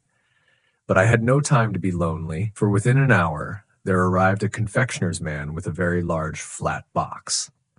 This he unpacked with the help of a youth whom he had brought with him, and presently, to my very great astonishment, a quite Epicurean little cold supper began to be laid out upon our humble lodging-house mahogany. There were a couple of brace of cold woodcock, a pheasant, a pâté de foie gras pie with a group of ancient and cobwebby bottles. Having laid out all these luxuries, my 2 visitors vanished away like the genii of the Arabian Nights, with no explanation save that the things had been paid for and were ordered to this address. Just before 9 o'clock, Sherlock Holmes stepped briskly into the room. His features were gravely set, but there was a light in his eye which made me think that he had not been disappointed in his conclusions. "They have laid the supper, then," he said, rubbing his hands. "You seem to expect company. They have laid for 5. "Yes, I fancy we may have some company dropping in," said he. "I am surprised that Lord St. Simon has not already arrived. Ha! I fancy that I hear his step now upon the stairs." It was indeed our visitor of the afternoon who came bustling in, dangling his glasses more vigorously than ever, and with a very perturbed expression upon his aristocratic features. "My messenger reached you, then?" asked Holmes. "Yes, and I confess that the contents startled me beyond measure. Have you good authority for what you say?" "The best possible." Lord St. Simon sank into a chair and passed his hand over his forehead. "What will the Duke say," he murmured, "when he hears that one of the family has been subjected to such humiliation?" "It is the purest accident. I cannot allow that there is any humiliation." "Ah, you look on these things from another standpoint." "I fail to see that anyone is to blame. I can hardly see how the lady could have acted otherwise, though her abrupt method of doing it was undoubtedly to be regretted. Having no mother, she had no one to advise her at such a crisis." "It was a slight, sir, a public slight," said Lord St. Simon, tapping his fingers upon the table. "You must make allowance for this poor girl, placed in so unprecedented a position." "I will make no allowance. I am very angry indeed, and I have been shamefully used." "I think that I heard a ring," said Holmes. "Yes, there are steps on the landing. If I cannot persuade you to take a lenient view of the matter, Lord St. Simon, I have brought an advocate here who may be more successful." He opened the door and ushered in a lady and gentleman. "Lord St. Simon," said he, "allow me to introduce you to Mr. and Mrs. Francis Hay Moulton. The lady, I think, you have already met." At the sight of these newcomers, our client had sprung from his seat and stood very erect, with his eyes cast down and his hand thrust into the breast of his frock coat, a picture of offended dignity. The lady had taken a quick step forward and had held out her hand to him, but he still refused to raise his eyes. It was as well for his resolution, perhaps, for her pleading face was one which it was hard to resist. "You're angry, Robert," said she. "Well, I guess you have every cause to be. Pray, make no apology to me," said Lord St. Simon bitterly. "Oh, yes, I know that I have treated you real bad and that I should have spoken to you before I went, but I was kind of rattled, and from the time when I saw Frank here again, I just didn't know what I was doing or saying. I only wonder I didn't fall down and do a faint right there before the altar." "Perhaps, Mrs. Moulton, you would like my friend and me to leave the room while you explain this matter?" "If I may give an opinion," remarked the strange gentleman, "we've had just a little too much secrecy over this business already. For my part, I should like all Europe and America to hear the rights of it." He was a small, wiry, sunburnt man, clean-shaven, with a sharp face and alert manner. "Then I'll tell our story right away," said the lady. "Frank here and I met in '84 in McQuire's camp near the Rockies, where Pa was working a claim. We were engaged to each other, Frank and I. But then one day Father struck a rich pocket and made a pile, while poor Frank here had a claim that petered out and came to nothing.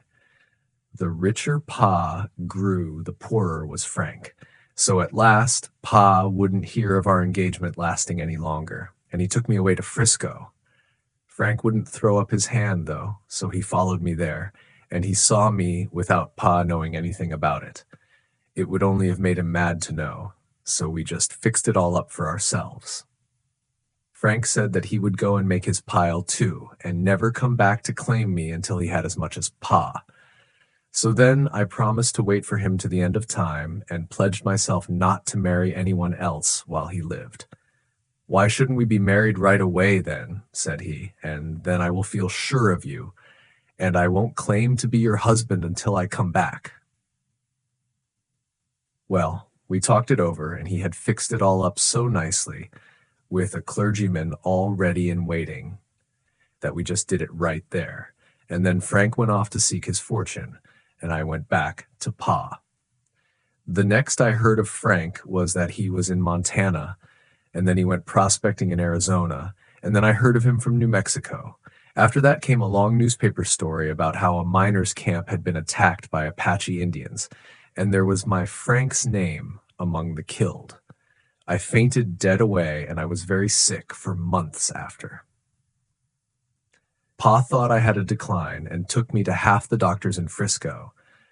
Not a word of news came for a year and more, so that I never doubted that Frank was really dead.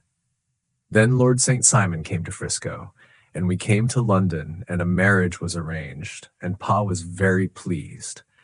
But I felt all the time that no man on this earth would ever take the place in my heart that had been given to my poor Frank. Still, if I had married Lord St. Simon, of course I'd have done my duty by him. We can't command our love, but we can our actions. I went to the altar with him with the intention to make him just as good a wife as it was in me to be. But you may imagine what I felt when, just as I came to the altar rails, I glanced back and saw Frank standing and looking at me out of the first pew. I thought it was his ghost at first, but when I looked again, there he was still, with a kind of question in his eyes, as if to ask me whether I were glad or sorry to see him.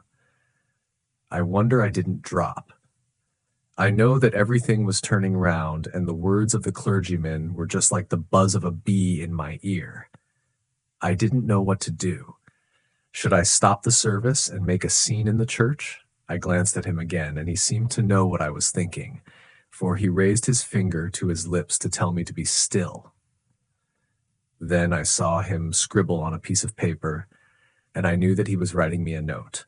As I passed his pew on the way out, I dropped my bouquet over to him, and he slipped the note into my hand when he returned me the flowers.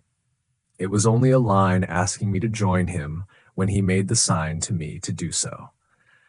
Of course, I never doubted for a moment that my first duty was now to him, and I determined to do just whatever he might direct. When I got back, I told my maid, who had known him in California and had always been his friend. I ordered her to say nothing, but to get a few things packed and my ulster ready.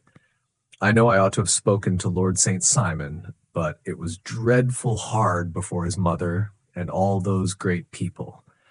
I just made up my mind to run away and explain afterwards. I hadn't been at the table 10 minutes before I saw Frank out of the window at the other side of the road. He beckoned to me and then began walking into the park. I slipped out, put on my things, and followed him. Some woman came talking something or other about Lord St. Simon to me.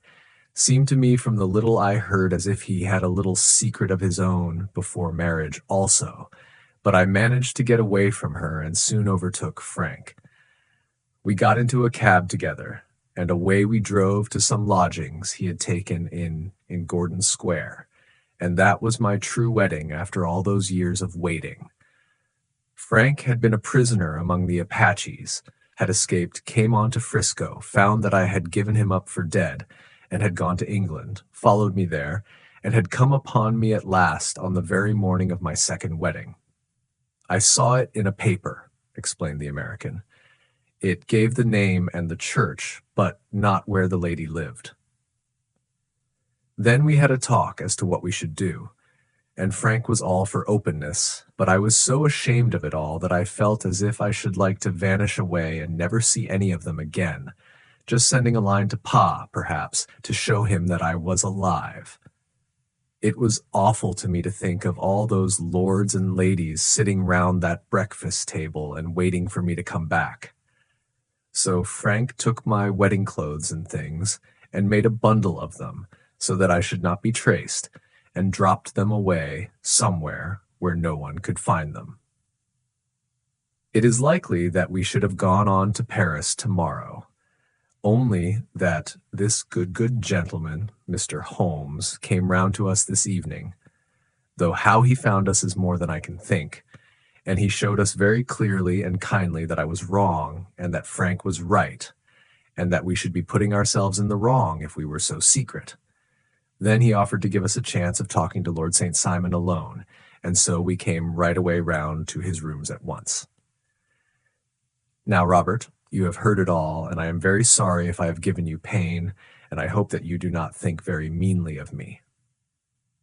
Lord St. Simon had by no means relaxed his rigid attitude, but had listened with a frowning brow and a compressed lip to this long narrative.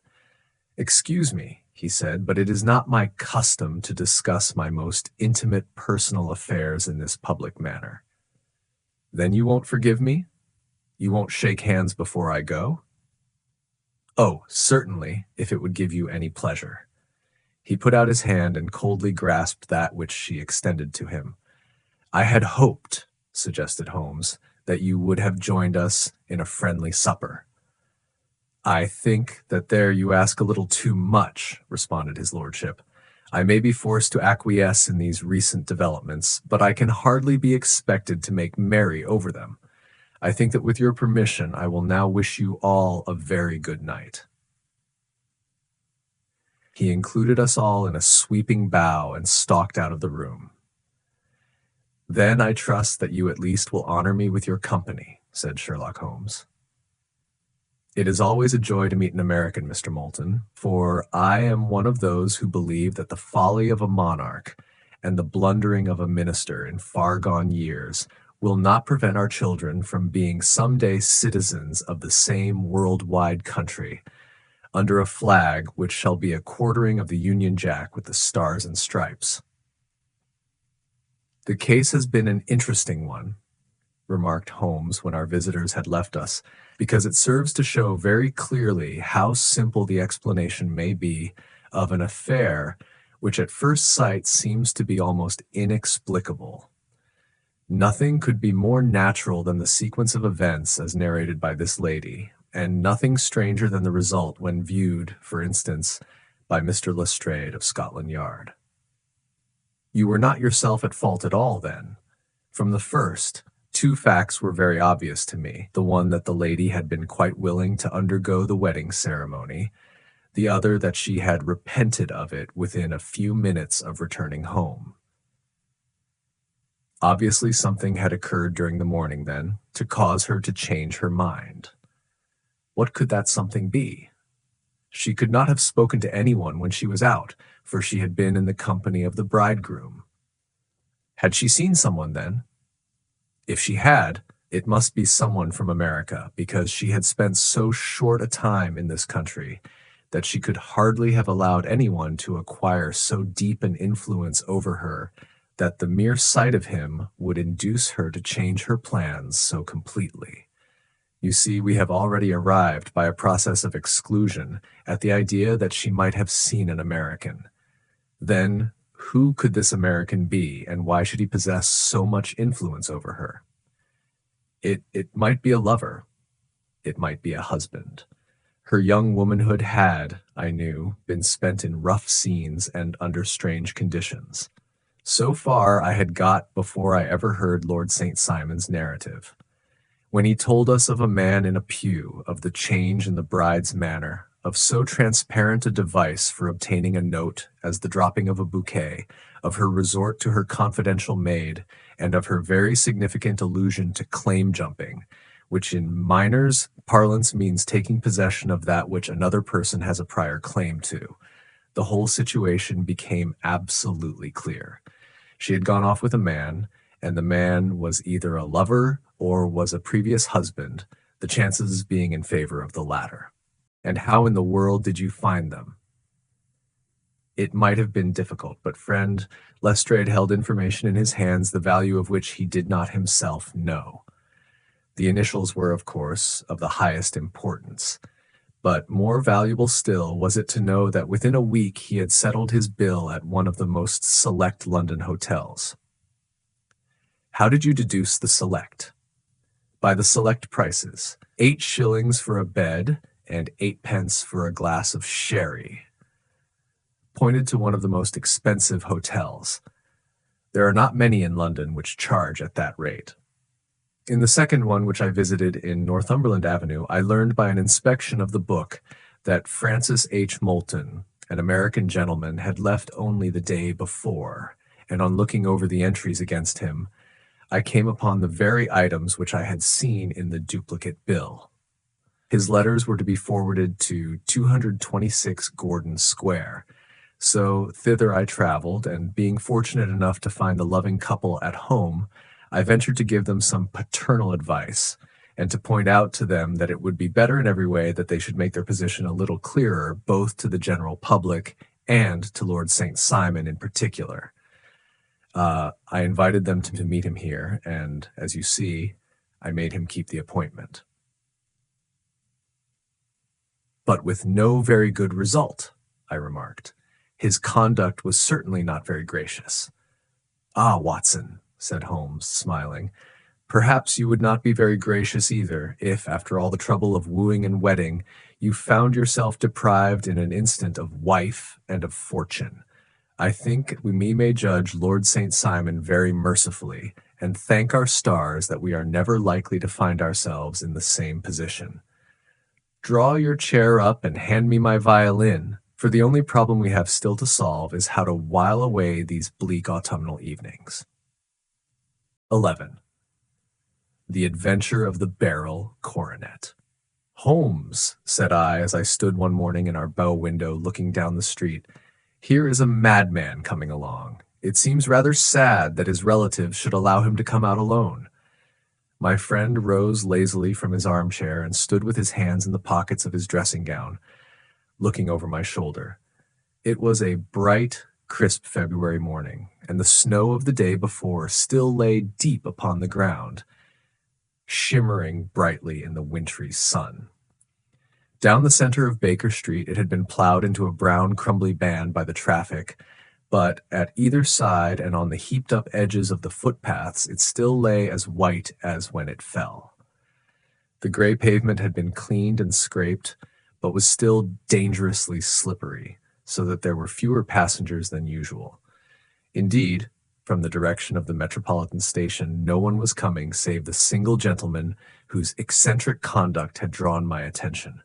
He was a man of about 50, tall, portly, and imposing, with a massive, strongly marked face and a commanding figure. He was dressed in a somber yet rich style, in black frock coat, shining hat, neat brown gaiters, and well-cut pearl gray trousers. Yet his actions were in absurd contrast to the dignity of his dress and features, for he was running hard, with occasional little springs such as a weary man gives who is little accustomed to set any tax upon his legs. As he ran, he jerked his hands up and down, waggled his head, and writhed his face into the most extraordinary contortions. "What on earth can be the matter with him?" I asked. "He is looking up at the numbers of the houses." "I believe that he is coming here," said Holmes, rubbing his hands. "Here." "Yes, I rather think he is coming to consult me professionally. I think that I recognize the symptoms. Ha! Did I not tell you?" As he spoke, the man, puffing and blowing, rushed at our door and pulled at our bell until the whole house resounded with the clanging.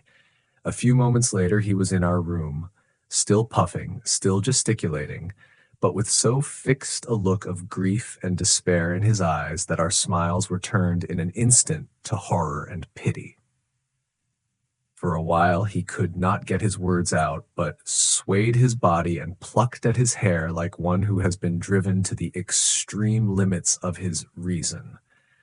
Then, suddenly springing to his feet, he beat his head against the wall with such force that we both rushed upon him and tore him away to the center of the room. Sherlock Holmes pushed him down into the easy chair, and sitting beside him, patted his hand and chatted with him in the easy, soothing tones which he knew so well how to employ. "You have come to me to tell your story, have you not?" said he. "You are fatigued with your haste. Pray wait until you have recovered yourself, and then I shall be most happy to look into any little problem which you may submit to me." The man sat for a minute or more with a heaving chest, fighting against his emotion. Then he passed his handkerchief over his brow, set his lips tight, and turned his face towards us.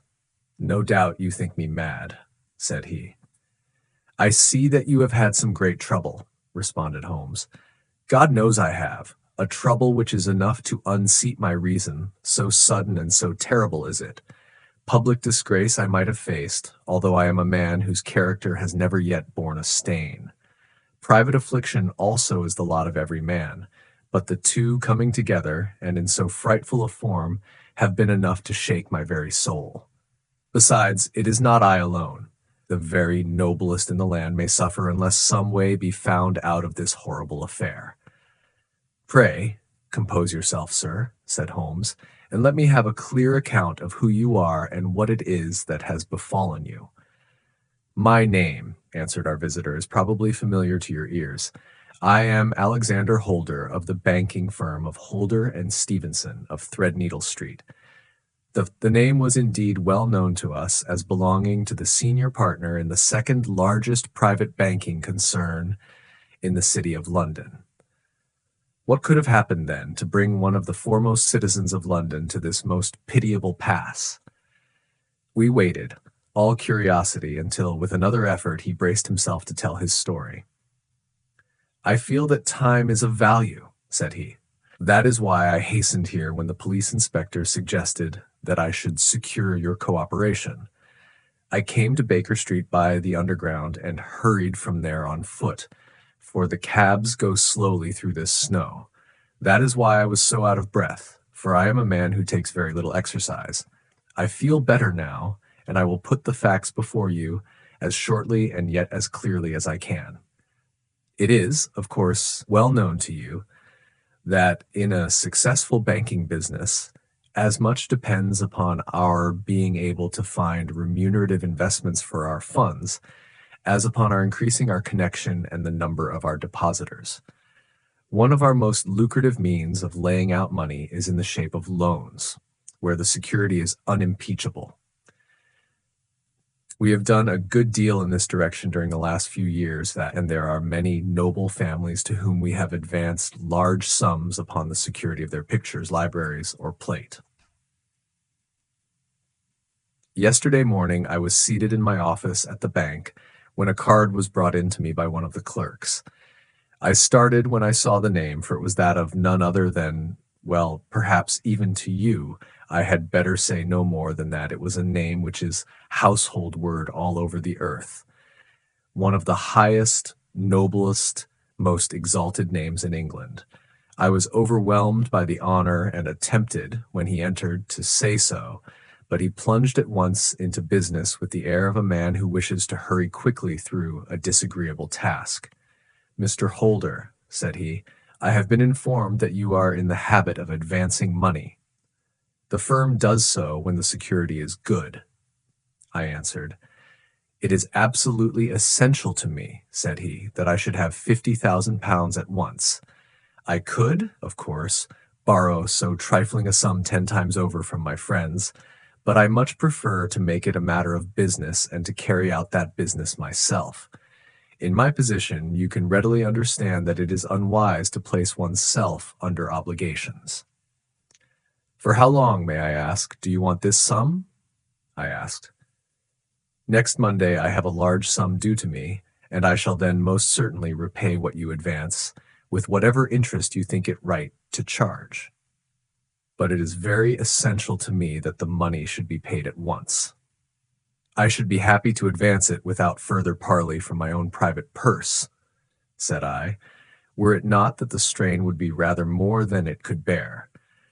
If, on the other hand, I am to do it in the name of the firm, then, in justice to my partner, I must insist that, even in your case, every business-like precaution should be taken."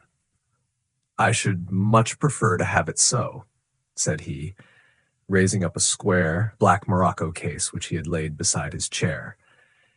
"You have doubtless heard of the beryl coronet?" "One of the most precious public possessions of the empire," said I. "Precisely." He opened the case, and there, embedded in soft, flesh-colored velvet, lay the magnificent piece of jewelry which he had named. "There are 39 enormous beryls," said he, "and the price of the gold chasing is incalculable. The lowest estimate would put the worth of the coronet at double the sum which I have asked. I am prepared to leave it with you as my security." I took the precious case into my hands and looked in some perplexity from it to my illustrious client. "You doubt its value?" he asked. "Not at all. I only doubt the propriety of my leaving it. You may set your mind at rest about that. I should not dream of doing so were it not absolutely certain that I should be able, in 4 days, to reclaim it. It is a pure matter of form. Is the security sufficient? Ample? You understand, Mr. Holder, that I am giving you a strong proof of the confidence which I have in you, founded upon all that I have heard of you. I rely upon you not only to be discreet and to refrain from all gossip upon the matter, but, above all, to preserve this coronet with every possible precaution, because I need not say that a great public scandal would be caused if any harm were to befall it. Any injury to it would be almost as serious as its complete loss, for there are no beryls in the world to match these, and it would be impossible to replace them. I leave it with you, however, with every confidence, and I shall call for it in person on Monday morning." Seeing that my client was anxious to leave, I said no more, but calling for my cashier, I ordered him to pay over 50 £1,000 notes. When I was alone once more, however, with the precious case lying upon the table in front of me, I could not but think with some misgivings of the immense responsibility which it entailed upon me. There could be no doubt that, as it was a national possession, a horrible scandal would ensue if any misfortune should occur to it. I already regretted having ever consented to take charge of it. However, it was too late to alter the matter now, so I locked it up in my private safe and turned once more to my work. When evening came, I felt that it would be an imprudence to leave so precious a thing in the office behind me. Bankers' safes had been forced before now, and why should not mine be? If so, how terrible would be the position in which I should find myself! I determined, therefore, that for the next few days I would always carry the case backward and forward with me, so that it might never be really out of my reach. With this intention, I called a cab and drove out to my house at Streatham, carrying the jewel with me. I did not breathe freely until I had taken it upstairs and locked it in the bureau of my dressing room. And now a word as to my household, Mr. Holmes, for I wish you to thoroughly understand the situation. My groom and my page sleep out of the house and may be set aside altogether. I have 3 maidservants who have been with me a number of years and whose absolute reliability is quite above suspicion. Another, Lucy Parr, the second waiting maid, has only been in my service a few months. She came with an excellent character, however, and has always given me satisfaction. She is a very pretty girl, and has attracted admirers who have occasionally hung about the place. That is the only drawback which we have found to her, but we believe her to be a thoroughly good girl in every way. So much for the servants. My family itself is so small that it will not take me long to describe it. I am a widower and have an only son, Arthur. He has been a disappointment to me, Mr. Holmes, a grievous disappointment. I have no doubt that I am myself to blame. People tell me that I have spoiled him. Very likely I have. When my dear wife died, I felt that he was all I had to love. I could not bear to see the smile fade, even for a moment, from his face. I have never denied him a wish. Perhaps it would have been better for both of us had I been sterner, but I meant it for the best. It was naturally my intention that he should succeed me in my business, but he was not of a business turn. He was wild, wayward, and, to speak the truth, I could not trust him in the handling of large sums of money. When he was young, he became a member of an aristocratic club, and there, having charming manners, he was soon the intimate of a number of men with long purses and expensive habits. He learned to play heavily at cards and to squander money on the turf, until he had again and again to come to me and implore me to give him an advance upon his allowance, that he might settle his debts of honor. He tried more than once to break away from the dangerous company which he was keeping, but each time the influence of his friend, Sir George Burnwell, was enough to draw him back again. And, indeed, I could not wonder that such a man as Sir George Burnwell should gain an influence over him, for he has frequently brought him to my house, and I have found myself that I could hardly resist the fascination of his manner. He is older than Arthur, a man of the world to his fingertips, one who had been everywhere, seen everything, a brilliant talker, and a man of great personal beauty. Yet when I think of him in cold blood, far away from the glamour of his presence, I am convinced from his cynical speech and the look which I have caught in his eyes that he is one who should be deeply distrusted. So I think, and so too thinks my little Mary, who has a woman's quick insight into character. And now there is only she to be described. She is my niece, but when my brother died 5 years ago and left her alone in the world, I adopted her, and have looked upon her ever since as my daughter. She is a sunbeam in my house, sweet, loving, beautiful, a wonderful manager and housekeeper, yet as tender and quiet and gentle as a woman could be. She is my right hand. I do not know what I could do without her. In only one matter has she ever gone against my wishes. Twice my boy has asked her to marry him, for he loves her devotedly, but each time she has refused him. I think that if anyone could have drawn him into the right path, it would have been she, and that his marriage might have changed his whole life. But now, alas, it is too late. Forever too late. Now, Mr. Holmes, you know the people who live under my roof, and I shall continue with my miserable story. When we were taking coffee in the drawing-room that night after dinner, I told Arthur and Mary my experience, and of the precious treasure which we had under our roof, suppressing only the name of my client. Lucy Parr, who had brought in the coffee, had, I am sure, left the room, but I cannot swear that the door was closed. Mary and Arthur were much interested and wished to see the famous coronet, but I thought it better not to disturb it. "Where have you put it?" asked Arthur. "In my own bureau." "Well, I hope to goodness the house won't be burgled during the night," said he. "It is locked up," I answered. "Oh, any old key will fit that bureau. When I was a youngster, I've opened it myself with the key of the box-room cupboard." He often had a wild way of talking, so that I thought little of what he said. He followed me to my room, however, that night with a very grave face. "Look here, Dad," said he with his eyes cast down, "can you let me have £200? "No, I cannot," I answered sharply. "I have been far too generous with you in money matters." "You have been very kind," said he, "but I must have this money, or else I can never show my face inside the club again." "And a very good thing, too," I cried. "Yes, but you would not have me leave it a dishonored man," said he. "I could not bear the disgrace.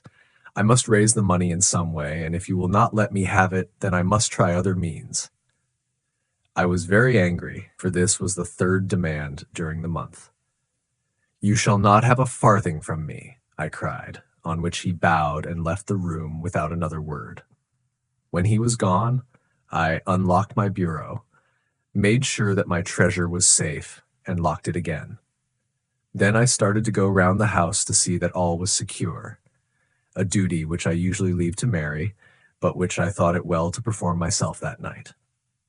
As I came down the stairs, I saw Mary herself at the side window of the hall, which she closed and fastened as I approached. "Tell me, Dad," said she, looking, I thought, a little disturbed, "did you give Lucy, the maid, leave to go out tonight?" "Certainly not." "She came in just now by the back door. I have no doubt that she has only been to the side gate to see someone, but I think that it is hardly safe and should be stopped. You must speak to her in the morning, or I will if you prefer it. Are you sure that everything is fastened?" "Quite sure, Dad." "Then, good night." I kissed her and went up to my bedroom again, where I was soon asleep. I am endeavoring to tell you everything, Mr. Holmes, which may have any bearing upon the case, but I beg that you will question me upon any point which I do not make clear. On the contrary, your statement is singularly lucid. I come to a part of my story now in which I should wish to be particularly so.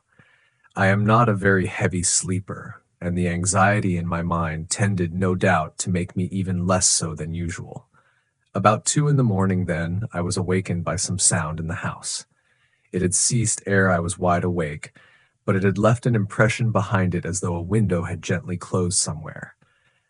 I lay listening with all my ears. Suddenly, to my horror, there was a distinct sound of footsteps moving softly in the next room. I slipped out of bed, all palpitating with fear, and peeped round the corner of my dressing-room door. "Arthur!" I screamed. "You villain!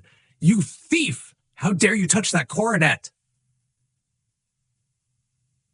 The gas was half up, as I had left it, and my unhappy boy, dressed only in his shirt and trousers, was standing beside the light, holding the coronet in his hands.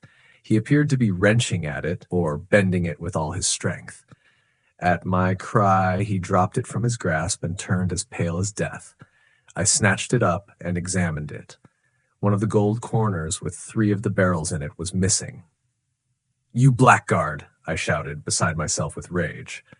"You have destroyed it. You have dishonored me forever. Where are the jewels which you have stolen?"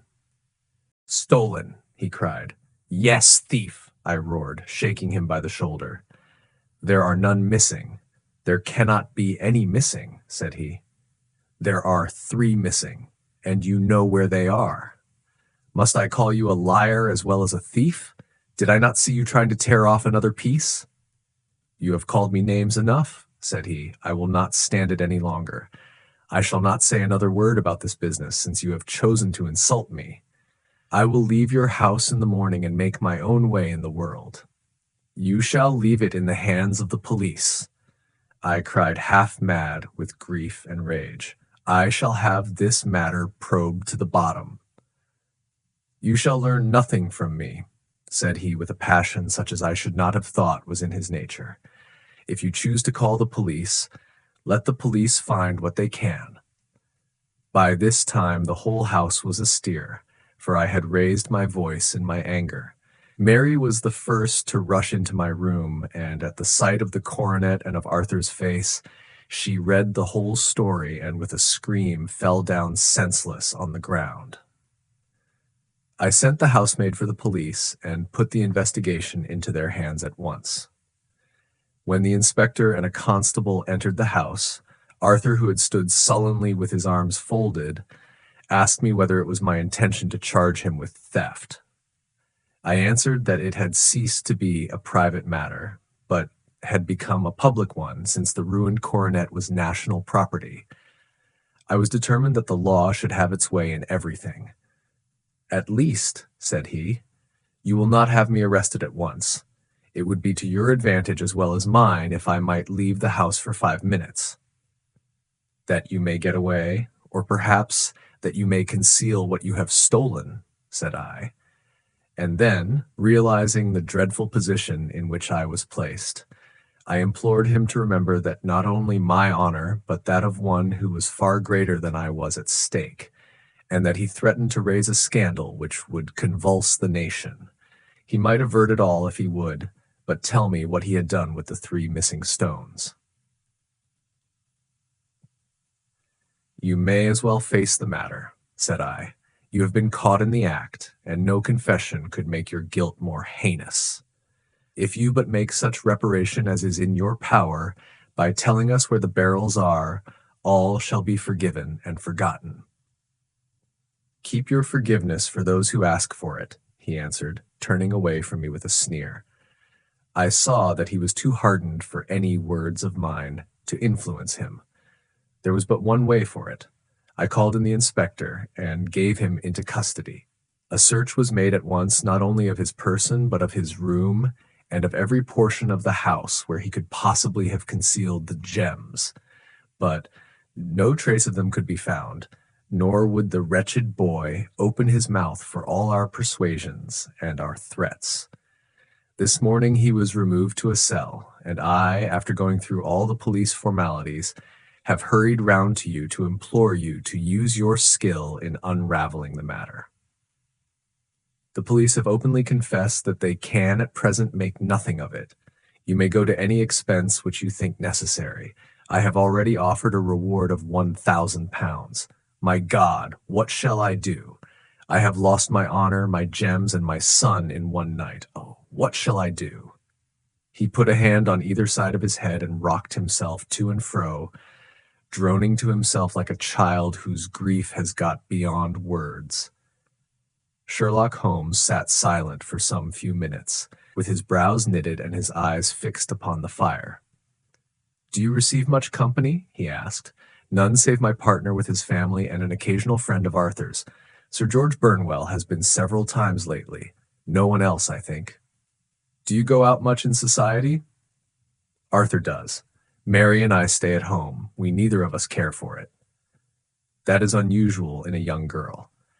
She is of a quiet nature. Besides, she is not so very young. She is 24. This matter, from what you say, seems to have been a shock to her also." "Terrible. She is even more affected than I.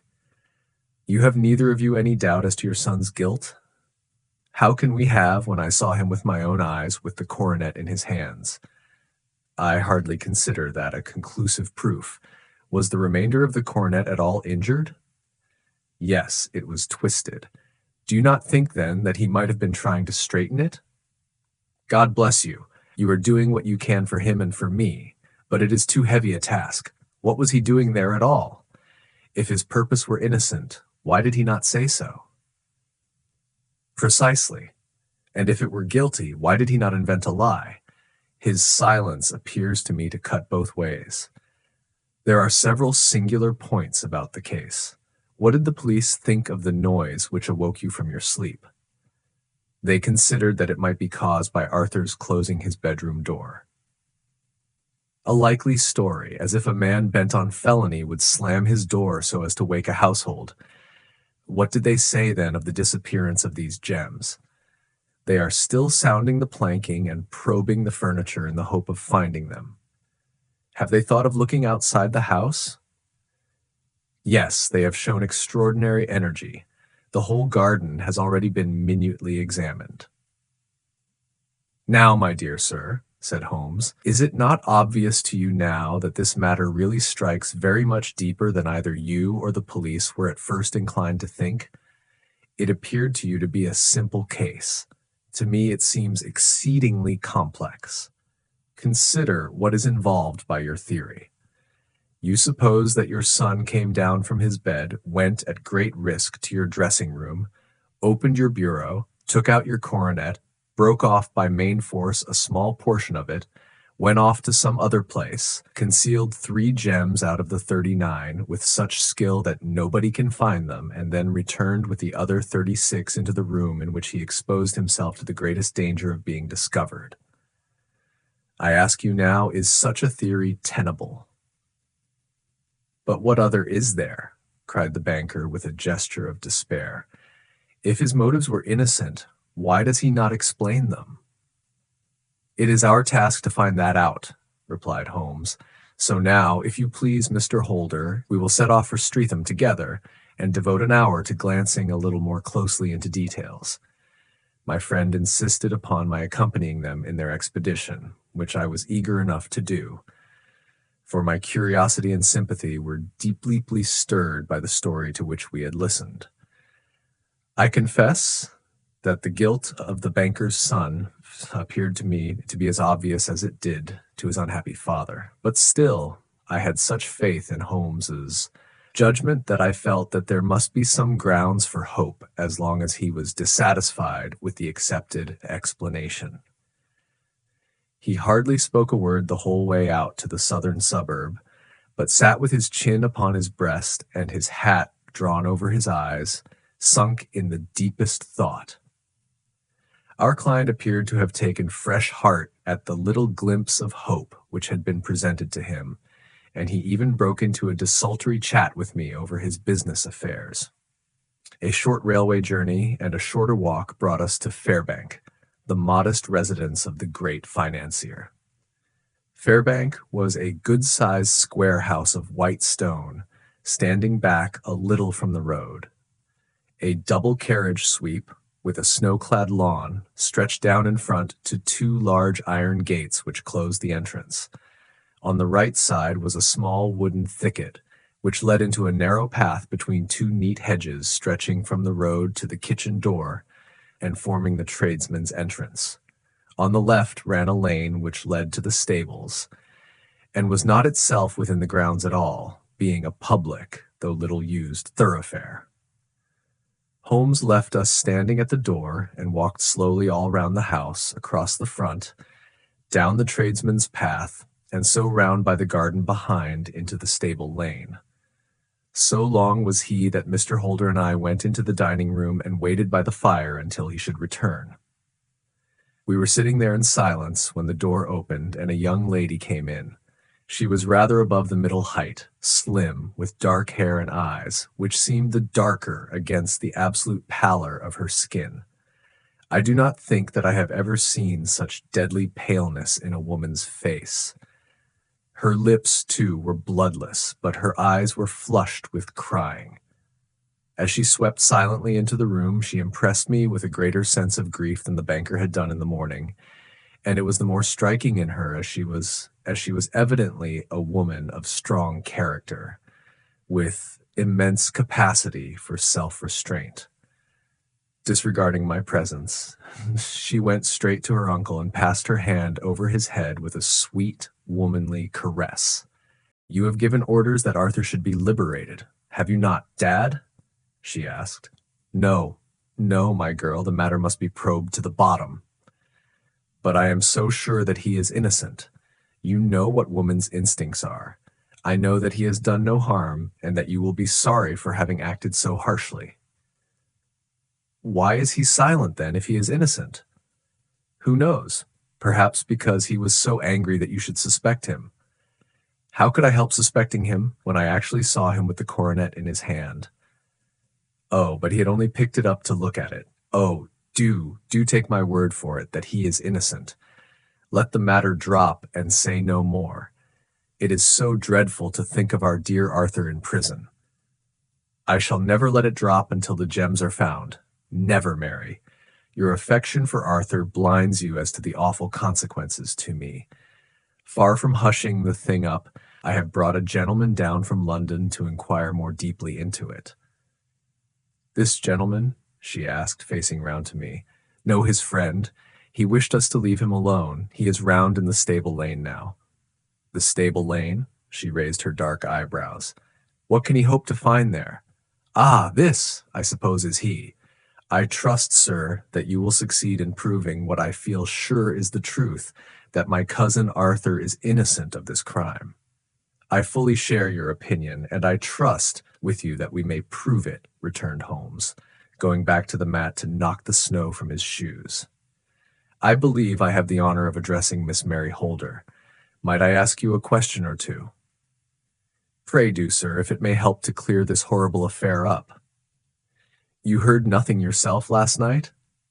Nothing, until my uncle here began to speak loudly. I heard that, and I came down.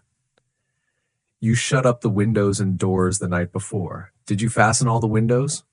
Yes. Were they all fastened this morning? Yes. You have a maid who has a sweetheart?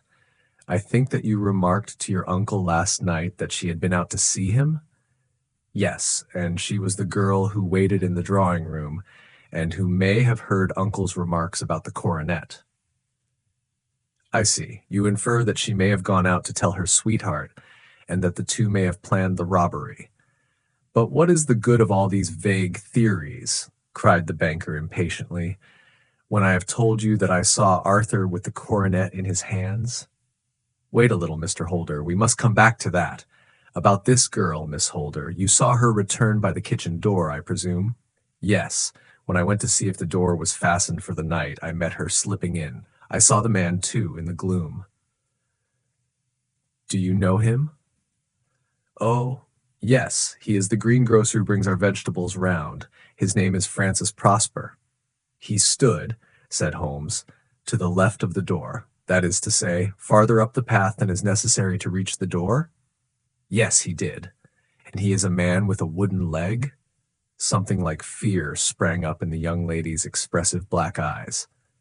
Why, you are like a magician, said she. How do you know that? She smiled, but there was no answering smile in Holmes's thin, eager face. I should be very glad now to go upstairs, said he. I shall probably wish to go over the outside of the house again. Perhaps I had better take a look at the lower windows before I go up.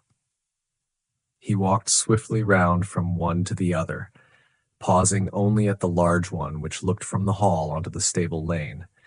This he opened and made a very careful examination of the sill with his powerful magnifying lens. Now we shall go upstairs, said he at last.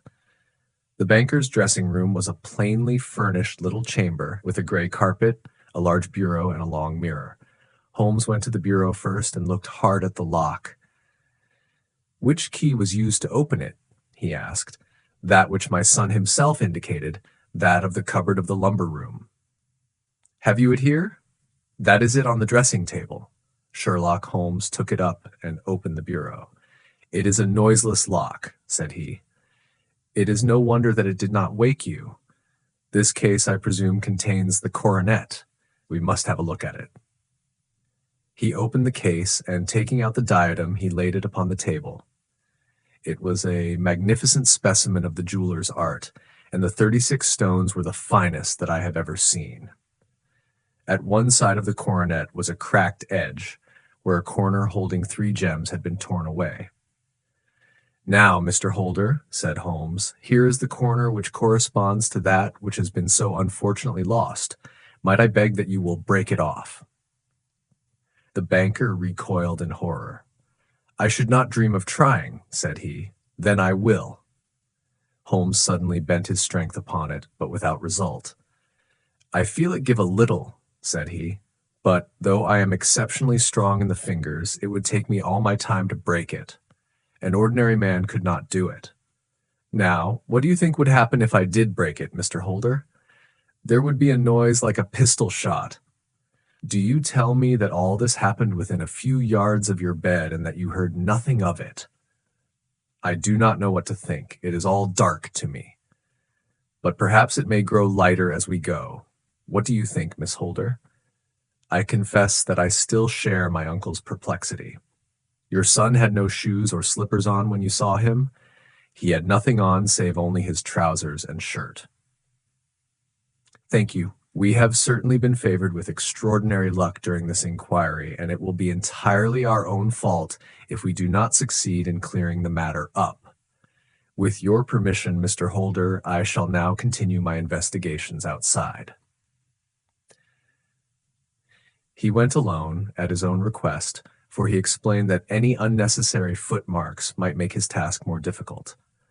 For an hour or more he was at work, returning at last with his feet heavy with snow, and his features as inscrutable as ever.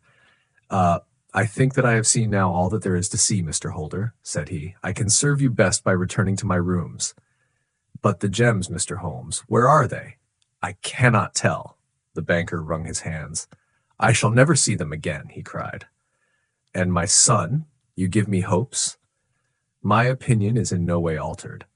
Then, for God's sake, what was this dark business which was acted in my house last night?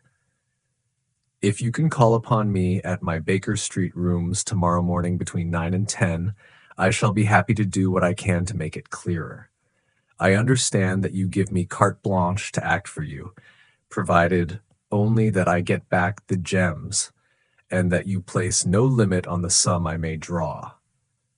I would give my fortune to have them back. Very good. I shall look into the matter between this and then. Goodbye. It is just possible that I may have to come over here again before evening. It was obvious to me that my companion's mind was now made up about the case, although what his conclusions were was more than I could even dimly imagine. Several times during our homeward journey I endeavored to sound him upon the point, but he always glided away to some other topic, until at last I gave it over in despair. It was not yet 3 when we found ourselves in our rooms once more. He hurried to his chamber and was down again in a few minutes dressed as a common loafer. With his collar turned up, his shiny, seedy coat, his red cravat, and his worn boots, he was a perfect sample of the class.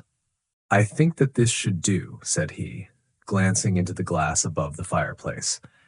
I only wish that you could come with me, Watson, but I fear that it won't do. I may be on the trail in this matter, or I may be following a will-o'-the-wisp, but I shall soon know which it is. I hope that I may be back in a few hours.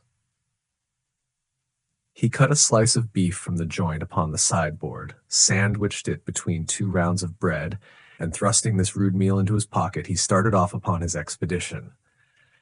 I had just finished my tea when he returned, evidently in excellent spirits, swinging an old elastic-sided boot in his hand. He chucked it down into a corner and helped himself to a cup of tea. I only looked in as I passed, said he. I am going right on. Where to? Oh, to the other side of the West End. It may be some time before I get back. Don't wait up for me in case I should be late. How are you getting on? Oh, so. Nothing to complain of. I have been out to Streatham since I saw you last, but I did not call at the house. It is a very sweet little problem, and I would not have missed it for a good deal. However, I must not sit gossiping here, but must get these disreputable clothes off and return to my highly respectable self. I could see by his manner that he had stronger reasons for satisfaction than his words alone would imply.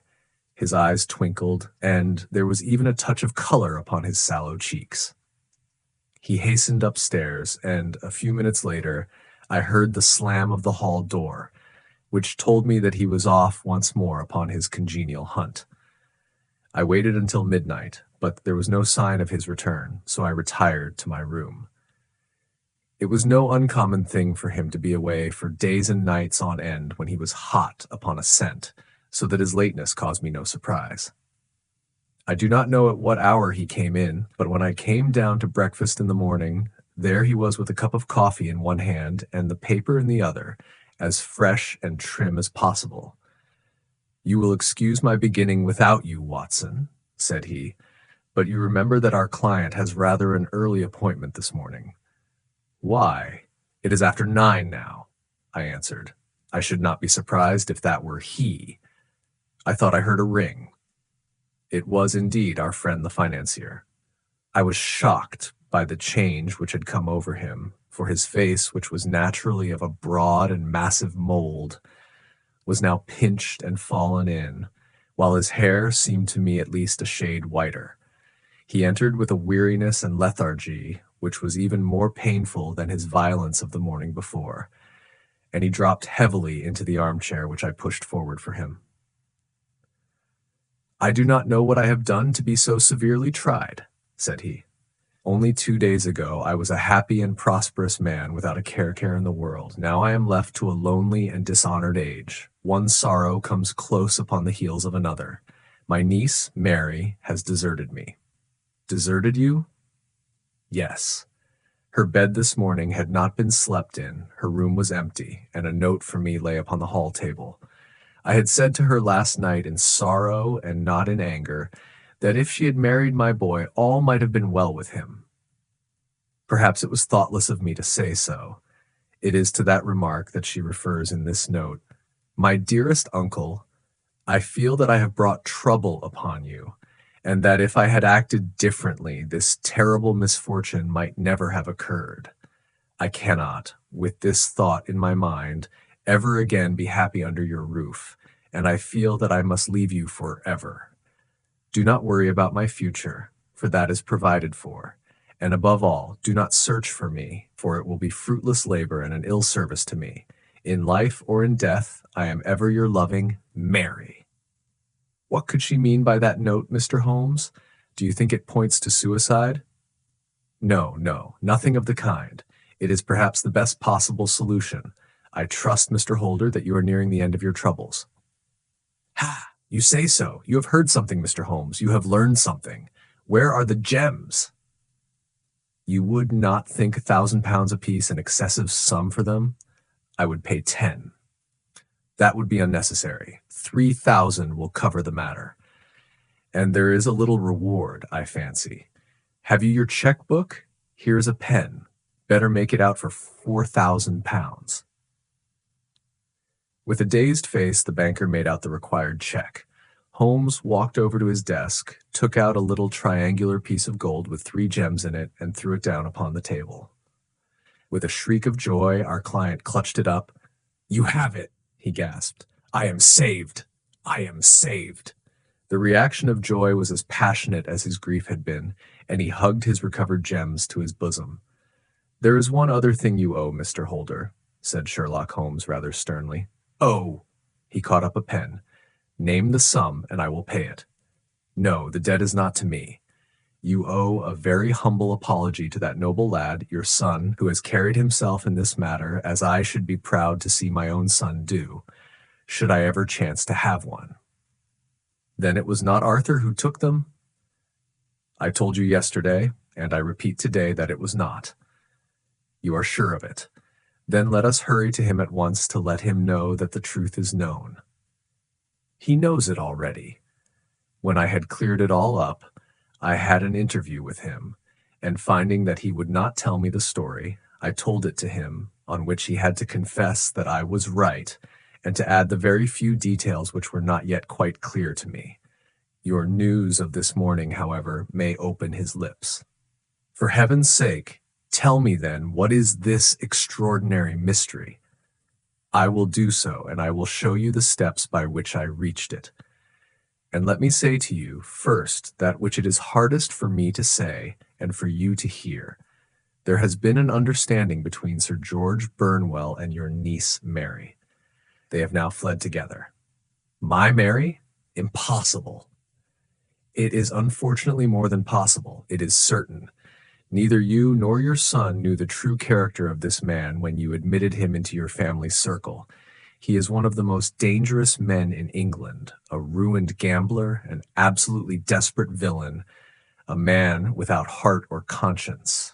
Your niece knew nothing of such men. When he breathed his vows to her as he had done to 100 before her, she flattered herself that she alone had touched his heart. The devil knows best what he said, but at least she became his tool and was in the habit of seeing him nearly every evening. "I cannot, and I will not, believe it," cried the banker with an ashen face. "I will tell you, then, what occurred in your house last night. Your niece, when you had, as she thought, gone to your room, slipped down and talked to her lover through the window which leads into the stable lane. His footmarks had pressed right through the snow, so long had he stood there. She told him of the coronet. His wicked lust for gold kindled at the news, and he bent her to his will. I have no doubt that she loved you, but there are women in whom the love of a lover extinguishes all other loves, and I think that she must have been one. She had hardly listened to his instructions when she saw you coming downstairs, on which she closed the window rapidly and told you about one of the servants' escapade with her wooden-legged lover, which was all perfectly true. Your boy Arthur went to bed after his interview with you, but he slept badly on account of his uneasiness about his club debts. In the middle of the night he heard a soft tread pass his door, so he rose and, looking out, was surprised to see his cousin walking very stealthily along the passage until she disappeared into your dressing room. Petrified with astonishment, the lad slipped on some clothes and waited there in the dark to see what would come of this strange affair. Presently she emerged from the room again, and in the light of the passage lamp, your son saw that she carried the precious coronet in her hands. She passed down the stairs, and he, thrilling with horror, ran along and slipped behind the curtain near your door, whence he could see what passed in the hall beneath. He saw her stealthily open the window, hand out the coronet to someone in the gloom, and then closing it once more, hurry back to her room, passing quite close to where he stood, hid behind the curtain. As long as she was on the scene, he could not take any action without a horrible exposure of the woman whom he loved. But the instant that she was gone, he realized how crushing a misfortune this would be for you, and how all-important it was to set it right. He rushed down just as he was, in his bare feet, opened the window, sprang out into the snow, and ran down the lane where he could see a dark figure in the moonlight. Sir George Burnwell tried to get away, but Arthur caught him, and there was a struggle between them, your lad tugging at one side of the coronet and his opponent at the other. In the scuffle, your son struck Sir George and cut him over the eye. Then something suddenly snapped, and your son, finding that he had the coronet in his hands, rushed back, closed the window, ascended to your room, and had just observed that the coronet had been twisted in the struggle and was endeavoring to straighten it when you appeared upon the scene. "Is it possible?" gasped the banker. You then roused his anger by calling him names at a moment when he felt that he had deserved your warmest thanks. He could not explain the true state of affairs without betraying one who certainly deserved little enough consideration at his hands. He took the more chivalrous view, however, and preserved her secret. "And that was why she shrieked and fainted when she saw the coronet," cried Mr. Holder. "Oh, my God, what a blind fool I have been! And his asking to be allowed to go out for 5 minutes. The dear fellow wanted to see if the missing piece were at the scene of the struggle. How cruelly I have misjudged him." "When I arrived at the house," continued Holmes, "I at once went very carefully round it to observe if there were any traces in the snow which might help me. I knew that none had fallen since the evening before, and also that there had been a strong frost to preserve impressions. I passed along the tradesman's path, but found it all trampled down and indistinguishable. Just beyond it, however, at the far side of the kitchen door, a woman had stood and talked with a man, whose round impressions on one side showed that he had a wooden leg. I could even tell that they had been disturbed, for the woman had run back swiftly to the door, as was shown by the deep toe and light heel marks while Wooden Leg had waited a little and then had gone away. I thought at the time that this might be the maid and her sweetheart of whom you had already spoken to me, and inquiry showed it was so. I passed round the garden without seeing anything more than random tracks, which I took to be the police. But when I got into the stable lane, a very long and complex story was written in the snow in front of me. There was a double line of tracks of a booted man, and a second double line, which I saw with delight, belonged to a man with naked feet. I was at once convinced from what you had told me that the latter was your son. The first had walked both ways, but the other had run swiftly, and as his tread was marked in places over the depression of the boot, it was obvious that he had passed after the other. I followed them up and found they led to the hall window, where Boots had worn all the snow away while waiting. Then I walked to the other end, which was 100 yards or more down the lane. I saw where Boots had faced round, where the snow was cut up as though there had been a struggle, and finally where a few drops of blood had fallen to show me that I was not mistaken. Boots had then run down the lane, and another little smudge of blood showed that it was he who had been hurt. When he came to the high road at the other end, I found that the pavement had been cleared, so there was an end to that clue. On entering the house, however, I examined, as you remember, the sill and framework of the hall window with my lens, and I could at once see that someone had passed out. I could distinguish the outline of an instep where the wet foot had been placed in coming in. I was then beginning to be able to form an opinion as to what had occurred. A man had waited outside the window. Someone had brought the gems. The deed had been overseen by your son. He had pursued the thief, had struggled with him. They had each tugged at the coronet, their united strength causing injuries which neither alone could have effected. He had returned with the prize, but had left a fragment in the grasp of his opponent. So far I was clear. The question now was, who was the man, and who was it brought him the coronet?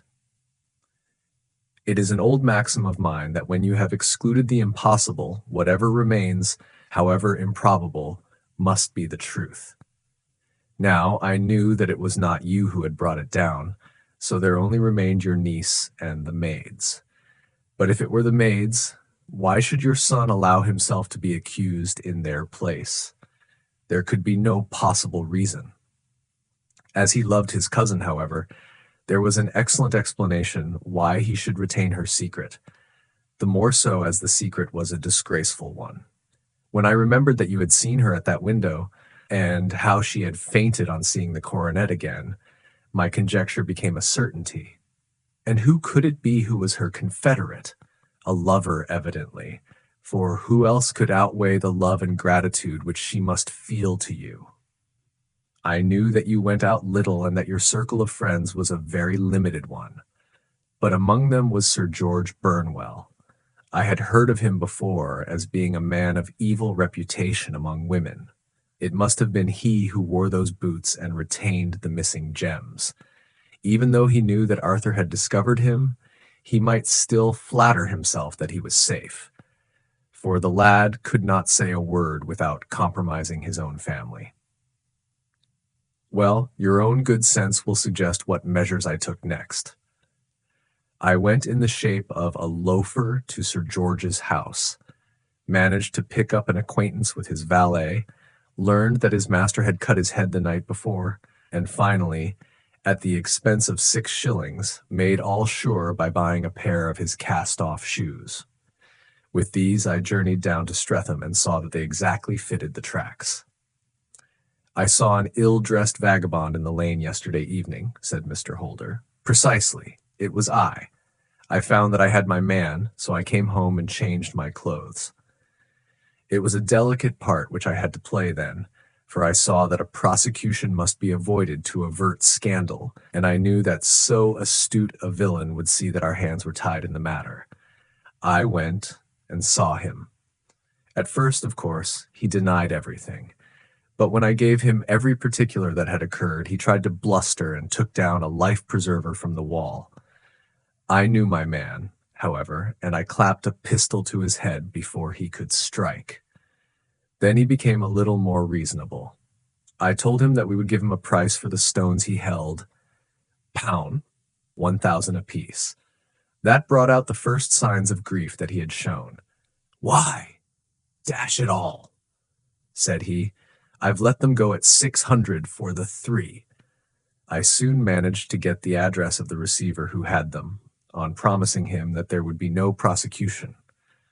Off I set to him, and after much chaffering I got our stones at 1,000 pounds apiece. Then I looked in upon your son, told him that all was right, and eventually got to my bed about 2 o'clock after what I may call a really hard day's work.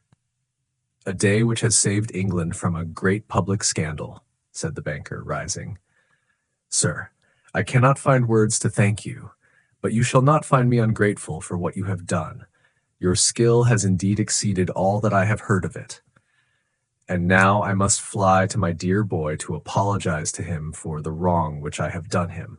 As to what you tell me of poor Mary, it goes to my very heart. Not even your skill can inform me where she is now." "I think that we may safely say," returned Holmes, "that she is wherever Sir George Burnwell is. It is equally certain, too, that whatever her sins are, they will soon receive a more than sufficient punishment." 12. The Adventure of the Copper Beeches. "To the man who loves art for its own sake," remarked Sherlock Holmes, tossing aside the advertisement sheet of the Daily Telegraph, "it is frequently in its least important and lowliest manifestations that the keenest pleasure is to be derived. It is pleasant to me to observe, Watson, that you have so far grasped this truth that in these little records of our cases, which you have been good enough to draw up, and, I am bound to say, occasionally to embellish, you have given prominence not so much to the many causes célèbres and sensational trials in which I have figured, but rather to those incidents which may have been trivial in themselves, but which have given room for those faculties of deduction and of logical synthesis which I have made my special province." "And yet," said I, smiling, "I cannot quite hold myself absolved from the charge of sensationalism which has been urged against my records." "You have erred, perhaps," he observed, taking up a glowing cinder with the tongues and lighting with it the long cherry-wood pipe which was wont to replace his clay when he was in a disputatious rather than a meditative mood. "You have erred, perhaps, in attempting to put color and life into each of your statements, instead of confining yourself to the task of placing upon record that severe reasoning from cause to effect, which is really the only notable feature about the thing." "It seems to me that I have done you full justice in the matter," I remarked with some coldness, for I was repelled by the egotism which I had more than once observed to be a strong factor in my friend's singular character. "No, it is not selfishness or conceit," said he, answering, as was his wont, my thoughts rather than my words. "If I claim full justice for my art, it is because it is an impersonal thing, a thing beyond myself. Crime is common, logic is rare, therefore it is upon the logic rather than upon the crime that you should dwell. You have degraded what should have been a course of lectures into a series of tales." It was a cold morning of the early spring, and we sat after breakfast on either side of a cheery fire in the old room at Baker Street. A thick fog rolled down between the lines of dun-colored houses, and the opposing windows loomed like dark, shapeless blurs through the heavy yellow wreaths. Our gas was lit and shone on the white cloth and glimmer of china and metal, for the table had not been cleared yet. Sherlock Holmes had been silent all the morning, dipping continuously into the advertisement columns of a succession of papers until at last, having apparently given up his search, he had emerged in no very sweet temper to lecture me upon my literary shortcomings. "At the same time," he remarked after a pause, during which he had sat puffing at his long pipe and gazing down into the fire, You can hardly be open to a charge of sensationalism, for out of these cases, which you have been so kind as to interest yourself in, a fair proportion do not treat of crime in its legal sense at all. The small matter in which I endeavored to help the King of Bohemia, the singular experience of Miss Mary Sutherland, the problem connected with the man with the twisted lip, and the incident of the noble bachelor, were all matters which are outside the pale of the law. But in avoiding the sensational, I fear that you may have bordered on the trivial. The end may have been so, I answered, but the methods I hold to have been novel and of interest. Pshaw, my dear fellow, what do the public, the great unobservant public, who could hardly tell a weaver by his tooth or a compositor by his left thumb, care about the finer shades of analysis and deduction? But indeed, if you are trivial, I cannot blame you, for the days of the great cases are past. Man, or at least criminal man, has lost all enterprise and originality. As to my own little practice, it seems to be degenerating into an agency for recovering lost lead pencils and giving advice to young ladies from boarding schools. I think that I have touched bottom at last, however. This note I had this morning marks my 0 point, I fancy. Read it. He tossed a crumpled letter across to me. It was dated from Montague Place upon the preceding evening, and ran thus. Dear Mr. Holmes, I am very anxious to consult you as to whether I should or should not accept a situation which has been offered to me as governess. I shall call at 10:30 tomorrow if I do not inconvenience you. Yours faithfully, Violet Hunter. Do you know the young lady? I asked. Not I. It is 10:30 now. Yes, and I have no doubt that is her ring. It may turn out to be of more interest than you think. You remember that the affair of the blue carbuncle, which appeared to be a mere whim at first, developed into a serious investigation. It may be so in this case also.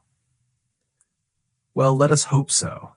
But our doubts will very soon be solved, for here, unless I am much mistaken, is the person in question.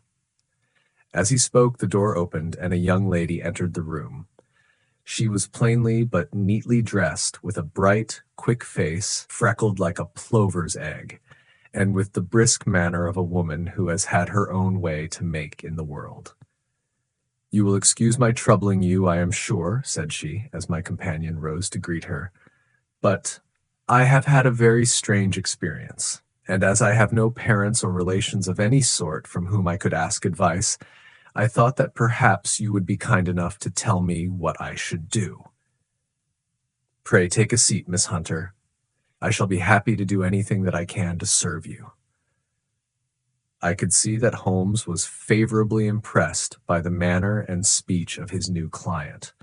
He looked her over in his searching fashion, and then composed himself with his lids drooping and his fingertips together to listen to her story.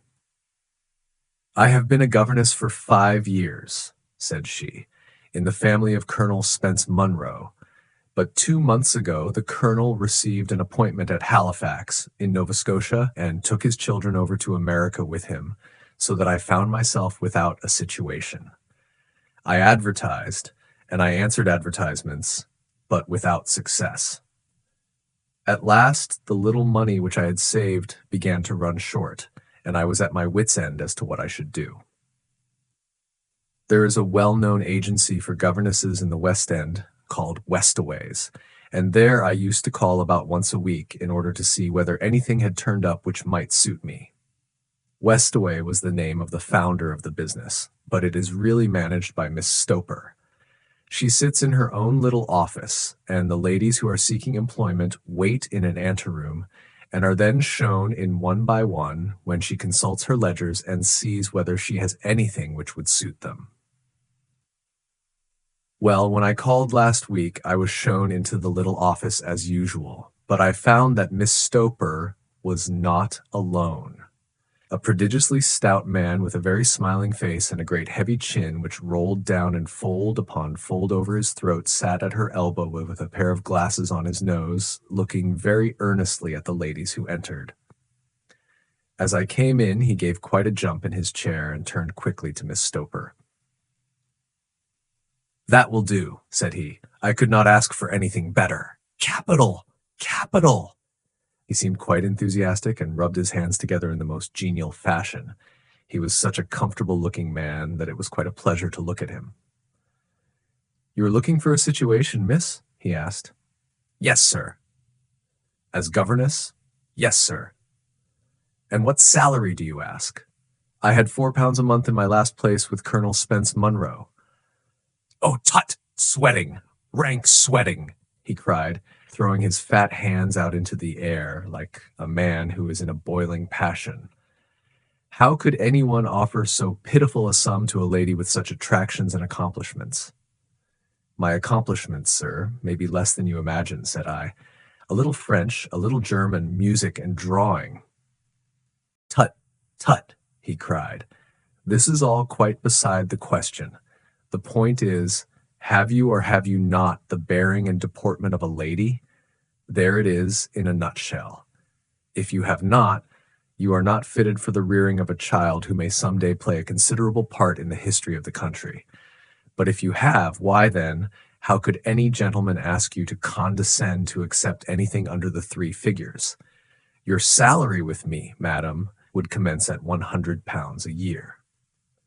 You may imagine, Mr. Holmes, that to me, destitute as I was, such an offer seemed almost too good to be true.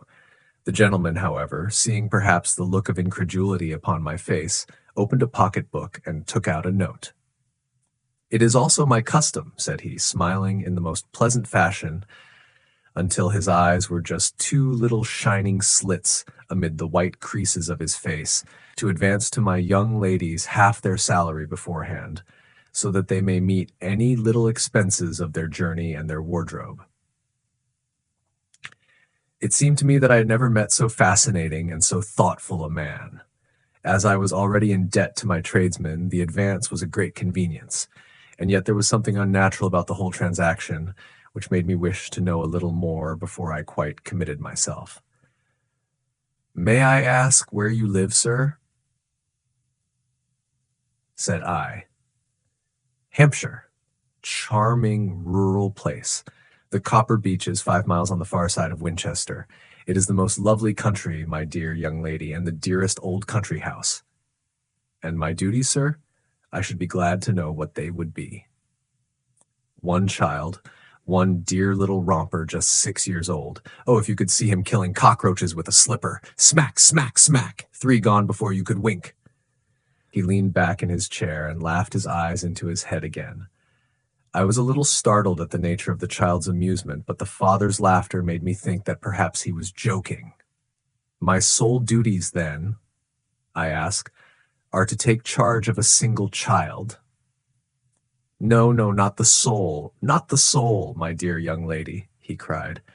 Your duty would be, as I am sure your good sense would suggest, to obey any little commands my wife might give, provided always that they were such commands as a lady might with propriety obey. You see no difficulty, I should be happy to make myself useful. Quite so. In dress now, for example. We are fatty people, fatty but kind-hearted. If you were asked to wear any dress which we might give you, you would not object to our little whim, No, said I, considerably astonished at his words. Or to sit here or sit there, that would not be offensive to you? Oh, no. Or to cut your hair quite short before you come to us. I could hardly believe my ears. As you may observe, Mr. Holmes, my hair is somewhat luxuriant and of a rather peculiar tint of chestnut. It has been considered artistic. I could not dream of sacrificing it in this offhand fashion. I am afraid that is quite impossible, said I. He had been watching me eagerly out of his small eyes, and I could see a shadow pass over his face as I spoke. I am afraid that it is quite essential, said he. It is a little fancy of my wife's and ladies' fancies, madam, ladies' fancies must be consulted. And so you won't cut your hair? No, sir, I really could not, I answered firmly. Ah, very well, then that quite settles the matter. It is a pity, because in other respects you would really have done very nicely. In that case, Miss Stoper, I had best inspect a few more of your young ladies. The manageress had sat all this while busy with her papers without a word to either of us, but she glanced at me now with so much annoyance upon her face that I could not help suspecting that she had lost a handsome commission through my refusal. "Do you desire your name to be kept upon the books?" she asked. "If you please, Miss Stoper." "Well, really, it seems rather useless, since you refuse the most excellent offers in this fashion," said she sharply. "You can hardly expect us to exert ourselves to find another such opening for you. Good day to you, Miss Hunter." She struck a gong upon the table, and I was shown out by the page. Well, Mr. Holmes, when I got back to my lodgings and found little enough in the cupboard and 2 or 3 bills upon the table, I began to ask myself whether I had not done a very foolish thing. After all, if these people had strange fads and expected obedience on the most extraordinary matters, they were at least ready to pay for their eccentricity. Very few governesses in England are getting £100 a year. Besides, what use was my hair to me? Many people are improved by wearing it short, and perhaps I should be among the number. Next day I was inclined to think that I had made a mistake, and by the day after I was sure of it. I had almost overcome my high pride so far as to go back to the agency and inquire whether the place was still open when I received this letter from the gentleman himself. I have it here, and I will read it to you. The Copper Beeches, near Winchester. Dear Miss Hunter, Miss Stoper has very kindly given me your address, and I write from here to ask you whether you have reconsidered your decision. My wife is very anxious that you should come, for she has been much attracted by my description of you. We are willing to give £30 a quarter or £120 a year, so as to recompense you for any little inconvenience which our fads may cause you. They are not very exacting, after all. My wife is fond of a particular shade of electric blue, and would like you to wear such a dress indoors in the morning. You need not, however, go to the expense of purchasing one, as we have one belonging to my dear daughter Alice, now in Philadelphia, which would, I should think, fit you very well. Then, as to sitting here or there, or amusing yourself in any manner indicated, that need cause you no inconvenience. As regards your hair, it is no doubt a pity, especially as I could not help remarking its beauty during our short interview, but I am afraid that I must remain firm upon this point, and I only hope that the increased salary may recompense you for the loss. Your duties, as far as the child is concerned, are very light. Now do try to come, and I shall meet you with the dog-cart at Winchester. Let me know your train. Let me know your train. Yours faithfully, Jeffro Rucastle. That is the letter which I have just received, Mr. Holmes, and my mind is made up that I will accept it. I thought, however, that before taking the final step, I should like to submit the whole matter to your consideration. Well, Miss Hunter, if your mind is made up, that settles the question, said Holmes, smiling. But you would not advise me to refuse? I confess that it is not the situation which I should like to see a sister of mine apply for. What is the meaning of it all, Mr. Holmes? I have no data. I cannot tell. Perhaps you have yourself formed some opinion? Well, there seems to me to be only one possible solution. Mr. Rucastle seemed to be a very kind, good-natured man. Is it not possible that his wife is a lunatic, that he desires to keep the matter quiet for fear she should be taken to an asylum, and that he humors her fancies in every way in order to prevent an outbreak? That is a possible solution. In fact, as matters stand, it is the most probable one. But in any case, it does not seem to be a nice household for a young lady. But the money, Mr. Holmes, the money. Well, yes, of course the pay is good. Too good. That is what makes me uneasy. Why should they give you £120 a year when they could have their pick for £40? There must be some strong reason behind. I thought that if I told you the circumstances, you would understand afterwards if I wanted your help. I should feel so much stronger if I felt that you were at the back of me. Oh, you may carry that feeling away with you. I assure you that your little problem promises to be the most interesting which has come my way for some months. There is something distinctly novel about some of the features. If you should find yourself in doubt or in danger— Danger! What danger do you foresee? Holmes shook his head gravely. It would cease to be a danger if we could define it, said he. But at any time, day or night, a telegram would bring me down to your help. That is enough. She rose briskly from her chair with the anxiety all swept from her face. I shall go down to Hampshire quite easy in my mind now. I shall write to Mr. Rucastle at once, sacrifice my poor hair tonight, and start for Winchester tomorrow. With a few grateful words to Holmes, she bade us both good night and bustled off upon her way. At least, said I, as we heard her quick, firm steps descending the stairs, she seems to be a young lady who is very well able to take care of herself. And she would need to be, said Holmes gravely. I am much mistaken if we do not hear from her before many days are past. It was not very long before my friend's prediction was fulfilled. A fortnight went by, during which I frequently found my thoughts turning in her direction and wondering what strange side alley of human experience this lonely woman had strayed into.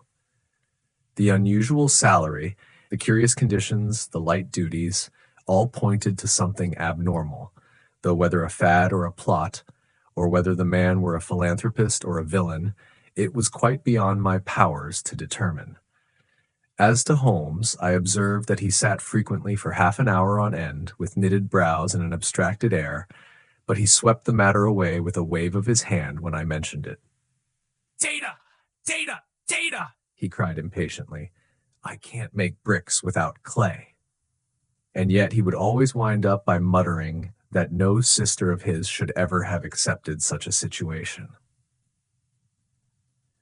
The telegram which we eventually received came late one night, just as I was thinking of turning in, and Holmes was settling down to one of those all-night chemical researches which he frequently indulged in, when I would leave him stooping over a retort and a test tube at night and find him in the same position when I came down to breakfast in the morning.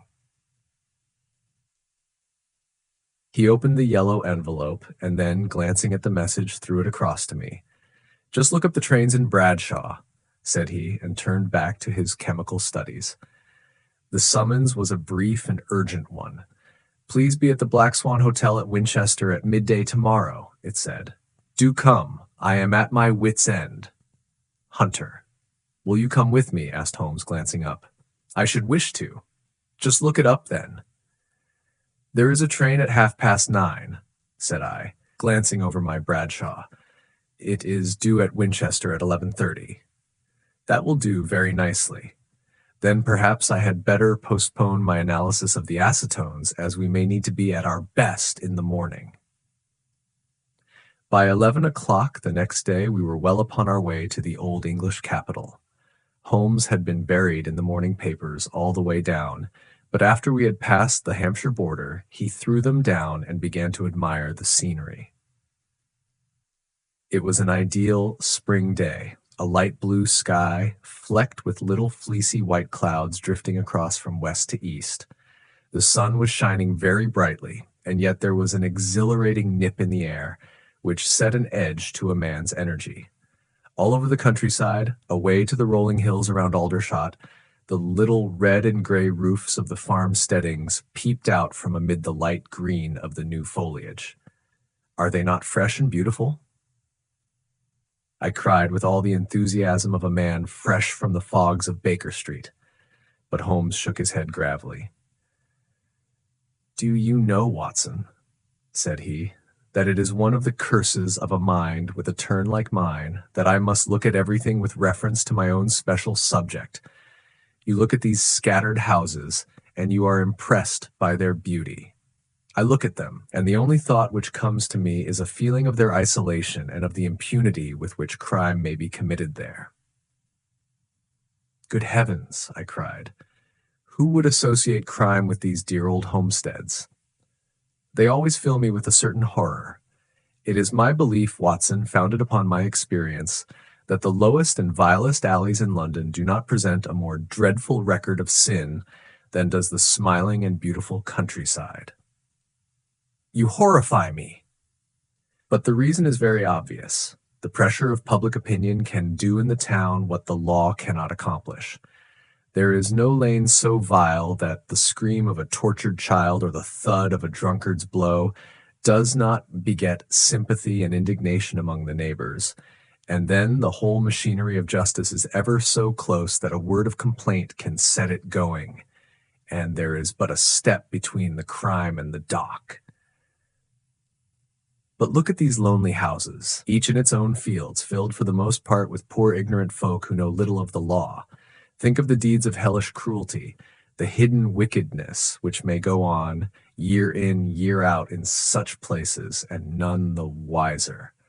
Had this lady who appeals to us for help gone to live in Winchester, I should never have had a fear for her. It is the 5 miles of country which makes the danger. Still, it is clear that she is not personally threatened. No, if she can come to Winchester to meet us, she can get away. Quite so. She has her freedom. What can be the matter then? Can you suggest no explanation? I have devised 7 separate explanations, each of which would cover the facts as far as we know them. But which of these is correct can only be determined by the fresh information which we shall no doubt find waiting for us. Well, there is the tower of the cathedral, and we shall soon learn all that Miss Hunter has to tell. The Black Swan is an inn of repute in the High Street, at no distance from the station, and there we found the young lady waiting for us. She had engaged a sitting room, and our lunch awaited us upon the table. "I am so delighted that you have come," she said earnestly. "It is so very kind of you both, but indeed I do not know what I should do. Your advice will be altogether invaluable to me. Pray tell us what has happened to you." "I will do so, and I must be quick, for I have promised Mr. Rucastle to be back before 3. I got his leave to come into town this morning, though he little knew for what purpose. Let us have everything in its due order." Holmes thrust his long, thin legs out towards the fire and composed himself to listen. "In the first place, I may say that I have met, on the whole, with no actual ill treatment from Mr. and Mrs. Rucastle. It is only fair to them to say that, but I cannot understand them, and I am not easy in my mind about them." "What can you not understand?" "Their reasons for their conduct. But you shall have it all just as it occurred. When I came down, Mr. Rucastle met me here and drove me in his dog-cart to the Copper Beeches. It is, as he said, beautifully situated, but it is not beautiful in itself, for it is a large square block of a house, whitewashed, but all stained and streaked with damp and bad weather. There are grounds round it, woods on 3 sides, and on the 4th a field which slopes down to the Southampton High Road, which curves past about 100 yards from the front door. This ground in front belongs to the house, but the woods all round are part of Lord Southerton's preserves. A clump of copper beeches immediately in front of the hall door has given its name to the place. I was driven over by my employer, who was as amiable as ever, and was introduced by him that evening to his wife and the child. There was no truth, Mr. Holmes, in the conjecture which seemed to us to be probable in your rooms at Baker Street. Mrs. Rucastle is not mad. I found her to be a silent, pale-faced woman, much younger than her husband, not more than 30, I should think, while he can hardly be less than 45. From their conversation, I have gathered that they have been married about 7 years, that he was a widower, and that his only child by the first wife was the daughter who has gone to Philadelphia. Mr. Rucastle told me in private that the reason why she had left them was that she had an unreasoning aversion to her stepmother. As the daughter could not have been less than 20, I can quite imagine that her position must have been uncomfortable with her father's young wife. Mrs. Rucastle seemed to me to be colorless in mind as well as in feature. She impressed me neither favorably nor the reverse. She was a nonentity. It was easy to see that she was passionately devoted both to her husband and to her little son. Her light gray eyes wandered continually from one to the other, noting every little want and forestalling it if possible. He was kind to her also in his bluff, boisterous fashion, and on the whole they seemed to be a happy couple.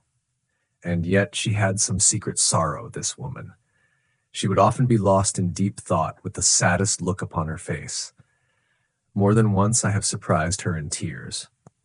I have thought sometimes that it was the disposition of her child which weighed upon her mind, for I have never met so utterly spoiled and so ill-natured a little creature. He is small for his age, with a head which is quite disproportionately large. His whole life appears to be spent in an alternation between savage fits of passion and gloomy intervals of sulking. Giving pain to any creature weaker than himself seems to be his one idea of amusement, and he shows quite remarkable talent in planning the capture of mice, little birds, and insects. But I would rather not talk about the creature, Mr. Holmes, and indeed he has little to do with my story. I am glad of all details, remarked my friend, whether they seem to you to be relevant or not. I shall try not to miss anything of importance.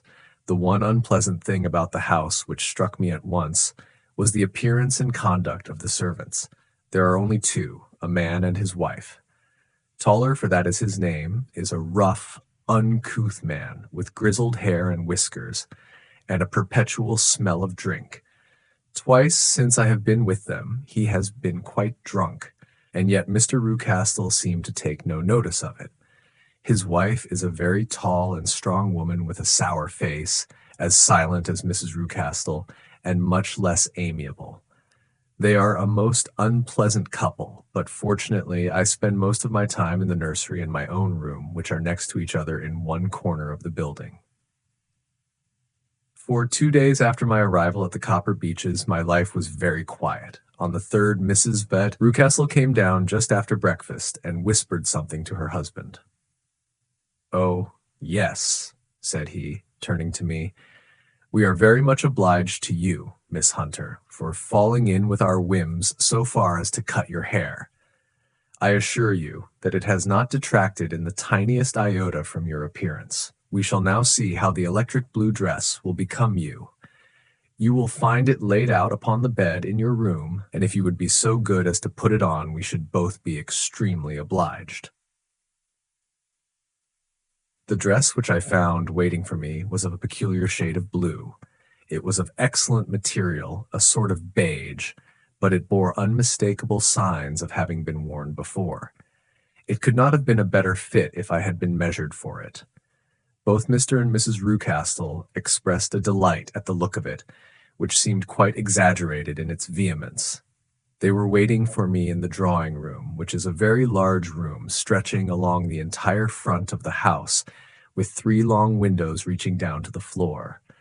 A chair had been placed close to the central window, with its back turned towards it. In this I was asked to sit, and then Mr. Rucastle, walking up and down on the other side of the room, began to tell me a series of the funniest stories that I have ever listened to. You cannot imagine how comical he was, and I laughed until I was quite weary. Mrs. Rucastle, however, who has evidently no sense of humor, never so much as smiled, but sat with her hands in her lap and a sad, anxious look upon her face. After an hour or so, Mr. Rucastle suddenly remarked that it was time to commence the duties of the day, and that I might change my dress and go to little Edward in the nursery. 2 days later, this same performance was gone through under exactly similar circumstances. Again I changed my dress, again I sat in the window, and again I laughed very heartily at the funny stories of which my employer had an immense repertoire, and which he told inimitably. Then he handed me a yellow-backed novel, and moving my chair a little sideways, that my own shadow might not fall upon the page, he begged me to read aloud to him. I read for about 10 minutes, beginning in the heart of a chapter, and then suddenly, in the middle of a sentence, he ordered me to cease and to change my dress. You can easily imagine, Mr. Holmes, how curious I became as to what the meaning of this extraordinary performance could possibly be. They were always very careful, I observed, to turn my face away from the window, so that I became consumed with the desire to see what was going on behind my back. At first it seemed to be impossible, but I soon devised a means. My hand mirror had been broken, so a happy thought seized me, and I concealed a piece of the glass in my handkerchief. On the next occasion, in the midst of my laughter, I put my handkerchief up to my eyes and was able with a little management to see all that there was behind me. I confess that I was disappointed. There was nothing. At least that was my first impression. At the second glance, however, I perceived that there was a man standing in the Southampton Road, a small bearded man in a gray suit who seemed to be looking in my direction. The road is an important highway, and there are usually people there. This man, however, was leaning against the railings which bordered our field and was looking earnestly up. I lowered my handkerchief and glanced at Mrs. Rucastle to find her eyes fixed upon me with a most searching gaze. She said nothing, but I am convinced that she had divined that I had a mirror in my hand and had seen what was behind me. She rose at once. "Jeffro," said she, "there is an impertinent fellow upon the road there who stares up at Miss Hunter." "No friend of yours, Miss Hunter?" he asked. "No, I know no one in these parts." "Dear me, how very impertinent. Kindly turn round and motion to him to go away. Surely it would be better to take no notice." No, we should have him loitering here always. Kindly turn round and wave him away like that." I did as I was told, and at the same instant Mrs. Rucastle drew down the blind. That was a week ago, and from that time I have not sat again in the window, nor have I worn the blue dress, nor seen the man in the road. "Pray continue," said Holmes. "Your narrative promises to be a most interesting one." "You will find it rather disconnected, I fear, and there may prove to be little relation between the different incidents of which I speak. On the very first day that I was at the Copper Beeches, Mr. Rucastle took me to a small outhouse which stands near the kitchen door. As we approached it, I heard the sharp rattling of a chain and the sound as of a large animal moving about. "Look in here," said Mr. Rucastle, showing me a slit between two planks. "Is he not a beauty?" I looked through and was conscious of two glowing eyes and of a vague figure huddled up in the darkness. "Don't be frightened," said my employer, laughing at the start which I had given. "It's only Carlo, my mastiff. I call him mine, but really old Toller, my groom, is the only man who can do anything with him. We feed him once a day, and not too much then, so that he is always as keen as mustard. Toller lets him loose every night, and God help the trespasser whom he lays his fangs upon. For goodness sake, don't you ever on any pretext set your foot over the threshold at night, for it's as much as your life is worth." The warning was no idle one, for 2 nights later I happened to look out of my bedroom window about 2 o'clock in the morning. It was a beautiful moonlight night, and the lawn in front of the house was silvered over and almost as bright as day. I was standing, wrapped in the peaceful beauty of the scene, when I was aware that something was moving under the shadow of the Copper Beeches. As it emerged into the moonshine, I saw what it was. It was a giant dog, as large as a calf, tawny tinted, with hanging jowl, black muzzle, and huge projecting bones. It walked slowly across the lawn and vanished into the shadow upon the other side. That dreadful sentinel sent a chill to my heart which I do not think that any burglar could have done. And now I have a very strange experience to tell you. I had, as you know, cut off my hair in London, and I had placed it in a great coil at the bottom of my trunk. One evening, after the child was in bed, I began to amuse myself by examining the furniture of my room and by rearranging my own little things. There was an old chest of drawers in the room, the 2 upper ones empty and open, the lower one locked. I had filled the first 2 with my linen, and as I had still much to pack away, I was naturally annoyed at not having the use of the third drawer. It struck me that it might have been fastened by a mere oversight, so I took out my bunch of keys and tried to open it. The very first key fitted to perfection, and I drew the drawer open. There was only one thing in it, but I am sure that you would never guess what it was. It was my coil of hair. I took it up and examined it. It was of the same peculiar tint and the same thickness. But then the impossibility of the thing obtruded itself upon me. How could my hair have been locked in the drawer? With trembling hands, I undid my trunk, turned out the contents, and drew from the bottom my own hair. I laid the two tresses together, and I assure you that they were identical. Was it not extraordinary? Puzzle as I would, I could make nothing at all of what it meant. I returned the strange hair to the drawer, and I said nothing of the matter to the Rucastles, as I felt that I had put myself in the wrong by opening a drawer which they had locked. I am naturally observant, as you may have remarked, Mr. Holmes, and I soon had a pretty good plan of the whole house in my head. There was one wing, however, which appeared not to be inhabited at all. A door, which faced that which led into the quarters of the tollers, opened into this suite, but it was invariably locked. One day, however, as I ascended the stair, I met Mr. Rucastle coming out through this door, his keys in his hand, and a look on his face which made him a very different person to the round, jovial man to whom I was accustomed. His cheeks were red, his brow was all crinkled with anger, and the veins stood out at his temples with passion. He locked the door and hurried past me without a word or a look. This aroused my curiosity, so when I went out for a walk in the grounds with my charge, I strolled round to the side from which I could see the windows of this part of the house. There were 4 of them in a row, 3 of which were simply dirty, while the 4th was shuttered up. They were evidently all deserted. As I strolled up and down, glancing at them occasionally, Mr. Rucastle came out to me, looking as merry and jovial as ever. "Ah," said he, "you must not think me rude if I passed you without a word, my dear young lady. I was preoccupied with business matters." I assured him that I was not offended. "By the way," said I, "you seem to have quite a suite of spare rooms up there, and one of them has the shutters up." He looked surprised and, as it seemed to me, a little startled at my remark. "Photography is one of my hobbies," said he. "I have made my dark room up there. But, dear me, what an observant young lady we have come upon. Who would have believed it? Who would have ever believed it?" He spoke in a jesting tone, but there was no jest in his eyes as he looked at me. I read suspicion there and annoyance, but no jest.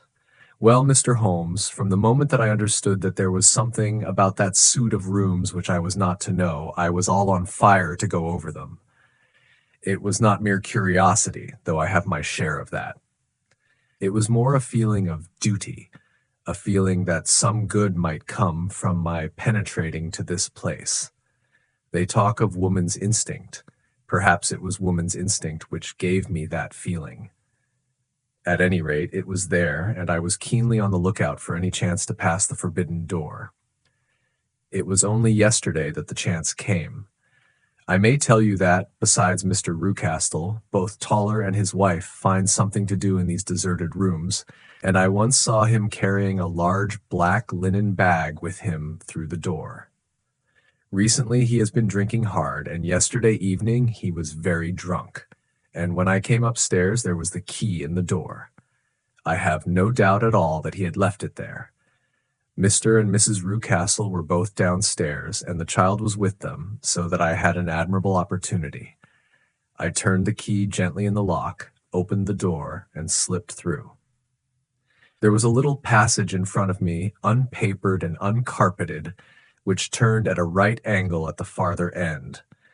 Round this corner were 3 doors in a line, the first and third of which were open. They each led into an empty room, dusty and cheerless, with 2 windows in the one and one in the other, so thick with dirt that the evening light glimmered dimly through them. The center door was closed, and across the outside of it had been fastened one of the broad bars of an iron bed, padlocked at one end to a ring in the wall, and fastened at the other with stout cord. The door itself was locked as well, and the key was not there. This barricaded door corresponded clearly with the shuttered window outside, and yet I could see by the glimmer from beneath it that the room was not in darkness. Evidently, there was a skylight which let in light from above. As I stood in the passage gazing at the sinister door and wondering what secret it might veil, I suddenly heard the sound of steps within the room and saw a shadow pass backward and forward against the little slit of dim light which shone out from under the door. A mad, unreasoning terror rose up in me at the sight, Mr. Holmes. My overstrung nerves failed me suddenly, and I turned and ran as though some dreadful hand were behind me, clutching at the skirt of my dress. I rushed down the passage, through the door, and straight into the arms of Mr. Rucastle, who was waiting outside. "So," said he, smiling, "it was you, then. I thought that it must be when I saw the door open." "Oh, I am so frightened," I panted. My dear young lady, you cannot think how caressing and soothing his manner was, and what has frightened you, my dear young lady?" But his voice was just a little too coaxing. He overdid it. I was keenly on my guard against him. "I was foolish enough to go into the empty wing," I answered, "but it is so lonely and eerie in this dim light that I was frightened and ran out again. Oh, it is so dreadfully still in there." "Only that," said he, looking at me keenly. "Why, what did you think?" I asked. "Why do you think that I locked this door? I am sure that I do not know. It is to keep people out who have no business there. Do you see?" He was still smiling in the most amiable manner. "I am sure if I had known—" "Well, then you know now, and if you ever put your foot over that threshold again—" Here in an instant the smile hardened into a grin of rage, and he glared down at me with the face of a demon. "I'll throw you to the mastiff." I was so terrified that I do not know what I did. I suppose that I must have rushed past him into my room. Yet I remember nothing until I found myself lying on my bed, trembling all over. Then I thought of you, Mr. Holmes. I could not live there longer without some advice. I was frightened of the house, of the man, of the woman, of the servants, even of the child. They were all horrible to me. If I could only bring you down, all would be well. Of course I might have fled from the house, but my curiosity was almost as strong as my fears. My mind was soon made up. I would send you a wire. I put on my hat and cloak, went down to the office, which is about half a mile from the house, and then returned feeling very much easier. A horrible doubt came into my mind as I approached the door lest the dog might be loose, but I remembered that Toller had drunk himself into a state of insensibility that evening, and I knew that he was the only one in the household who had any influence with the savage creature, or who would venture to set him free. I slipped in safety and lay awake half the night in my joy at the thought of seeing you. I had no difficulty in getting leave to come into Winchester this morning, but I must be back before 3 o'clock, for Mr. and Mrs. Rucastle are going on a visit, and will be away all the evening, so that I must look after the child. Now I have told you all my adventures, Mr. Holmes, and I should be very glad if you could tell me what it all means, and, above all, what I should do." Holmes and I had listened spellbound to this extraordinary story. My friend rose now and paced up and down the room, his hands in his pockets, and an expression of the most profound gravity upon his face. "Is Toller still drunk?" he asked. "Yes, I heard his wife tell Mrs. Rucastle that she could do nothing with him." "That is well. And the Rucastles go out tonight?" "Yes." "Is there a cellar with a good strong lock?" "Yes, the wine cellar." "You seem to me to have acted all through this matter like a very brave and sensible girl, Miss Hunter. Do you think that you could perform one more feat? I should not ask it of you if I did not think you a quite exceptional woman. I will try. What is it? We shall be at the Copper Beeches by 7 o'clock, my friend and I. The Rewcastles will be gone by that time, and Toller will, we hope, be incapable. There only remains Mrs. Toller, who might give the alarm. If you could send her into the cellar on some errand and then turn the key upon her, you would facilitate matters immensely. I will do it. Excellent. We shall then look thoroughly into the affair. Of course, there is only one feasible explanation. You have been brought there to personate someone, and the real person is imprisoned in this chamber. That is obvious.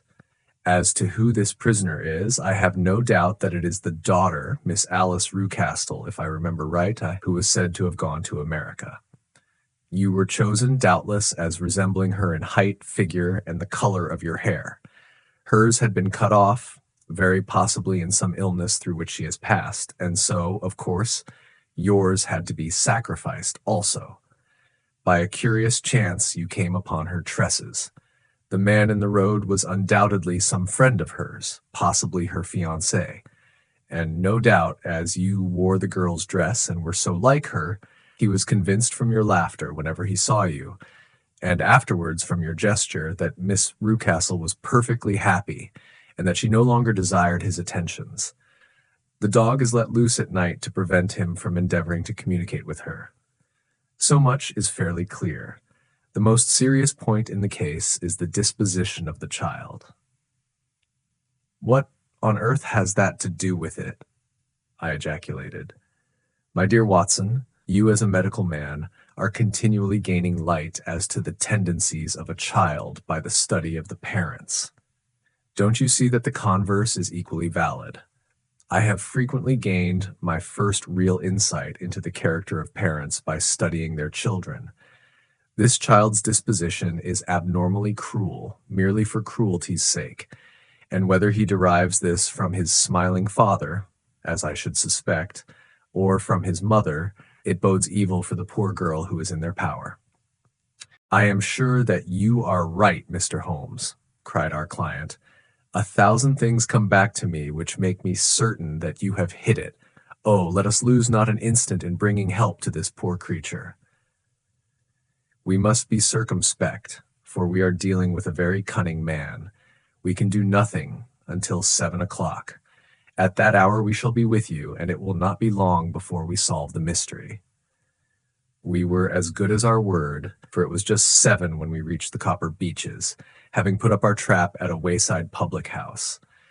The group of trees, with their dark leaves shining like burnished metal in the light of the setting sun, were sufficient to mark the house even had Miss Hunter not been standing smiling on the doorstep. "Have you managed it?" asked Holmes. A loud thudding noise came from somewhere downstairs. "That is Mrs. Toller in the cellar," said she. "Her husband lies snoring on the kitchen rug. Here are his keys, which are the duplicates of Mr. Rewcastle's."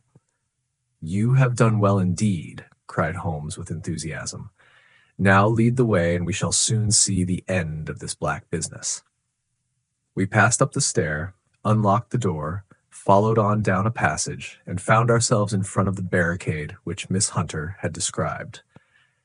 Holmes cut the cord and removed the transverse bar. Then he tried the various keys in the lock, but without success. No sound came from within, and at the silence Holmes's face clouded over. "I trust that we are not too late," said he.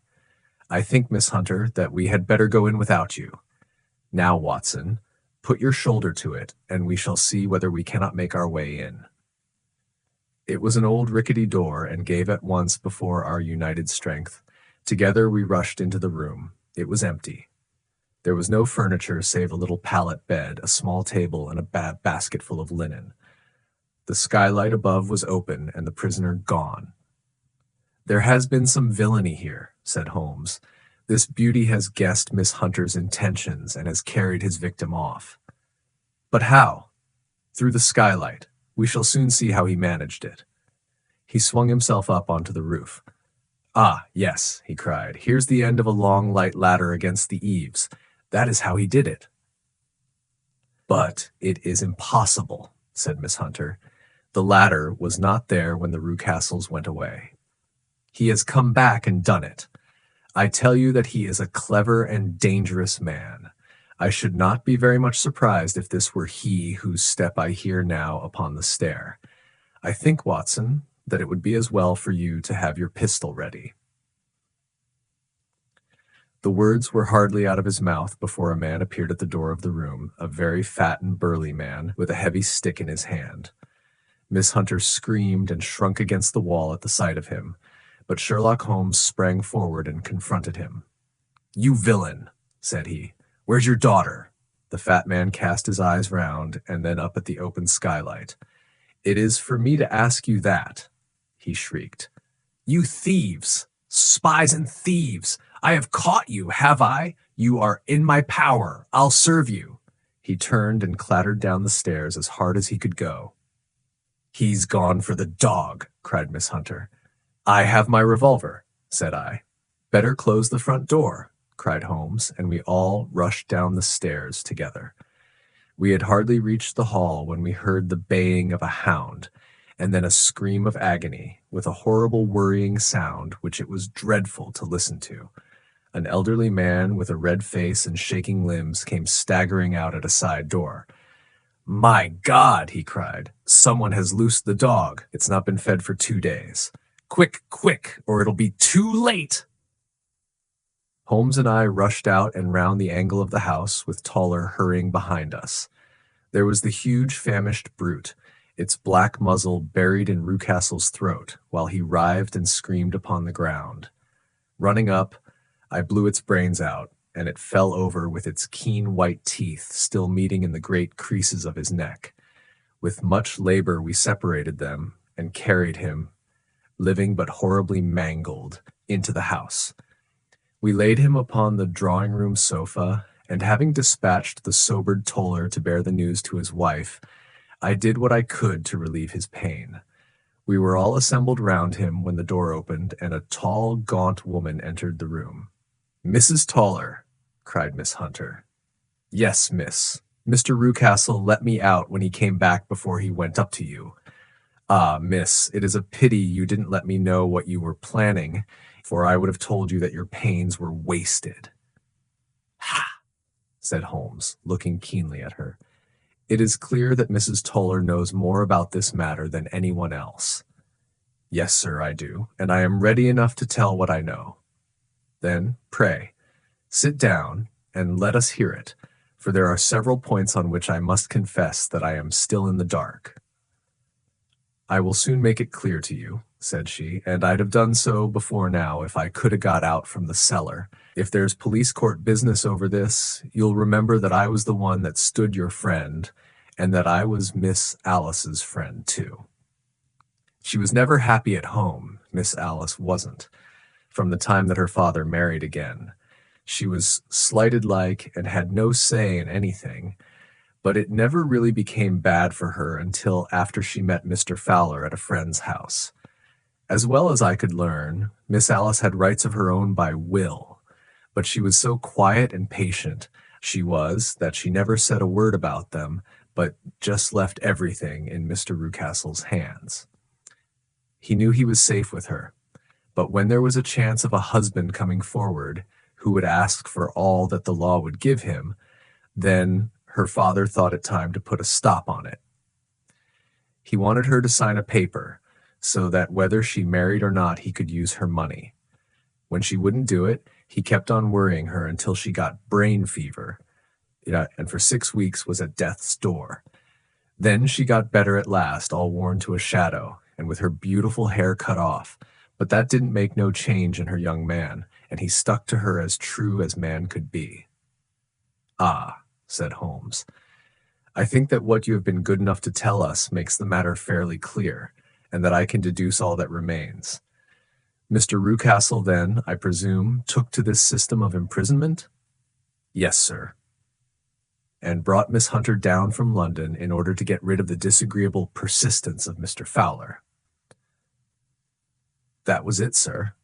But Mr. Fowler being a persevering man, as a good seaman should be, blockaded the house, and having met you succeeded by certain arguments, metallic or otherwise, in convincing you that your interests were the same as his. Mr. Fowler was a very kind-spoken, free-handed gentleman, said Mrs. Toller serenely, and in this way he managed that your good man should have no want of drink, and that a ladder should be ready at the moment when your master had gone out. You have it, sir, just as it happened. I am sure we owe you an apology, Mrs. Toller, said Holmes, for you have certainly cleared up everything which puzzled us. And here comes the country surgeon and Mrs. Rucastle, so I think, Watson, that we had best escort Miss Hunter back to Winchester, as it seems to me that our locus standi now is rather a questionable one. And thus was solved the mystery of the sinister house with the copper beeches in front of the door. Mr. Rucastle survived, but was always a broken man, kept alive solely through the care of his devoted wife. They still live with their old servants, who probably know so much of Rucastle's past life that he finds it difficult to part from them. Mr. Fowler and Miss Rucastle were married by special license in Southampton the day after their flight, and he is now the holder of a government appointment in the island of Mauritius. As to Miss Violet Hunter, my friend Holmes, rather to my disappointment, manifested no further interest in her when once she had ceased to be the center of one of his problems, and she is now the head of a private school at Walsall, where I believe that she has met with considerable success.